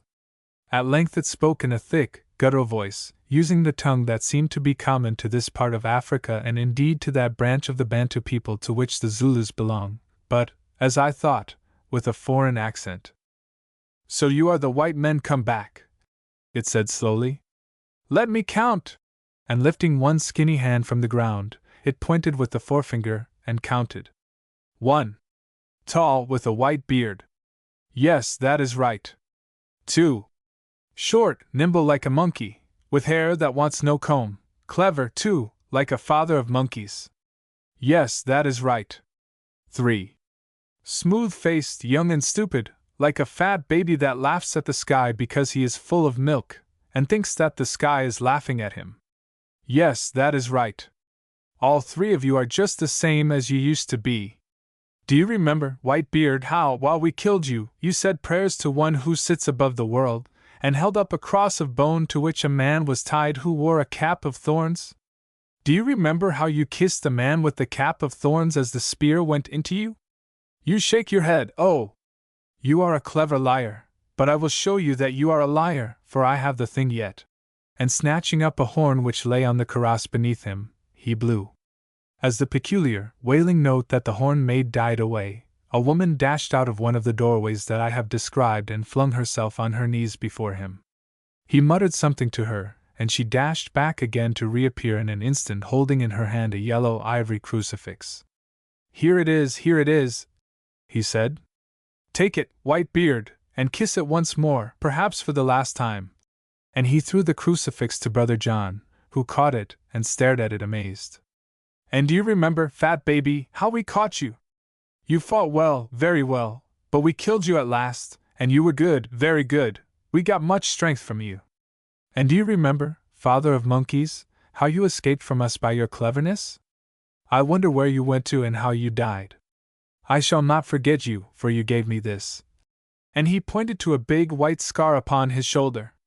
You would have killed me, but the stuff in that iron tube of yours burned slowly when you held the fire to it, so that I had time to jump aside and the iron ball did not strike me in the heart as you meant that it should. Yet it is still here. Oh! Yes, I carry it with me to this day, and now that I have grown thin I can feel it with my finger. I listened astonished to this harangue, which, if it meant anything, meant that we had all met before, in Africa at some time when men used matchlocks that were fired with a fuse, that is to say, about the year 1700, or earlier. Reflection, however, showed me the interpretation of this nonsense. Obviously this old priest's forefather, or, if one put him at 120 years of age, and I am sure that he was not a day less, perhaps his father, as a young man, was mixed up with some of the first Europeans who penetrated to the interior of Africa. Probably these were Portuguese, of whom one may have been a priest and the other two an elderly man and his son, or young brother, or companion. The manner of the deaths of these people and of what happened to them generally would of course be remembered by the descendants of the chief, or head medicine man of the tribe. "Where did we meet, and when, O Motambo?" I asked. "Not in this land, not in this land, father of monkeys," he replied in his low rumbling voice. "But far, far away towards the west where the sun sinks in the water, and not in this day, but long, long ago. 20 Kalubis have ruled the Pongos since that day. Some have ruled for many years and some have ruled for a few years. That depends upon the will of my brother, the god yonder." And he chuckled horribly and jerked his thumb backwards over his shoulder towards the forest on the mountain. "Yes, 20 have ruled, some for 30 years and none for less than 4. "Well, you are a large old liar," I thought to myself, for, taking the average rule of the Kalubis at 10 years, this would mean that we met him 2 centuries ago at least. "You were clothed otherwise then," he went on. "And 2 of you wore hats of iron on the head, but that of white beard was shaven. I caused a picture of you to be beaten by the master smith upon a plate of copper. I have it yet."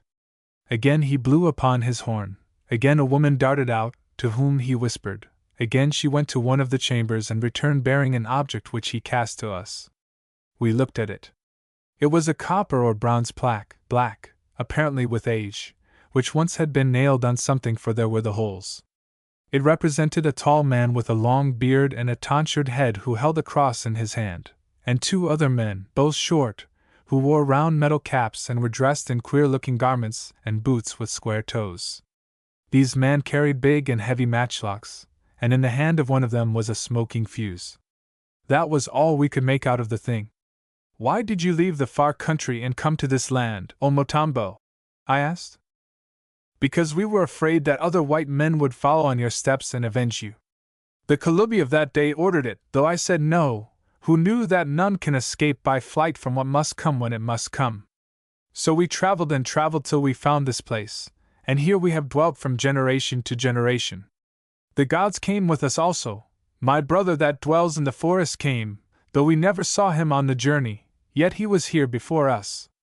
The holy flower came too, and the white mother of the flower, she was the wife of one of you, I know not which."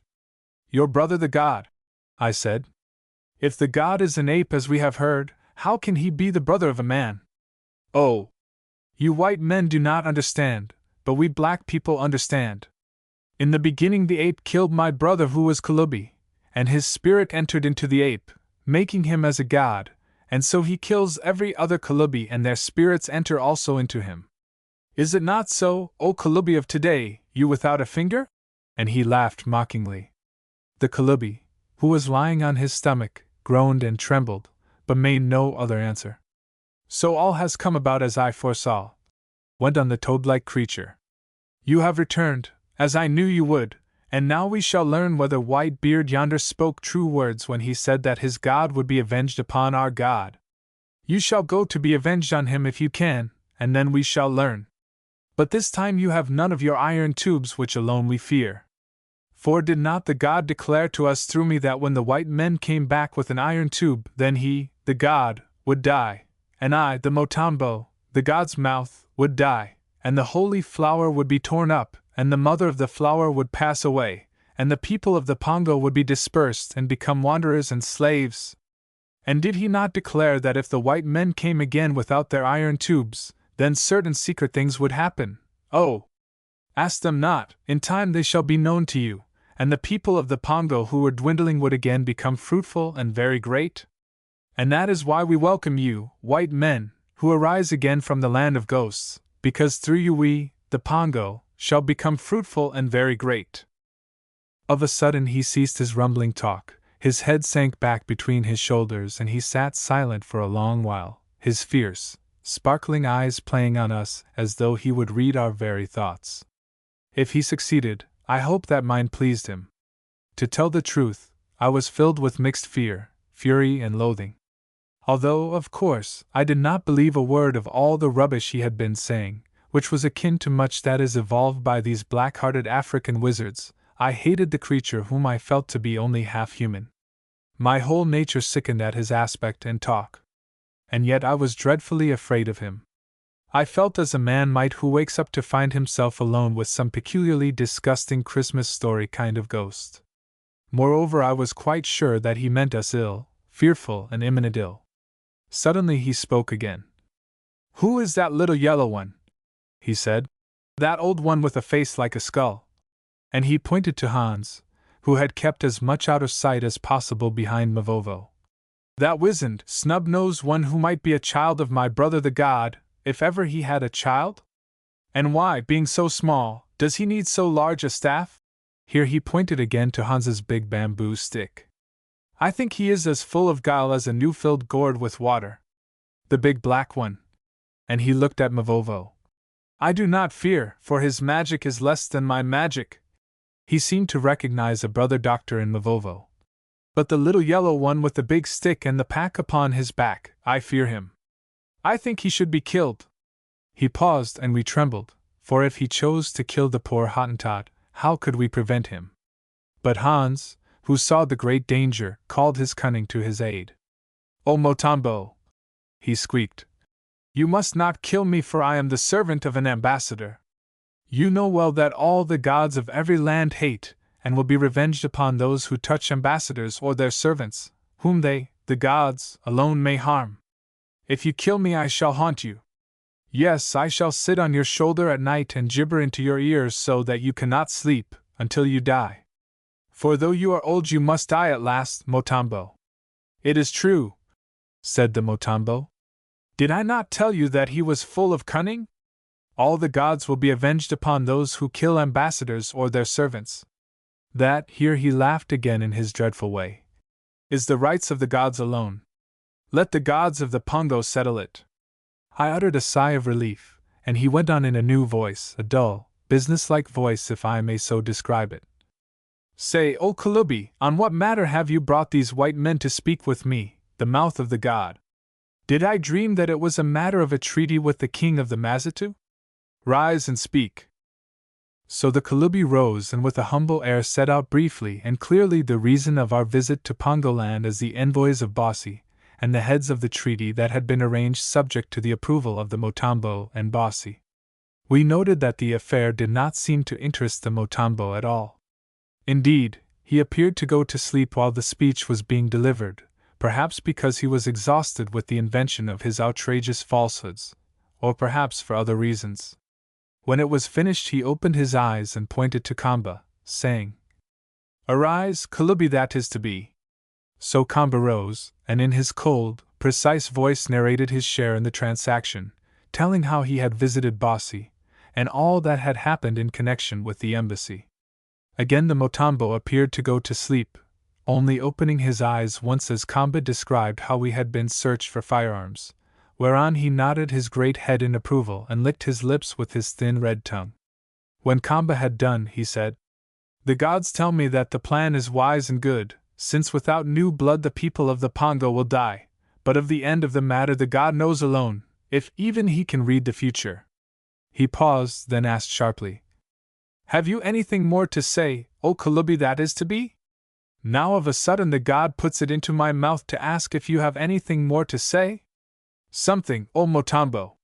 Many moons ago the god bit off the finger of our high lord, the Kalubi.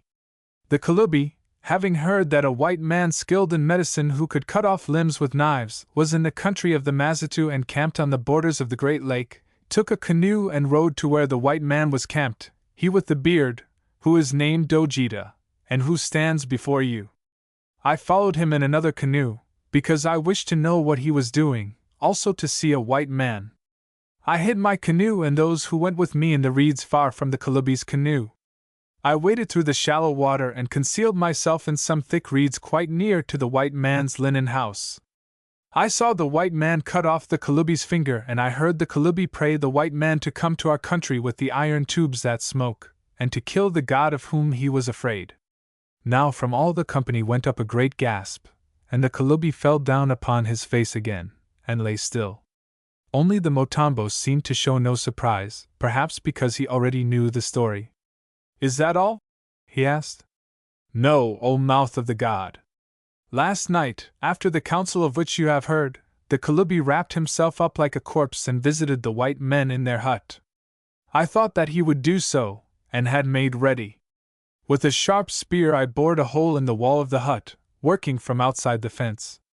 Then I thrust a reed through from the fence across the passage between the fence and the wall, and through the hole in the hut, and setting my ear to the end of the reed I listened." "Oh! Clever, clever!" muttered Hans in involuntary admiration. "And to think that I looked and looked too low, beneath the reed. Oh! Hans, though you are old, you have much to learn. Among much else I heard this," went on Kamba in sentences so clear and cold that they reminded me of the tinkle of falling ice. "Which I think is enough, though I can tell you the rest if you wish, O mouth. I heard," he said in the midst of a silence that was positively awful, "our lord the Kalubi, whose name is child of the god, agree with the white men that they should kill the god, how I do not know, for it was not said, and that in return they should receive the persons of the mother of the holy flower and of her daughter, the mother that is to be, and should dig up the holy flower itself by the roots and take it away across the water, together with the mother and the mother that is to be. That is all, O Motambo." Still in the midst of an intense silence, the Motambo glared at the prostrate figure of the Kalubi. For a long while he glared. Then the silence was broken, for the wretched Kalubi sprang from the floor, seized a spear and tried to kill himself. Before the blade touched him it was snatched from his hand, so that he remained standing, but weaponless. Again there was silence, and again it was broken, this time by the Motambo, who rose from his seat before which he stood, a huge, bloated object, and roared aloud in his rage. Yes, he roared like a wounded buffalo. Never would I have believed that such a vast volume of sound could have proceeded from the lungs of a single aged man. For fully a minute his furious bellowings echoed down that great cave, while all the Pongo soldiers, rising from their recumbent position, pointed their hands, in some of which torches still burned, at the miserable Kalubi on whom their wrath seemed to be concentrated, rather than on us, and hissed like snakes. Really it might have been a scene in hell with the Motambo playing the part of Satan. Indeed, his swollen, diabolical figure supported on the thin, toad-like legs, the great fires burning on either side, the lurid lights of evening reflected from the still water beyond and glowering among the tree-tops of the mountain, the white-robed forms of the tall Pongo, bending, every one of them, towards the wretched culprit and hissing like so many fierce serpents. All suggested some uttermost deep in the infernal regions as one might conceive them in a nightmare. It went on for some time, I don't know how long, till at length the Motambo picked up his fantastically shaped horn and blew. Thereon the women darted from the various doorways, but seeing that they were not wanted, checked themselves in their stride and remained standing so, in the very attitude of runners about to start upon a race. As the blast of the horn died away, the turmoil was suddenly succeeded by an utter stillness, broken only by the crackling of the fires whose flames, of all the living things in that place, alone seemed heedless of the tragedy which was being played. "All up now, old fellow!" whispered Stephen to me in a shaky voice. "Yes," I answered. "All up high as heaven, where I hope we are going. Now back to back, and let's make the best fight we can. We've got the spears." While we were closing in, the Motambo began to speak. "So you plotted to kill the god Kalubi who was," he screamed, "with these white ones whom you would pay with the holy flower and her who guards it. Good! You shall go, all of you, and talk with the god. And I, watching here, will learn who dies, you or the god. Away with them!" Chapter 16 The Gods. With a roar the Pongo soldiers leapt on us. I think that Mavovo managed to get his spear up and kill a man, for I saw one of them fall backwards and lie still. But they were too quick for the rest of us. In half a minute we were seized, the spears were wrenched from our hands, and we were thrown headlong into the canoe, all 6 of us, or rather 7 including the Kalubi. A number of the soldiers, including Kamba, who acted as steersman, also sprang into the canoe that was instantly pushed out from beneath the bridge or platform on which the Motambo sat and down the little creek into the still water of the canal or estuary, or whatever it may be, that separates the wall of rock which the cave pierces from the base of the mountain. As we floated out of the mouth of the cave, the toad-like Motambo, who had wheeled round upon his stool, shouted an order to Kamba. "O Kalubi," he said, "set the Kalubi Huas and the 3 white men and their 3 servants on the borders of the forest that is named House of the God, and leave them there. Then return and depart, for here I would watch alone. When all is finished I will summon you." Kamba bowed his handsome head, and at a sign 2 of the men got out paddles, for more were not needed, and with slow and gentle strokes rowed us across the water.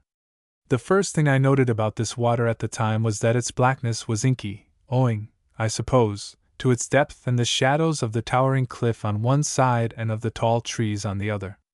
Also I observed, for in this emergency, or perhaps because of it, I managed to keep my wits about me, that its banks on either side were the home of great numbers of crocodiles which lay there like logs. I saw, further, that a little lower down where the water seemed to narrow, jagged boughs projected from its surface as though great trees had fallen, or been thrown into it. I recalled in a numb sort of way that old Babemba had told us that when he was a boy he had escaped in a canoe down this estuary, and reflected that it would not be possible for him to do so now because of those snags. Unless, indeed, he had floated over them in a time of great flood. A couple of minutes or so of paddling brought us to the further shore, which, as I think I have said, was only about 200 yards from the mouth of the cave. The bow of the canoe grated on the bank, disturbing a huge crocodile that vanished into the depths with an angry plunge. "Land, white lords, land," said Kamba with the utmost politeness, "and go, visit the god who doubtless is waiting for you. And now, as we shall meet no more, farewell. You are wise and I am foolish, yet hearken to my counsel. If ever you should return to the earth again, be advised by me. Cling to your own god if you have one, and do not meddle with those of other peoples. Again farewell." The advice was excellent, but at that moment I felt a hate for Kamba which was really superhuman. To me even the Motambo seemed an angel of light as compared with him. If wishes could have killed, our farewell would indeed have been complete. Then, admonished by the spear points of the Pongo, we landed in the slimy mud. Brother John went first with a smile upon his handsome countenance that I thought idiotic under the circumstances, though doubtless he knew best when he ought to smile, and the wretched Kalubi came last. Indeed, so great was his shrinking from that ominous shore, that I believe he was ultimately propelled from the boat by his successor in power, Kamba. Once he had trodden it, however, a spark of spirit returned to him, for he wheeled round and said to Kamba, "Remember, O Kalubi, that my fate today will be yours also in a day to come.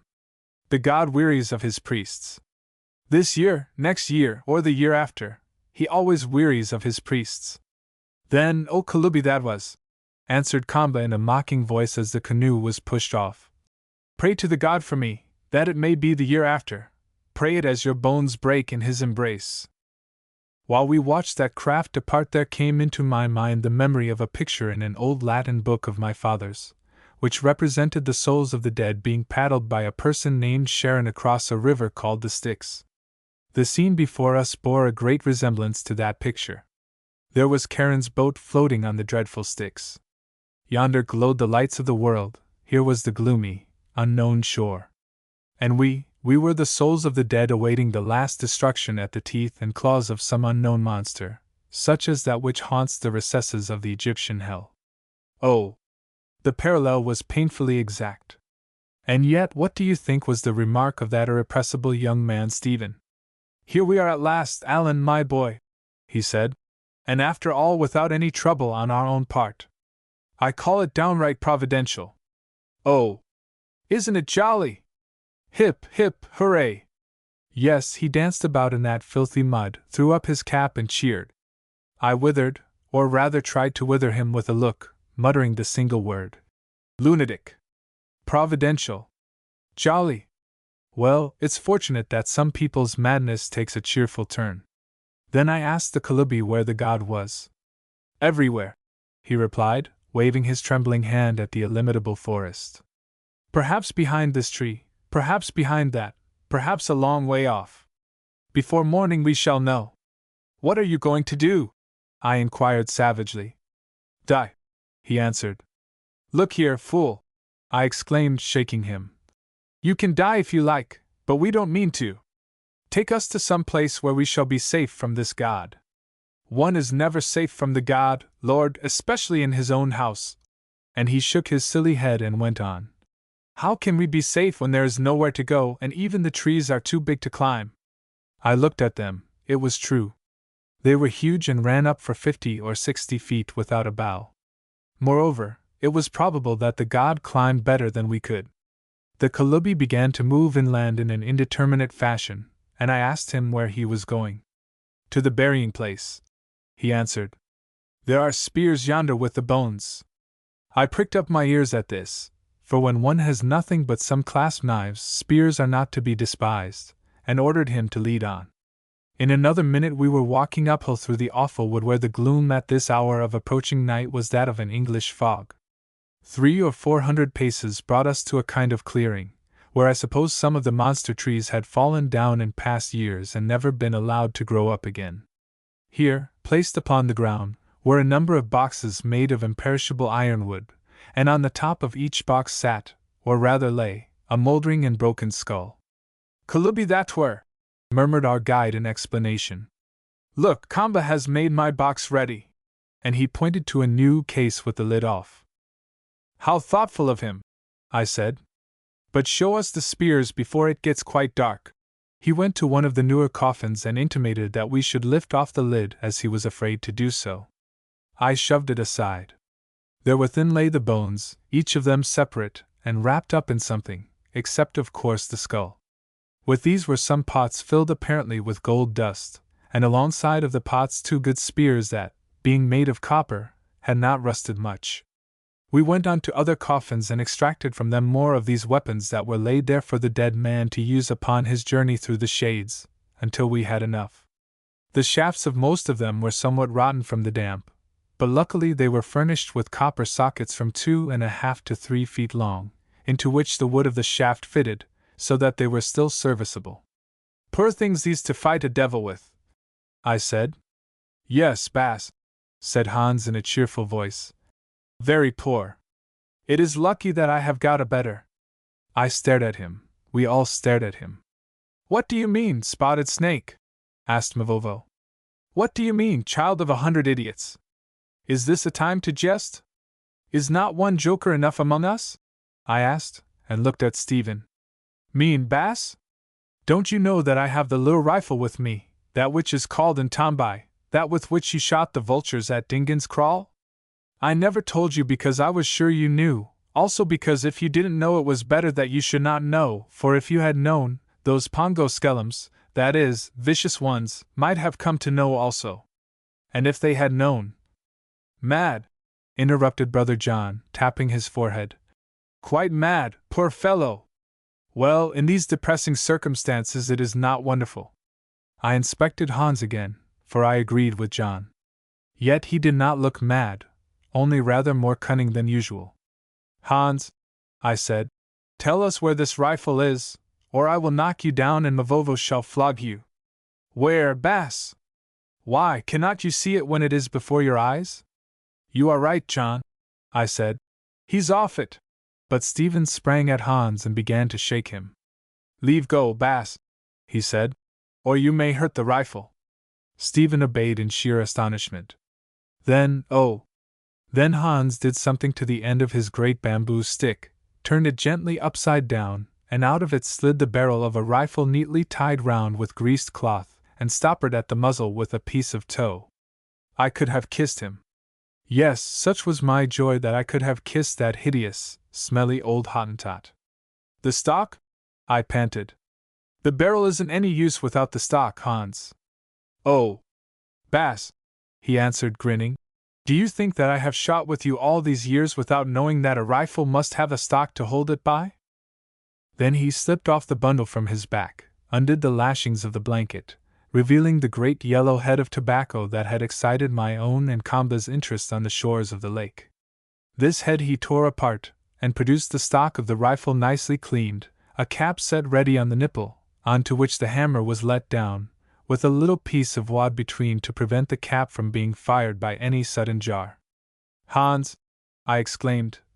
"Hans, you are a hero and worth your weight in gold." "Yes, Bass, though you never told me so before." "Oh! I made up my mind that I wouldn't go to sleep in the face of the old man Death." "Oh! Which of you ought to sleep now upon that bed that Bossy sent me?" he asked as he put the gun together. "You, I think, you great stupid Mavovo. You never brought a gun. If you were a wizard worth the name, you would have sent the rifles on and had them ready to meet us here." "Oh! Will you laugh at me any more, you thick head of a Zulu?" "No," answered Mavovo candidly. "I will give you Sibonga. Yes, I will make for you titles of praise, O clever spotted snake." "And yet," went on Hans, "I am not all a hero, I am worth but half my weight in gold. For, Bass, although I have plenty of powder and bullets in my pocket, I lost the caps out of a hole in my waistcoat. You remember, Bass, I told you it was charms I lost. But 3 remain, no, 4, for there is one on the nipple. There, Bass, there is in Tombai all ready and loaded. And now when the white devil comes you can't shoot him in the eye, as you know how to do up to 100 yards, and send him to the other devils down in hell. Oh! Won't your holy father the predicant be glad to see him there?"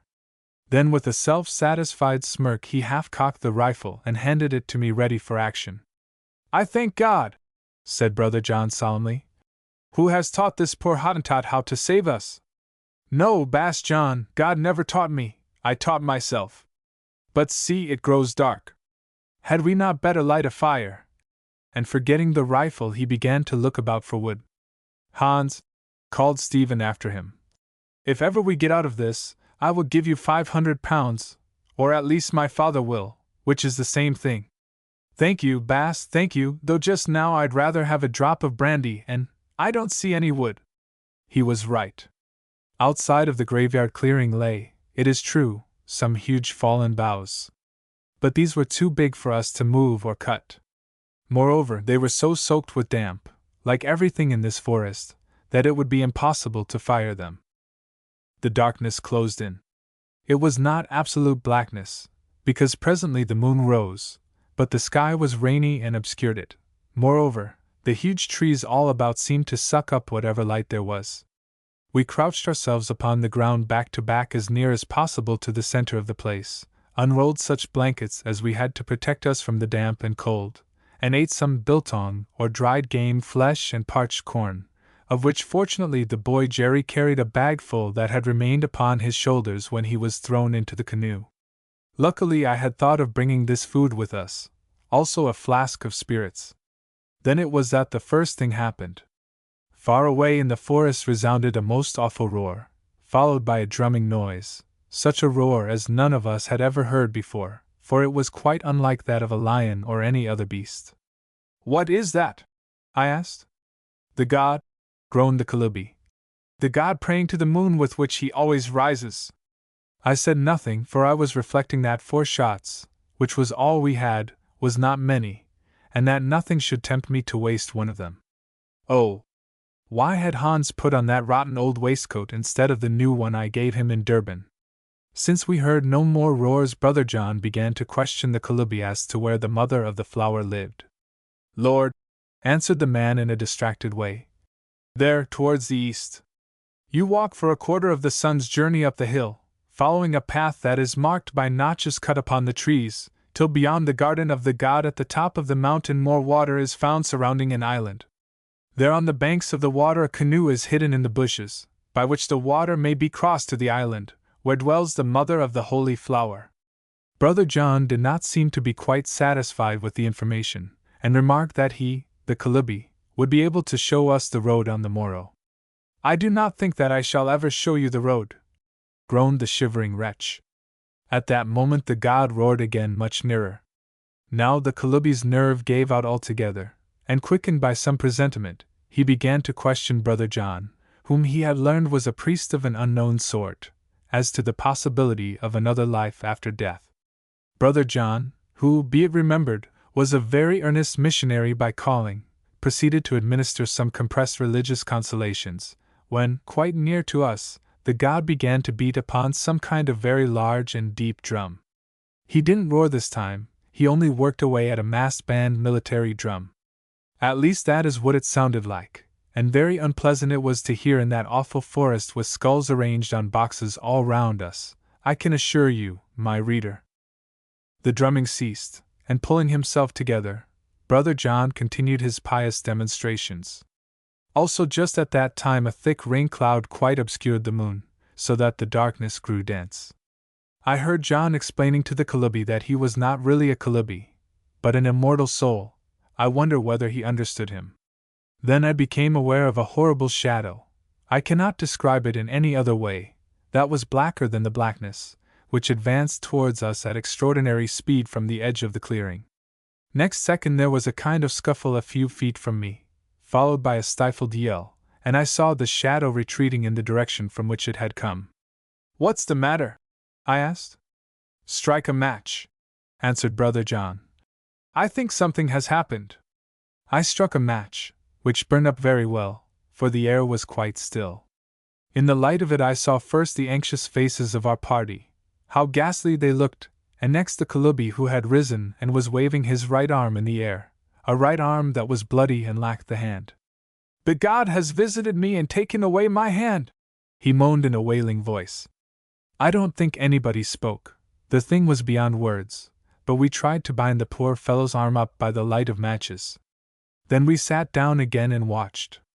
The darkness grew still denser as the thick of the cloud passed over the moon, and for a while the silence, that utter silence of the tropical forest at night, was broken only by the sound of our breathing, the buzz of a few mosquitoes, the distant splash of a plunging crocodile, and the stifled groans of the mutilated man.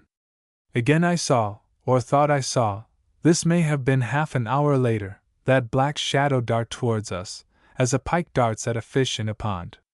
There was another scuffle, just to my left. Hans sat between me and the Kalubi, followed by a single prolonged wail. "The king man has gone," whispered Hans. "I felt him go as though a wind had blown him away. Where he was there is nothing but a hole." Of a sudden the moon shone out from behind the clouds. In its sickly light about halfway between us and the edge of the clearing, say 30 yards off, I saw, oh! What did I see? The devil destroying a lost soul. At least, that is what it looked like. A huge, gray-black creature, grotesquely human in its shape, had the thin Kalubi in its grip. The Kalubi's head had vanished in its maw, and its vast black arms seemed to be employed in breaking him to pieces. Apparently he was already dead, though his feet, that were lifted off the ground, still moved feebly. I sprang up and covered the beast with the rifle which was cocked, getting full on to its head which showed the clearest, though this was rather guesswork, since I could not see distinctly the foresight. I pulled, but either the cap or the powder had got a little damp on the journey and hung fire for the fraction of a second. In that infinitesimal time the devil, it is the best name I can give the thing, saw me, or perhaps it only saw the light gleaming on the barrel. At any rate it dropped the Kalubi, and as though some intelligence warned it what to expect, threw up its massive right arm.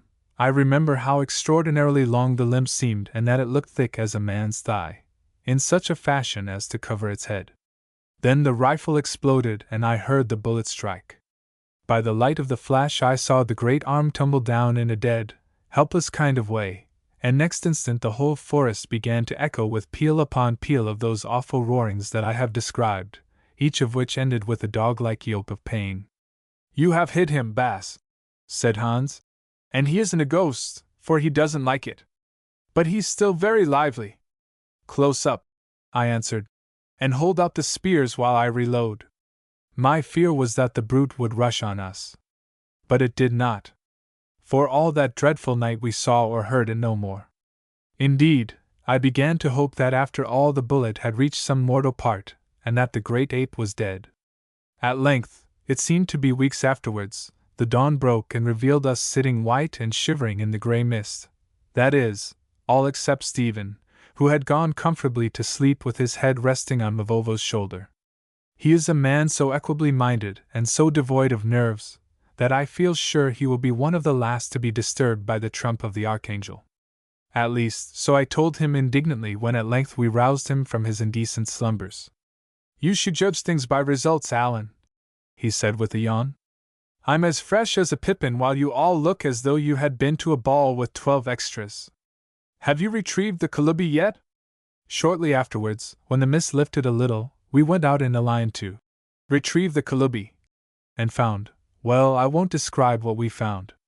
He was a cruel wretch, as the incident of the herd boy had told us, but I felt sorry for him. Still, his terrors were over, or at least I hope so. We deposited him in the box that Kamba had kindly provided in preparation for this inevitable event, and Brother John said a prayer over his miscellaneous remains. Then, after consultation and in the very worst of spirits, we set out to seek the way to the home of the Mother of the Flower. The start was easy enough, for a distinct, though very faint path led from the clearing up the slope of the hill. Afterwards it became more difficult, for the denser forests began. Fortunately very few creepers grew in this forest, but the flat tops of the huge trees meeting high above entirely shut out the sky, so that the gloom was great, in places almost that of night. Oh! It was a melancholy journey as, filled with fears, we stole, a pallid throng, from trunk to trunk, searching them for the notches that indicated our road, and speaking only in whispers, lest the sound of our voices should attract the notice of the dreadful god. After a mile or two of this we became aware that its notice was attracted despite our precautions, for at times we caught glimpses of some huge grey things slipping along parallel to us between the boles of the trees. Hans wanted me to try a shot, but I would not, knowing that the chances of hitting it were small indeed. With only 3 charges, or rather 3 caps left, it was necessary to be saving. We halted and held a consultation, as a result of which we decided that there was no more danger in going on than in standing still or attempting to return. So we went on, keeping close together. To me, as I was the only one with a rifle, was accorded what I did not at all appreciate, the honor of heading the procession. Another half-mile and again we heard that strange rolling sound which was produced, I believe, by the great brute beating upon its breast, but noted that it was not so continuous as on the previous night. "Ha!" said Hans. "He can only strike his drum with one stick now. Your bullet broke the other, Bass."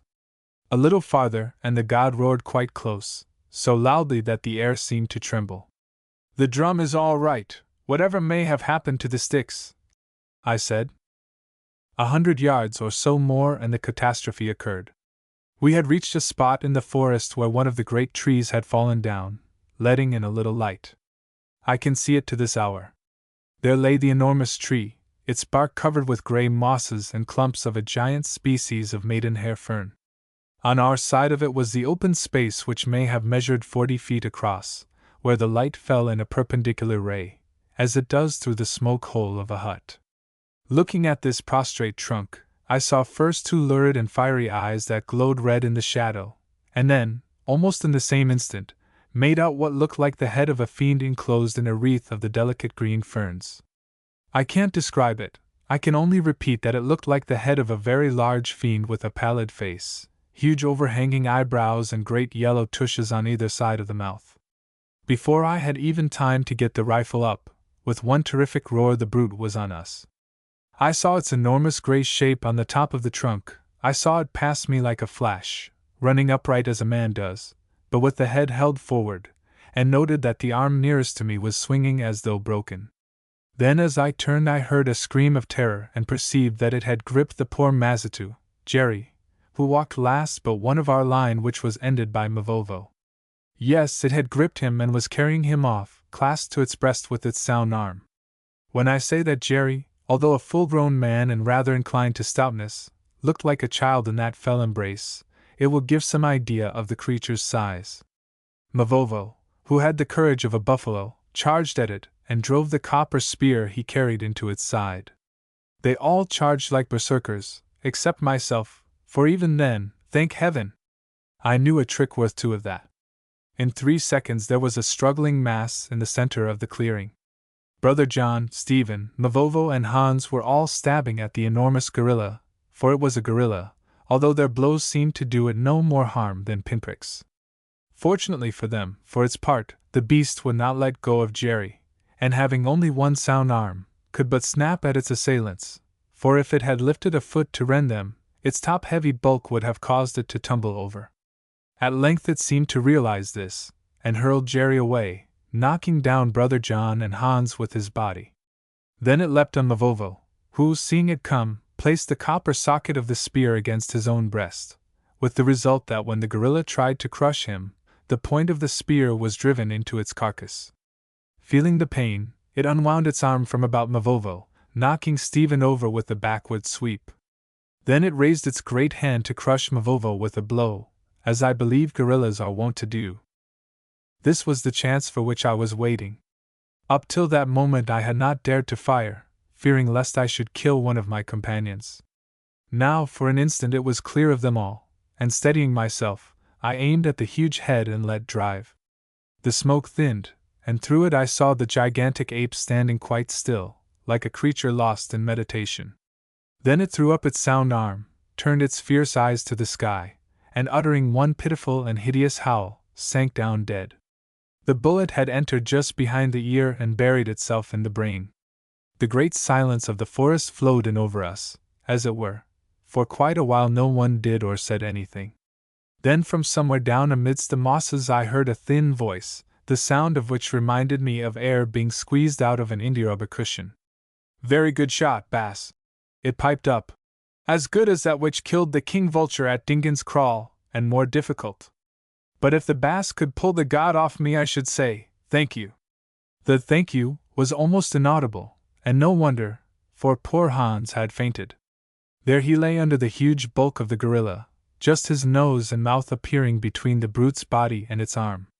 Had it not been for the soft cushion of wet moss in which he reclined, I think that he would have been crushed flat.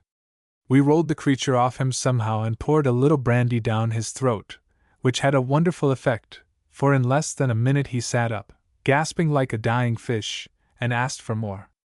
Leaving Brother John to examine Hans to see if he was really injured, I bethought me of poor Jerry and went to look at him. One glance was enough. He was quite dead. Indeed, he seemed to be crushed out of shape like a buck that has been enveloped in the coils of a boa constrictor. Brother John told me afterwards that both his arms and nearly all his ribs had been broken in that terrible embrace. Even his spine was dislocated. I have often wondered why the gorilla ran down the line without touching me or the others, to vent his rage upon Jerry. I can only suggest that it was because the unlucky Mazitu had sat next to the Kalubi on the previous night, which may have caused the brute to identify him by smell with the priest whom he had learned to hate and killed. It is true that Hans had sat on the other side of the Kalubi, but perhaps the odor of the pongo had not clung to him so much, or perhaps it meant to deal with him after it had done with Jerry.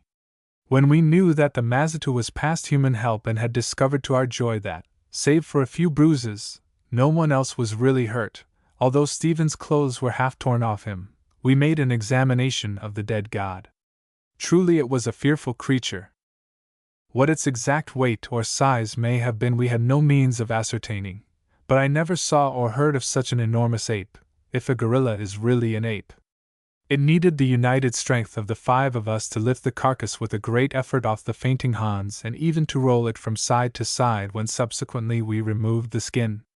I would never have believed that so ancient an animal of its stature, which could not have been more than 7 feet when it stood erect, could have been so heavy. For ancient undoubtedly it was. The long, yellow, canine tusks were worn half away with use. The eyes were sunken far into the skull. The hair of the head, which I am told is generally red or brown, was quite white, and even the bare breast, which should be black, was gray in hue. Of course, it was impossible to say, but one might easily have imagined that this creature was 200 years or more old, as the Motombo had declared it to be. Stephen suggested that it should be skinned, and although I saw little prospect of our being able to carry away the hide, I assented and helped in the operation on the mere chance of saving so great a curiosity.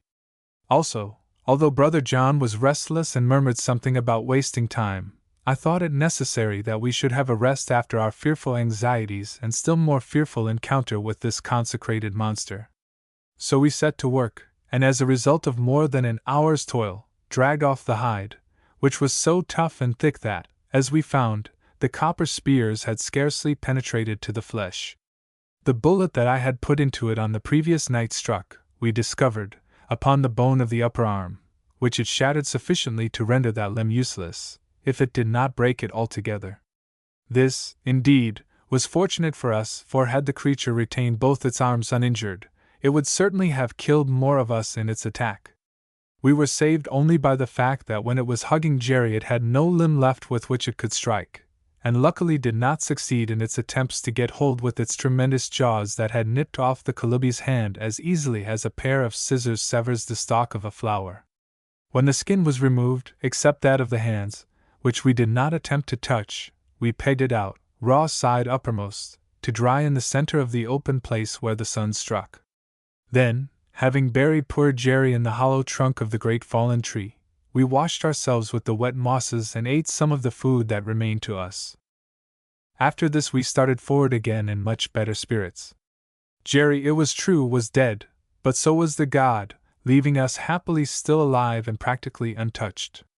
Never more would the Kalubis of Pongo land shiver out their lives at the feet of this dreadful divinity who soon or late must become their executioner, for I believe, with the exception of 2 who committed suicide through fear, that no Kalubi was ever known to have died except by the hand, or teeth, of the god. What would I not give to know that brute's history? Could it possibly, as the Motambo said, have accompanied the Pongo people from their home in Western or Central Africa, or perhaps have been brought here by them in a state of captivity? I am unable to answer the question, but it should be noted that none of the Mazitu or other natives had ever heard of the existence of more true gorillas in this part of Africa. The creature, if it had its origin in the locality, must either have been solitary in its habits or driven away from its fellows, as sometimes happens to old elephants, which then, like this gorilla, become fearfully ferocious. That is all I can say about the brute, though of course the Pongo had their own story. According to them it was an evil spirit in the shape of an ape, which evil spirit had once inhabited the body of an early Kalubi, and had been annexed by the ape when it killed the said Kalubi. Also they declared that the reason the creature put all the Kalubis to death, as well as a number of other people who were offered up to it, was that it needed to refresh itself with the spirits of men, by which means it was enabled to avoid the effects of age. It will be remembered that the Motambo referred to this belief, of which afterwards I heard in more detail from Babemba. But if this god had anything supernatural about it, at least its magic was no shield against a bullet from a petty rifle. Only a little way from the fallen tree we came suddenly upon a large clearing, which we guessed at once must be that garden of the god, where twice a year the unfortunate Kalubis were doomed to scatter the sacred seed. It was a large garden, several acres of it, lying on a shelf, as it were, of the mountain and watered by a stream. Maize grew in it, also other sorts of corn, while all round was a thick belt of plantain trees. Of course these crops had formed the food of the god who, whenever it was hungry, came to this place and helped itself, as we could see by many signs.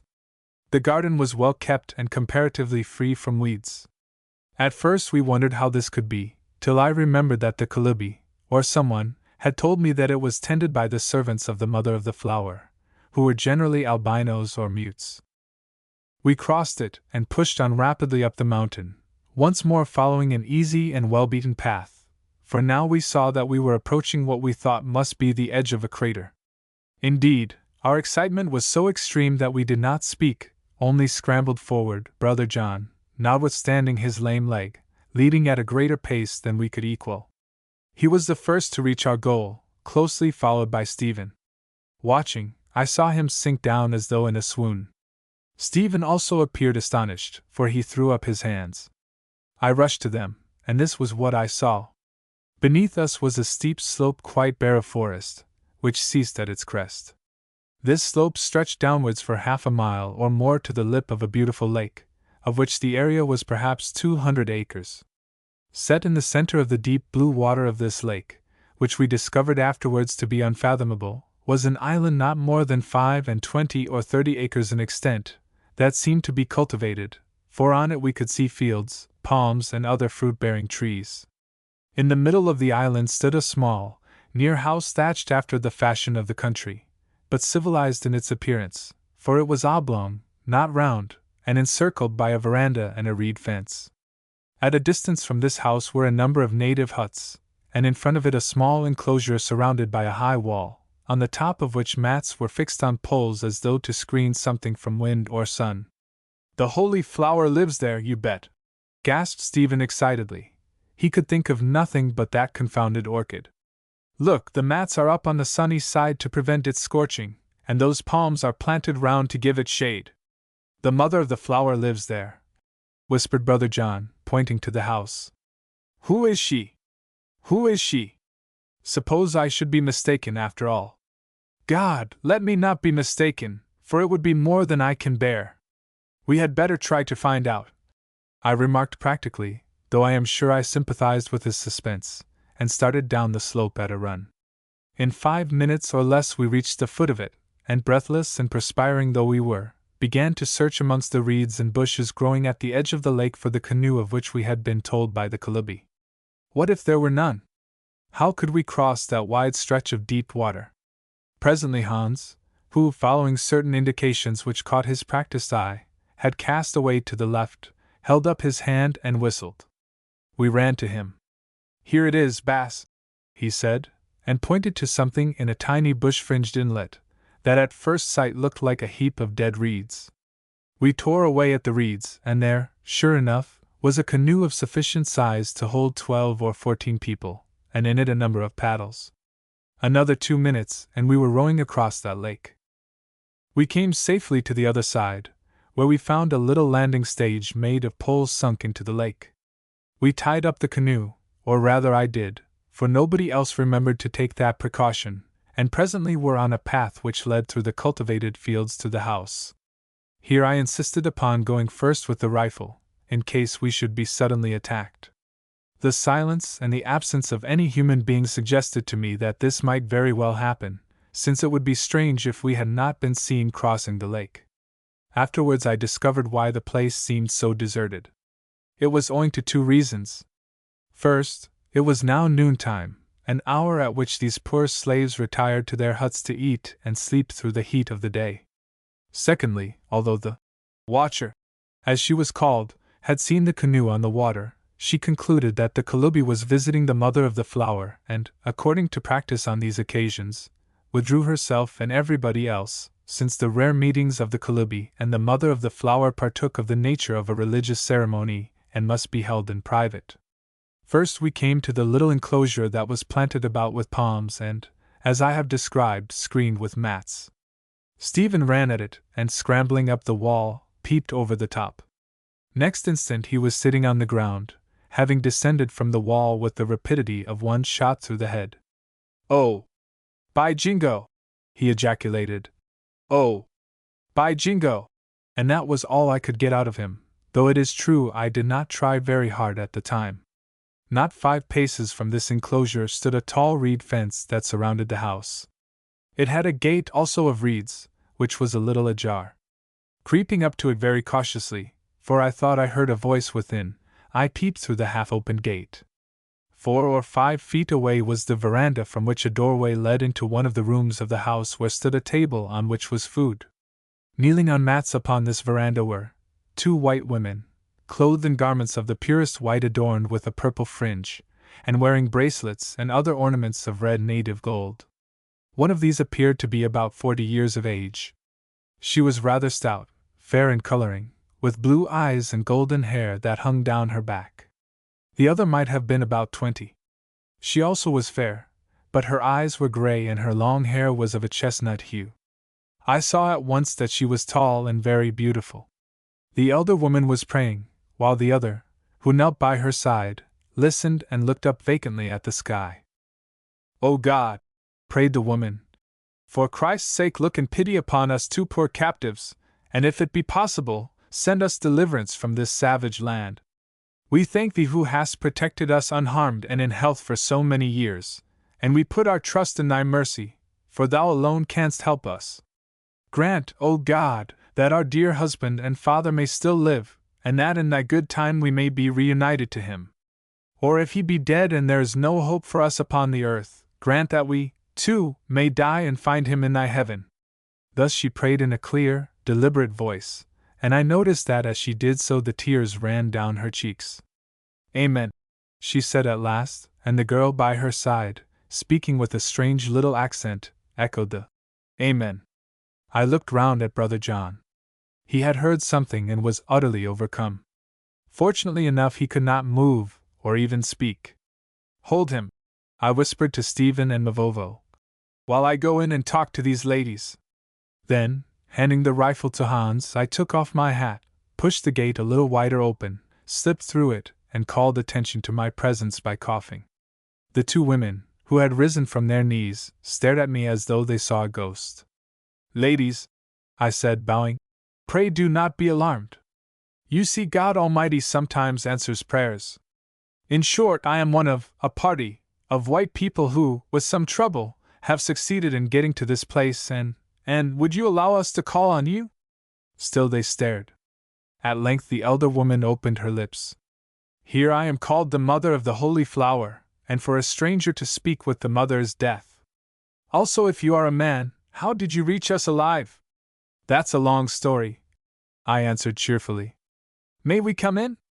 We will take the risks, we are accustomed to them and hope to be able to do you a service. I should explain that 3 of us are white men, 2 English and 1 American.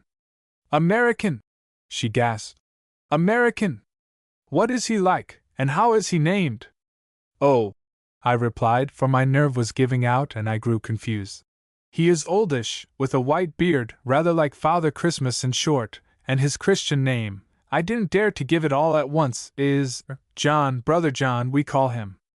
Now I think of it, I added, he has some resemblance to your companion there. I thought that the lady was going to die, and cursed myself for my awkwardness. She flung her arm about the girl to save herself from falling, a poor prop, for she, too, looked as though she were going to die, having understood some, if not all, of my talk. It must be remembered that this poor young thing had never even seen a white man before. Madam, I expostulated, I pray you to bear up. After living through so much sorrow it would be foolish to decease of joy. May I call in Brother John? He is a clergyman and might be able to say something appropriate, which I, who am only a hunter, cannot do. She gathered herself together, opened her eyes and whispered, Send him here. I pushed open the gate behind which the others were clustered. Catching Brother John, who by now had recovered somewhat, by the arm, I dragged him forward. The two stood staring at each other, and the young lady also looked with wide eyes and open mouth. Elizabeth, said John. She uttered a faint scream, then with a cry of husband, flung herself upon his breast. I slipped through the gate and shut it fast. I say, Allan, said Stephen, when we had retreated to a little distance. Did you see her? Her? Who? Which? I asked. The young lady in the white clothes. She is lovely. Hold your tongue, you donkey, I answered. Is this a time to talk of female looks? Then I went away behind the wall and literally wept for joy. It was one of the happiest moments of my life, for how seldom things happen as they should.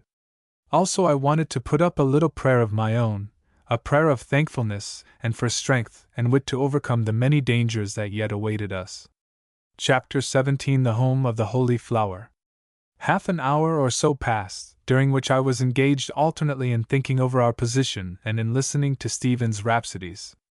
First he dilated on the loveliness of the holy flower that he had caught a glimpse of when he climbed the wall, and secondly, on the beauty of the eyes of the young lady in white. Only by telling him that he might offend her did I persuade him not to attempt to break into the sacred enclosure where the orchid grew. As we were discussing the point, the gate opened and she appeared. Sirs, she said with a reverential bow, speaking slowly and in the drollest halting English. The mother and the father, yes, the father, ask, "Will you feed?" We intimated that we would feed, with much pleasure, and she led the way to the house, saying, "Be not astonished at them, for they are very happy too, and please forgive our unleavened bread." Then, in the politest way possible, she took me by the hand, and followed by Stephen, we entered the house, leaving Mavovo and Hans to watch outside. It consisted of but 2 rooms, one for living and one for sleeping. In the former we found Brother John and his wife seated on a kind of couch gazing at each other in a rapt way. I noted that they both looked as though they had been crying, with happiness, I suppose. "Elizabeth," said John as we entered, "this is Mr. Allan Quatermain, through whose resource and courage we have come together again, and this young gentleman is his companion, Mr. Stephen Summers." She bowed, for she seemed unable to speak, and held out her hand, which we shook. "What be resource and courage?"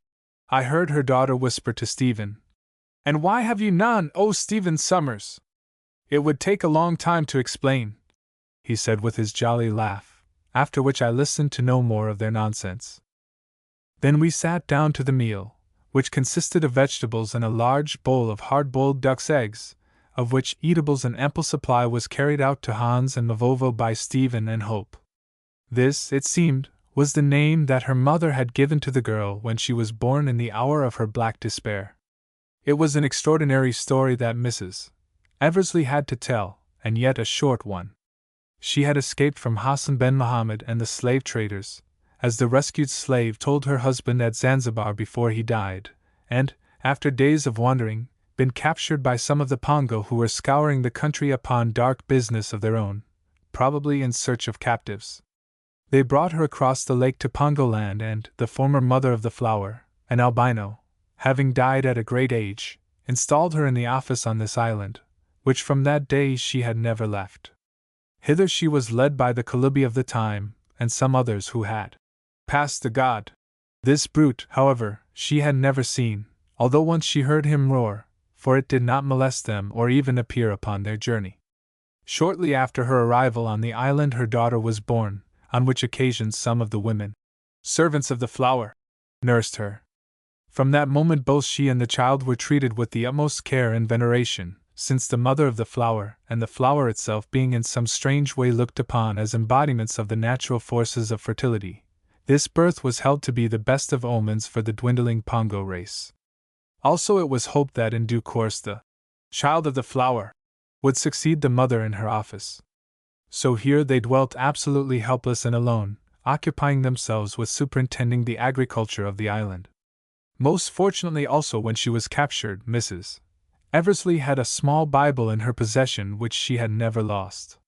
From this she was able to teach her child to read and all that is to be learned in the pages of Holy Writ. Often I have thought that if I were doomed to solitary confinement for life and allowed but one book, I would choose the Bible, since, in addition to all its history and the splendor of its language, it contains the record of the hope of man, and therefore should be sufficient for him.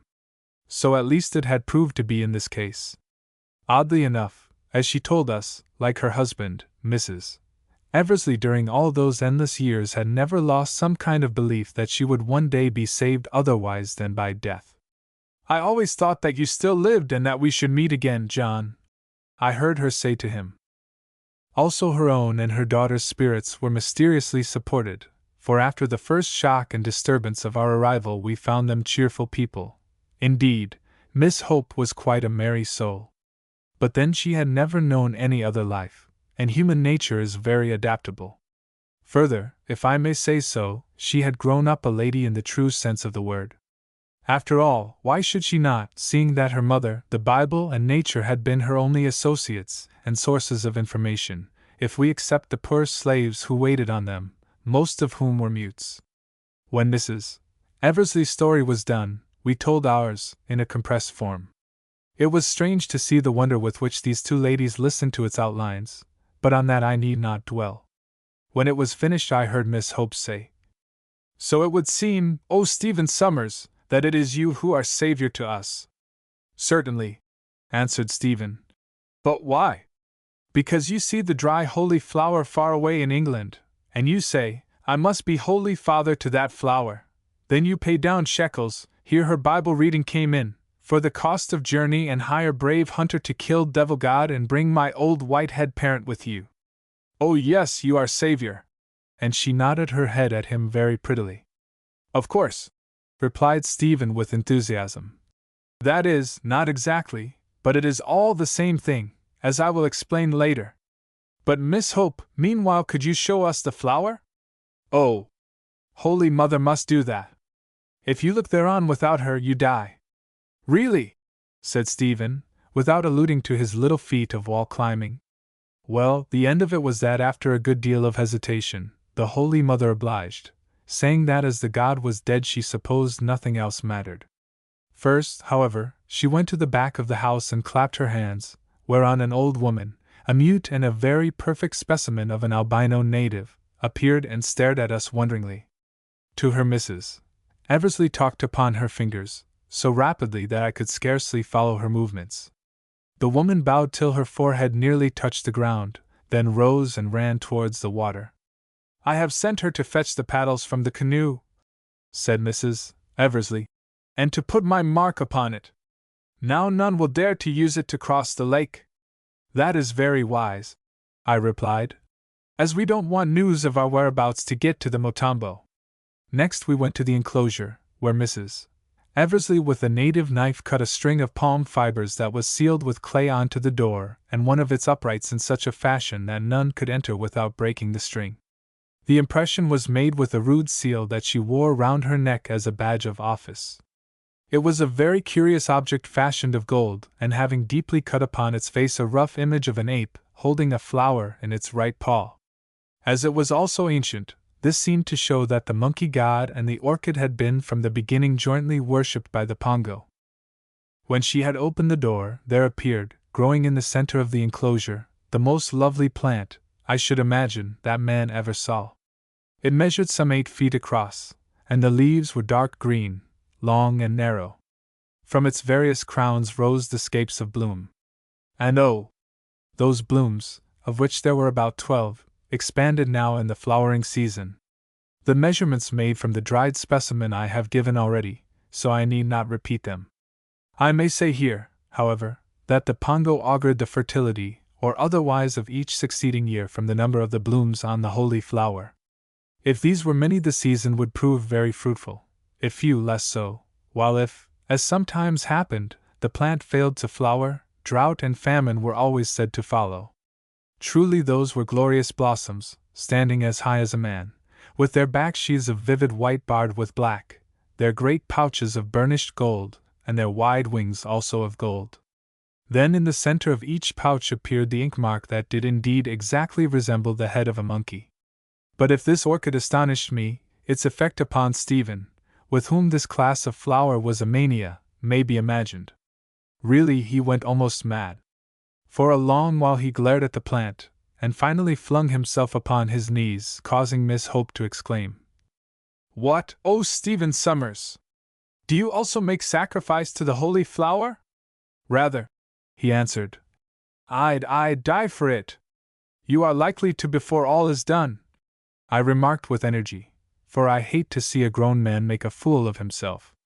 There's only one thing in the world which justifies that, and it isn't a flower. Mavovo and Hans had followed us into the enclosure, and I overheard a conversation between them which amused me. The gist of it was that Hans explained to Mavovo that the white people admired this weed, he called it a weed, because it was like gold, which was the god they really worshipped, although that god was known among them by many names. Mavovo, who was not at all interested in the affair, replied with a shrug that it might be so, though for his part he believed the true reason to be that the plant produced some medicine which gave courage or strength. Zulus, I may say, do not care for flowers unless they bear a fruit that is good to eat. When I had satisfied myself with the splendor of these magnificent blooms, I asked Mrs. Eversley what certain little mounds might be that were dotted about the enclosure, beyond the circle of cultivated peaty soil which surrounded the orchid's roots. "They are the graves of the mothers of the holy flower," she answered. "There are 12 of them, and here is the spot chosen for the 13th, which was to have been mine." To change the subject, I asked another question, namely, if there were more such orchids growing in the country? "No," she replied. Or at least I never heard of any. Indeed, I have always been told that this one was brought from far away generations ago. Also, under an ancient law, it is never allowed to increase. Any shoots it sends up beyond this ring must be cut off by me and destroyed with certain ceremonies. You see that seed pod which has been left to grow on the stalk of one of last year's blooms. It is now ripe, and on the night of the next new moon, when the Kalubi comes to visit me, I must with much ritual burn it in his presence, unless it has burst before he arrives, in which case I must burn any seedlings that may spring up with almost the same ritual. I don't think the Kalubi will come any more, at least, not while you are here. Indeed, I am sure of it, I said. As we were leaving the place, acting on my general principle of making sure of anything of value when I get the chance, I broke off that ripe seed pod, which was of the size of an orange. No one was looking at the time, and as it went straight into my pocket, no one missed it. Then, leaving Stephen and the young lady to admire this cypripedium, or each other, in the enclosure, we three elders returned to the house to discuss matters. John and Mrs. Eversley, I said, by heaven's mercy you are reunited after a terrible separation of over 20 years. But what is to be done now? The god, it is true, is dead, and therefore the passage of the forest will be easy. But beyond it is the water which we have no means of crossing, and beyond the water that old wizard, the Motambo, sits in the mouth of his cave watching like a spider in its web. And beyond the Motambo and his cave are Kamba, the new Kalubi and his tribe of cannibals. Cannibals! Interrupted Mrs. Eversley.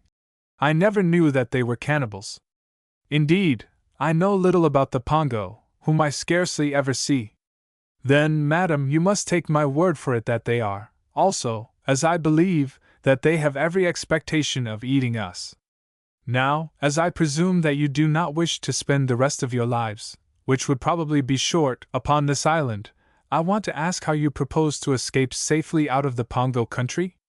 They shook their heads, which were evidently empty of ideas.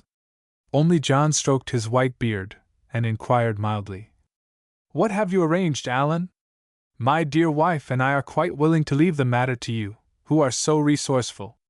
Arranged? I stuttered. Really, John, under any other circumstances. Then after a moment's reflection I called to Hans and the Vovo, who came and squatted down upon the veranda. No, I said, after I had put the case to them. What have you arranged? Being devoid of any feasible suggestions, I wished to pass on that intolerable responsibility. My father makes a mock of us, said Mavovo solemnly. Can a rat in a pit arrange how it is to get out with the dog that is waiting at the top? So far we have come in safety, as the rat does into the pit. Now I see nothing but death. That's cheerful, I said. Your turn, Hans. Oh, Bass, replied the Hottentot. For a while I grew clever again when I thought of putting the gun in Tombai into the bamboo. But now my head is like a rotten egg, and when I tried to shake wisdom out of it my brain melts and washes from side to side like the stuff in the rotten egg. Yet I have a thought. Let us ask the missy. Her brain is young and not tired, it may hit on something. To ask the Bass Stephen is no good, for already he is lost in other things. And Hans grinned feebly. More to give myself time than for any other reason I called to Miss Hope, who had just emerged from the sacred enclosure with Stephen, and put the riddle to her, speaking very slowly and clearly, so that she might understand me. To my surprise she answered at once. What is a god, oh Mr. Allan? Is it not more than man? Can a god be bound in a pit for 1,000 years, like Satan in Bible? If a god want to move, see new country and so on, who can say no? I don't quite understand, I said to draw her out further, although, in fact, I had more than a glimmering of what she meant. Oh, Allan, holy flower, they're a god, and my mother priestess. If holy flower tired of this land, and want to grow somewhere else, why priestess not carry it and go too? Capital idea, I said. But you see, Miss Hope, there are, or were, 2 gods, one of which cannot travel. Oh, that very easy, too. Put skin of god of the woods onto this man. And she pointed to Hans. And who no difference? They like as 2 brothers already, only he's smaller. She's got it! By jingo, she's got it! Exclaimed Stephen in admiration. What Missy say? Asked Hans suspiciously. I told him. Oh! Bass! Exclaimed Hans. Think of the smell inside of that god's skin when the sun shines on it. Also, the god was a very big god, and I am small. Then he turned and made a proposal to Mavovo, explaining that his stature was much better suited to the job. First will I die, answered the great Zulu. Am I, who have high blood in my veins and who am a warrior, to defile myself by wrapping the skin of a dead brute about me and appear as an ape before men? Propose it to me again, Spotted Snake, and we shall quarrel. See here, Hans, I said. Mavovo is right. He is a soldier and very strong in battle. You also are very strong in your wits, and by doing this you will make fools of all the Pongo.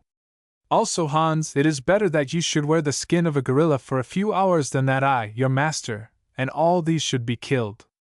Yes, Bass, it is true, Bass, though for myself I almost think that, like Mavovo, I would rather die. Yet it would be sweet to deceive those Pongo once again, and Bass, I won't see you killed just to save myself another bad smell or two. So, if you wish it, I will become a god. Thus, through the self-sacrifice of that good fellow, Hans, who is the real hero of this history, that matter was settled, if anything could be looked on as settled in our circumstances. Then we arranged that we would start upon our desperate adventure at dawn on the following morning. Meanwhile, much remained to be done. First, Mrs. Eversley summoned her attendants, who, to the number of 12, soon appeared in front of the veranda.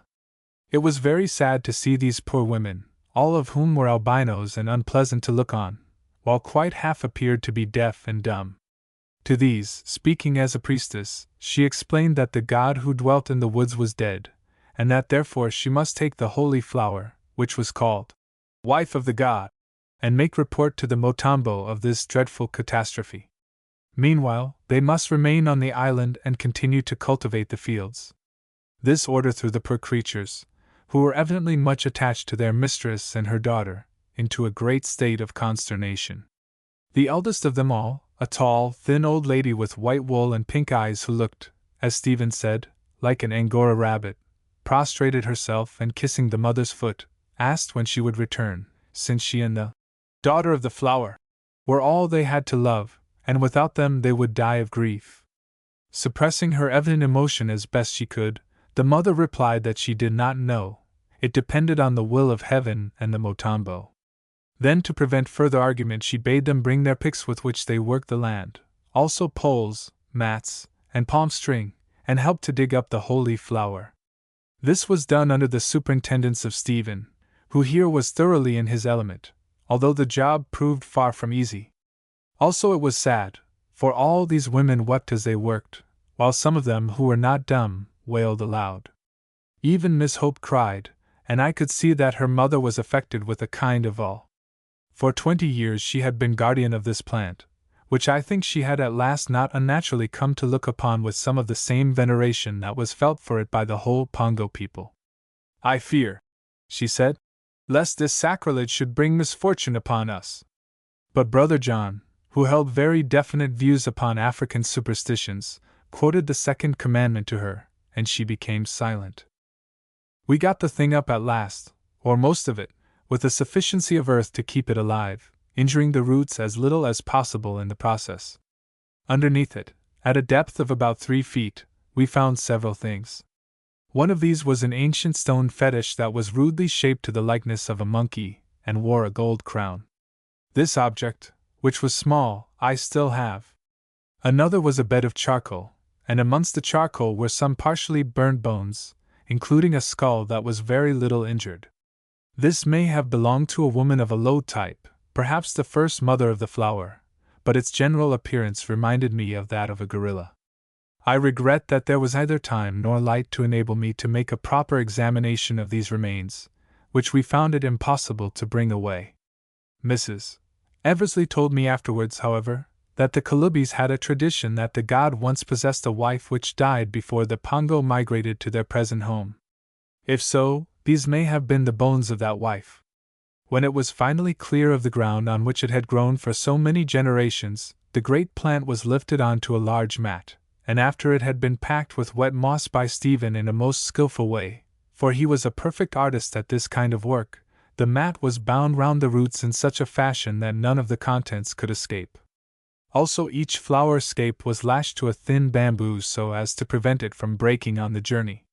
Then the whole bundle was lifted onto a kind of bamboo stretcher that we made and firmly secured to it with palm fiber ropes. By this time it was growing dark and all of us were tired. "Bass," said Hans to me, as we were returning to the house, "would it not be well that Mavovo and I should take some food and go sleep in the canoe? These women will not hurt us there, but if we do not, I, who have been watching them, fear lest in the night they should make paddles of sticks and row across the lake to warn the Pongo." Although I did not like separating our small party, I thought the idea so good that I consented to it, and presently Hans and Mavovo, armed with spears and carrying an ample supply of food, departed to the lake's side. One more incident has impressed itself upon my memory in connection with that night. It was the formal baptism of Hope by her father. I never saw a more touching ceremony, but it is one that I need not describe. Stephen and I slept in the enclosure by the packed flower, which he would not leave out of his sight. It was as well that we did so, since about 12 o'clock by the light of the moon I saw the door in the wall open gently, and the heads of some of the albino women appear through the aperture. Doubtless, they had come to steal away the holy plant they worshipped. I sat up, coughed, and lifted the rifle, whereon they fled and returned no more. Long before dawn Brother John, his wife and daughter were up and making preparations for the march, packing a supply of food and so forth. Indeed, we breakfasted by moonlight, and at the first break of day, after Brother John had first offered up a prayer for protection, departed on our journey. It was a strange outsetting, and I noted that both Mrs. Eversley and her daughter seemed sad at bidding goodbye to the spot where they had dwelt in utter solitude and peace for so many years, where one of them, indeed, had been born and grown up to womanhood. However, I kept on talking to distract their thoughts, and at last we were off. I arranged that, although it was heavy for them, the two ladies, whose white robes were covered with curious cloaks made of soft prepared bark, should carry the plant as far as the canoe, thinking it was better that the holy flower should appear to depart in charge of its consecrated guardians. I went ahead with the rifle, then came the stretcher and the flower, while Brother John and Stephen, carrying the paddles, brought up the rear.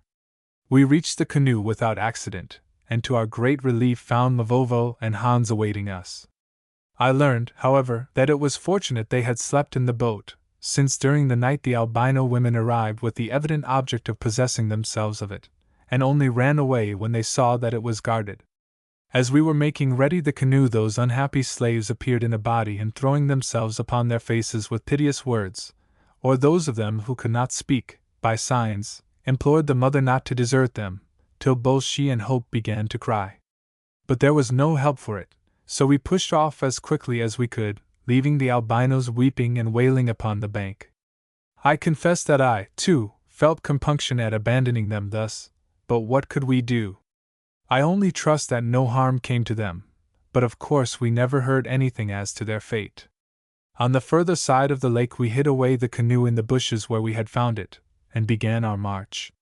Stephen and Mavovo, being the two strongest among us, now carried the plant, and although Stephen never murmured at its weight, how the Zulu did swear after the first few hours. I could fill a page with his objurgations at what he considered an act of insanity, and if I had space, should like to do so, for really some of them were most amusing. Had it not been for his friendship for Stephen, I think that he would have thrown it down. We crossed the garden of the god, where Mrs. Eversley told me the Kalubi must scatter the sacred seed twice a year, thus confirming the story that we had heard.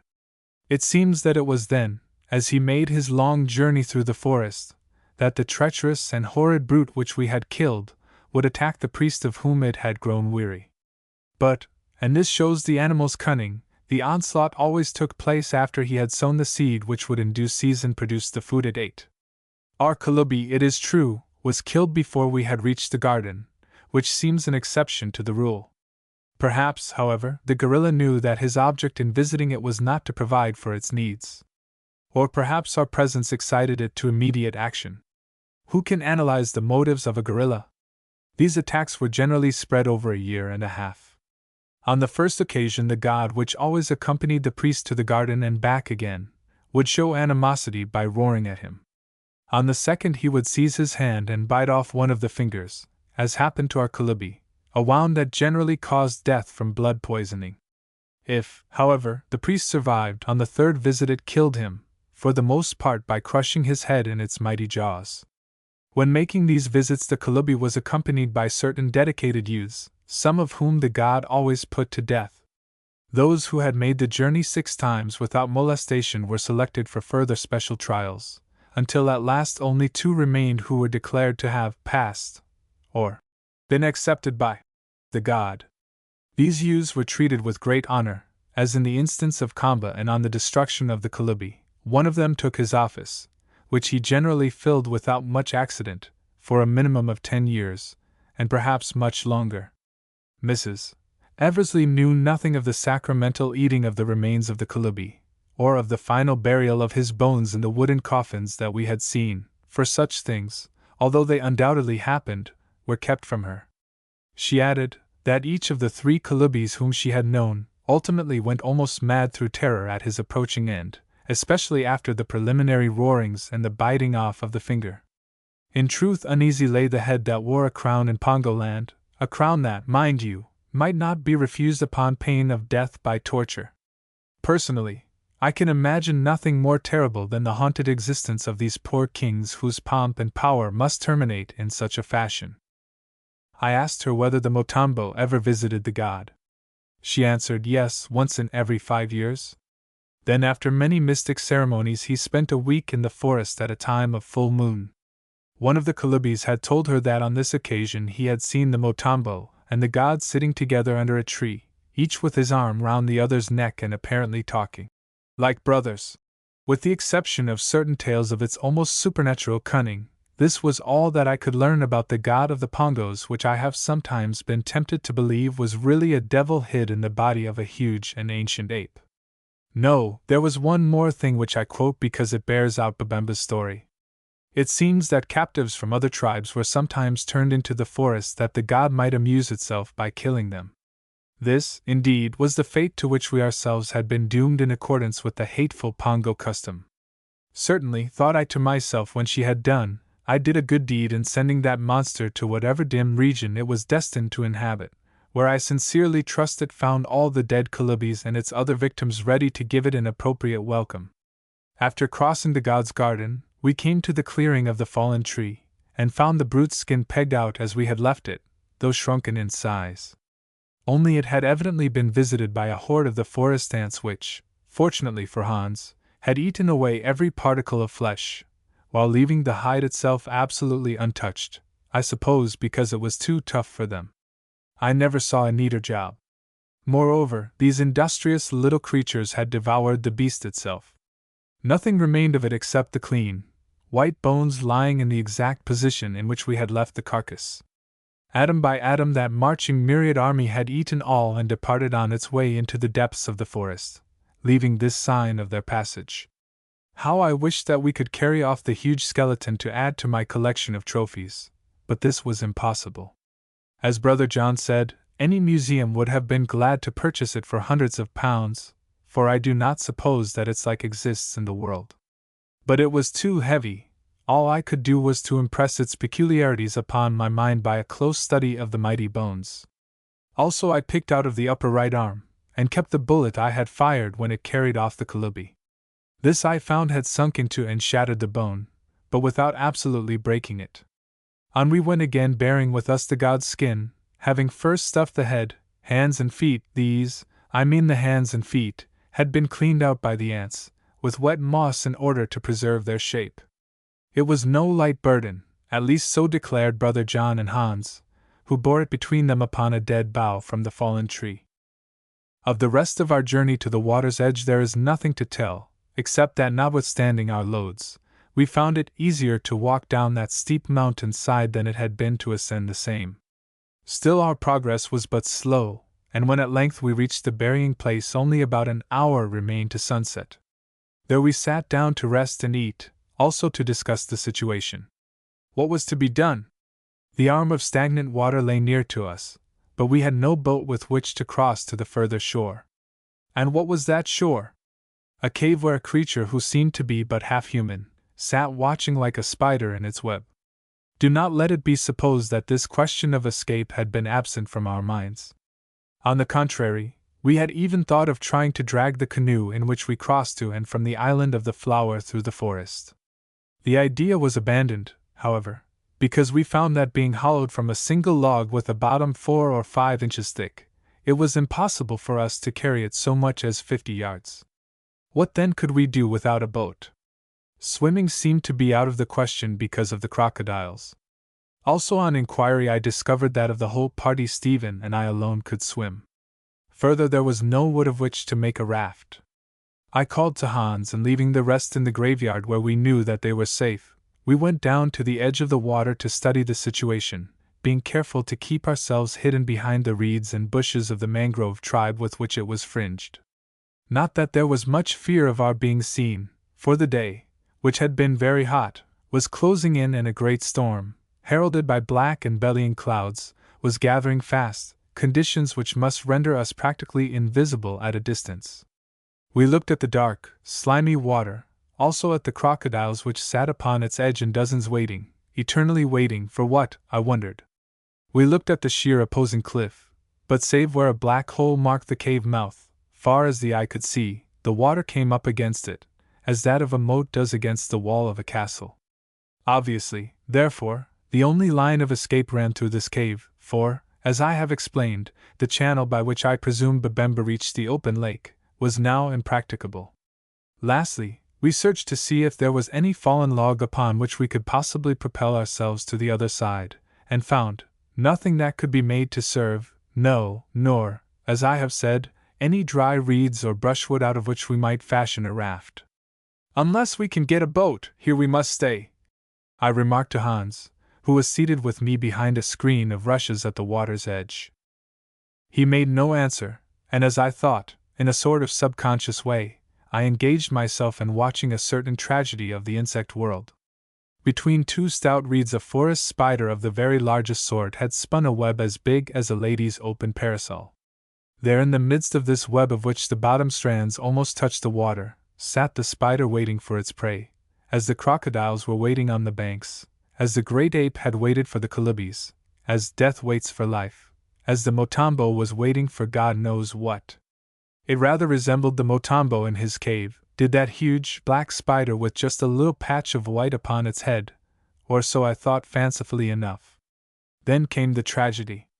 A great, white moth of the hawk species began to dart to and fro between the reeds, and presently struck the web on its lower side some 3 inches above the water. Like a flash that spider was upon it. It embraced the victim with its long legs to still its tremendous battlings. Next, descending below, it began to make the body fast, when something happened. From the still surface of the water beneath poked up the mouth of a very large fish, which quite quietly closed upon the spider and sank again into the depths, taking with it a portion of the web and thereby setting the big moth free. With a struggle it loosed itself, fell onto a piece of wood and floated away, apparently little the worse for the encounter. "Did you see that, Bass?" said Hans, pointing to the broken and empty web. "While you were thinking, I was praying to your reverend father the Predicant, who taught me how to do it, and he has sent us a sign from the place of fire." Even then I could not help laughing to myself as I pictured what my dear father's face would be like if he were able to hear his convert's remarks. An analysis of Hans's religious views would be really interesting, and I only regret that I never made one. But sticking to business, I merely asked, "What sign?" "Bass, this sign. That web is the motambo's cave. The big spider is the motambo. The white moth is us, Bass, who are caught in the web and going to be eaten." "Very pretty, Hans," I said. "But what is the fish that came up and swallowed the spider so that the moth fell on the wood and floated away?" "Bass, you are the fish, who come up softly, softly out of the water in the dark, and shoot the motambo with the little rifle, and then the rest of us, who are the moth, fall into the canoe and float away. There is a storm about to break, Bass, And who will see you swim the stream in the storm and the night? The crocodiles, I suggested.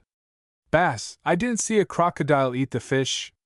I think the fish is laughing down there with the fat spider in its stomach. Also, when there's a storm, crocodiles go to bed because they are afraid lest the lightning should kill them for their sins.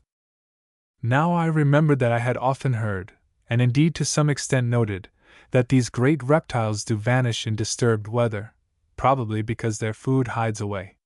However that might be, in an instant I made up my mind. As soon as it was quite dark I would swim the water, holding the little rifle, in tambai, above my head, and try to steal the canoe. If the old wizard was watching, which I hoped might not be the case, well, I must deal with him as best I could. I knew the desperate nature of the expedient, but there was no other way. If we could not get a boat we must remain in that foodless forest until we starved. Or if we returned to the island of the flower, there ere long we should certainly be attacked and destroyed by Kamba and the Pongos when they came to look for our bodies. "I'll try it, Hans," I said. "Yes, Bass, I thought you would. I'd come, too, only I can't swim, and when I was drowning I might make a noise, because one forgets oneself then, Bass. But it will be all right, for if it were otherwise I am sure that your reverend father would have shown us so in the sign." The moth floated off quite comfortably on the wood, and just now I saw it spread its wings and fly away. And the fish, ah! How he laughs with that fat old spider in his stomach! Chapter 18 Fate Stabs. We went back to the others, whom we found crouched on the ground among the coffins, looking distinctly depressed. No wonder. Night was closing in, the thunder was beginning to growl and echo through the forest, and rain to fall in big drops. In short, although Stephen remarked that every cloud has a silver lining, a proverb which, as I told him, I seemed to have heard before, in no sense could the outlook be considered bright. "Well, Allan, what have you arranged?" asked Brother John, with a faint attempt at cheerfulness, as he let go of his wife's hand. In those days he always seemed to be holding his wife's hand. "Oh," I answered, "I am going to get the canoes so that we can all row over comfortably." They stared at me, and Miss Hope, who was seated by Stephen, asked in her usual biblical language, "Have you the wings of a dove that you can fly, O Mr. Allan?" "No," I answered, "but I have the fins of a fish, or something like them, and I can swim." Now there arose a chorus of expostulation. "You shan't risk it," said Stephen. "I can swim as well as you, and I'm younger." "I'll go, I want a bath." "That you will have, oh Stephen," interrupted Miss Hope, as I thought in some alarm. "The latter rain from heaven will make you clean." By now it was pouring.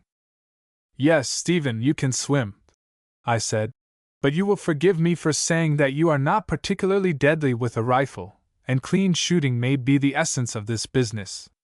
Now listen to me, all of you. I am going. I hope that I shall succeed, but if I fail it does not so very much matter, for you will be no worse off than you were before. There are 3 pairs of you. John and his wife, Stephen and Miss Hope, Mavovo and Hans. If the odd man of the party comes to grief, you will have to choose a new captain, that is all, but while I lead I mean to be obeyed." Then Mavovo, to whom Hans had been talking, spoke. "My father Macumazana is a brave man. If he lives he will have done his duty. If he dies he will have done his duty still better, and, on the earth or in the underworld among the spirits of our fathers, his name shall be great forever. Yes, his name shall be a song." When Brother John had translated these words, which I thought fine, there was silence. "Now," I said, "come with me to the water's edge, all of you. You will be in less danger from the lightning there, where are no tall trees.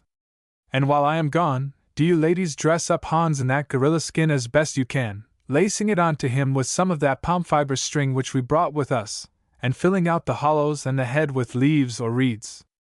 I want him to be ready when I come back with the canoe." Hans groaned audibly, but made no objection, and we started with our impedimenta down to the edge of the estuary, where we hid behind a clump of mangrove bushes and tall, feathery reeds.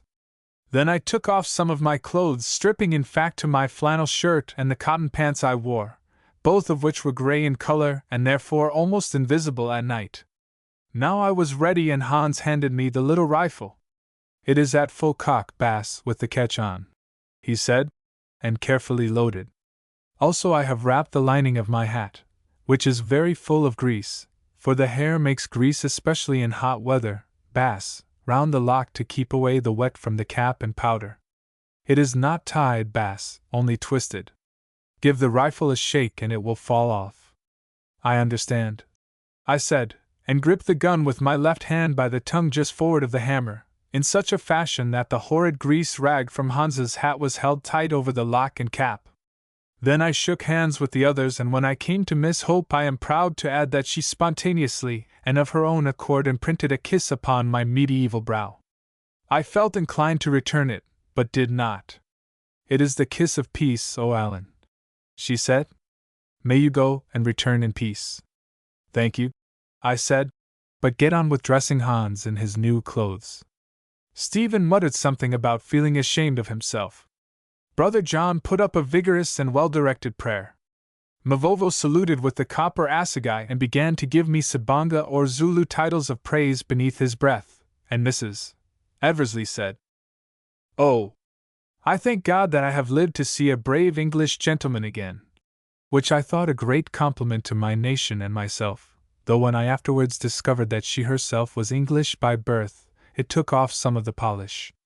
Next, just after a vivid flash of lightning, for the storm had broken in earnest now, I ran swiftly to the water's edge, accompanied by Hans, who was determined to see the last of me. "Get back, Hans, before the lightning shows you," I said, as I slid gently from a mangrove root into that filthy stream. "And tell them to keep my coat and trousers dry if they can." "Goodbye, Bass," he murmured, and I heard that he was sobbing. "Keep a good heart, O Bass of Basses. After all, this is nothing to the vultures of the hill of slaughter. Intombi pulled us through then, and so she will again, for she knows who can hold her straight." That was the last I heard of Hans, for if he said any more, the hiss of the torrential rain smothered his words. Oh, I had tried to keep a good heart before the others, but it is beyond my powers to describe the deadly fright I felt, perhaps the worst of all my life, which is saying a great deal. Here I was starting on one of the maddest ventures that was ever undertaken by man. I needn't put its points again, but that which appealed to me most at the moment was the crocodiles. I have always hated crocodiles since, well, never mind, and the place was as full of them as the ponds at Ascension are of turtles. Still I swam on. The estuary was perhaps 200 yards wide, not more, no great distance for a good swimmer as I was in those days. But then I had to hold the rifle above the water with my left hand at all cost, for if once it went beneath it would be useless. Also I was desperately afraid of being seen in the lightning flashes, although to minimize this risk I had kept my dark-colored cloth hat upon my head. Lastly, there was the lightning itself to fear, for it was fearful and continuous, and seemed to be striking along the water. It was a fact that a fireball or something of the sort hit the surface within a few yards of me, as though it had aimed at the rifle barrel and just missed. Or so I thought, though it may have been a crocodile rising at the moment. In one way, or rather in two, however, I was lucky. The first was the complete absence of wind, which must have raised waves that might have swamped me and would at any rate have wetted the rifle. The second was that there was no fear of my losing my path, for in the mouth of the cave I could see the glow of the fires which burned on either side of the Motambo's seat. They served the same purpose to me as did the lamp of the lady called Hero to her lover Leander when he swam the Hellespont to pay her clandestine visits at night. But he had something pleasant to look forward to, whereas I. Still, there was another point in common between us. Hero, if I remember right, was a priestess of the Greek goddess of love, whereas the party who waited me was also in a religious line of business. Only, as I firmly believe, he was a priest of the devil. I suppose that swim took me about a quarter of an hour, for I went slowly to save my strength, although the crocodiles suggested haste. But thank heaven they never appeared to complicate matters. Now I was quite near the cave, and now I was beneath the overhanging roof and in the shallow water of the little bay that formed a harbor for the canoe. I stood upon my feet on the rock bottom, the water coming up to my breast, and peered about me, while I rested and worked my left arm, stiff with the upholding of the gun, to and fro. The fires had burnt somewhat low, and until my eyes were freed from the raindrops and grew accustomed to the light of the place, I could not see clearly. I took the rag from round the lock of the rifle, wiped the wet off the barrel with it, and let it fall. Then I loosed the catch, and by touching a certain mechanism, made the rifle hair-triggered. Now I looked again and began to make out things. There was the platform, and there, alas! On it sat the toad-like Motombo. But his back was to me. He was gazing not towards the water, but down the cave. I hesitated for one fateful moment. Perhaps the priest was asleep. Perhaps I could get the canoe away without shooting. I did not like the job. Moreover, his head was held forward and invisible, and how was I to make certain of killing him with a shot in the back? Lastly, if possible, I wished to avoid firing because of the report. At that instant the Motombo wheeled round. Some instinct must have warned him of my presence, for the silence was grave-like save for the soft splash of the rain without. As he turned, the lightning blazed, and he saw me. "It is the white man," he muttered to himself in his hissing whisper, while I waited through the following darkness with the rifle at my shoulder. "The white man who shot me long, long ago, and again he has a gun! Oh! Fate stabs, doubtless the god is dead, and I too must die." Then, as if some doubt struck him, he lifted the horn to summon help. Again the lightning flashed, and was accompanied by a fearful crack of thunder. With a prayer for skill, I covered his head and fired by the glare of it just as the trumpet touched his lips. It fell from his hand. He seemed to shrink together, and moved no more. Oh! Thank God, thank God! In this supreme moment of trial, the art of which I am a master had not failed me. If my hand had shaken ever so little, if my nerves, strained to breaking point, had played me false in the least degree, if the rag from Hans's hat had not sufficed to keep away the damp from the cap and powder, well, this history would never have been written, and there would have been some more bones in the graveyard of the Calibis, that is all. For a moment I waited, expecting to see the women attendants dart from the doorways and the sides of the cave, and to hear them sound a shrill alarm. None appeared, and I guessed that the rattle of the thunder had swallowed up the crack of the rifle, a noise, be it remembered, that none of them had ever heard. For an unknown number of years this ancient creature, I suppose, had squatted day and night upon that platform, whence, I dare say, it was difficult for him to move. So after they had wrapped his furs round him at sunset, and made up the fires to keep him warm, why should his women come to disturb him unless he called them with his horn? Probably it was not even lawful that they should do so. Somewhat reassured, I waded forward a few paces and loosed the canoe which was tied by the prow. Then I scrambled into it, and laying down the rifle, took one of the paddles and began to push out of the creek. Just then the lightning flared once more, and by it I caught sight of the Motombo's face that was now within a few feet of my own. It seemed to be resting almost on his knees, and its appearance was dreadful. In the center of the forehead was a blue mark where the bullet had entered, for I had made no mistake in that matter. The deep-set round eyes were open and, all their fire gone, seemed to stare at me from beneath the overhanging brows. The massive jaw had fallen, and the red tongue hung out upon the pendulous lip. The leather-like skin of the bloated cheeks had assumed an ashen hue still streaked and mottled with brown. Oh! The thing was horrible, and sometimes when I am out of sorts, it haunts me to this day. Yet that creature's blood does not lie heavy on my mind, of it my conscience is not afraid. His end was necessary to save the innocent, and I am sure that it was well deserved. For he was a devil, akin to the great god ape I had slain in the forest, to whom, by the way, he bore a most remarkable resemblance in death. Indeed, if their heads had been laid side by side at a little distance, it would not have been too easy to tell them apart with their projecting brows, beardless, retreating chins, and yellow tushes at the corners of the mouth. Presently I was clear of the cave. Still for a while I lay to at one side of it against the towering cliff, both to listen in case what I had done should be discovered, and for fear lest the lightning, which was still bright, although the storm's center was rapidly passing away, should reveal me to any watchers. For quite 10 minutes I hid thus, and then, determining to risk it, paddled softly towards the opposite bank, keeping, however, a little to the west of the cave and taking my line by a certain very tall tree which, as I had noted, towered up against the sky at the back of the graveyard. As it happened, my calculations were accurate, and in the end I directed the bow of the canoe into the rushes behind which I had left my companions. Just then the moon began to struggle out through the thinning rain clouds, and by its light they saw me, and I saw what for a moment I took to be the gorilla god himself waddling forward to seize the boat. There was the dreadful brute exactly as he had appeared in the forest, except that it seemed a little smaller. Then I remembered and laughed, and that laugh did me a world of good. "Is that you, Bass?" said a muffled voice, speaking apparently from the middle of the gorilla. "Are you safe, Bass?" "Of course," I answered.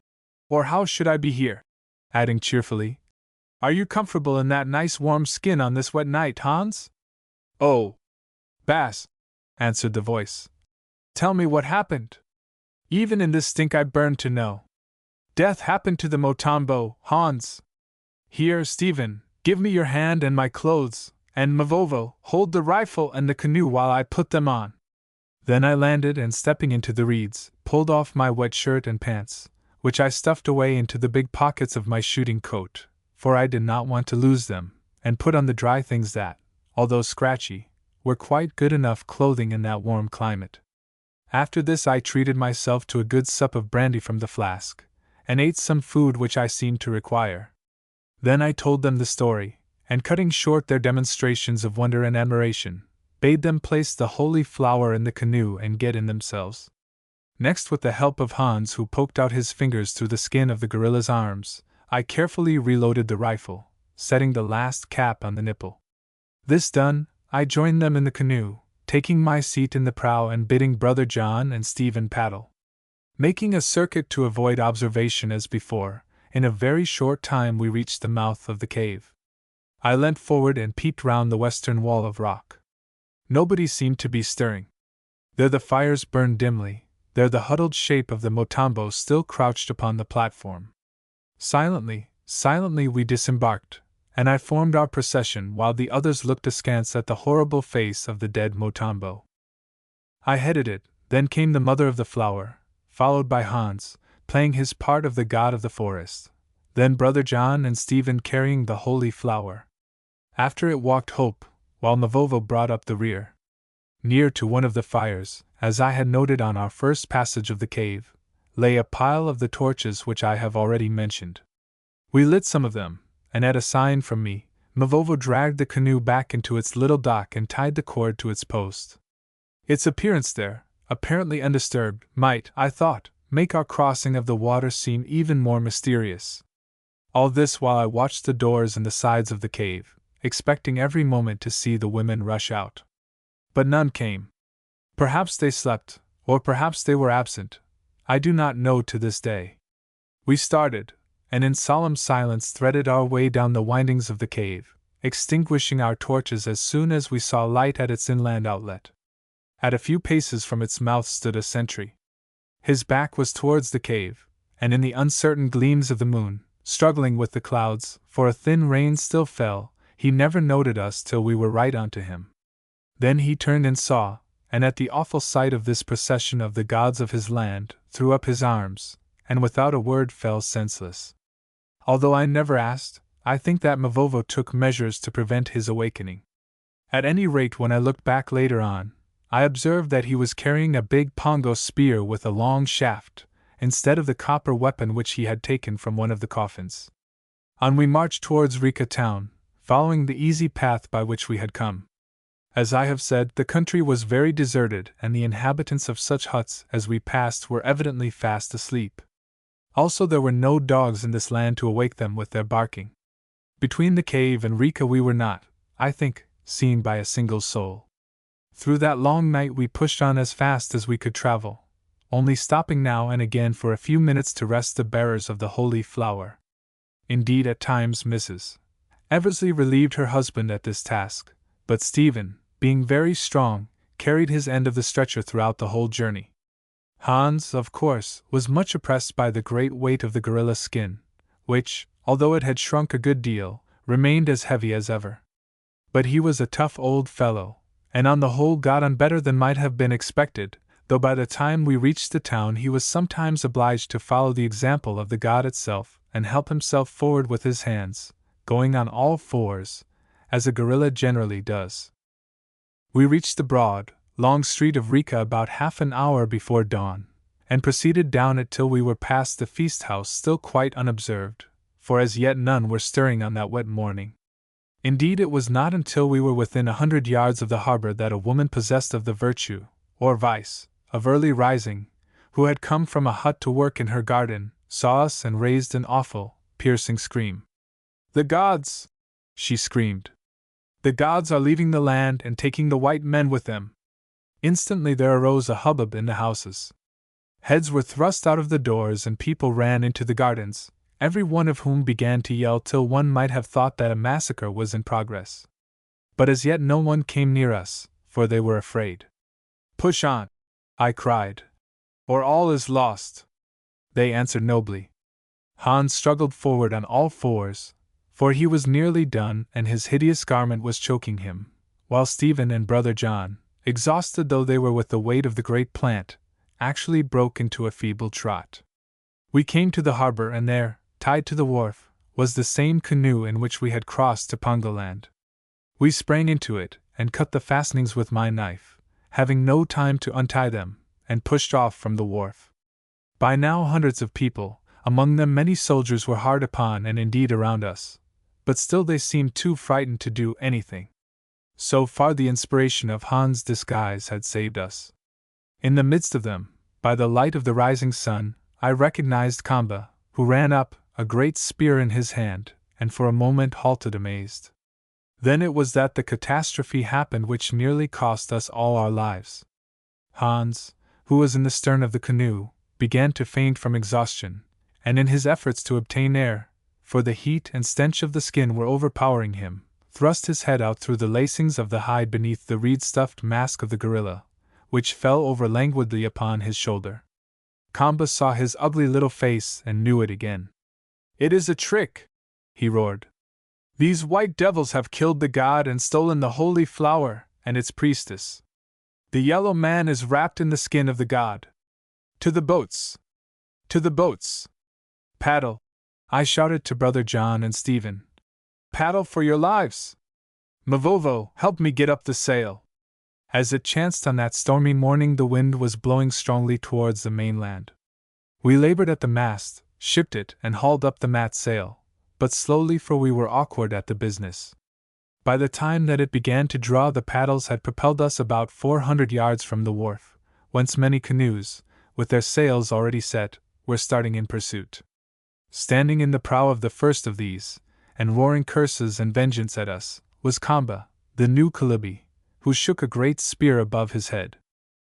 An idea occurred to me, who knew that unless something were done we must be overtaken and killed by these skilled boatmen. Leaving Mavovo to attend to the sail, I scrambled aft, and thrusting aside the fainting Hans, knelt down in the stern of the canoe. There was still one charge, or rather one cap, left, and I meant to use it. I put up the largest flap's sight, lifted the little rifle and covered Kamba, aiming at the point of his chin. Intambai was not sighted for or meant to use at this great distance, and only by this means of allowing for the drop of the bullet could I hope to hit the man in the body. The sail was drawing well now and steadied the boat, also, being still under the shelter of the land, the water was smooth as that of a pond, so really I had a very good firing platform. Moreover, weary though I was, my vital forces rose to the emergency and I felt myself grow rigid as a statue. Lastly, the light was good, for the sun rose behind me, its level rays shining full on to my mark. I held my breath and touched the trigger. The charge exploded sweetly and almost at the instant. As the smoke drifted to one side, I saw Kamba throw up his arms and fall backwards into the canoe. Then, quite a long while afterwards, or so it seemed, the breeze brought the faint sound of the thud of that fateful bullet to our ears.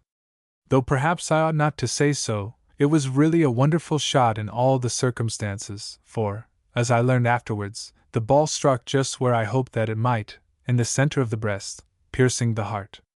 Indeed, taking everything into consideration, I think that those 4 shots which I fired in Pongo Land are the real record of my career as a marksman. The first at night broke the arm of the gorilla god and would have killed him had not the charge hung fire and given him time to protect his head. The second did kill him in the midst of a great scrimmage when everything was moving.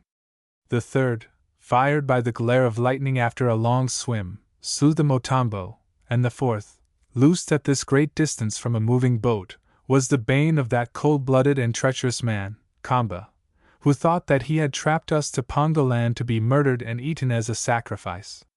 Lastly, there was always the consciousness that no mistake must be made, since with but 4 percussion caps it could not be retrieved. I am sure that I could not have done so well with any other rifle, however modern and accurate it might be. But to this little pretty weapon I had been accustomed from my youth, and that, as any marksman will know, means a great deal. I seemed to know it, and it seemed to know me. It hangs on my wall to this day, although of course I never use it now in our breech-loading era. Unfortunately, however, a local gunsmith to whom I sent it to have the lock cleaned, rebrowned it and scraped and varnished the stock, etc., without authority, making it look almost new again. I preferred it in its worn and scratched condition. To return, the sound of the shot, like that of John Peel's horn, aroused Hans from his sleep. He thrust his head between my legs and saw Kamba fall. "Oh! Beautiful, Bass, beautiful!" he said faintly. "I am sure that the ghost of your reverend father cannot kill his enemies more nicely down there among the fires. Beautiful!" And the silly old fellow fell to kissing my boots, or what remained of them, after which I gave him the last of the brandy. This quite brought him to himself again, especially when he was free from that filthy skin and had washed his head and hands. The effect of the death of Kamba upon the Pongos was very strange. All the other canoes clustered round that in which he lay. Then, after a hurried consultation, they hauled down their sails and paddled back to the wharf. Why they did this I cannot tell. Perhaps they thought that he was bewitched, or only wounded and required the attentions of a medicine man. Perhaps it was not lawful for them to proceed except under the guidance of some reserve Kalubi who had passed the god, and who was on shore. Perhaps it was necessary, according to their rites, that the body of their chief should be landed with certain ceremonies. I do not know. It is impossible to be sure as to the mysterious motives that actuate many of these remote African tribes. At any rate, the result was that it gave us a great start and a chance of life, who must otherwise have died upon the spot. Outside the bay the breeze blew merrily, taking us across the lake at a spanking pace, until about midday when it began to fall. Fortunately, however, it did not altogether drop till 3 o'clock, by which time the coast of Mazatuland was comparatively near. We could even distinguish a speck against the skyline which we knew was the Union Jack that Stephen had set upon the crest of a little hill.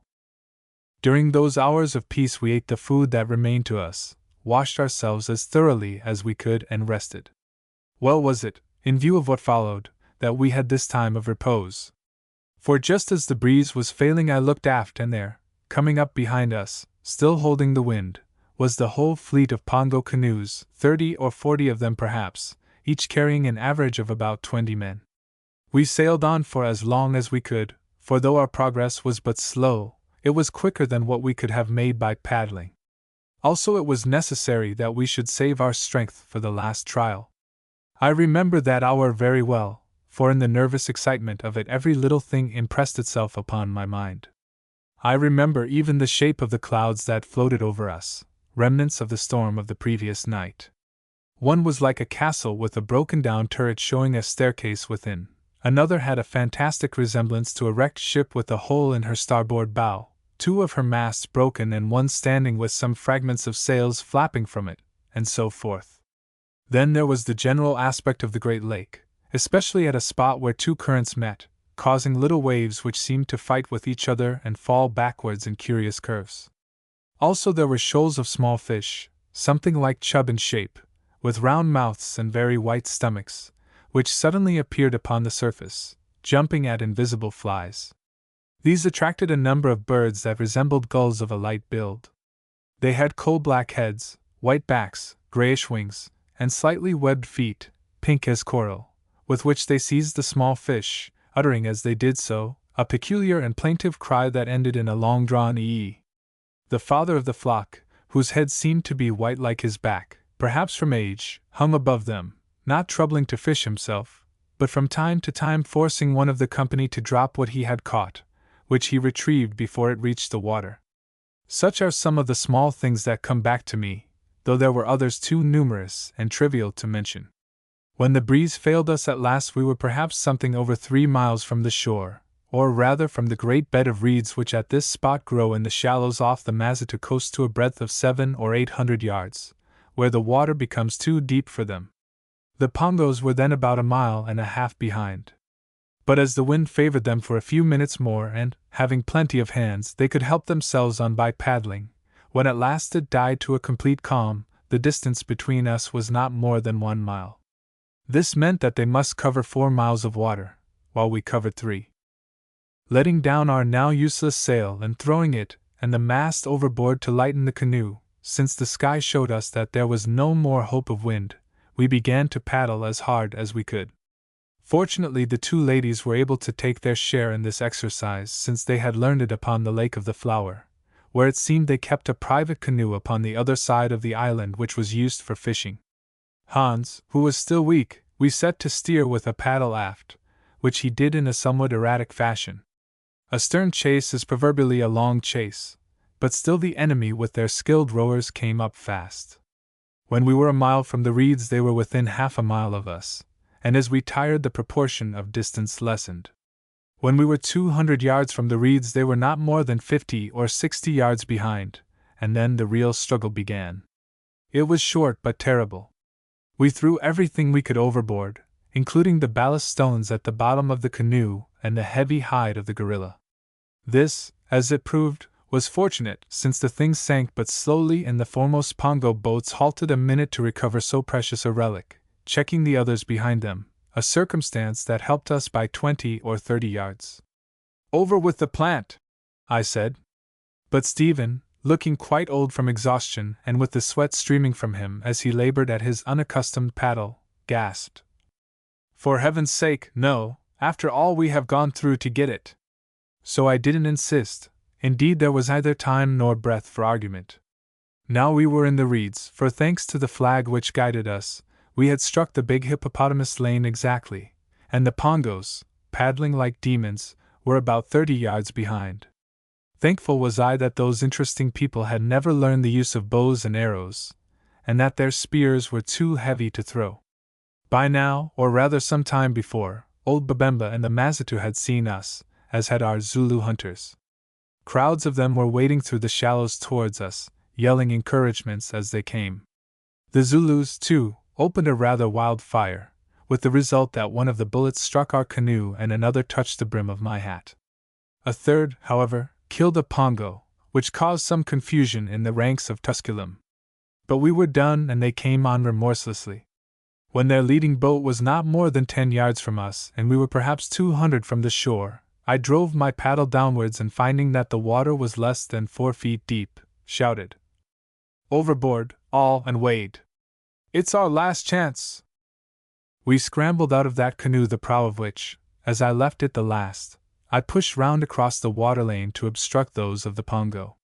Now I think all would have gone well had it not been for Stephen, who after he had floundered forward a few paces in the mud, bethought him of his beloved orchid. Not only did he return to try to rescue it, he also actually persuaded his friend Mavovo to accompany him. They got back to the boat and began to lift the plant out when the Pongo fell upon them, striking at them with their spears over the width of our canoe. Mavovo struck back with the weapon he had taken from the Pongo sentry at the cave mouth, and killed or wounded one of them. Then someone hurled a ballast stone at him which caught him on the side of the head and knocked him down into the water, whence he rose and reeled back, almost senseless, till some of our people got hold of him and dragged him to the shore. So Stephen was left alone, dragging at the great orchid, till a Pongo reaching over the canoe drove a spear through his shoulder. He let go of the orchid because he must, and tried to retreat. Too late. Half a dozen or more of the Pongo pushed themselves between the stern or bow of our canoe and the reeds, and waded forward to kill him. I could not help, for to tell the truth at the moment I was stuck in a mud hole made by the hoof of a hippopotamus, while the Zulu hunters and the Mazitu were as yet too far off. Surely he must have died had it not been for the courage of the girl Hope, who, while wading shorewards a little in front of me, had turned and seen his plight. Back she came, literally bounding through the water like a leopard whose cubs are in danger. Reaching Stephen before the Pongos, she thrust herself between him and them and proceeded to address them with the utmost vigor in their own language, which of course she had learned from those of the albinos who were not mutes. What she said I could not exactly catch because of the shouts of the advancing Mazitu. I gathered, however, that she was anathematizing them in the words of some old and potent curse that was only used by the guardians of the holy flower, which consigned them, body and spirit, to a dreadful doom. The effect of this malediction, which by the way neither the young lady nor her mother would repeat to me afterwards, was certainly remarkable. Those men who heard it, among them the would-be slayers of Stephen, stayed their hands and even inclined their heads towards the young priestess, as though in reverence or deprecation, and thus remained for sufficient time for her to lead the wounded Stephen out of danger. This she did wading backwards by his side and keeping her eyes fixed full upon the Pongo. It was perhaps the most curious rescue that I ever saw. The holy flower, I should add, they recaptured and carried off, for I saw it departing in one of their canoes. That was the end of my orchid hunt, and of the money which I hoped to make by the sale of this floral treasure. I wonder what became of it. I have good reason to believe that it was never replanted on the island of the flower, so perhaps it was borne back to the dim and unknown land in the depths of Africa whence the Pongo are supposed to have brought it when they migrated. After this incident of the wounding and the rescue of Stephen by the intrepid Miss Hope, whose interest in him was already strong enough to induce her to risk her life upon his behalf, all we fugitives were dragged ashore somehow by our friends. Here Hans, I, and the ladies collapsed exhausted, though Brother John still found sufficient strength to do what he could for the injured Stephen and Mavovo. Then the Battle of the Reeds began, and a fierce fray it was. The Pongos, who were about equal in numbers to our people, came on furiously, for they were mad at the death of their god with his priest, the Motambo, of which I think news had reached them, and at the carrying off of the mother of the flower. Springing from their canoes because the waterway was too narrow for more than one of these to travel at a time, they plunged into the reeds with the intention of wading ashore. Here their hereditary enemies, the Mazitu, attacked them under the command of old Babemba. The struggle that ensued partook more of the nature of a series of hand-to-hand fights than of a set battle. It was extraordinary to see the heads of the combatants moving among the reeds as they stabbed at each other with the great spears, till one went down. There were few wounded in that fray, for those who fell sank in the mud and water and were drowned. On the whole, the Pongo, who were operating in what was almost their native element, were getting the best of it, and driving the Mazitu back. But what decided the day against them were the guns of our Zulu hunters. Although I could not lift a rifle myself, I managed to collect these men round me and to direct their fire, which proved so terrifying to the Pongos that after 10 or a dozen of them had been knocked over, they began to give back sullenly, and were helped into their canoes by those men who were left in charge of them. Then at length at a signal they got out their paddles, and still shouting curses and defiance at us, rowed away till they became but specks upon the bosom of the great lake and vanished. 2 of the canoes we captured, however, and with them 6 or 7 Pongos. These the Mazitu wished to put to death, but at the bidding of Brother John, whose orders, it will be remembered, had the same authority in Mazituland as those of the king, they bound their arms and made them prisoners instead. In about half an hour it was all over, but of the rest of that day I cannot write, as I think I fainted from utter exhaustion, which was not, perhaps, wonderful, considering all that we had undergone in the 4.5 days that had elapsed since we first embarked upon the great lake. For constant strain, physical and mental, I recall no such 4 days during the whole of my adventurous life. It was indeed wonderful that we came through them alive. The last thing I remember was the appearance of Sammy, looking very smart, in his blue cotton smock, who, now that the fighting was over, emerged like a butterfly when the sun shines after rain. "Oh, Mr. Quatermain," he said, "I welcome you home again after arduous exertions and looking into the eyes of bloody war. All the days of absence, and a good part of the nights, too, while the mosquitoes hunted slumber, I prayed for your safety like 1 o'clock, and perhaps, Mr. Quatermain, that helped to do the trick, for what says poet? Those who serve and wait are almost as good as those who cook dinner. Such were the words which reached, and oddly enough, impressed themselves upon my darkening brain. Or rather they were part of the words, excerpts from a long speech that there is no doubt Sammy had carefully prepared during our absence. Chapter 19 The True Holy Flower. When I came to myself again it was to find that I had slept 15 or 16 hours, for the sun of a new day was high in the heavens. I was lying in a little shelter of boughs at the foot of that mound on which we flew the flag that guided us back over the waters of the Lake Kirua. Near by was Hans consuming a gigantic meal of meat which he had cooked over a neighboring fire. With him, to my delight, I saw Mavovo, his head bound up, though otherwise but little the worse. The stone, which probably would have killed a thin-skulled white man, had done no more than knock him stupid and break the skin of his scalp, perhaps because the force of it was lessened by the gum man's ring which, like most Zulus of a certain age or dignity, he wore woven in his hair. The 2 tents we had brought with us to the lake were pitched not far away and looked quite pretty and peaceful there in the sunlight. Hans, who was watching me out of the corner of his eye, ran to me with a large pannikin of hot coffee which Sammy had made ready against my awakening, for they knew that my sleep was, or had become of a natural order. I drank it to the last drop, and in all my life never did I enjoy anything more. Then while I began upon some pieces of the toasted meat, I asked him what had happened.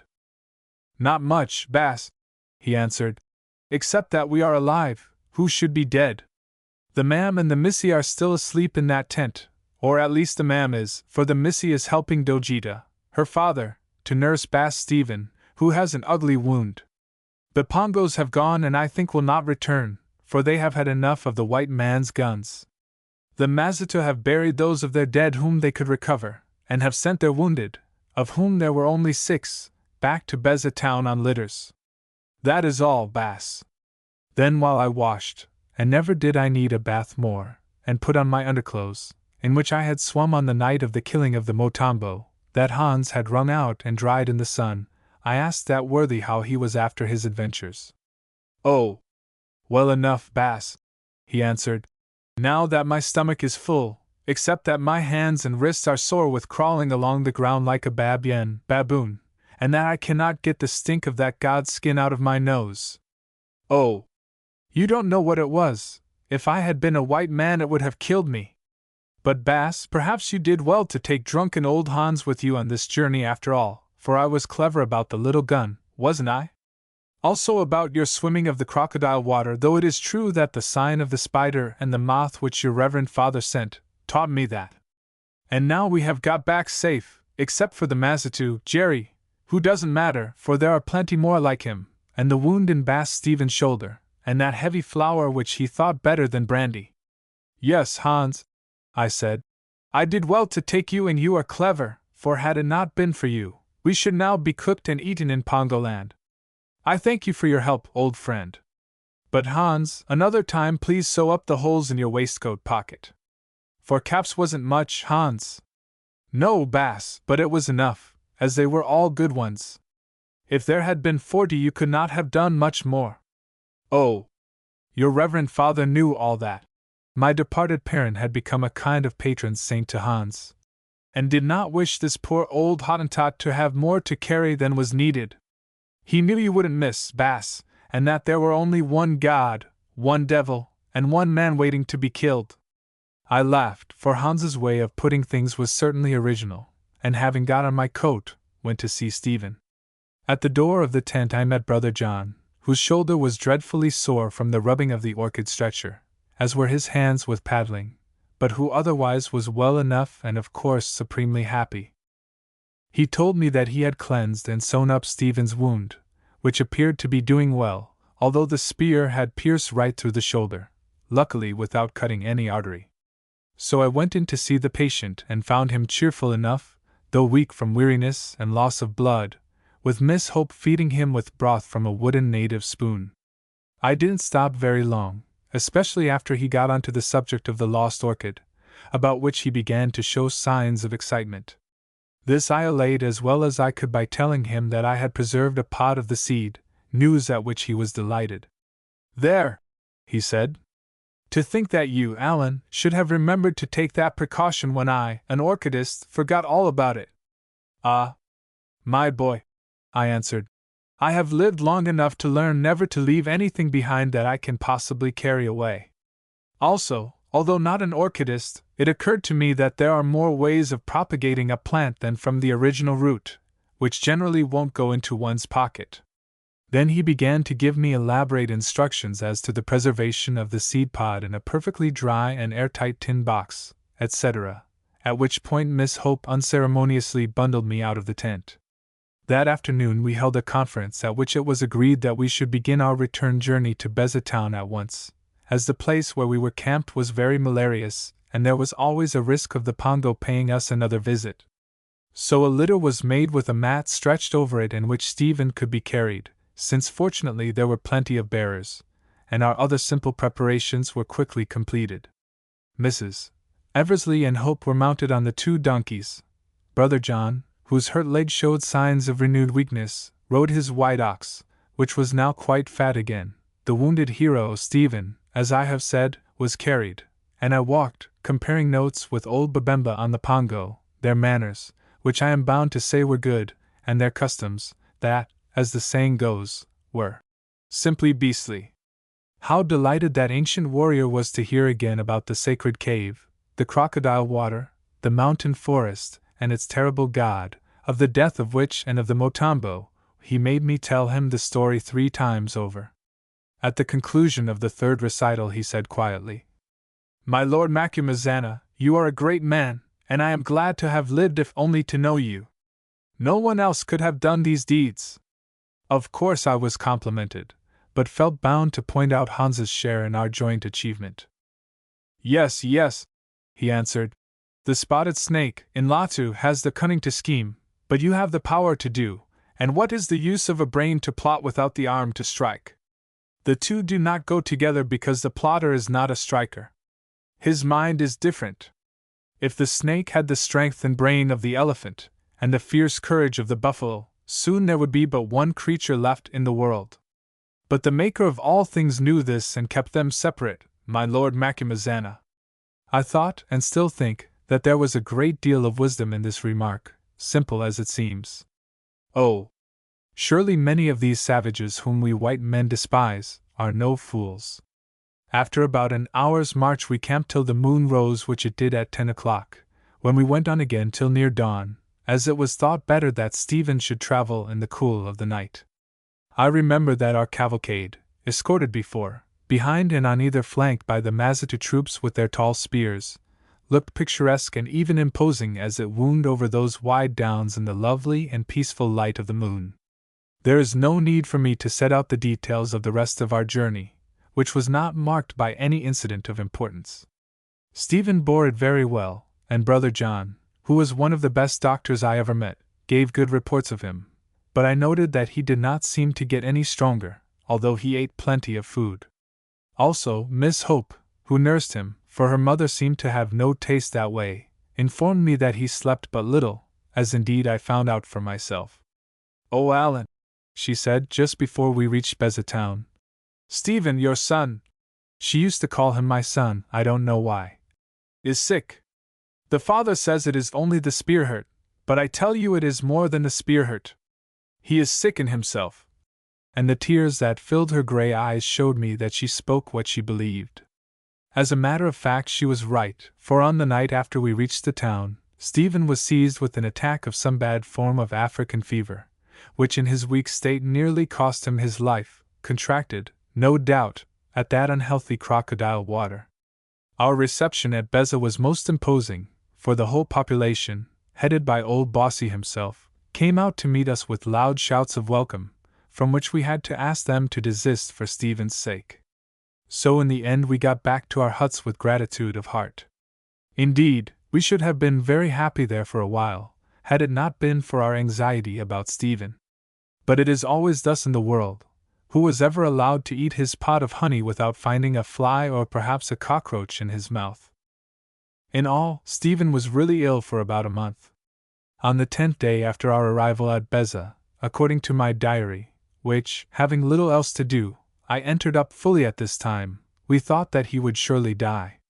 Even Brother John, who attended him with the most constant skill, and who had ample quinine and other drugs at his command, for these we had brought with us from Durban in plenty, gave up the case.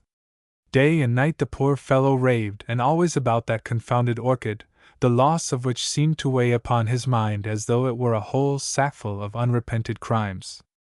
I really think that he owed his life to a subterfuge, or rather to a bold invention of Hope's. One evening, when he was at his very worst and going on like a mad creature about the lost plant, I was present in the hut at the time alone with him and her. She took his hand and, pointing to a perfectly open space on the floor, said, "Look, oh Stephen, the flower has been brought back." He stared and stared, and then to my amazement answered, "By Jove, so it has!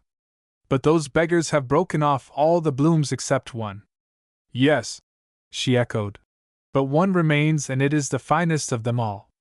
After this he went quietly to sleep and slept for 12 hours, then took some food and slept again, and, what is more, his temperature went down to, or a little below, normal. When he finally woke up, as it chanced, I was again present in the hut with Hope, who was standing on the spot which she had persuaded him was occupied by the orchid. He stared at this spot and he stared at her. Me he could not see, for I was behind him, then said in a weak voice, "Didn't you tell me, Miss Hope, that the plant was where you are and that the most beautiful of the flowers was left?" I wondered what on earth her answer would be. However, she rose to the occasion. "Oh, Stephen," she replied, in her soft voice and speaking in a way so natural that it freed her words from any boldness. "It is here, for am I not its child?" Her native appellation, it will be remembered, was "Child of the Flower." "And the fairest of the flowers is here, too, for I am that flower which you found in the island of the lake. Oh, Stephen, I pray you to trouble no more about a lost plant of which you have seed in plenty, but make thanks that you still live and that through you my mother and I still live, who, if you had died, would weep our eyes away." "Through me," he answered. "You mean through Allan and Hans. Also it was you who saved my life there in the water. Oh, I remember it all now. You are right, Hope, although I didn't know it, you are the true holy flower that I saw." She ran to him and, kneeling by his side, gave him her hand, which he pressed to his pale lips. Then I sneaked out of that hut and left them to discuss the lost flower that was found again. It was a pretty scene, and one that to my mind gave a sort of spiritual meaning to the whole of an otherwise rather insane quest. He sought an ideal flower, he found the love of his life. After this, Stephen recovered rapidly, for such love is the best of medicines, if it be returned. I don't know what passed between the pair and Brother John and his wife, for I never asked. But I noted that from this day forward they began to treat him as a son. The new relationship between Stephen and Hope seemed to be tacitly accepted without discussion. Even the natives accepted it, for old Mavovo asked me when they were going to be married and how many cows Stephen had promised to pay Brother John for such a beautiful wife. "It ought to be a large herd," he said, "and of a big breed of cattle." Sammy, too, alluded to the young lady in conversation with me, as Mr. Summers's affianced spouse. Only Hans said nothing. Such a trivial matter as marrying and giving in marriage did not interest him. Or, perhaps, he looked upon the affair as a foregone conclusion, and therefore unworthy of comment. We stayed at Bossy's Kraal for a full month longer whilst Stephen recovered his strength. I grew thoroughly bored with the place, and so did Mavovo and the Zulus, but Brother John and his wife did not seem to mind. Mrs. Eversley was a passive creature, quite content to take things as they came, and after so long an absence from civilization, to bide a little longer among savages. Also she had her beloved John, at whom she would sit and gaze by the hour like a cat sometimes does at a person to whom it is attached. Indeed, when she spoke to him, her voice seemed to me to resemble a kind of blissful purr. I think it made the old boy rather fidgety sometimes, for after an hour or two of it he would rise and go to hunt for butterflies. To tell the truth, the situation got a little on my nerves at last, for wherever I looked I seemed to see there Stephen and Hope making love to each other, or Brother John and his wife admiring each other, which didn't leave me much spare conversation. Evidently they thought that Mavovo, Hans, Sammy, Bossy, Babemba and company were enough for me, that is, if they reflected on the matter at all. So they were, in a sense, for the Zulu hunters began to get out of hand in the midst of this idleness and plenty, eating too much, drinking too much native beer, smoking too much of the intoxicating daka, a mischievous kind of hemp, and making too much love to the Mazitu women, which of course resulted in the usual rows that I had to settle. At last I struck and said that we must move on as Stephen was now fit to travel. "Quite so," said Brother John mildly. "What have you arranged, Allan?" With some irritation, for I hated that sentence of Brother John's, I replied that I had arranged nothing, but that as none of them seemed to have any suggestions to make, I would go out and talk the matter over with Hans and Mavovo, which I did. I need not chronicle the results of our conference, since other arrangements were being made for us at which I little guessed. It all came very suddenly, as great things in the lives of men and nations sometimes do. Although the Mazitu were of the Zulu family, their military organization had none of the Zulu thoroughness. For instance, when I remonstrated with Bossy and old Babemba as to their not keeping up a proper system of outposts and intelligence, they laughed at me and answered that they never had been attacked, and now that the Pongo had learnt a lesson, were never likely to be. By the way, I see that I have not yet mentioned that at Brother John's request those Pongos who had been taken prisoners at the Battle of the Reeds were conducted to the shores of the lake, given one of the captured canoes and told that they might return to their own happy land. To our astonishment, about 3 weeks later they reappeared at Beza Town with this story. They said that they had crossed the lake and found Rika still standing, but utterly deserted. They then wandered through the country and even explored the Motambo's cave. There they discovered the remains of the Motambo, still crouched upon his platform, but nothing more.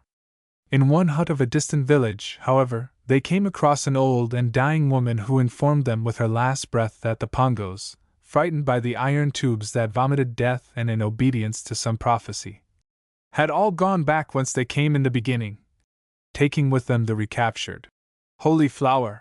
She had been left with a supply of food because she was too weak to travel. So, perhaps, that flower grows again in some unknown place in Africa, but its worshippers will have to provide themselves with another god of the forest, another mother of the flower, and another high priest to fill the office of the late Motambo. These Pongo prisoners, having now no home, and not knowing where their people had gone except that it was towards the north, asked for leave to settle among the Mazitu, which was granted them. Their story confirmed me in my opinion that Pongoland is not really an island, but is connected on the further side with the continent by some ridge or swamp. If we had been obliged to stop much longer among the Mazitu, I would have satisfied myself as to this matter by going to look. But that chance never came to me until some years later when, under curious circumstances, I was again destined to visit this part of Africa. To return to my story. On the day following this discussion as to our departure, we all breakfasted very early as there was a great deal to be done. There was a dense mist at morning such as in these Mazitu uplands often precedes hot wind from the north at this season of the year, so dense indeed that it was impossible to see for more than a few yards. I suppose that this mist comes up from the Great Lake in certain conditions of the weather. We had just finished our breakfast and rather languidly, for the thick, sultry air left me unenergetic, I told one of the Zulus to see that the 2 donkeys and the white ox which I had caused to be brought into the town in view of our near departure and tied up by our huts, were properly fed. Then I went to inspect all the rifles and ammunition, which Hans had got out to be checked and overhauled. It was at this moment that I heard a far-away and unaccustomed sound, and asked Hans what he thought it was. "A gun, Bass," he answered anxiously. Well might he be anxious, for as we both knew, no one in the neighborhood had guns except ourselves, and all ours were accounted for. It is true that we had promised to give the majority of those we had taken from the slavers to Bossy when we went away, and that I had been instructing some of his best soldiers in the use of them, but not one of these had as yet been left in their possession. I stepped to a gate in the fence and ordered the sentry there to run to Bossy and Babemba and make report and inquiries, also to pray them to summon all the soldiers, of whom, as it happened, There were at the time not more than 300 in the town. As perfect peace prevailed, the rest, according to their custom, had been allowed to go to their villages and attend to their crops. Then, possessed by a rather undefined nervousness, at which the others were inclined to laugh, I caused the Zulus to arm and generally make a few arrangements to meet any unforeseen crisis. This done, I sat down to reflect what would be the best course to take if we should happen to be attacked by a large force in that straggling native town, of which I had often studied all the strategic possibilities. When I had come to my own conclusion, I asked Hans and Mavova what they thought, and found that they agreed with me that the only defensible place was outside the town, where the road to the south gate ran down to a rocky wooded ridge with somewhat steep flanks. It may be remembered that it was by this road and over this ridge that Brother John had appeared on his white ox when we were about to be shot to death with arrows at the posts in the marketplace. Whilst we were still talking, 2 of the Mazatha captains appeared, running hard and dragging between them a wounded herdsman, who had evidently been hit in the arm by a bullet. This was his story: that he and 2 other boys were out herding the king's cattle about half a mile to the north of the town, when suddenly there appeared a great number of men dressed in white robes, all of whom were armed with guns. These men, of whom he thought there must be 300 or 400, began to take the cattle, and seeing the 3 herds, fired on them, wounding him and killing his 2 companions. He then ran for his life and brought the news. He added that one of the men had called after him to tell the white people that they had come to kill them and the Mazatha who were their friends, and to take away the white women. "Hassan ben Muhammad and his slavers!" I said, as Babemba appeared at the head of a number of soldiers, crying out, "The slave-dealing Arabs are here, Lord Macumazana. They have crept on us through the mist. A herald of theirs has come to the north gate demanding that we should give up you white people and your servants, and with you 100 young men and 100 young women to be sold as slaves. If we do not do this, they say that they will kill all of us save the unmarried boys and girls, and that you white people they will take and put to death by burning, keeping only the 2 women alive. One Hassan sends this message." "Indeed," I answered quietly, for in this fix I grew quite cool, as was usual with me. "And does Bossy mean to give us up?" "How can Bossy give up Dojita, who is his blood brother, and you, his friend?" exclaimed the old general, indignantly. "Bossy sends me to his brother Dojita that he may receive the orders of the white man's wisdom, spoken through your mouth, Lord Macumazana." "Then there's a good spirit in Bossy," I replied. "And these are Dojita's orders spoken through my mouth. Go to Hassan's messengers and ask him whether he remembers a certain letter which 2 white men left for him outside their camp in a cleft stick. Tell him that the time has now come for those white men to fulfill the promise they made in that letter, and that before tomorrow he will be hanging on a tree. Then, Babemba, gather your soldiers and hold the north gate of the town for as long as you can, defending it with bows and arrows. Afterwards retreat through the town, joining us among the trees on the rocky slope that is opposite the south gate. Bid some of your men clear the town of all the aged and women and children, and let them pass through the south gate and take refuge in the wooded country beyond the slope. Let them not tarry. Let them go at once. Do you understand?" "I understand everything, Lord Macumazana. The words of Dojita shall be obeyed." "Oh! Would that we had listened to you and kept a better watch!" He rushed off, running like a young man and shouting orders as he went. "No," I said, "we must be moving." We collected all the rifles and ammunition, with some other things, I am sure I forget what they were, and with the help of a few guards whom Babemba had left outside our gate started through the town, leading with us the 2 donkeys and the white ox. I remember by an afterthought, telling Sammy, who was looking very uncomfortable, to return to the huts and fetch some blankets and a couple of iron cooking pots which might become necessities to us. "Oh, Mr. Quatermain," he answered, "I will obey you, though with fear and trembling." He went, and when a few hours afterwards I noted that he had never reappeared, I came to the conclusion, with a sigh, for I was very fond of Sammy in a way, that he had fallen into trouble and been killed. Probably, I thought, his fear and trembling had overcome his reason and caused him to run in the wrong direction with the cooking pots. The first part of our march through the town was easy enough, but after we had crossed the marketplace and emerged into the narrow way that ran between many lines of huts to the south gate, it became more difficult, since this path was already crowded with hundreds of terrified fugitives, old people, sick being carried, little boys, girls, and women with infants at the breast. It was impossible to control these poor folk. All we could do was to fight our way through them.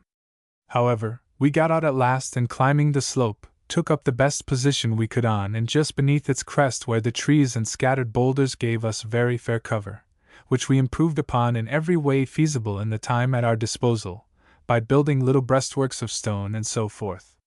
The fugitives who had accompanied us, and those who followed, a multitude in all, did not stop here, but flowed on along the road and vanished into the wooded country behind. I suggested to Brother John that he should take his wife and daughter and the 3 beasts and go with them. He seemed inclined to accept the idea, needless to say for their sakes, not for his own, for he was a very fearless old fellow. But the 2 ladies utterly refused to budge. Hope said that she would stop with Stephen, and her mother declared that she had every confidence in me and preferred to remain where she was. Then I suggested that Stephen should go too, but at this he grew so angry that I dropped the subject. So in the end we established them in a pleasant little hollow by a spring just over the crest of the rise, where unless our flank were turned or we were rushed, they would be out of the reach of bullets. Moreover, without saying anything more, we gave to each of them a double-barreled and loaded pistol. Chapter 20: The Battle of the Gate.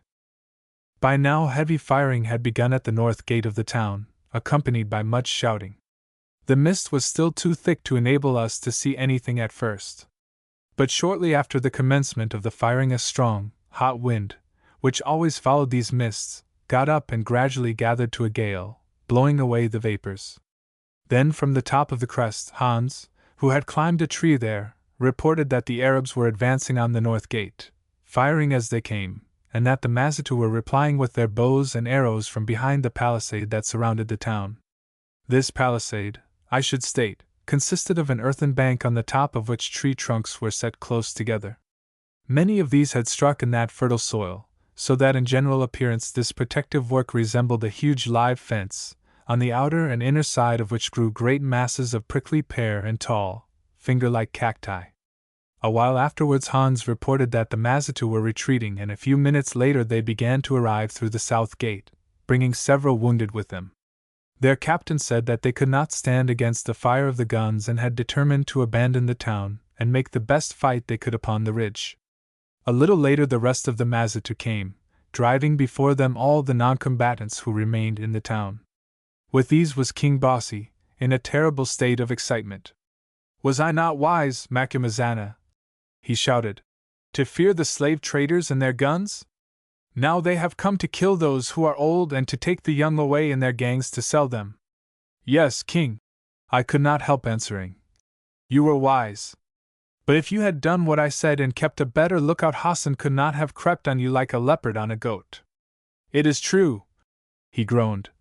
"But who knows the taste of a fruit till he has bitten it?" Then he went to see to the disposal of his soldiers along the ridge, placing, by my advice, the most of them at each end of the line to frustrate any attempt to outflank us. We, for our part, busied ourselves in serving out those guns which we had taken in the first fight with the slavers to the 30 or 40 picked men whom I had been instructing in the use of firearms.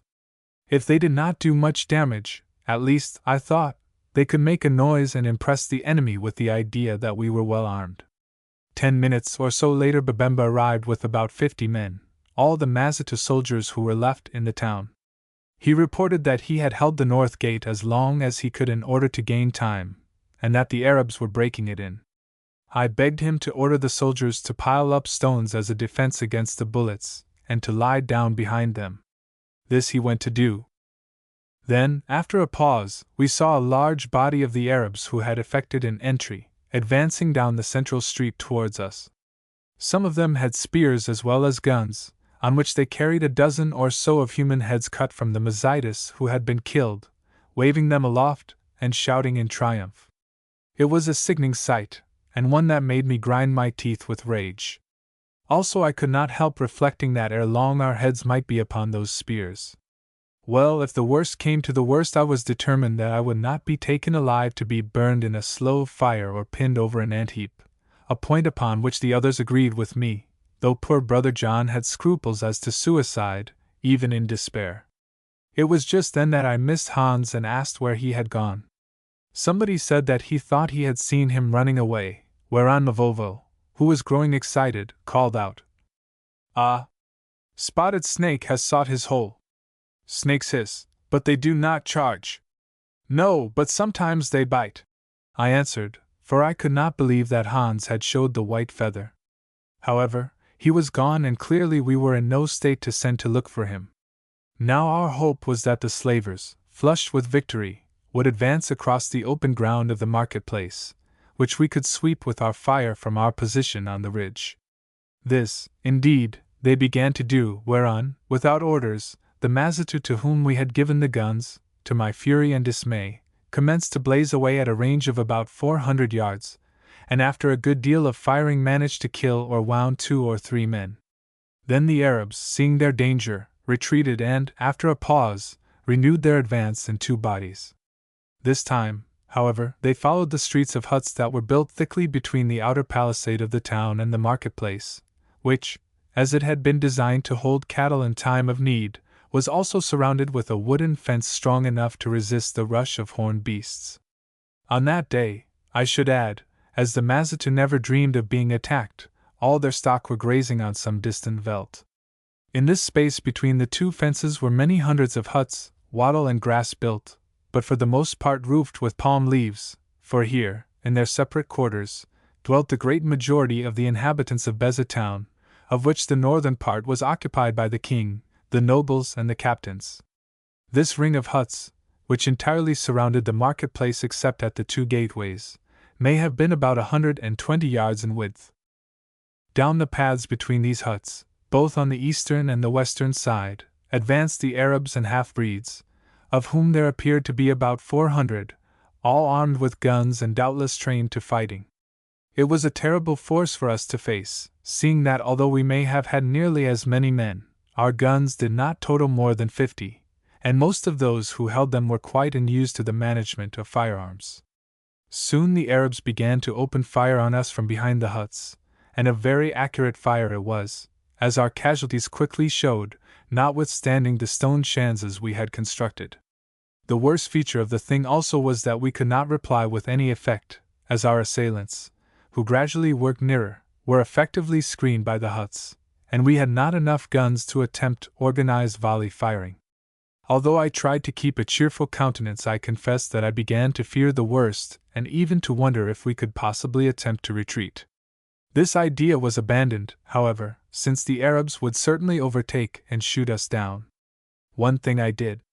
I persuaded Babemba to send about 50 men to build up the southern gate, which was made of trunks of trees and opened outwards, with earth and the big stones that lay about in plenty. While this was being done quickly, for the Mazitu soldiers worked at the task like demons and, being sheltered by the palisade, could not be shot, all of a sudden I caught sight of 4 or 5 wisps of smoke that arose in quick succession at the north end of the town, and were instantly followed by as many bursts of flame which leapt towards us in the strong wind. Someone was firing Beza town. In less than an hour the flames, driven by the gale through hundreds of huts made dry as tinder by the heat, would reduce Beza to a heap of ashes.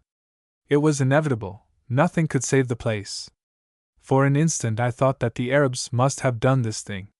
Then, seeing that new fires continually arose in different places, I understood that no Arabs, but a friend or friends were at work, who had conceived the idea of destroying the Arabs with fire. My mind flew to Sammy. Without doubt Sammy had stayed behind to carry out this terrible and masterly scheme, of which I am sure none of the Mazitu would have thought, since it involved the absolute destruction of their homes and property. Sammy, at whom we had always mocked, was, after all, a great man, prepared to perish in the flames in order to save his friends. Babemba rushed up, pointing with a spear to the rising fire. Now my inspiration came. "Take all your men," I said, "except those who are armed with guns. Divide them, encircle the town, guard the north gate, though I think none can win back through the flames, and if any of the Arabs succeed in breaking through the palisade, kill them." "It shall be done," shouted Babemba. "But oh!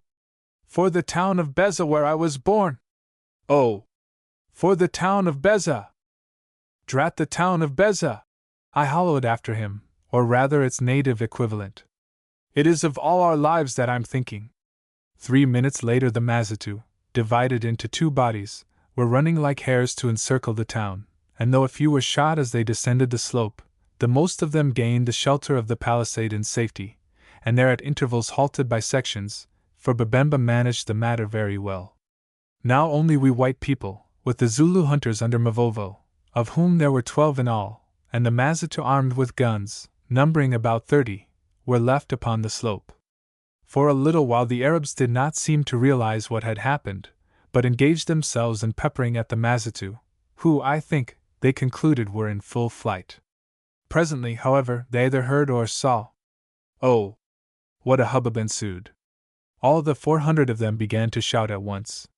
Some of them ran to the palisade and began to climb it, but as they reached the top of the fence were pinned by the Mazitu arrows and fell backwards, while a few who got over became entangled in the prickly pears on the further side and were promptly speared.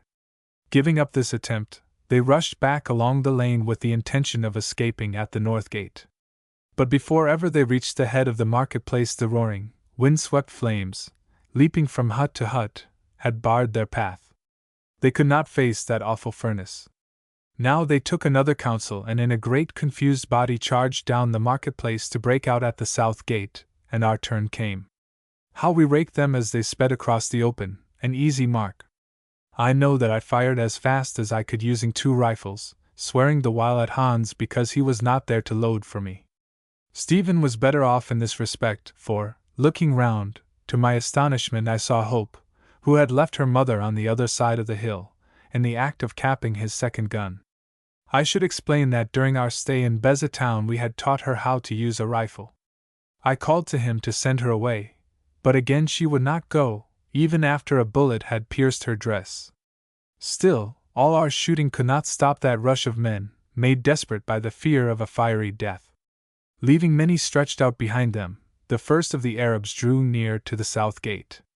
"My father," said Mavovo in my ear, "now the real fighting is going to begin. The gate will soon be down. We must be the gate." I nodded, for if the Arabs once got through, there were enough of them left to wipe us out 5 times over. Indeed, I do not suppose that up to this time they had actually lost more than 40 men. A few words explained the situation to Stephen and Brother John, whom I told to take his daughter to her mother, and wait there with them. The Mazitu I ordered to throw down their guns, for if they kept these I was sure they would shoot some of us, and to accompany us, bringing their spears only. Then we rushed down the slope and took up our position in a little open space in front of the gate, that now was tottering to its fall beneath the blows and draggings of the Arabs. At this time the sight was terrible and magnificent, for the flames had got hold of the 2 half-circles of huts that embraced the marketplace, and fanned by the blast, were rushing towards us like a thing alive. Above us swept a great pall of smoke in which floated flakes of fire, so thick that it hid the sky, though fortunately the wind did not suffer it to sink and choke us. The sounds also were almost inconceivable, for to the crackling roar of the conflagration as it devoured hut after hut, were added the coarse, yelling voices of the half-breed Arabs, as in mingled rage and terror they tore at the gateway or each other, and the reports of the guns which many of them were still firing, half at hazard. We formed up before the gate, the Zulus with Stephen and myself in front and the 30 picked Mazitu, commanded by no less a person than Bossi, the king, behind. We had not long to wait, for presently down the thing came and over it, and the mound of earth and stones we had built beyond, began to pour a mob of white-robed and turbaned men whose mixed and tumultuous exit somehow reminded me of the pips and pulp being squeezed out of a grenadilla fruit. I gave the word, and we fired into that packed mass with terrible effect. Really I think that each bullet must have brought down 2 or 3 of them. Then, at a command from Mavovo, the Zulus threw down their guns and charged with their broad spears. Stephen, who had got hold of an assegai somehow, went with them, firing a Colt's revolver as he ran, while at their backs came Bossi and his 30 tall Mazitu. I will confess at once that I did not join in this terrific onslaught. I felt that I had not weight enough for a scrimmage of the sort, also that I should perhaps be better employed using my wits outside and watching for a chance to be of service, like a half-back in a football field, than in getting my brains knocked out in a general row. Or mayhap my heart failed me and I was afraid. I dare say, for I have never pretended to great courage. At any rate, I stopped outside and shot whenever I got the chance, not without effect, filling a humble but perhaps a useful part. It was really magnificent, that fray. How those Zulus did go in! For quite a long while they held the narrow gateway and the mound against all the howling, thrusting mob, much as the Roman called Horatius and his 2 friends held the entrance to some bridge or other long ago at Rome against a great force of I forget whom. They shouted their Zulu battle cry of Laba! Laba! That of their regiment, I suppose, for most of them were men of about the same age, and stabbed and fought and struggled and went down one by one. Back the rest of them were swept, then, led by Mavovo, Stephen and Bossy, charged again, reinforced with the 30 Mazitu. Now the tongues of flame met almost over them, the growing fence of prickly pear and cacti withered and crackled, and still they fought on beneath that arch of fire. Back they were driven again by the mere weight of numbers. I saw Mavovo stab a man and go down. He rose and stabbed another, then fell again for he was hard hit. 2 Arabs rushed to kill him. I shot them both with a right and left, for fortunately my rifle was just reloaded. He rose once more and killed a 3rd man. Stephen came to his support, and grappling with an Arab, dashed his head against the gatepost so that he fell. Old Bossy, panting like a grampus, plunged in with his remaining Mazitu and the combatants became so confused in the dark gloom of the overhanging smoke that I could scarcely tell one from the other. Yet the maddened Arabs were winning, as they must, for how could our small and ever-lessening company stand against their rush? We were in a little circle now of which somehow I found myself the center, and they were attacking us on all sides. Stephen got a knock on the head from the butt end of a gun, and tumbled against me, nearly upsetting me. As I recovered myself I looked round in despair. Now it was that I saw a very welcome sight, namely Hans, yes, the lost Hans himself, with his filthy hat whereof I noticed even then the frayed ostrich feathers were smoldering, hanging by a leather strap at the back of his head. He was shambling along in a sly and silent sort of way, but at a great rate with his mouth open, beckoning over his shoulder, and behind him came about 150 Mazitu. Those Mazitu soon put another complexion upon the affair, for charging with a roar, they drove back the Arabs, who had no space to develop their line, straight into the jaws of that burning hell. A little later the rest of the Mazitu returned with Babemba, and finished the job. Only quite a few of the Arabs got out, and were captured after they had thrown down their guns. The rest retreated into the center of the marketplace, whither our people followed them. In this crisis the blood of these Mazitu told, and they stuck to the enemy as Zulus themselves would certainly have done. It was over! Great heaven! It was over, and we began to count our losses. 4 of the Zulus were dead and 2 others were badly wounded, no, 3, including Mavovo. They brought him to me leaning on the shoulder of Babemba, and another Mazitu captain. He was a shocking sight, for he was shot in 3 places, and badly cut and battered as well. He looked at me a little while, breathing heavily, then spoke. "It was a very good fight, my father," he said. "Of all that I have fought I can remember none better, although I have been in far greater battles, which as well as it is my last. I foreknew it, my father, for though I never told it you, the first death lot that I drew down yonder in Durban was my own. Take back the gun you gave me, my father. You did but lend it me for a little while, as I said to you. Now I go to the underworld to join the spirits of my ancestors and of those who have fallen at my side in many wars, and of those women who bore my children. I shall have a tale to tell them there, my father, and together we will wait for you, till you too die in war." Then he lifted up his arm from the neck of Babemba, and saluted me with a loud cry of Baba Nkosi, giving me certain great titles which I will not set down, and having done so sank to the earth. I sent one of the Mazitu to fetch Brother John, who arrived presently with his wife and daughter. He examined Mavovo and told him straight out that nothing could help him except prayer. "Make no prayers for me, Dojita," said the old heathen. "I have followed my star, I lived according to my lights, and am ready to eat the fruit that I have planted. Or if the tree prove barren, then to drink of its sap and sleep." Waving Brother John aside, he beckoned to Stephen. "O Wazila," he said, "you fought very well in that fight. If you go on as you have begun, in time you will make a warrior of whom the daughter of the flower and her children will sing songs after you have come to join me, your friend. Meanwhile, farewell. Take this assegai of mine and clean it not, that the red rust thereon may put you in mind of Mavovo, the old Zulu doctor and captain with whom you stood side by side in the battle of the gate, when, as though they were winter grass, the fire burned up the white-robed thieves of men who could not pass our spears." Then he waved his hand again, and Stephen stepped aside muttering something, for he and Mavovo had been very intimate, and his voice choked in his throat with grief. Now the old Zulu's glazing eye fell upon Hans, who was sneaking about, I think with a view of finding an opportunity of bidding him a last goodbye. "Ah, Spotted Snake," he cried, "so you have come out of your hole now that the fire has passed it, to eat the burnt frogs and the cinders. It is a pity that you who are so clever should be a coward, since our Lord Macumazana needed one to load for him on the hill and would have killed more of the hyenas had you been there." "Yes, Spotted Snake, it is so," echoed an indignant chorus of the other Zulus, while Stephen and I, and even the mild Brother John, looked at him reproachfully. Now Hans, who generally was as patient under affront as a Jew, for once lost his temper.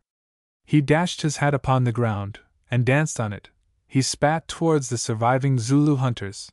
He even vituperated the dying Mavovo. "O son of a fool!" he said. "You pretend that you can see what is hid from other men, but I tell you that there is a lying spirit in your lips. You called me a coward because I am not big and strong as you were, and cannot hold an ox by the horns, but at least there is more brain in my stomach than in all your head. Where would all of you be now had it not been for poor Spotted Snake the coward, who twice this day has saved every one of you, except those whom the Bass's father, the Reverend Predicant, has marked upon the forehead to come and join him in a place that is even hotter and brighter than that burning town."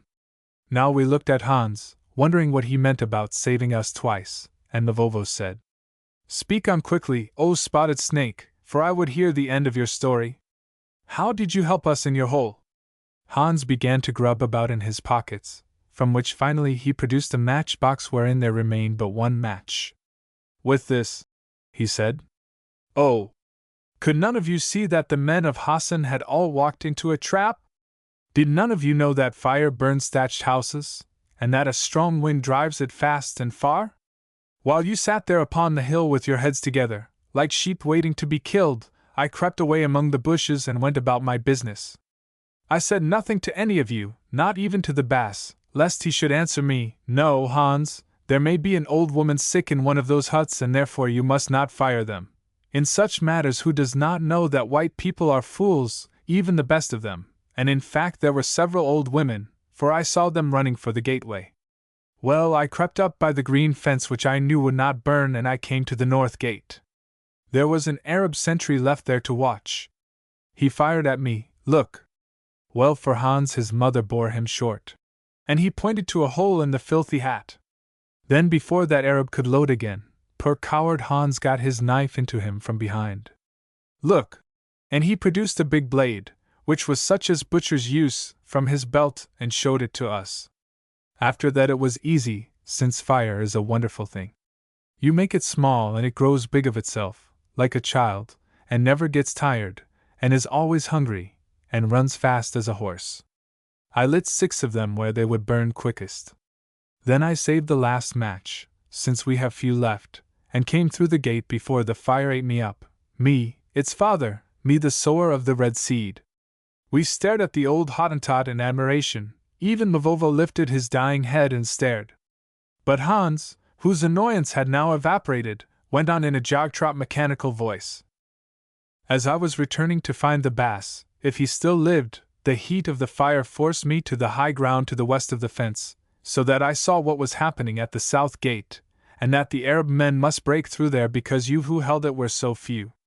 So I ran down to Babemba and the other captains very quickly, telling them there was no need to guard the fence any more, and that they must get to the south gate and help you, since otherwise you would all be killed, and they, too, would be killed afterwards. Babemba listened to me and started sending out messengers to collect the others, and we got here just in time.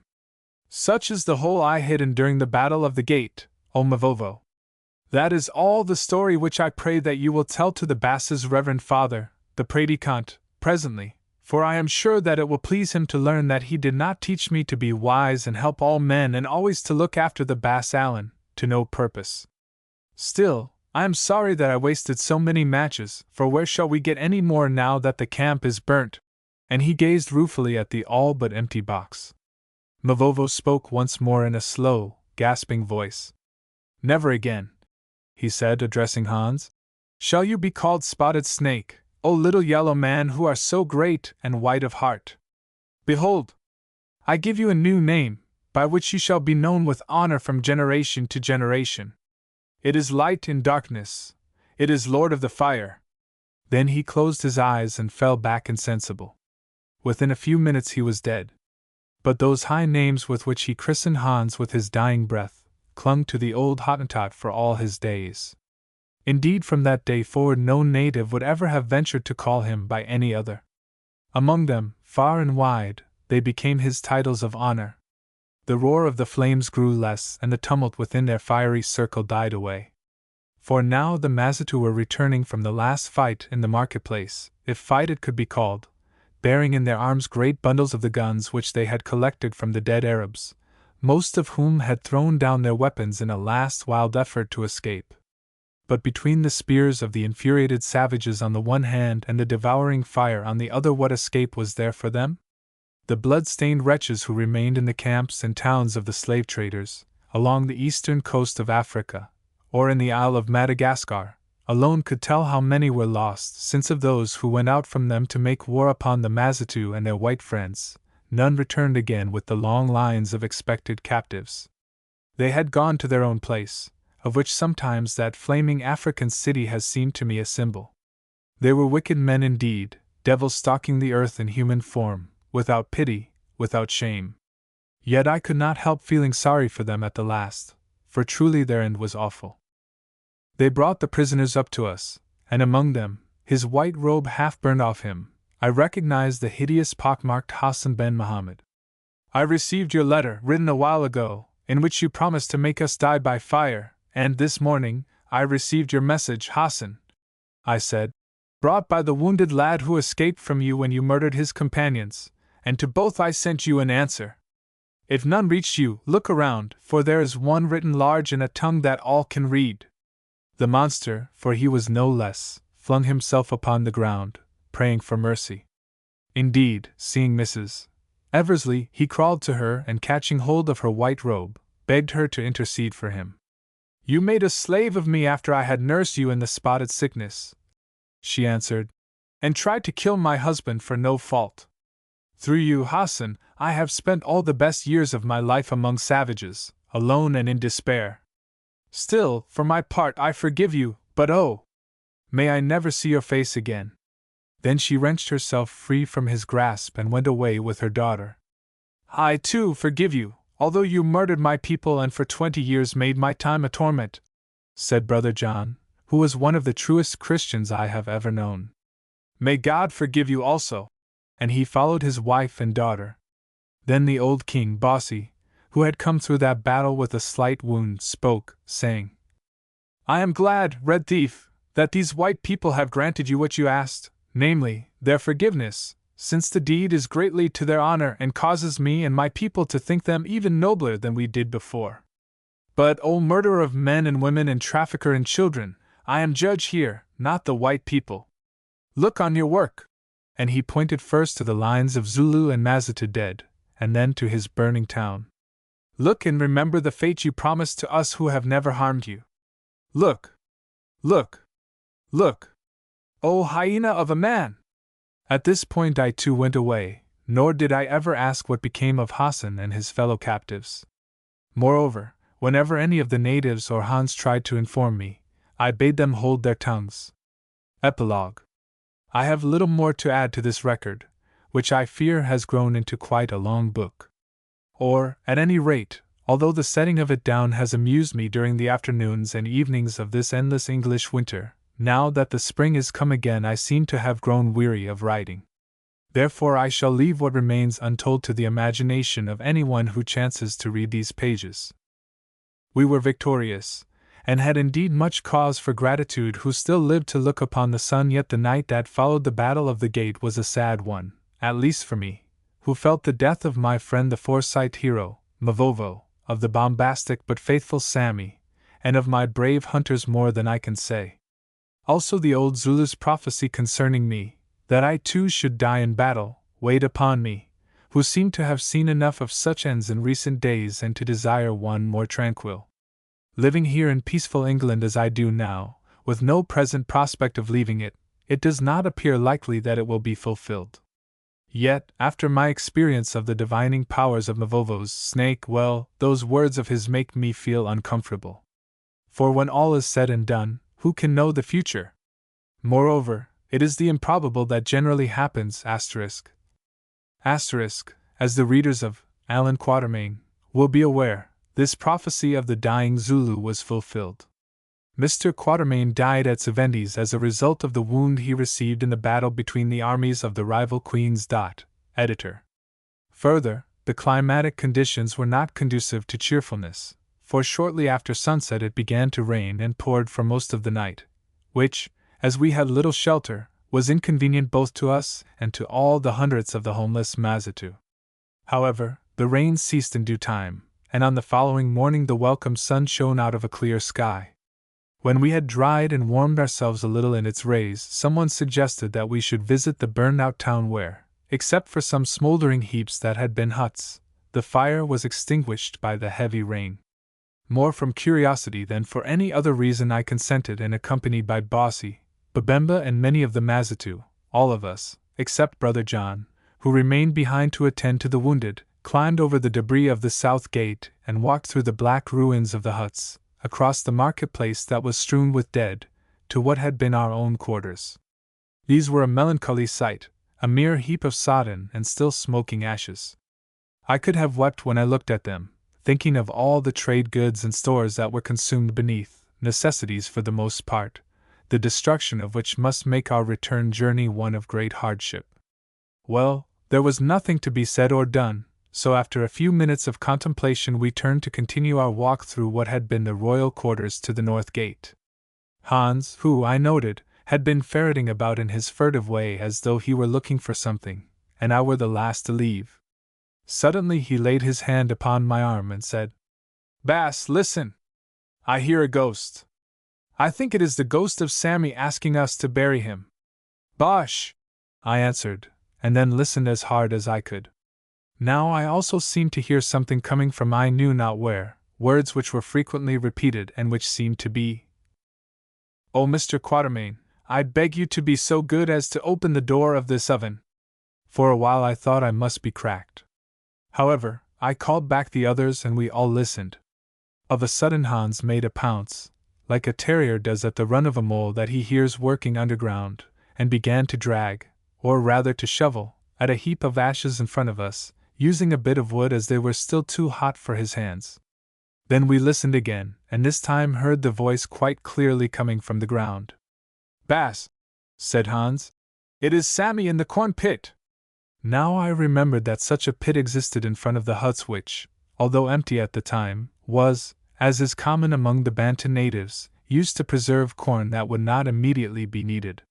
Once I myself went through a very tragic experience in one of these pits, as any who may read the history of my first wife, that I have called Marie, can see for themselves. Soon we cleared the place and had lifted the stone, with ventilating holes in it. Well was it for Sammy that those ventilating holes existed, also that the stone did not fit tight. Beneath was a bottle-shaped and cemented structure about 10 feet deep by, say, 8 wide. Instantly through the mouth of this structure appeared the head of Sammy with his mouth wide open like that of a fish gasping for air. We pulled him out, a process that caused him to howl, for the heat had made his skin very tender, and gave him water which one of the Mazitu fetched from a spring. Then I asked him indignantly what he was doing in that hole, while we wasted our tears, thinking that he was dead. "Oh, Mr. Quatermain," he said, "I am a victim of too faithful service. To abandon all these valuable possessions of yours to a rapacious enemy was more than I could bear. So I put every one of them in the pit, and then, as I thought I heard someone coming, got in myself and pulled down the stone. But Mr. Quatermain, soon afterwards the enemy added arson to murder and pillage, and the whole place began to blaze. I could hear the fire roaring above, and a little later the ashes covered the exit so that I could no longer lift the stone, which indeed grew too hot to touch. Here, then, I sat all night in the most suffocating heat, very much afraid, Mr. Quatermain, lest the 2 kegs of gunpowder that were with me should explode, till at last, just as I had abandoned hope and prepared to die like a tortoise baked alive by a bushman, I heard your welcome voice. And Mr. Quatermain, if there is any soothing ointment to spare, I shall be much obliged, for I am scorched all over." "Ah, Sammy, I said, "you see what comes of cowardice. On the hill with us you would not have been scorched, and it is only by the merest chance of owing to Hans's quick hearing that you were not left to perish miserably in that hole." "That is so, Mr. Quatermain. I plead guilty to the hot impeachment. But on the hill I might have been shot, which is worse than being scorched. Also you gave me charge of your goods, and I determined to preserve them even at the risk of personal comfort. Lastly, the angel who watches me brought you here in time before I was quite cooked through. So all's well that ends well, Mr. Quatermain, though it is true that for my part one have had enough of bloody war, and if I live to regain civilized regions I propose henceforth to follow the art of food dressing in the safe kitchen of an hotel. That is, if I cannot obtain a berth as an instructor in the English tongue." "Yes," I answered, "all's well that ends well, Sammy my boy, and at any rate you have saved the stores, for which we should be thankful to you. So go along with Mr. Stephen and get doctored while we haul them out of that grain pit." 3 days later we bid farewell to old Bossy, who almost wept at parting with us, and the Mazitu, who were already engaged in the rebuilding of their town. Mavovo and the other Zulus who died in the Battle of the Gate, we buried on the ridge opposite to it, raising a mound of earth over them that thereby they might be remembered in generations to come, and laying around them the Mazitu who had fallen in the fight. As we passed that mound on our homeward journey, the Zulus who remained alive, including 2 wounded men who were carried in litters, stopped and saluted solemnly, praising the dead with loud songs. We white people too saluted, but in silence, by raising our hats. By the way, I should add that in this matter also Mavovo's snake did not lie. He had said that 6 of his company would be killed upon our expedition, and 6 were killed, either more nor less. After much consulting we determined to take the overland route back to Natal, first because it was always possible that the slave-trading fraternity, hearing of their terrible losses, might try to attack us again on the coast, and secondly for the reason that even if they did not, months or perhaps years might pass before we found a ship at Kilwa, then a port of ill repute, to carry us to any civilized place.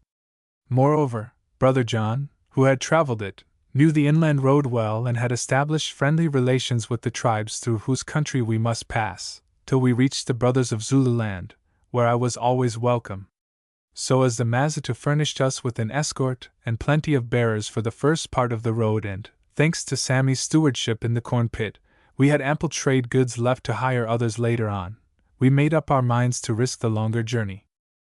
As it turned out this was a wise conclusion, since although it took 4 weary months, in the end we accomplished it without any accident whatsoever, if I except a slight attack of fever from which both Miss Hope and I suffered for a while.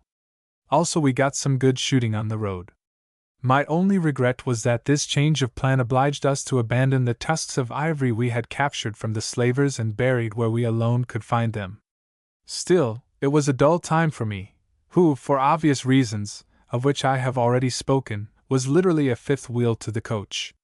Hans was an excellent fellow, and, as the reader knows, quite a genius in his own way, but night after night in Hans's society began to pall on me at last, while even his conversation about my Reverend Father, who seemed positively to haunt him, acquired a certain sameness.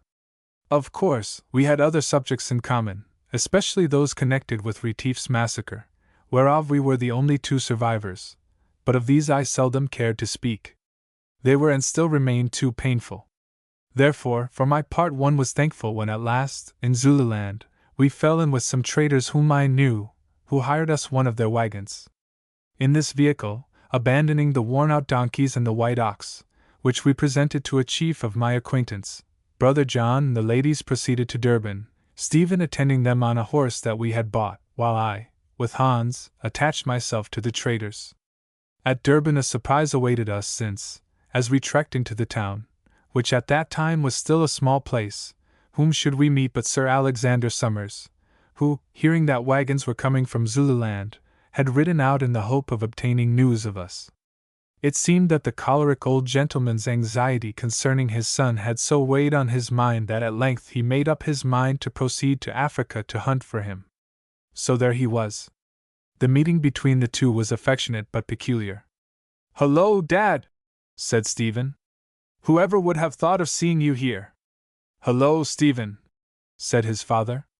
"Whoever would have expected to find you alive and looking well, yes, very well? It is more than you deserve, you young ass, and I hope you won't do it again." Having delivered himself thus, the old boy seized Stephen by the hair and solemnly kissed him on the brow. "No, Dad," answered his son. "I don't mean to do it again, but thanks to Allan there we've come through all right. And, by the way, let me introduce you to the lady I am going to marry, also to her father and mother." Well, all the rest may be imagined. They were married a fortnight later in Durban, and a very pleasant affair it was, since Sir Alexander, who, by the way, treated me most handsomely from a business point of view, literally entertained the whole town on that festive occasion. Immediately afterwards Stephen, accompanied by Mr. and Mrs. Eversley and his father, took his wife home to be educated, though what that process consisted of I never heard. Hans and I saw them off at the Point, and our parting was rather sad, although Hans went back the richer by the £500 which Stephen had promised him. He bought a farm with the money, and on the strength of his exploits, established himself as a kind of little chief, of whom more later, as they say in the pedigree books. Sammy, too, was set up as the proprietor of a small hotel, where he spent most of his time in the bar dilating to the customers in magnificent sentences that reminded me of the style of a poem called The Essay on Man, which I once tried to read and couldn't, about his feats as a warrior among the wild Mazitu and the man-eating, devil-worshipping Pongo tribes. 2 years or less afterwards I received a letter, from which I must quote a passage. Many years have gone by since then. Both Brother John and his wife have departed to their rest, and their strange story, the strangest almost of all stories, is practically forgotten. Stephen, whose father has also departed, is a prosperous baronet and rather heavy member of Parliament and magistrate, the father of many fine children, for the Miss Hope of old days has proved as fruitful as a daughter of the goddess of fertility, for that was the mother's real office ought to be. Sometimes, she said to me one day with a laugh, as she surveyed a large and noisy selection of her numerous offspring, "Sometimes, oh Allan," she still retains that trick of speech, "I wish that I were back in the peace of the home of the flower. Ah," she added with something of a thrill in her voice, "never can I forget the blue of the sacred lake, or the sight of those skies at dawn. Do you think that I shall see them again when I die, oh Allan?" At the time I thought it rather ungrateful of her to speak thus, but after all human nature is a queer thing, and we are all of us attached to the scenes of our childhood and long at times again to breathe our natal air. I went to see Sir Stephen the other day, and in his splendid greenhouses the head gardener, Wooden, an old man now, showed me 3 noble, long-leaved plants which sprang from the seed of the holy flower that I had saved in my pocket. But they have not yet bloomed. Somehow I wonder what will happen when they do. It seems to me as though when once more the glory of that golden bloom is seen of the eyes of men, the ghosts of the terrible god of the forest, of the hellish and mysterious Motambo, and perhaps of the mother of the flower herself, will be there to do it reverence. If so, what gifts will they bring to those who stole and reared the sacred seed? P.S. I shall know ere long, For just as I laid down my pen, a triumphant epistle from Stephen was handed to me, in which he writes excitedly that at length 2 of the 3 plants are showing for flower.